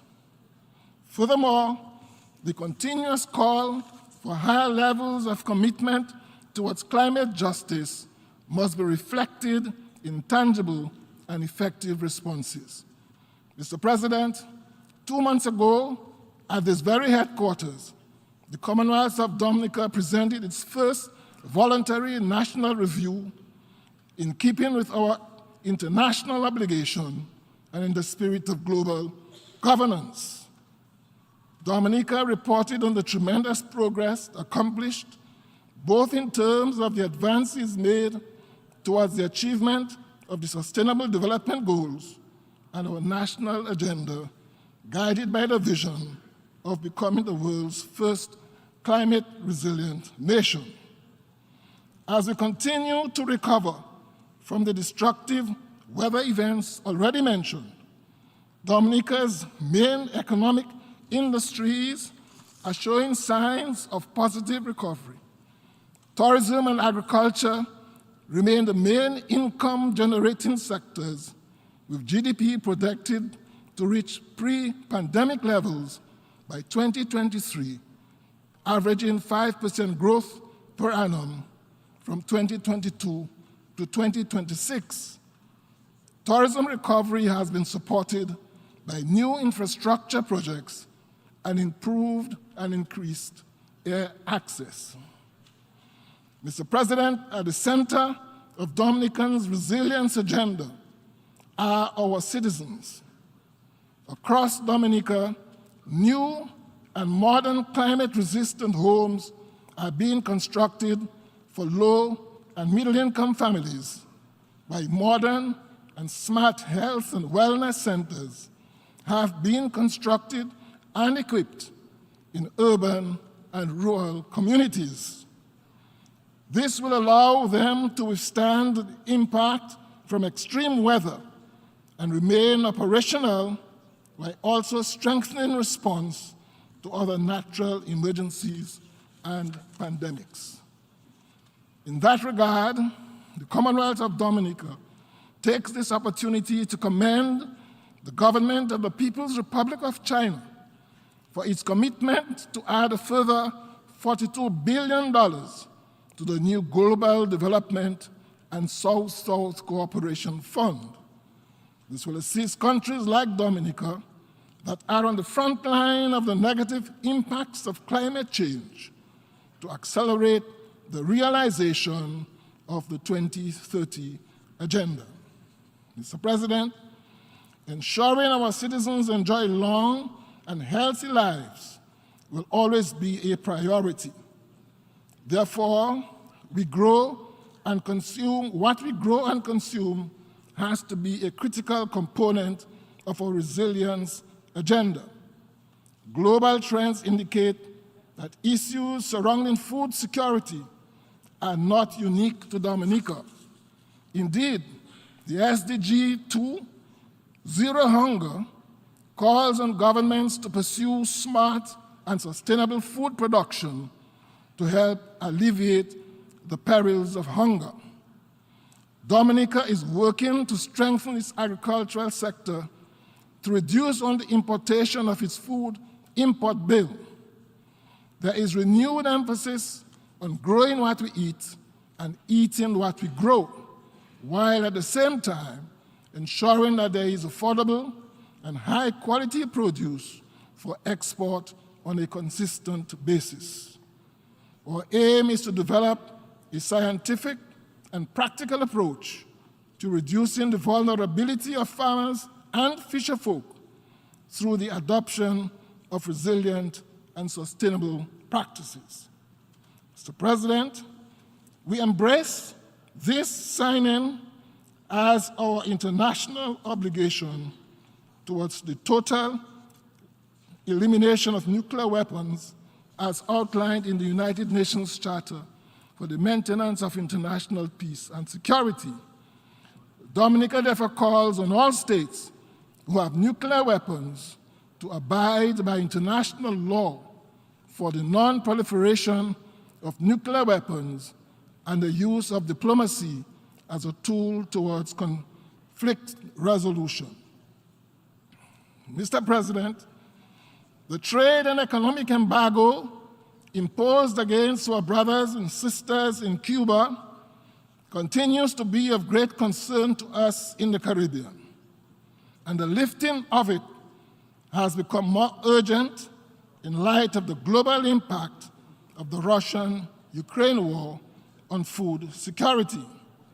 The Commonwealth of Dominica continues to join its voice with the voices of the overwhelming majority of members of this global organization to call for the immediate lifting of the unjustified trade restrictions and export bans imposed on the good people of Cuba. It has long been established that whatever the objectives were 60 years ago when this embargo was instituted, it can no longer be justified if it ever was.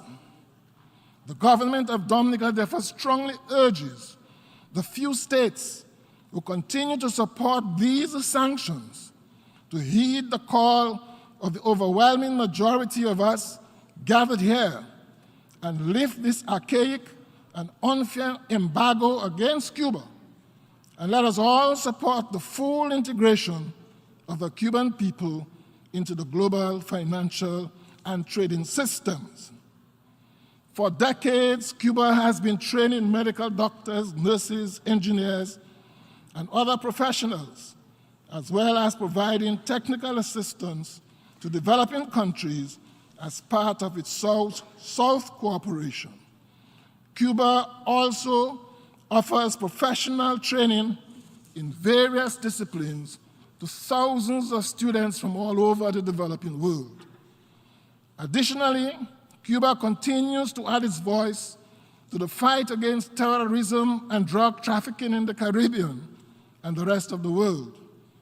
We therefore join all other member states who have called for the removal of Cuba from the list of countries that sponsor terrorism, and we ask instead that we redirect our efforts to combating the real threats to global peace and security in the region.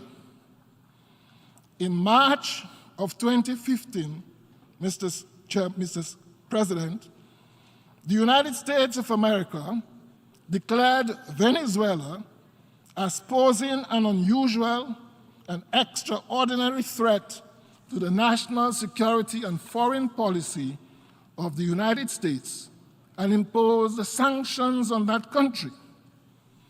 The United States has been followed by a number of countries in imposing sanctions, and since then, the good people of Venezuela have been enduring severe hardships and sufferings from the imposition of numerous financial and economic sanctions.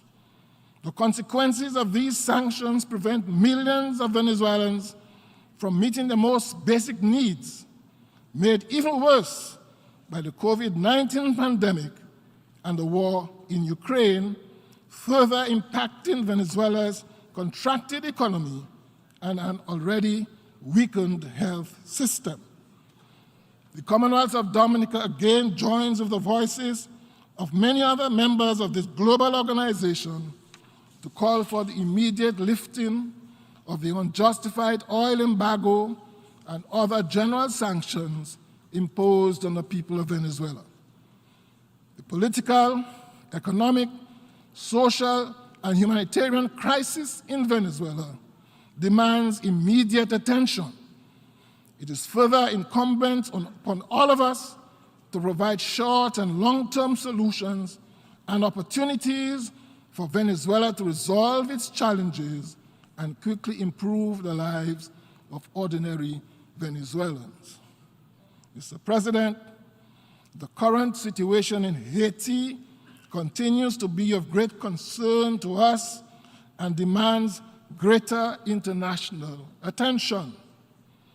An editorial in the Washington Post on the 6th of August 2020 called for muscular international intervention.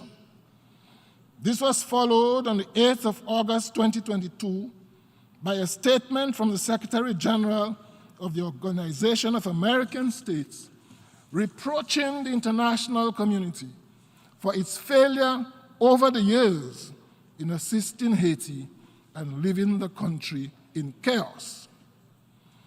Mr. President, Haiti is a country which was once the wealthiest colony in the Americas. It is now the poorest country in the Western Hemisphere.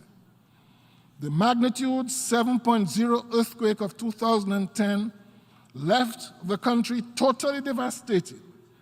It claimed some 250,000 lives and over 300,000 injured, and laid waste the capital of Port-au-Prince and most of southern Haiti. There was an estimated cost of US $8 billion in damage and a reconstruction cost of approximately US $14 billion.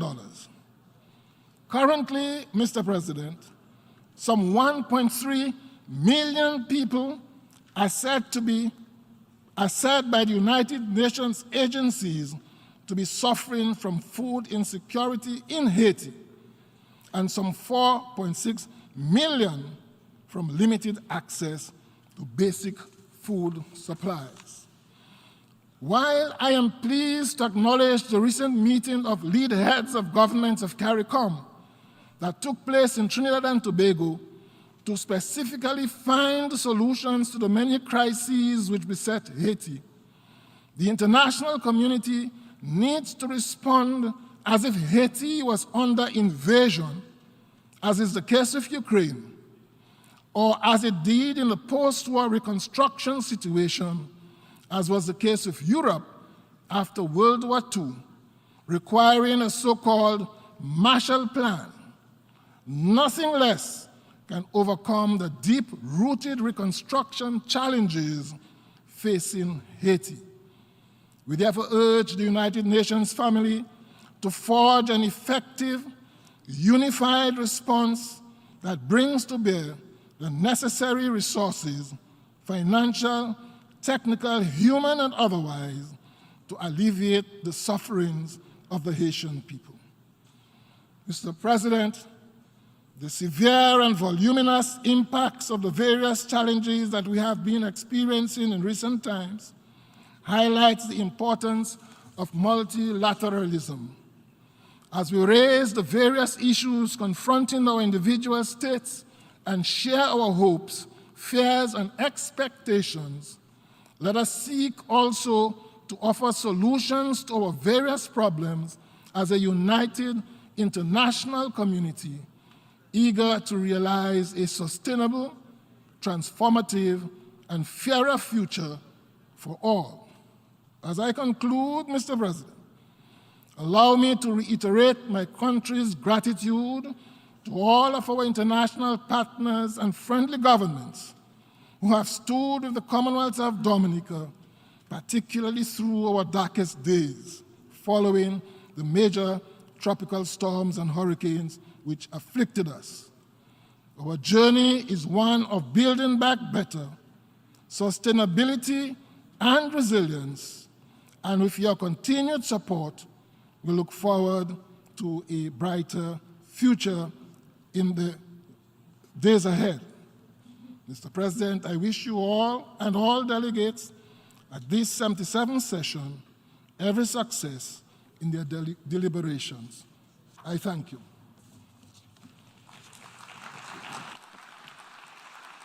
On behalf of the Assembly, I wish to thank the President of the Commonwealth of Dominica for the statement just made, and I request protocol to escort His Excellency. We shall now continue the general debate. The Assembly will hear an address by His Excellency Mohammed Najib Azmi Mikati, President of the Council of Ministers of the Lebanese Republic. I request protocol to escort His Excellency.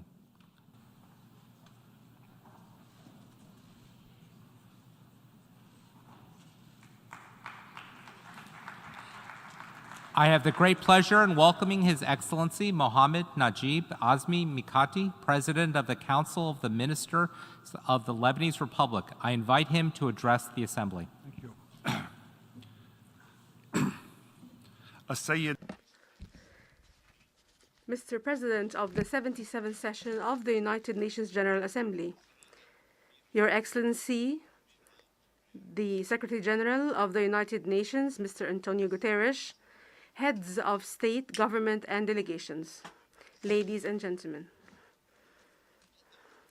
I would like to extend to you, Mr. President, my warmest congratulations on your assumption of the presidency of the General Assembly at its 77th session. I also take this opportunity to thank His Excellency Mr. Abdullah Shahid for his good stewardship of the previous session and for all his effort in this regard.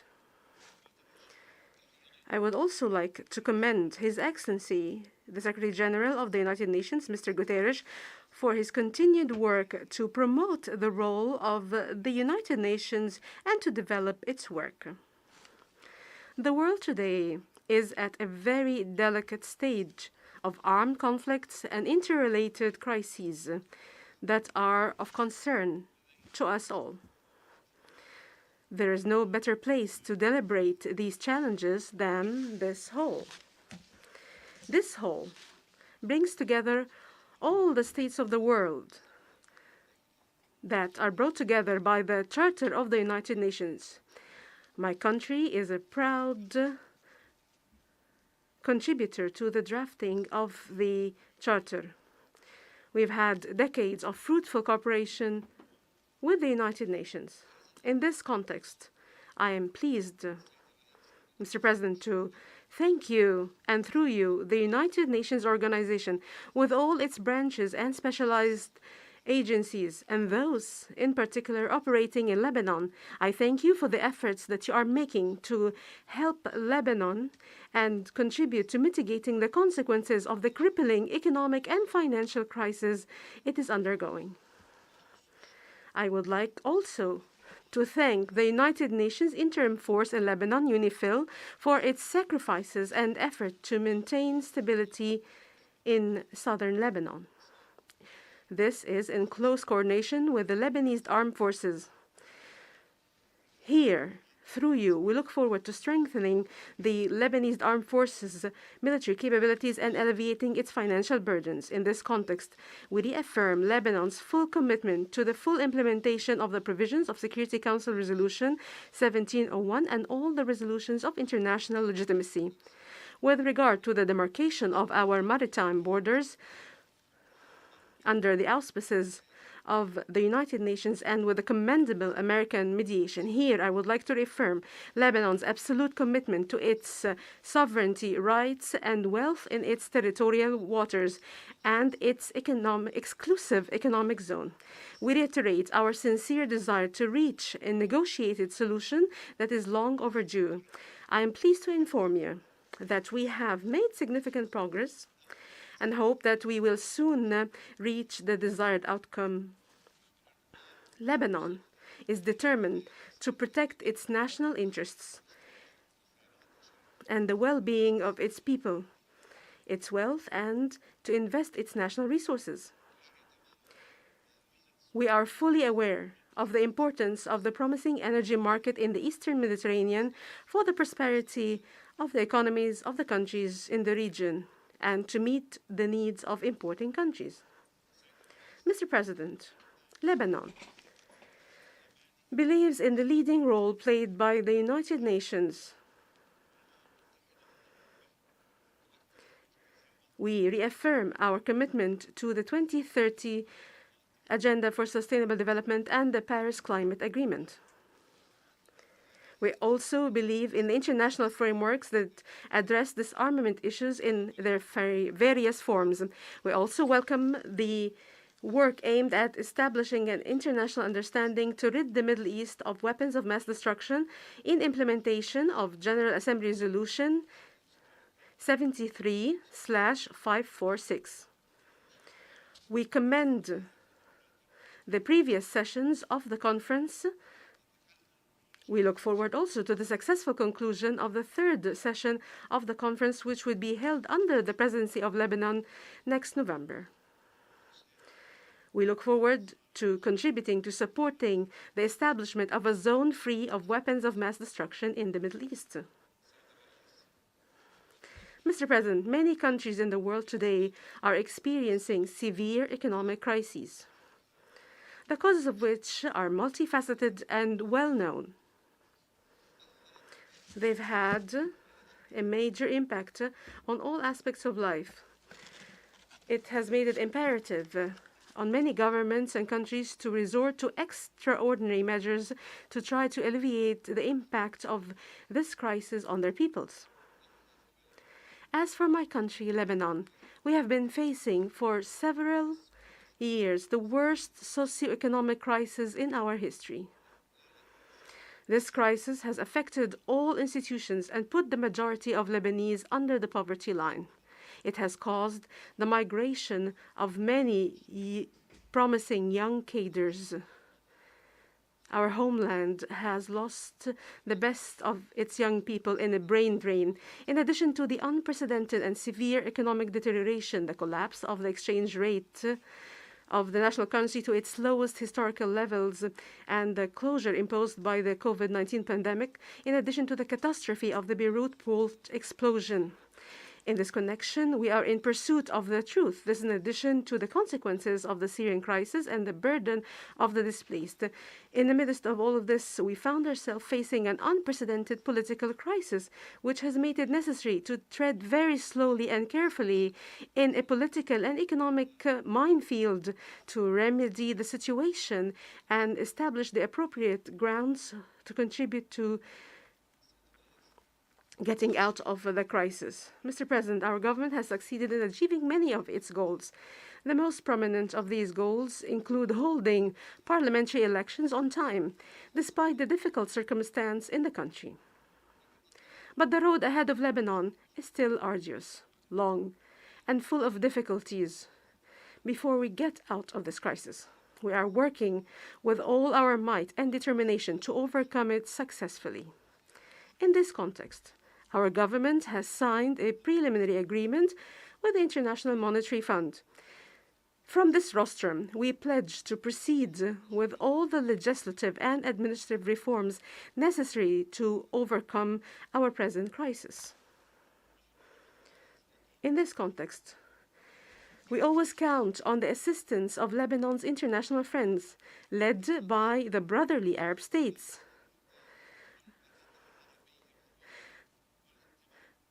of which Lebanon is an indispensable member for identity and a founding member of the League of Arab States. Lebanon's affiliation and identity as an Arab country and its leadership in adhering to Arab causes is a translation of the provisions of its constitution and the Taif Agreement, which ended the bloody civil war that ravaged my country. I must reiterate our full commitment to this agreement and our zero tolerance of any attempt to undermine its provisions. We also reaffirm our commitment to the principle of disassociation, which we have pursued since our previous government. This is an effort to keep our country as far away as possible from what it cannot sustain. The government of Lebanon also relies on the United Nations and its member states, which, through their commendable assistance to Lebanon, have always emphasized that a capable and a prosperous Lebanese state is an urgent need for peace and security in the region and the world. In the context of efforts to address the economic crisis, our government is also working on a financial and economic recovery plan that complements our cooperation with the International Monetary Fund, and we are also working on a package of comprehensive structural and sectoral reforms that meet the requirements of the Lebanese people. It also provides them with a social safety net. We also are developing laws that ensure absolute transparency and combat the scourge of corruption. This scourge has increased as a result of the economic collapse. At the same time, we are working to relaunch the economy and to unlock its potential, especially for young people that we are responsible for. They are a beacon for hope for the success of a Lebanese economic model that is open to the world with pioneering opportunities. In this context, we appeal to brotherly and friendly countries to stand by Lebanon in its crisis, in its current ordeal, and to support it in order to get out of it and to address its serious repercussions on the Lebanese people, as well as its repercussions on the structure of the state. We look forward to reconvening of the Friends of Lebanon Conference, which has long been hosted by France in cooperation with the friends and brothers and sisters of Lebanon. The existence of a sovereign and independent Lebanese state that is strong and capable, that protects the parliamentary democratic system and public and private freedoms, that believes in tolerance, fraternity, and convergence, and adopts a policy of dissociation and shuns away the policy of axis. This existence is an urgent need for security, peace, stability, and prosperity in the region. Further, a strong central government that ensures the rule of law and its proper application, as well as enabling environment for businesses, productive sectors, and services in their diversity, in accordance with market standards, free economy, and the requirement of the times and the ICT revolution. This is all an urgent need for the entire region and the best way for all of us to face the challenges of poverty, unemployment, extremism, and terrorism, and avoiding falling into the unknown. Mr. President, for more than a decade, Lebanon has been at the forefront of the global public good by hosting a massive number of displaced Syrians. It is very difficult to provide accurate figures of those displaced Syrians in Lebanon. Since the beginning of the Syrian crisis, we have adopted an open border policy out of our belief in humanitarian considerations. However, today, the displacement crisis is beyond our ability. It is also important to reaffirm that the Lebanese constitution and the consensus of all Lebanese prevent any integration or settlement naturalization on its territory. The only realistic, sustainable solution is to achieve safe and dignified return for Syrians to their country within a roadmap that we should start working on as soon as possible with the cooperation of all parties. There should be also additional qualitative assistance provided to the Lebanese state and its different departments and infrastructure. The infrastructure is overstretched by the large influx of displaced persons for more than 10 years. Mr. President, the question of Palestine remains the main issue impeding the attainment of peace and stability in the Middle East. The injustice against the Palestinian people must be lifted. The sovereign and independent Palestinian state, with Al-Quds al-Sharif as its capital, must be realized, and the relevant international legitimacy resolutions must be implemented, including the decision and resolutions for the return of refugees. In the context of the debate on the Palestine refugees, allow me to emphasize the central role played by UNRWA in serving the goals and purposes of the UN by contributing to mitigating the suffering of the Palestine refugees and helping achieve a measure of regional development and stability. In this context, we express our deep concern at the agency's critical financial situation and the accumulated budget deficit. This jeopardizes the delivery of its services. We also reiterate Lebanon's welcome and support for all international efforts to bridge the deficit, as the biggest challenge remains finding a sustainable solution in the financing gap. To the financing gap. Mr. President, Lebanon has a long history of culture. Lebanon has always promoted a message of peace, tolerance, and dialogue. While my country is undergoing a difficult period, the difficulties will not deter Lebanon and Lebanese from moving forward to re-establish their prosperity and strengthen the pioneering role they have always played internationally. We want Lebanon to be a forum of convergence, not a forum of division. We want Lebanon to be a space for dialogue, not competition. We want it to be a spiritual custodian that brings together the values of the divine religions and the values of truth and justice in this world. I am confident that with the unity of its people and the help of its brothers and friends, we can achieve the aspired goal. In conclusion, I reiterate my thanks to the United Nations for its continued cooperation with Lebanon and its continued partnership with all member states that love and support Lebanon. And I reiterate my call to everyone to not involve Lebanon in all the conflicts in the region. The greater the challenges, the more we are willing to work together for the good of all our peoples.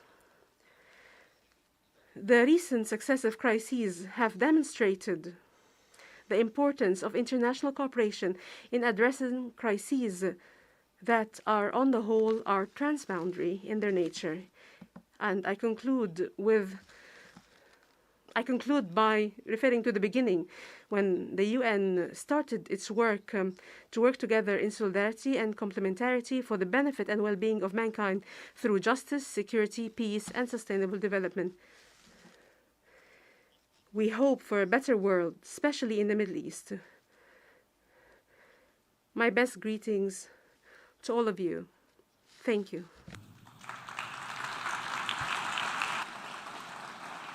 On behalf of the Assembly, I wish to thank the President of the Council of Ministers of the Lebanese Republic for the statement just made, and I request protocol to escort His Excellency.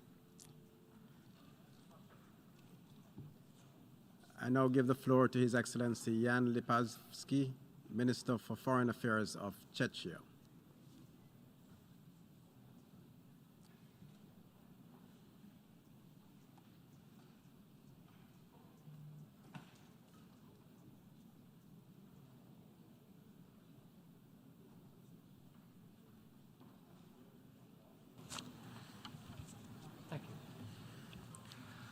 Mr. President, Excellencies, ladies and gentlemen.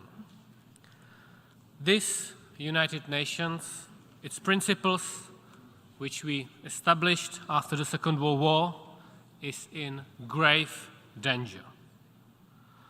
One of the presumed gatekeepers of the UN Charter, one of the permanent members of the UN Security Council, Russia, is attacking a sovereign neighboring democracy and wreaking havoc in Eastern Europe and the entire world.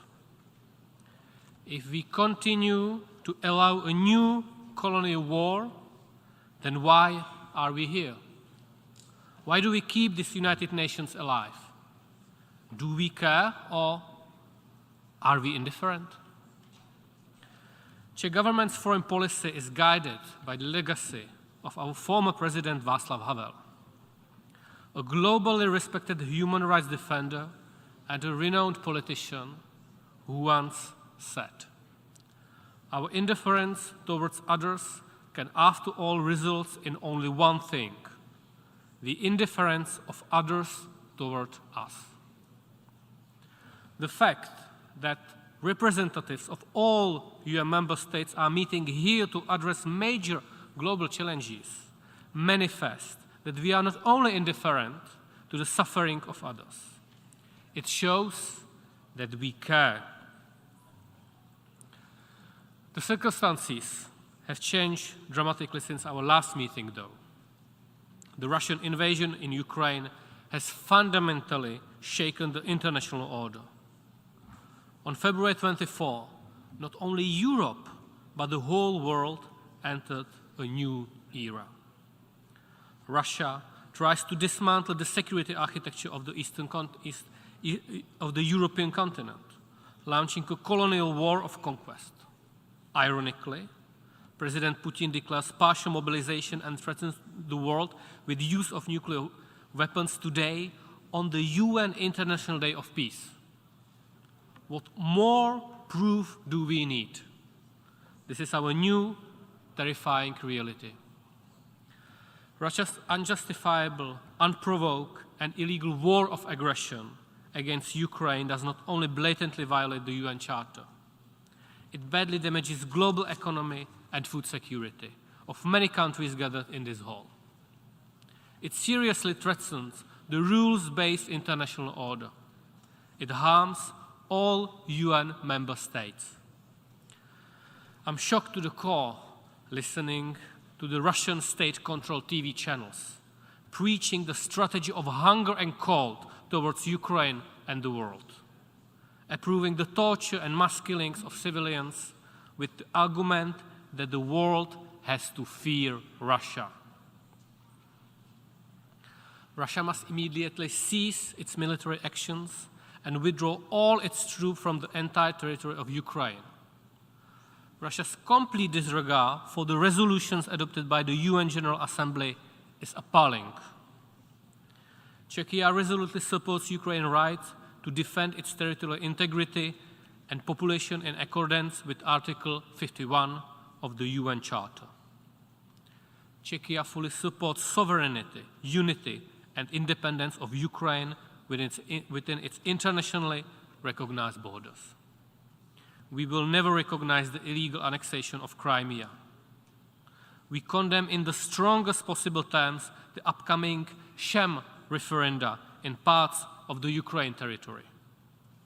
We resolutely reject any attempts to create spheres of influence instead of equal partnerships. The time of establishing colonies and acquiring new territories by sheer force of arm is over. Today, it is Ukraine. Tomorrow, it could be any of us. We refuse this world of Russian colonial appetite. We are horrified by the atrocities committed by the Russian invader. We condemn the existence of filtration camps run by Russia and the horrors in Mariupol, Bucha, Irpin, Izium, and many other places in Ukraine, as well as the apocalyptic shelling of civilian infrastructure. Hundreds of thousands of Ukrainian citizens were deported to Russia, including children. Children forcibly taken away from their parents. It reminds us of the worst practices of the Soviet Union and Nazi Germany in the first half of the 20th century. All these reports on Russian military conduct must be independently investigated. Russia must respect its obligation under the international humanitarian law. There is Russia's international responsibility for the aggression, but there is also an individual crime responsibility for the crimes committed on such a large scale by Russian troops. We will hold all war criminals accountable. Czechia supported the referral to the ICC prosecutor to open an investigation of the situation on the ground in Ukraine. We also strongly support Ukraine's application instituting the proceeding against the Russian Federation under the Genocide Convention before the International Court of Justice. And we call for establishment of a special international tribunal that will prosecute the crime of aggression committed by Putin's Russia. Apart from that, we support Ukraine comprehensively. Czechia hosts the highest number of Ukrainian refugees per capita, over 400,000 in a 10 million country. We provide volumes of humanitarian aid. We support stabilization, recovery, and reconstruction efforts of the Ukrainian government, not only with words, but with action. Mr. President, Russia's aggression against Ukraine has only strengthened my country's resolve to continue supporting independent media, civil society, and human rights defenders. Inside Russia, unfortunately, the human rights situation of any freedom-loving citizens has worsened enormously. We successfully ran for the Human Rights Council seat vacated by Russia in May. I would like to thank for the broad support which we received from many of you. We warmly welcome the appointment of Mr. Volker Türk as the new High Commissioner for Human Rights. And I wish to thank former High Commissioner Michelle Bachelet for her dedicated work during her terms in office. The latest report on China documented by her office shed light on the alarming human rights violation against Muslim groups, including Uyghurs. Unfortunately, the human rights situation in countries such as Afghanistan, Cuba, Ethiopia, Iran, Myanmar, and Venezuela also continue to worsen. We wish for Myanmar to work towards a peaceful resolution of the current crisis. We follow with horror the atrocious manner in which the Iranian authorities handle the rightful protest of women. In Belarus, the regime uses brutal violence against its opponents. In the past 2 years, tens of thousands of Belarusians have been detained, all independent media and civil society organizations destroyed. We are concerned that anti-Semitism and the Holocaust denial are on the rise. This year marks 80 years since the infamous Wannsee Conference, with the so-called final solution to the Jewish question, which resulted in the murder of nearly 6 million Jews. Czechia reiterates Israel's right to protect its citizens against any terrorist activities, including rocket attacks which deliberately target Israeli civilians. Mr. President, Czechia currently holds the presidency of the European Union. Our priorities, such as defending Ukraine, ensuring energy security and promoting democracy and human rights, are not only regional, they are global in nature. The Russian aggression has only multiplied the already existing global challenges. The progress on the Sustainable Development Goals and the global recovery from the COVID-19 pandemic has slowed down. Prices of agricultural commodities are growing globally. For us, working with youth, listening to their concern is the driving force to get the progress on SDGs back on track. Climate change, pollution, and biodiversity loss are major global challenges. We need a comprehensive humanitarian development peace-based response to crises, including pandemics and sustainable food systems and climate resilience. It is our collective responsibility to ensure the WHO can work effectively and independently of any political influence. No one should be left behind. We firmly support the global efforts for equal access to vaccines and treatments.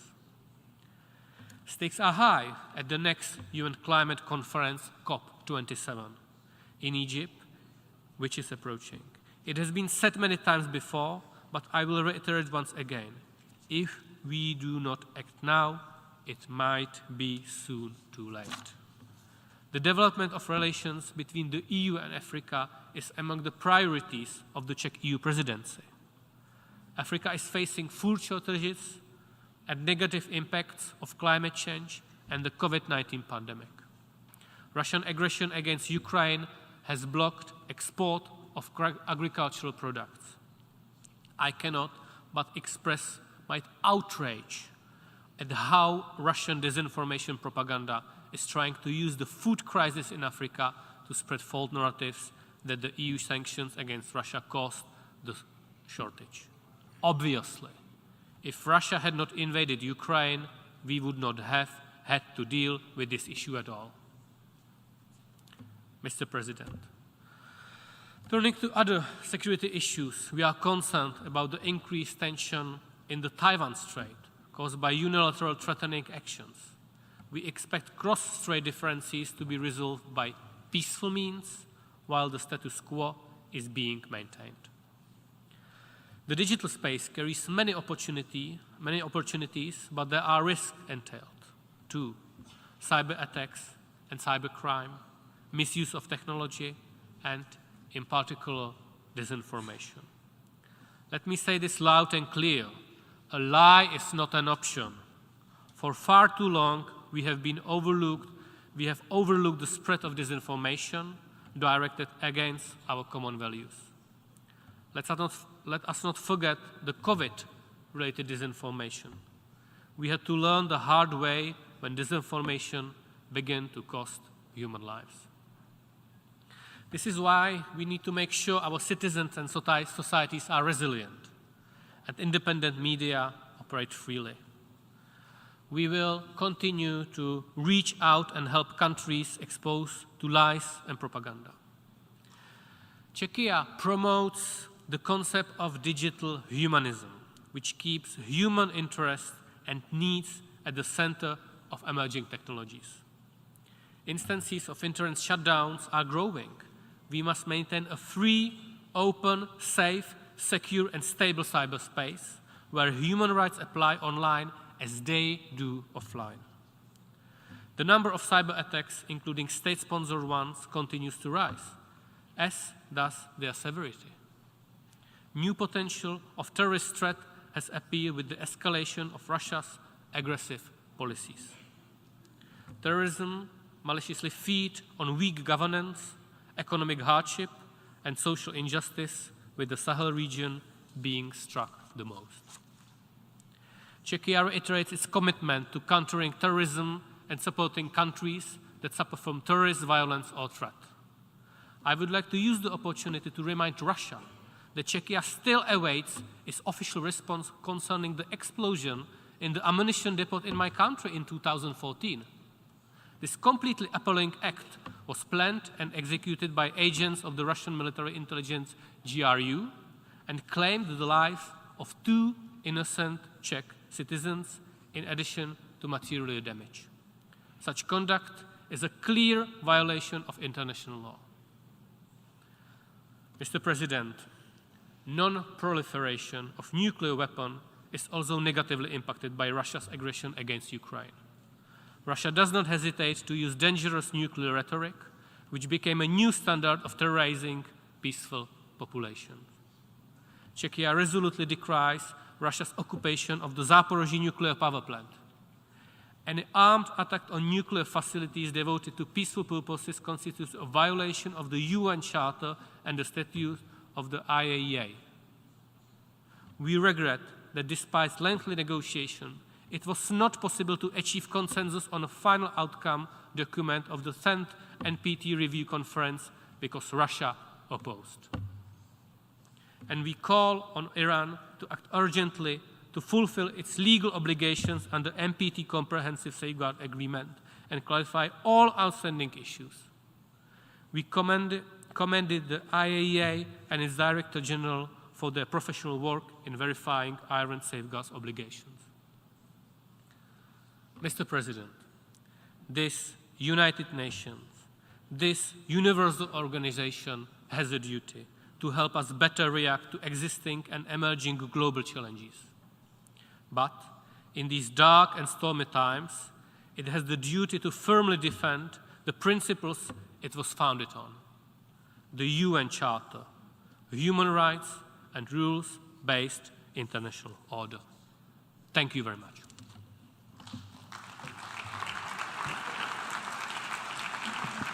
I thank the Minister for Foreign Affairs of Czechia.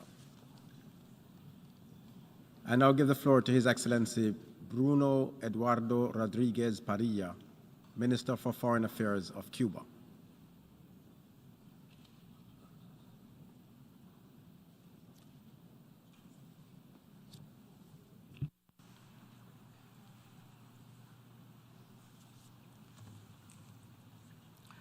Señor Presidente. Mr. President, delegates, the impact of the COVID-19 pandemic has laid bare, like never before, the true essence of the unjust and unsustainable prevailing international order. Never has humankind had this wealth of scientific and technical potential that it has now. Neither has it ever had the extraordinary capacity that it does now to create wealth and well-being. And however, never before has the world been so unequal in terms of just how much people suffer. 828 million people, 10% of the world population, are going hungry, and around 50 million children suffer from stunting, the most deadly form of malnutrition. Unemployment will affect 207 million persons in 2022, 21 million more than in 2019. In the midst of the fourth industrial revolution, 773 million human beings do not know how to read or write. Around 6.5 million people have died as a result of the COVID-19 pandemic. Vaccinations to tackle this crisis are inaccessible to billions of people in low-income countries. In 2021, pharmaceutical multinationals earned $850 billion. External debt has been paid several times over, and nevertheless it is growing. Paradoxically, military expenditure at a global level is growing at a dizzying pace, and for the first time now exceeds $2 trillion. Nothing justifies the fact that humankind continues to remain threatened by the existence of around 13,000 nuclear weapons. We champion the universalization of the Treaty on the Prohibition of Nuclear Weapons. How much more could we maybe do if these resources were devoted to promoting health and development? How many deaths as a result of COVID and other diseases might have been avoided? How many boys and girls would be spared hunger and preventable illnesses? Mr. President, greenhouse gases reached record levels in 2021, and the same will occur this year. The average sea level has reached a new high. The last 7 years are the warmest ever recorded in history. We cannot continue to fail to heed the alarm bells that are sounding to alert us to an imminent climate disaster. We have one planet Earth, one common home. For the rich and the poor, we must act without delay. The philosophy of war and plundering and the unreasonable patterns of production and consumption spawned by capitalism, decried by President Fidel Castro, will lead us to the apocalypse. International relations are moving along a dangerous path. The US offensive, aimed at bending states to their will through threats and economic coercion, as well as military, political and diplomatic coercion, efforts to subject them to an order based on their whimsical rules, together with the expansion of NATO and the development of a doctrine of aggression, hand in hand with the non-conventional war that's underway, will inevitably lead to a climate of tension and conflict whose consequences are unpredictable. Mr. President, Cuba, as a small island developing state, has paid a high price for defending its legitimate right to exist as a sovereign and independent nation. For more than 6 decades now, we have resisted a ruthless and unilateral economic, commercial and financial blockade, which was ratcheted up to extreme unprecedented levels from 2019, and this continued during the pandemic.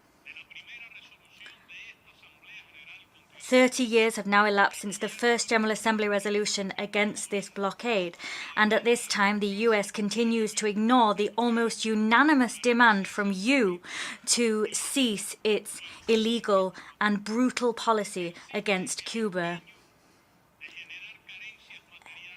Endeavors are still waged on the part of the US to create material shortages, to sow despair, disenchantment, and to cause damage to the Cuban people.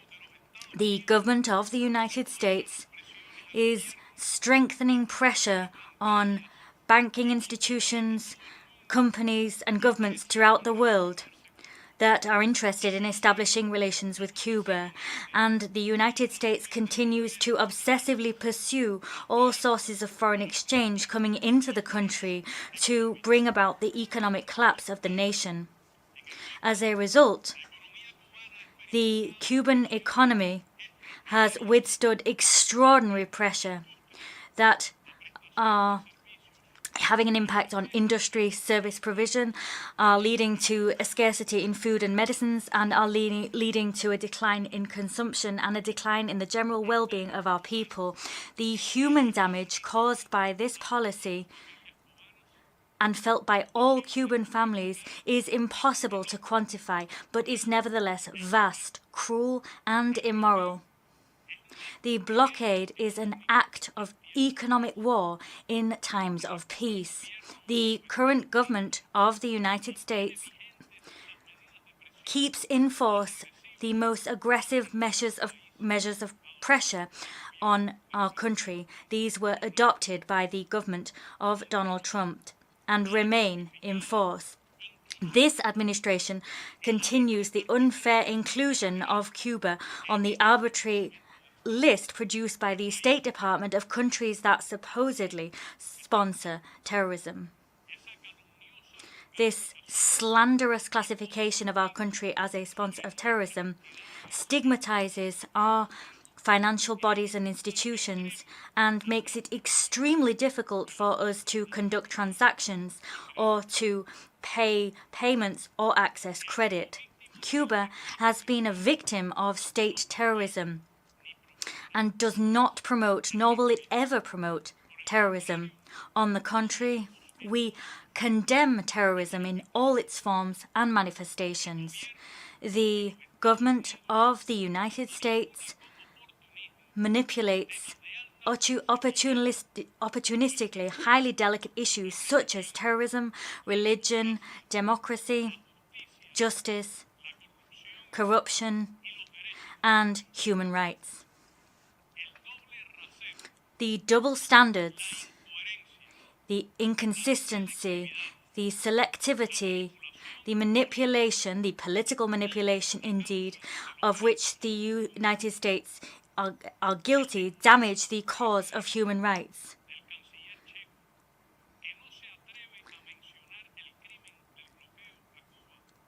Some delegates have not dared to mention the sad blockade visited upon Cuba, and that is sad.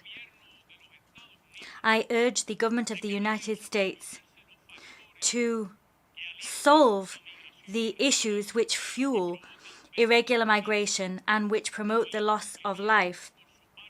These factors include their failure since 2017 to uphold their obligation, according to bilateral agreements in force, to earmark no less than some 20,000 annual visas to migrants. There is the Cuban Adjustment Law, there is the treaties that are politically motivated, there are restrictions placed on regular transit countries, and the ratcheted up economic blockade. These cause migration and must be ceased. We've heard today that the processing of migrant visas will return to the Embassy of the United States in Havana, and that is a positive step. Cuba reiterates its readiness to move towards a better understanding and better relations with the government of the United States and to develop civilized relations, and including relationships of cooperation between both countries, and this on the basis of mutual respect, sovereign equality, and on the understanding that no attempts will be made to undermine our sovereignty and independence in spite of our major differences. We underscore the valuable commitment and the shown by Cubans and their descendants in protests that have occurred in that country and across the world to ensure that Cuba's sovereign rights are respected and to reject the merciless actions of the United States, in particular the policy of the economic blockade.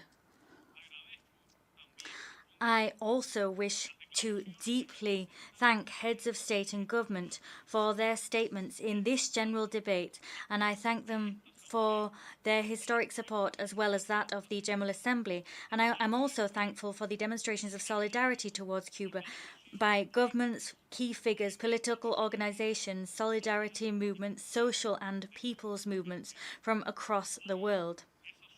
Today, this solidarity and support remains absolutely vital.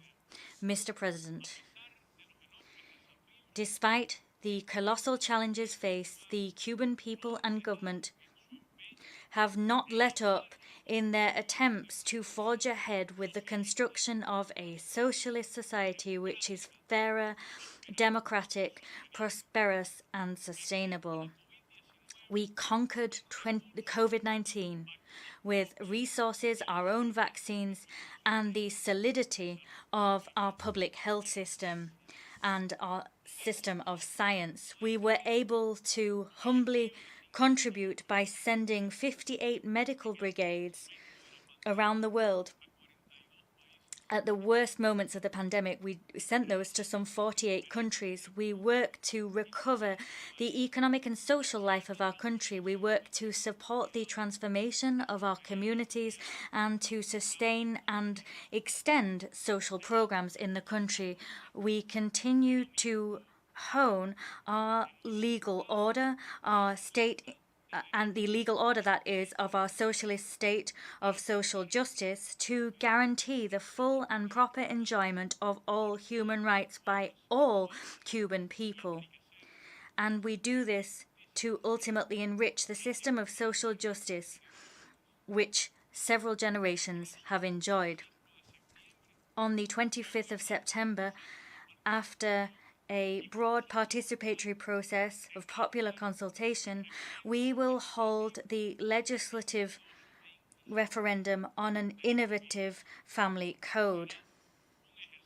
This vote will be a genuine exercise of direct democracy and of the effective power of the Cuban people.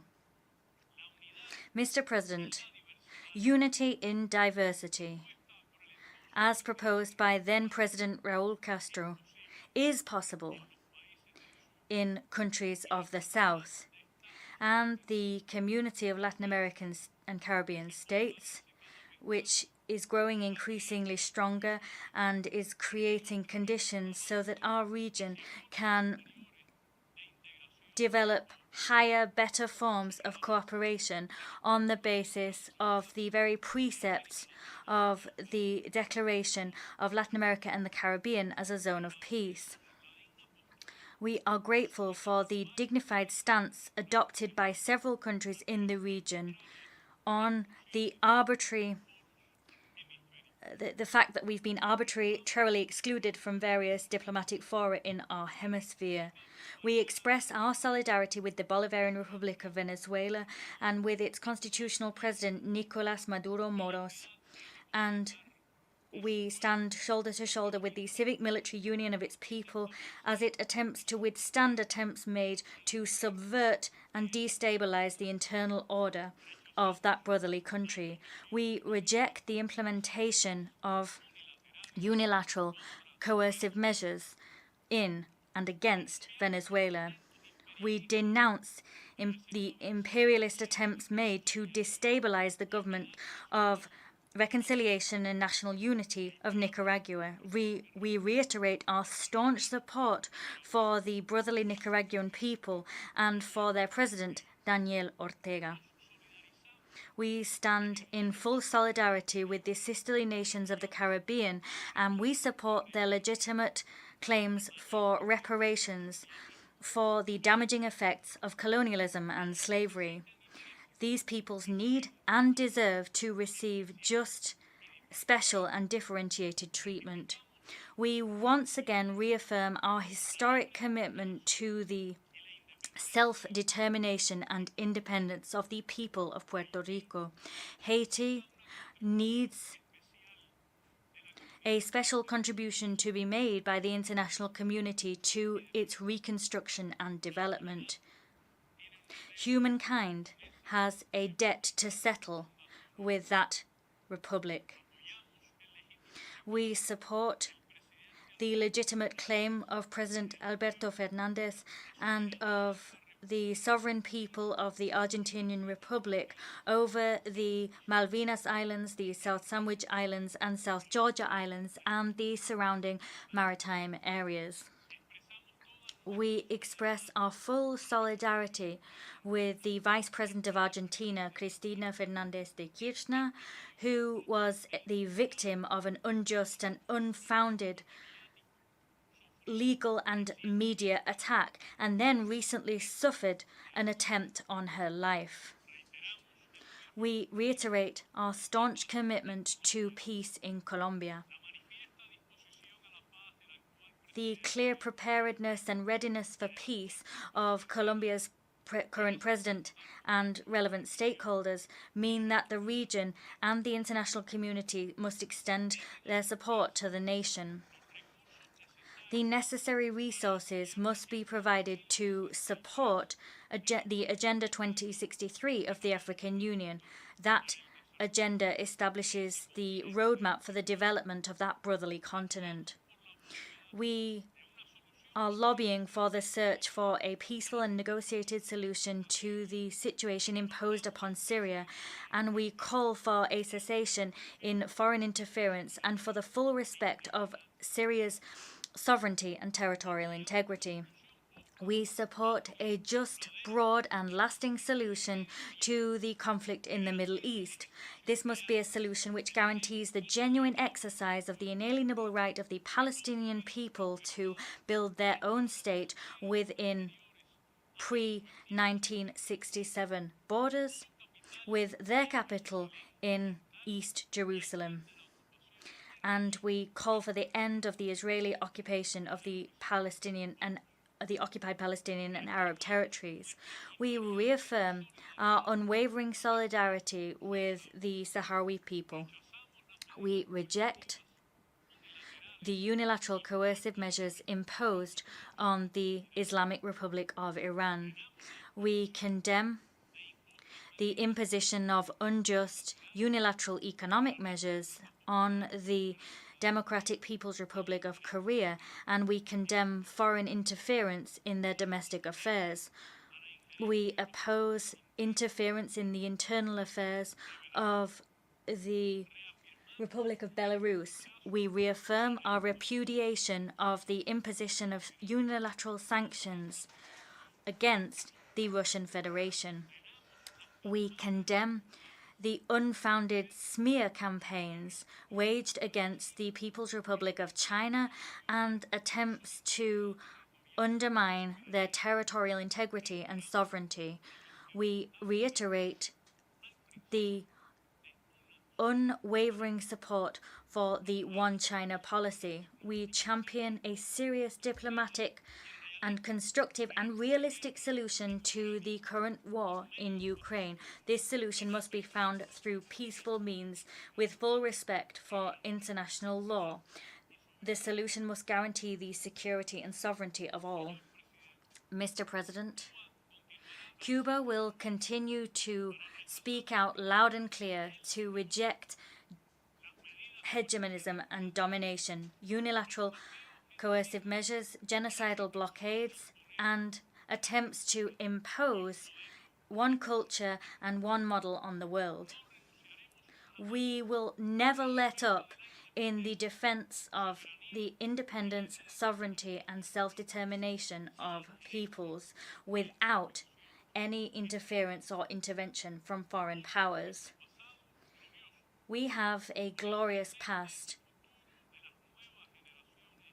and we must protect present and future generations of Cubans with the leadership of President Miguel Díaz-Canel. We will creatively resist, and we will tirelessly struggle until we achieve our dreams of peace and development with equity and social justice for Cuba and for the world. Many thanks indeed. I thank the Minister for Foreign Affairs of Cuba. I now give the floor to Her Excellency Naledi Pandor, Minister for International Relations and Cooperation of South Africa.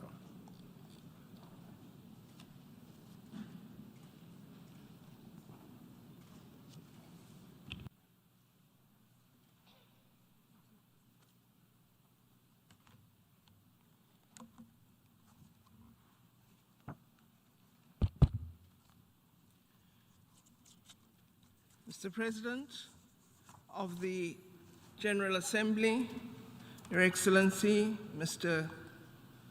Khurelsukh, Secretary General Antonio Guterres, Excellencies, ladies and gentlemen.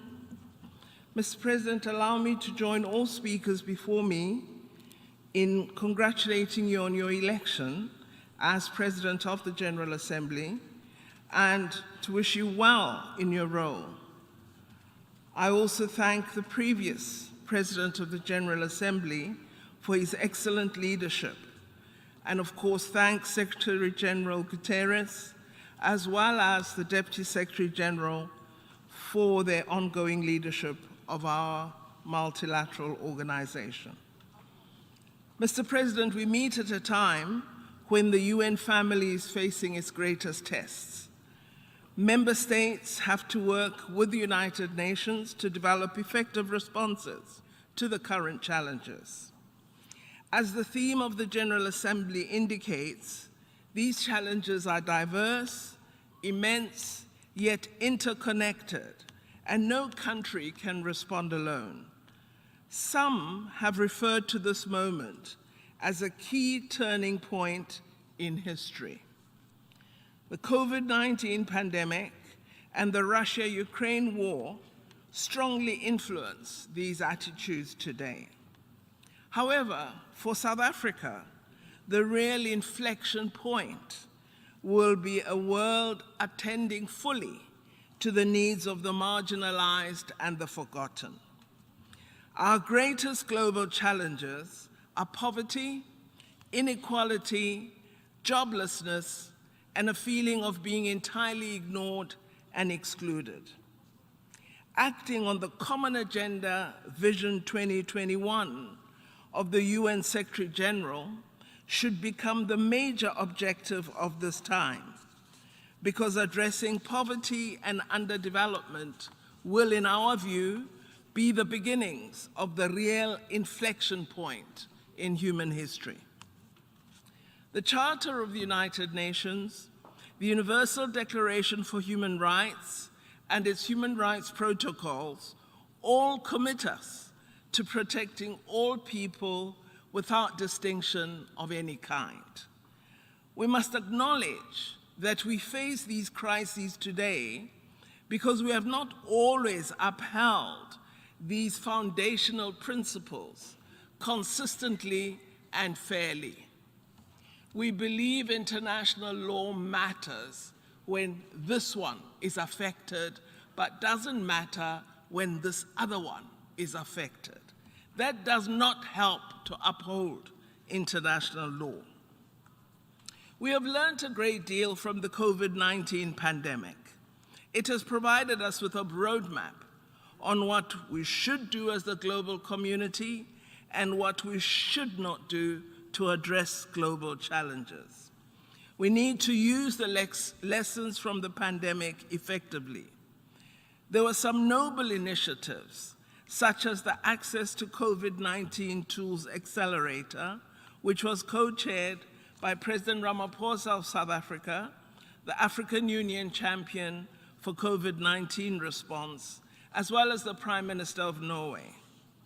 This ACT-A initiative laid the basis for a fairer distribution of vaccines, therapeutics, and diagnostics.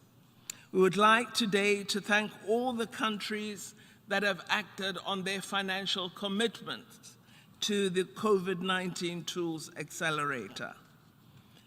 Mr. President, global solidarity is also required to meet other pressing challenges such as energy and food insecurity, climate change, and the devastation caused by conflicts, including the existential threat of nuclear weapons. Up to now, instead of working collectively to address these challenges, we have grown further apart as geopolitical tensions and mistrust permeate our relations. We should, however, move forward in solidarity, united in efforts to address our common global challenges to ensure sustainable peace and development. One of the tasks, Mr. President, that we must successfully implement is to ensure that developing countries are not left behind when treatments are available. We must do this by creating and supporting research and innovation capacity in Africa and other parts of the world for vaccine production, by investing in strengthened public health systems, and by ensuring that we produce thousands more qualified professional health workers. All this requires sustainable investment in higher education research institutions and in global research cooperation. The mobilization of resources and capabilities to strengthen the pandemic response and the preparedness of all nations must be substantially increased. It will be a tragic indictment on all of us as leaders if future pandemics find the poorest countries as unprepared as many were for COVID-19. We need to strengthen global health architecture to ensure that we are better able to meet the challenges of new pandemics and other infectious diseases of concern. We are proud as South Africa to be part of the solutions to these problems through the recent establishment of the first mRNA global technology transfer hubs that will contribute to the security of supply of life-saving medication for African countries and other developing countries. Mr. President, my country, South Africa, like many other developing countries, faces huge development challenges, including in our energy sector. We need to together collectively address global energy shortages, including by deploying innovative solutions that are cheaper, cleaner, and more accessible. Working with international partners, South Africa is developing its Just Energy Transition Plan to significantly reduce harmful emissions in our country. We are working on an expanded green economy intervention that is gaining significant momentum in our country.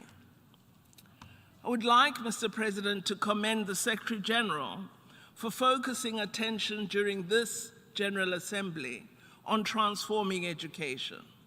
Education remains one of the most important drivers to end poverty and inequality, and we will work toward increasing access to education that is affordable as a country and a continent.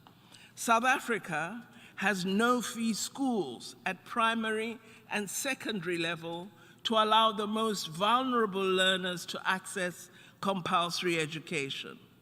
We also have a state bursary scheme for poor students who qualify for tertiary education. These measures have over the years served to increase the enrollment of learners who were previously unable to access education.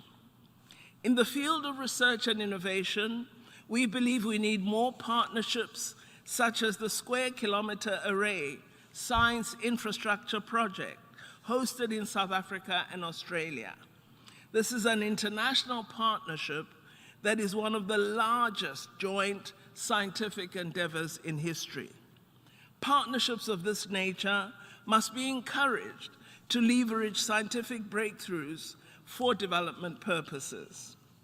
We also believe the multilateral trading system must be strengthened so that we genuinely create a conducive environment for fair trade, and one that also provides opportunities for developing economies. If actionable steps such as these are not taken, developing countries will remain subject to an imbalanced global financial and trading system. Let us, Mr. President, use this moment of renewal to reiterate our commitment to multilateralism as the only means of building a better world. The United Nations must, of course, itself be transformed so that it serves its role cognizant of current global dynamics. It is unacceptable that 77 years after its establishment, 5 nations wield disproportionate decision-making power in the United Nations system as a whole. Transformation of the UN must include more representative, transparent, and accountable organs of global governance. For this body to be effective, the General Assembly must be revitalized, the Security Council must be reformed. We also cannot have a credible organization if it cannot hold persistent transgressors of the Charter to account. Mr. President, we believe we must act immediately to protect the environment and the world we live in, for ourselves and for future generations. While Africa is the least responsible for the climate crisis, it does find itself at the epicenter of its impacts. We should therefore emerge from COP27 in Egypt with an agreement that contains enhanced and balanced actions on adaptation, mitigation, and financing. This, of course, must take into account our common but differentiated responsibilities and our respective capabilities. In addition, we must agree at COP27 on a mechanism for loss and change. In South Africa, our cabinet has approved wide-ranging policies to ensure that we can meet our newly determined climate change targets. We have established a climate finance task team to lead and coordinate negotiations with international partner groups to give effect to the Just Energy Transition Partnership. The partnership seeks to address South Africa's investment needs in infrastructure to facilitate our coal phase down in a manner that ensures that no one is left behind. Mr. President, I don't need to reiterate that building a better world requires peace and stability. South Africa continues to believe that conflict resolution must not come through fueling conflicts, but through investing in efforts aimed at political dialogue. We should aspire to peace as a global public good. There have been no winners of the wars of the past 7 decades. Instead, they engendered strife, distrust among nations, divisions, as we see this week, a perpetual misallocation of resources to weapons, increased poverty, and underdevelopment. All these are features and effects of war. While we work to address contemporary conflicts, we should not ignore long-standing conflicts, such as that of the people of Palestine, which has been on the United Nations agenda throughout the 7 decades of existence of this organization. We cannot ignore the words of the former Israeli negotiator at the Oslo talks, Daniel Levy, who addressed the UN Security Council recently and referred to the increasingly weighty body of scholarly, legal, and public opinion that has designated Israel to be perpetrating apartheid in the territories under its control. Israel must be held accountable for its destructive actions that have significantly impaired the possibility of a two-state solution. Similarly, we cannot ignore the decades-long struggle for self-determination of the people of Western Sahara. We must, Mr. President, treat all conflicts across the globe with equal indignation, no matter what the color or creed of the people affected is.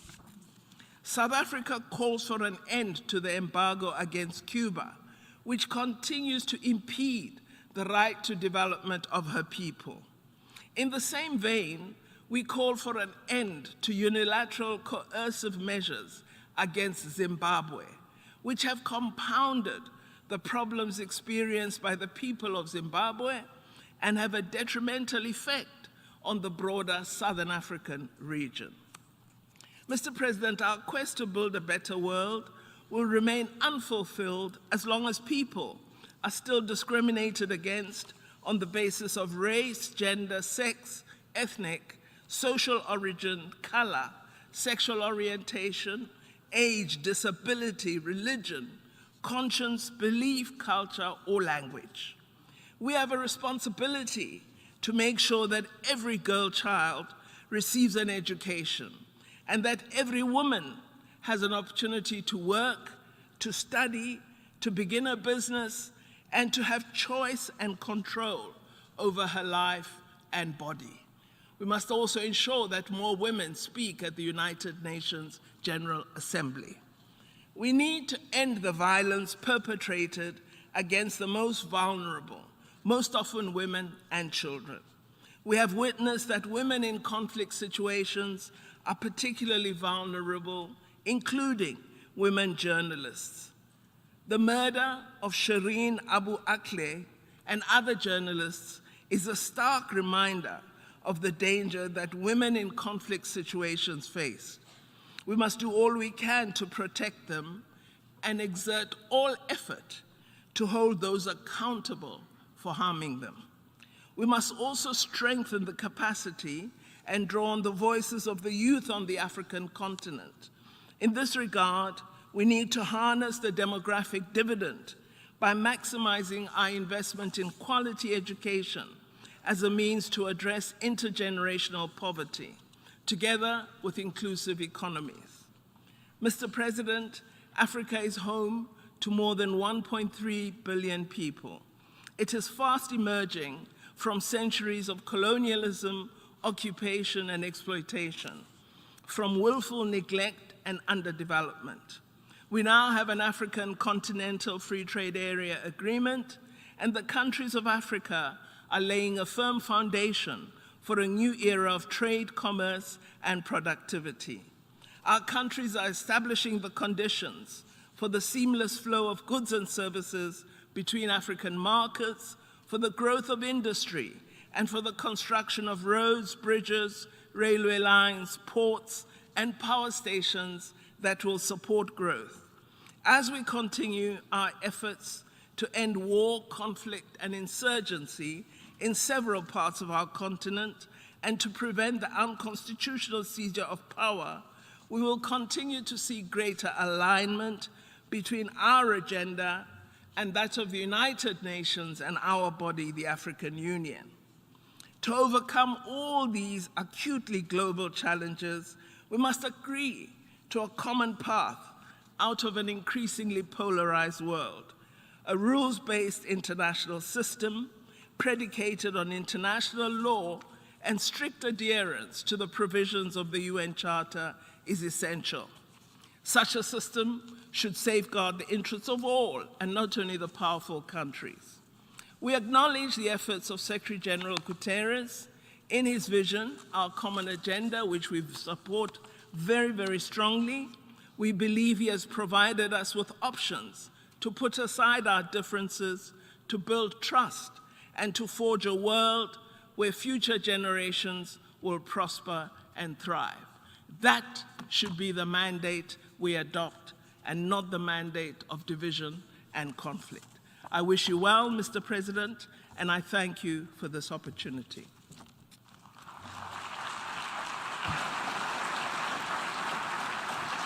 I thank the Minister for International Relations and Cooperation of South Africa. I now give the floor to His Excellency Roberto Alvarez Gil, Minister for Foreign Affairs of the Dominican Republic.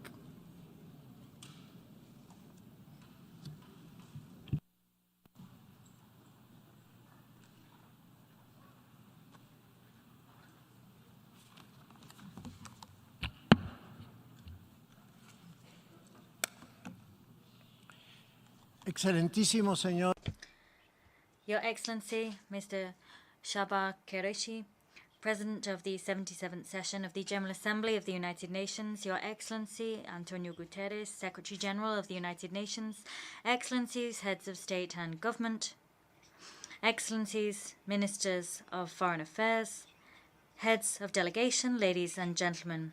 I begin my address by conveying to you the apologies of our President, Luis Abinader, who, due to unexpected circumstances caused by Hurricane Fiona that has severely affected several provinces of our country, is unable to participate in this important general debate. Now, I cannot continue my address without first conveying our condolences to the United Kingdom of Great Britain and Northern Ireland. I must also extend these condolences to the members and observers of the Commonwealth of Nations following the passing of Her Majesty Queen Elizabeth II. Her example of dedication to public service will be remembered forevermore. After a painful period which produced millions of victims, we meet once again in this illustrious hall because, thanks to science, we have overcome the worst effects of COVID-19. But Who would have foretold that in the middle of the 21st century, the spectre of war would once again devastate Europe? This has been a bitter ordeal, and let us hope that we learn the lessons we've been taught so that we can be better prepared for the challenges of the future. We're talking here about situations that could have been avoided if we had been inclined to work together to find answers to the pressing problems facing humankind. We should be absolutely clear on that point by now, because in a globalized world, the effects of epidemics, conflicts, and violence know no borders. Precisely because our world is so interconnected, long-term goals and major goals require always, as is so eloquently expressed by the title of this General Assembly session, transformative solutions to interlocking challenges. It is crucial to recognize that this organization requires significant reforms which will rouse it from the complacency that has colored its work. We should underscore that what is important for our countries is the consolidation of a renewed multilateralism. As part of a substantive reform process, we must grant greater authority and a greater role to the General Assembly, and this in order to reduce cases of the abusive use of the veto in the Security Council. This is particularly important when it comes to issues involving the violation of human rights and support for humanitarian assistance. Another pressing issue is climate change and its devastating effects, which mean that we need to have the principle of active solidarity to enter into full force. This solidarity must be shown towards those least able to tackle climate change effectively. As an island, our country is ready to make tangible proposals within the annual conference of the parties to the UNFCCC COP27. Naturally, our positions are fully aligned with those of small island developing states. And these positions demand that those countries that most contribute to global warming retain in their agendas a vital mechanism for cooperation with those who most acutely suffer the effects of climate change. As such, we hope to see greater commitment to financing for adaptation and mitigation in the face of this crisis. Mr. President, small countries such as ours are significantly increasing their education programs, and in so doing, they're sacrificing work in other areas crucial for development. For this reason, we attach particular importance to the Transforming Education Summit, just as we do to the creation of the UN Youth Office and for the Mobilization Day. In our country, youth accounts for 70% of our population. We believe in their significant, full, and equal participation in decision-making processes. Today, humankind requires results which work in favor of peace and avoid new conflicts. It requires particularly that we avoid those conflicts which jeopardize the very existence of planet Earth. For this reason, the Dominican Republic supports the total elimination of nuclear weapons, and as proof of this stance, we will tomorrow be depositing our instrument of ratification for the Treaty on the Prohibition of Nuclear Weapons.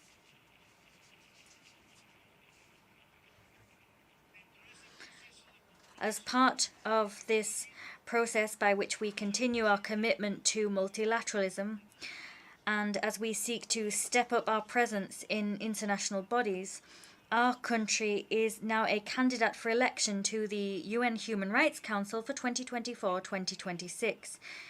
It is our legitimate aspiration to sit on this council for the first time, and as we pursue this goal, we hope to enjoy the support of this community of nations. Ladies and gentlemen, the 21st century has brought with it many positive developments for the improvement of the quality of life for all of humankind. However, unfortunately, events such as the invasion of Ukraine by the Russian Federation have created not only thrown people into disarray following the loss of human lives, but these events have also seen hunger worsen dangerously in many regions, many of which are far removed from the site of the conflict. Given that Russia and Ukraine are the primary producers at a global level of grain and fertilizers, this conflict has imperiled the global distribution of this important food source, not to mention the extent to which Europe is being affected by fuel shortages, fuel of which Russia is one of the primary suppliers. Mr. President, we welcome the fact that the Security Council extended the mandate of the UN Integrated Office in Haiti until July 2023. And we welcome the fact that this office includes a unit to tackle sexual and gender-based violence, one of the most aberrant products of this climate of violence. The outcomes expected of BINU are conditional upon the Haitian people reaching a national agreement as a starting point to combat and ultimately neutralize gangs, first of all, and then the Haitian people must hold elections as soon as circumstances allow. Unfortunately, these developments have not come to pass, and as such, the Dominican Republic believes that efforts to stabilize Haiti must be focused, and we've made this point time and time again, on bringing about peace immediately and on political dialogue as the only appropriate ways to tackle violence and chaos. As has been stated by the Special Representative of the Secretary General for Haiti, I wish to reiterate that criminal gangs have increased their power to suffocate the people of Port-au-Prince, and everything points to the fact that the Haitian National Police are not able to curb these gangs. It is incumbent upon the Haitian authorities to control and put an end to the activities of gangs that are perpetrating crimes so atrocious that they could be classified as crimes against humanity. We must remove the blindfolds from our eyes and admit that the Haitian National Police alone will not develop sufficient capacity to guarantee order and neutralize the gangs. To implement the aforementioned necessary process, Resolution 2645 of the Security Council puts us in a position to take the decisions most appropriate to avoid the situation in Haiti spiraling out of all control. The operative paragraphs of that resolution become particularly relevant against this backdrop, and consequently I wish to underscore the following points. 1. There is a need to prohibit without any delay whatsoever the transfer and illicit trafficking of small arms, light weapons and munitions to any party who participates or supports acts of gang violence, criminal activity, or human rights abuses in Haiti. Secondly, it is important to adopt appropriate measures which may include asset freezes or travel bans on those who participate in fueling the violence and terror which prevails in Haiti and affects the region as a whole. Thirdly, we must see the adoption with the appropriate urgency of actions which the Secretary General will outline, so that, as stipulated in paragraph 10 of the aforementioned resolution, it is possible, and I quote, to enhance security support for the Haitian National Police's efforts to combat high levels of gang violence. 4.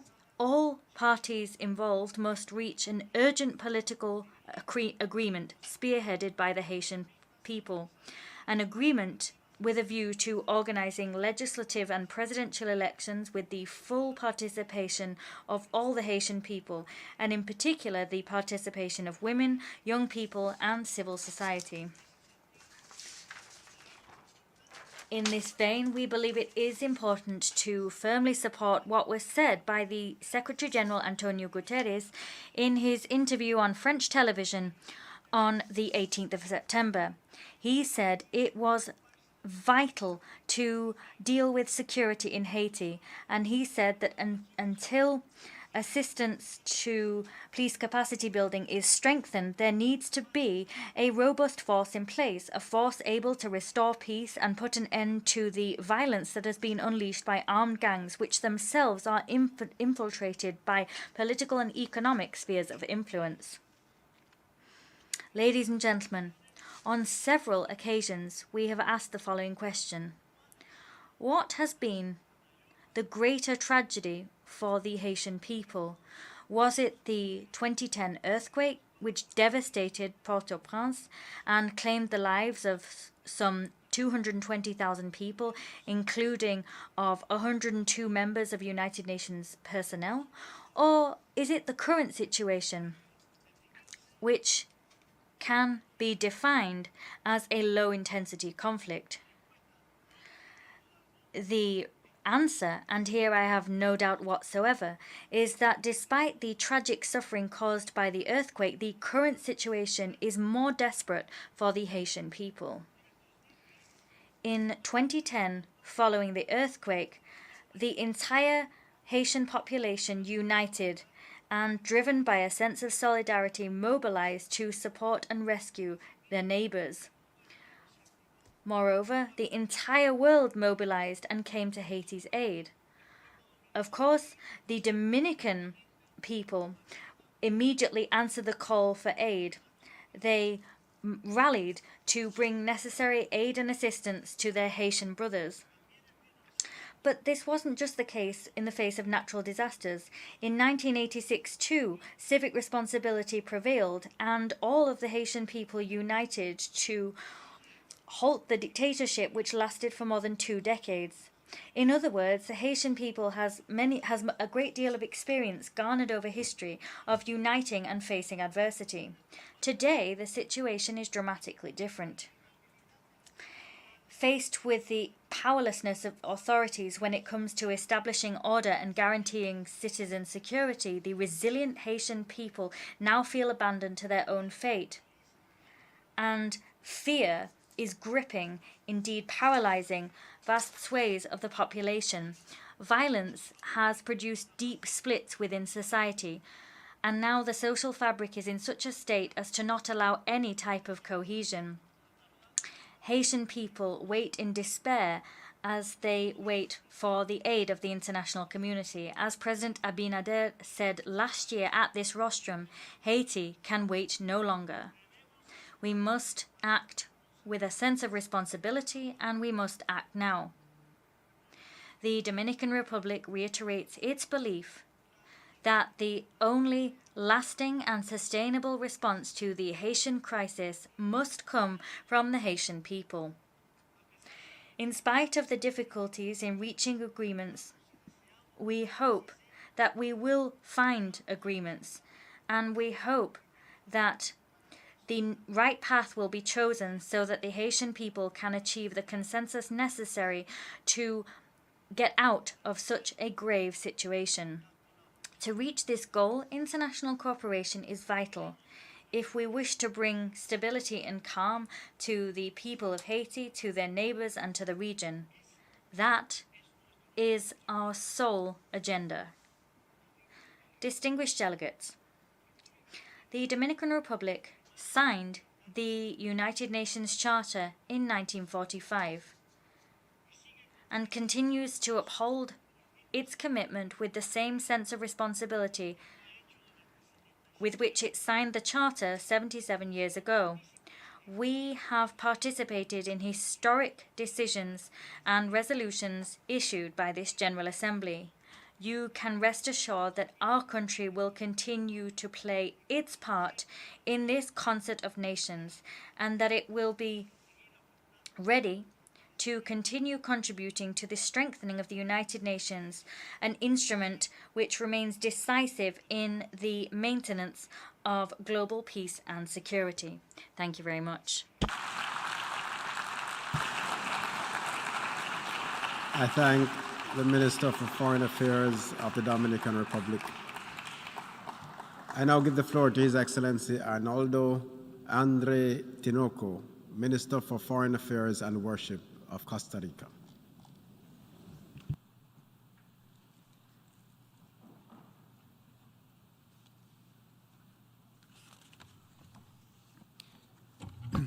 Excellencias, Excellencies, distinguished delegates, Mr. President, Costa Rica congratulates you, President, on your election to the helm of the 77th session of the United Nations General Assembly.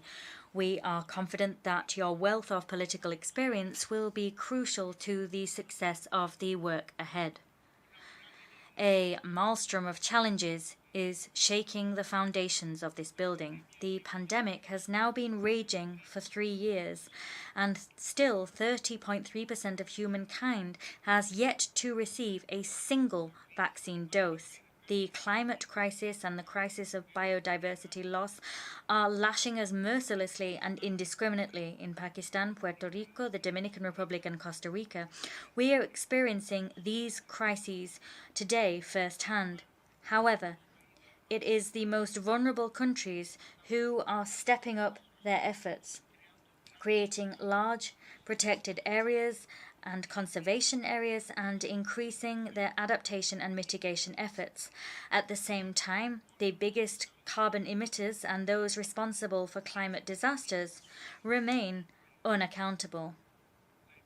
The Russian invasion of Ukraine not only violated the principles of the Charter, but it has also triggered a humanitarian, fuel, and financial crisis that will drive millions of people into food insecurity and poverty. Moreover, the invasion also put our collective security system in check. It produced renewed divisions and polarization, creating geopolitical and economic blocs pitting the East against the West and the North against the South. All of this has occurred at the very moment in which we needed to build more bridges and fewer walls. It all occurred at a time when we could not lose sight of the situation in Yemen and Mali, in Myanmar and Syria, in Libya or in Haiti, in Tigray or the Sahel, nor the situation between Israel and Palestine. The attacks on democracy and human rights, especially those against women and girls, also know no borders. The decline of democracy is evident in Central Asia, Eastern Europe, the Asia-Pacific region, and in my own region.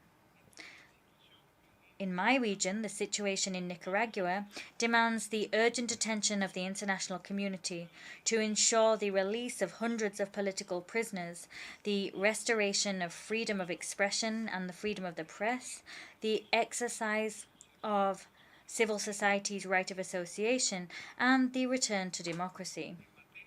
In terms of rights, the cruelest example of rights violations can be found in Afghanistan, where, for the past year, girls older than the 6th grade have been banned from attending school. This has left them even more greatly exposed to violence, poverty, and exploitation. We have come to this assembly to identify comprehensive solutions to the manifold crises we face, because it is impossible to end poverty without empowering women and girls. It is impossible to ensure respect for human rights without addressing climate change, and it is impossible to address the reform of the international financial system without new parameters for the allocation of aid. First of all, for Costa Rica, the response to the multiple crises facing us must be underpinned by a rights and obligations-based approach. Human rights and the unmitigated, unequivocal respect for human dignity and worth are not words alone. They are obligations undertaken by states and enshrined in the United Nations Charter, the Universal Declaration of Human Rights, and all human rights treaties and instruments. They are also the expression of the legitimate and universal aspirations of each person, of all peoples who are, after all, the ones who allow us to be in this solemn hall and to speak on their behalf. Costa Rica is in no way exempt from challenges and gaps when it comes to the full enjoyment of human rights, the construction of a culture of peace and non-discrimination, and the achievement of sustainable development goals. We too face challenges and gaps here. We are aware that the fight against poverty, inequality, and marginalization requires human rights. These human rights are not, nor should they be, a stumbling block. They are nothing less than the only way forward. Costa Rica has never closed its doors to migrants who see in our country a transit route or a destination and who come to integrate into our society. We are the 4th country in the world in terms of receiving our receipt of refugee applications per capita. In 2021, we welcomed the largest number of Nicaraguan citizens. However, given our economic situation and reduced fiscal space, and given the phenomenon of mass migratory flows, we have certain limits on our capacity for action. And this has jeopardized the coverage that we can provide to the hundreds of thousands of people who have sought refuge on our soil, coverage that we have always provided. It is with a real sense of urgency that we come here to ask for the support of the international community to address this challenge, a challenge that has been exacerbated not only by conflict and poverty, but also by the impact of climate change. In a context of manifold and accumulated crises, human rights must forge new paths. Costa Rica welcomes the fact that on the 28th of July, this General Assembly recognized the universal right to a clean, healthy, and sustainable environment. For my country, this is a beacon of hope that can be compared to the proclamation of the right to water, to development, or to the Universal Declaration of Human Rights. It is the correct response to the threefold planetary crises of pollution, climate change, and biodiversity loss. This resolution is not a point of arrival, but rather a point of departure. Costa Rica will continue to work with member states, the United Nations, and all stakeholders to break down the silo mentality and to provide effective solutions to human problems, particularly solutions for those who suffer the most vulnerable, and the most marginalized among us. Faithful to our commitment to this rights agenda, Costa Rica has decided to submitted its candidacy for election to the Human Rights Council for the period 2023-2025. Costa Rica respectfully request the support of the members of this General Assembly for its candidacy. In our country, you will find an ambitious stakeholder who will watch over and protect the rights of all people everywhere in the world. You will also find us to be a country that will readily commit to dialogue, mutual understanding, cooperation, and solidarity in favor of human beings. My second point: human security is key to global security. For my country, it is inconceivable that while millions of people are awaiting vaccines, medicines, or food to save their very lives, the richest countries continue to prioritize their arms resources to the detriment of people's well-being, climate health, and equitable recovery. In 2021, global military spending continued to increase for the 7th consecutive year to reach the highest figure ever recorded in history.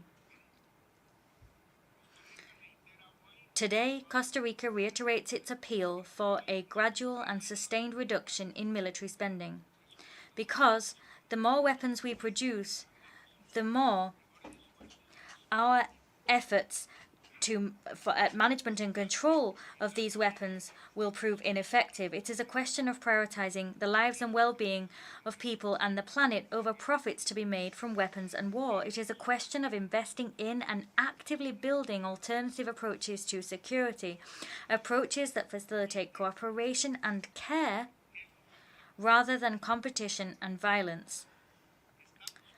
We are convinced that it is also possible to achieve peace and security without resorting to the use of nuclear weapons, because the total elimination of nuclear weapons is the only guarantee against their use or threat of use.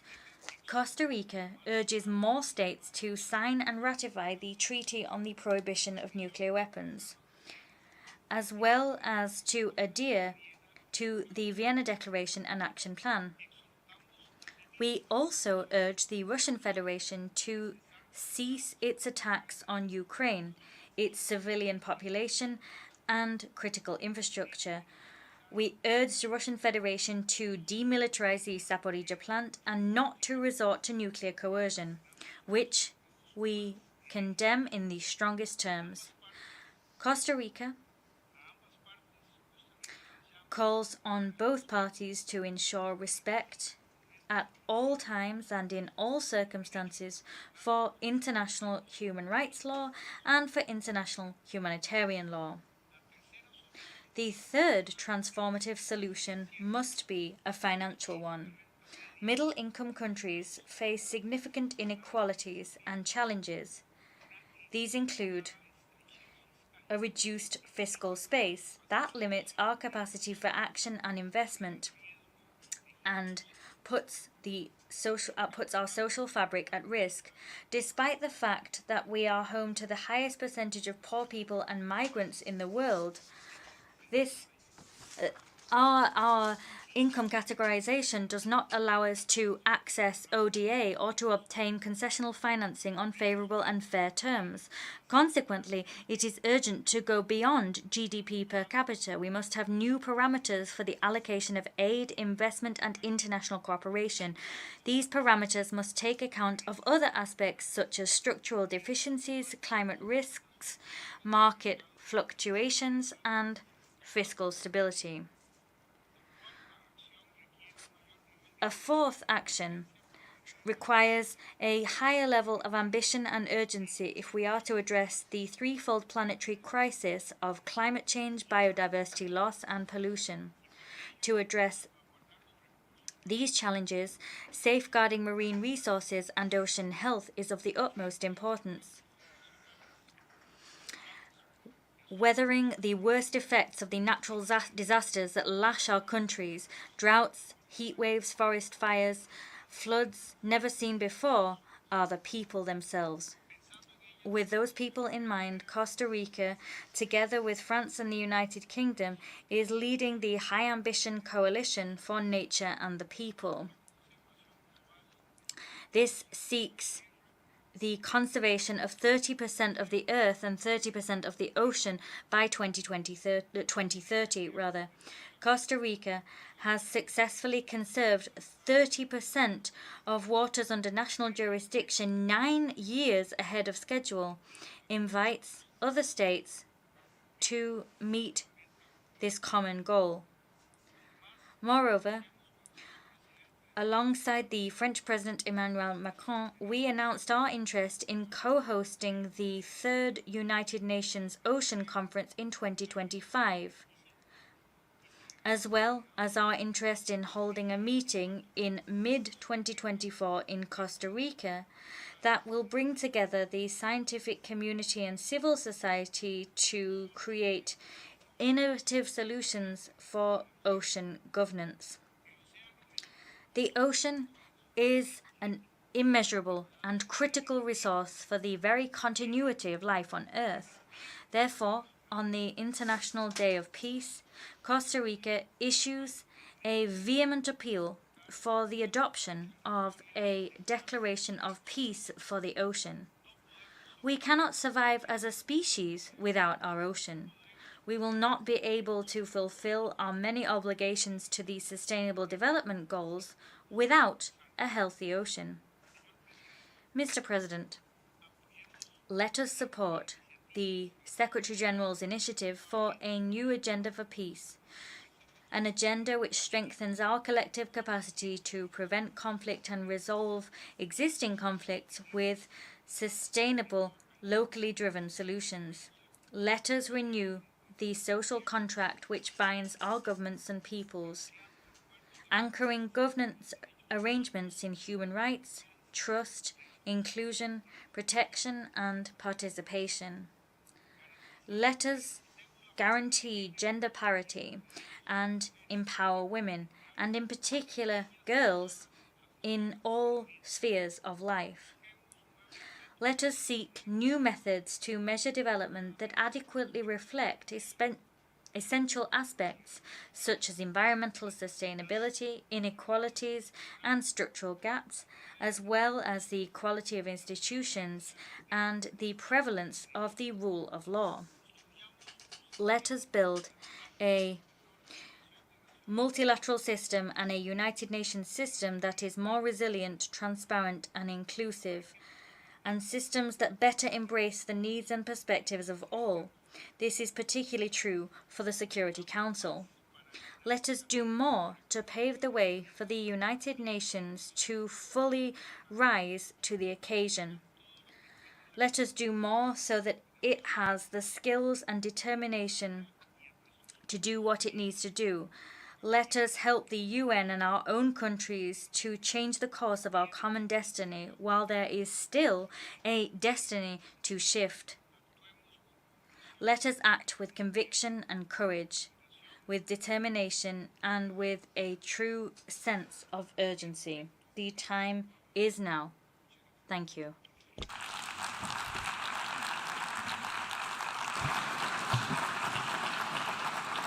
I thank the Minister for Foreign Affairs and Worship of Costa Rica. I now give the floor to His Excellency Gustavo Aitaro, Minister of State for Foreign Affairs of the Republic of Palau.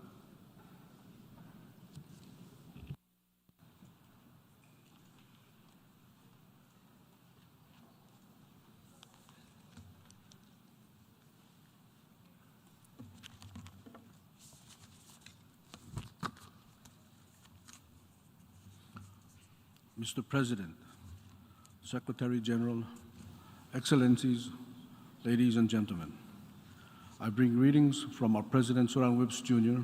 and the people of Palau. It is a great pleasure to be able to address this esteemed assembly, and at the outset, I wish to congratulate the President of this 77th General Assembly, Sabah Korosi, and further pledge Palau's support during the course of your tenure. I also wish to thank the President of the 76th General Assembly, a fellow islander from the Maldives, who was gracious enough to take the long journey to Palau during his term, Honorable Minister Abdullah Shahid, for his astute leadership over the course of the last year. Friends, we meet at a precarious time. Thankfully, the world has made great strides in collectively combating the COVID-19 pandemic. The people of Palau thank all our international partners and friends who came to our aid during this difficult time, particularly the United States, Japan, Taiwan, Australia, and others. The collaboration was successful in minimizing the impact of the pandemic in our small and vulnerable community. Regrettably, while the world made great progress in pandemic recovery, new and unprecedented challenges have emerged. The war in Ukraine rages on, extolling damage to infrastructure, homes, schools, cultural sites, and killing of innocent people, and continuing to terrorize the children of Ukraine.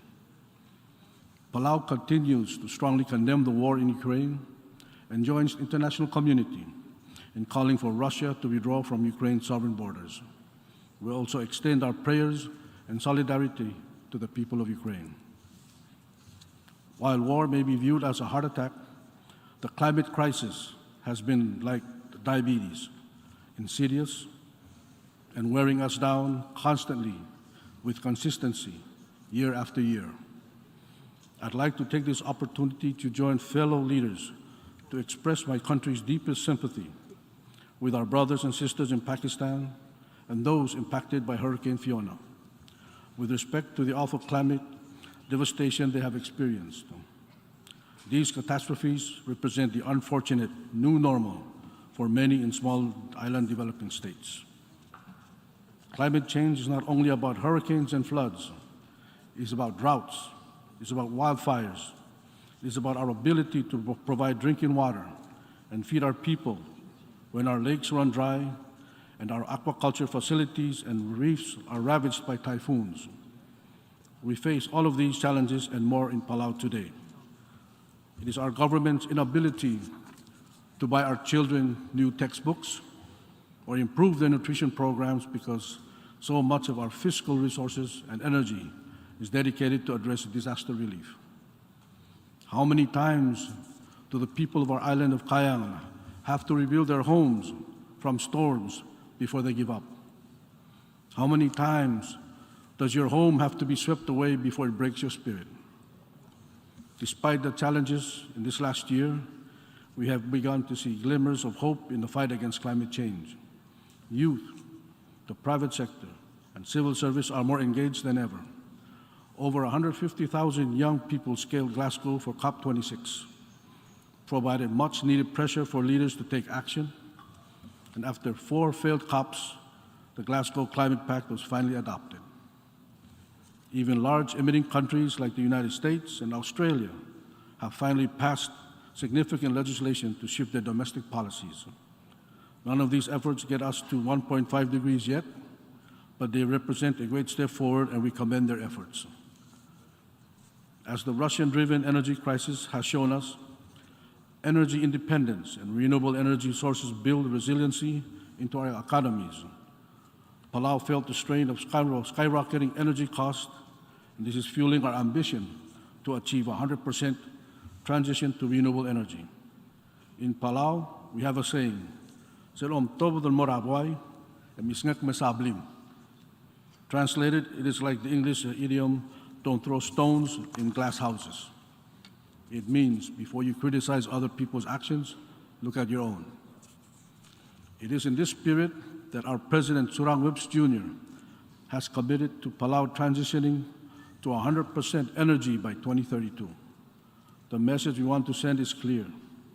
Despite our small size, our remote location, our lack of access to finance and technology, and the unique vulnerabilities of being a Seyyed's country, we are committed to moving towards a net zero carbon world.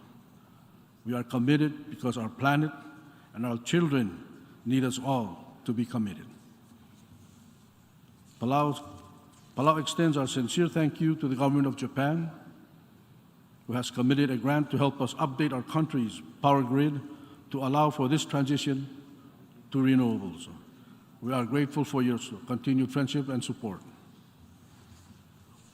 Our small country has had the pleasure of hosting the 7th Our Ocean Conference together with the United States in April of this year.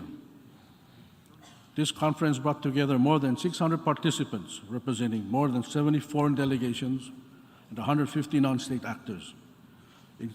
It concluded with 410 commitments worth $16.35 billion.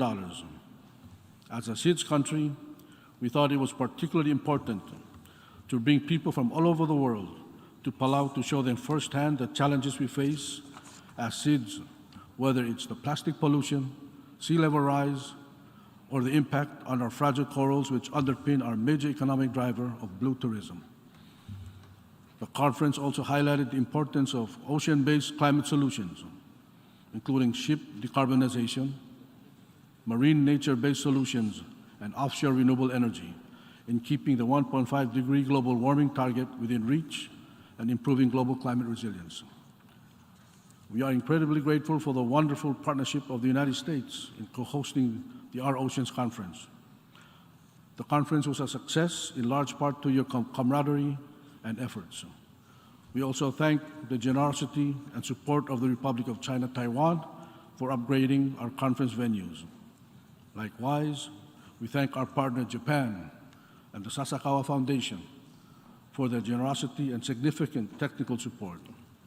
Many other partners also contributed to make this event a success for climate action. As a blue ocean state, Palau has been a leader in oceans issues and will continue to be.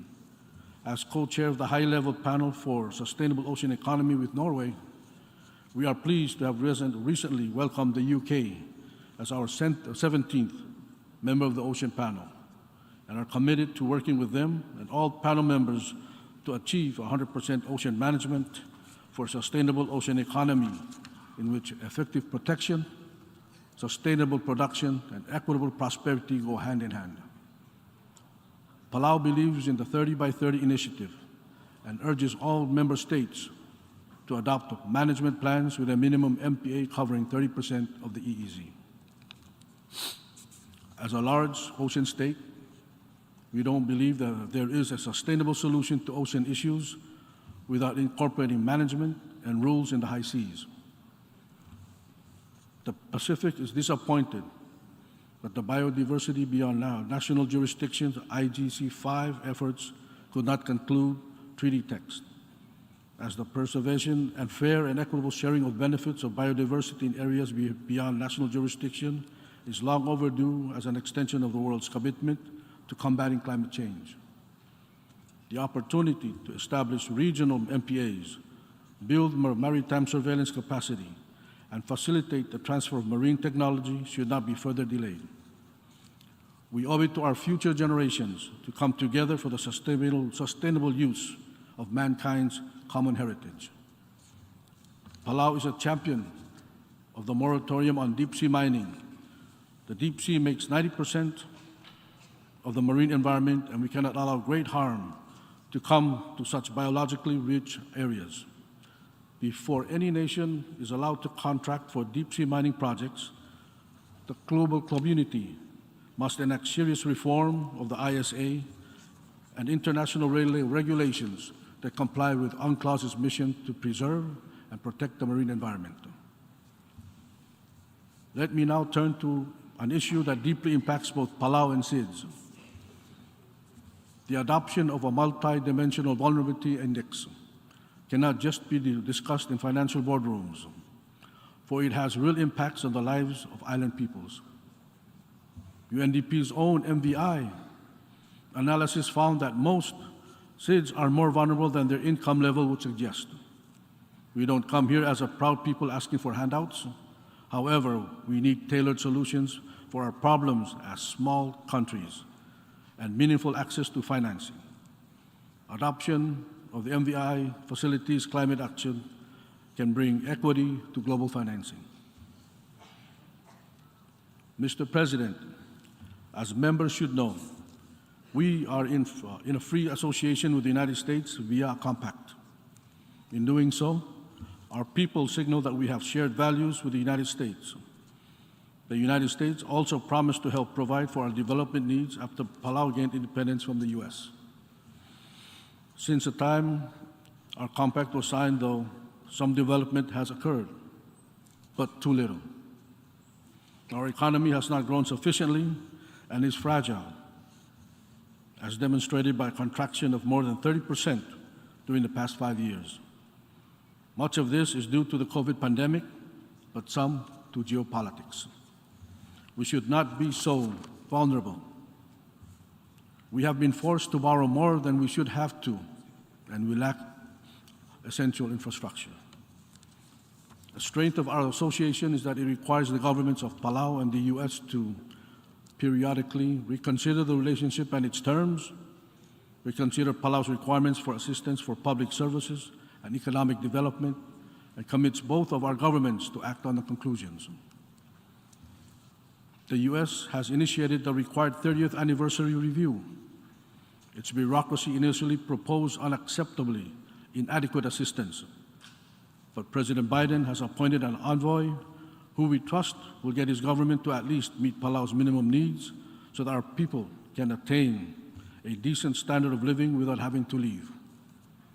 This is essential to enabling the relationship to endure as my government envisions. It hopes that when we next address the General Assembly, we will be able to report an agreement in this regard.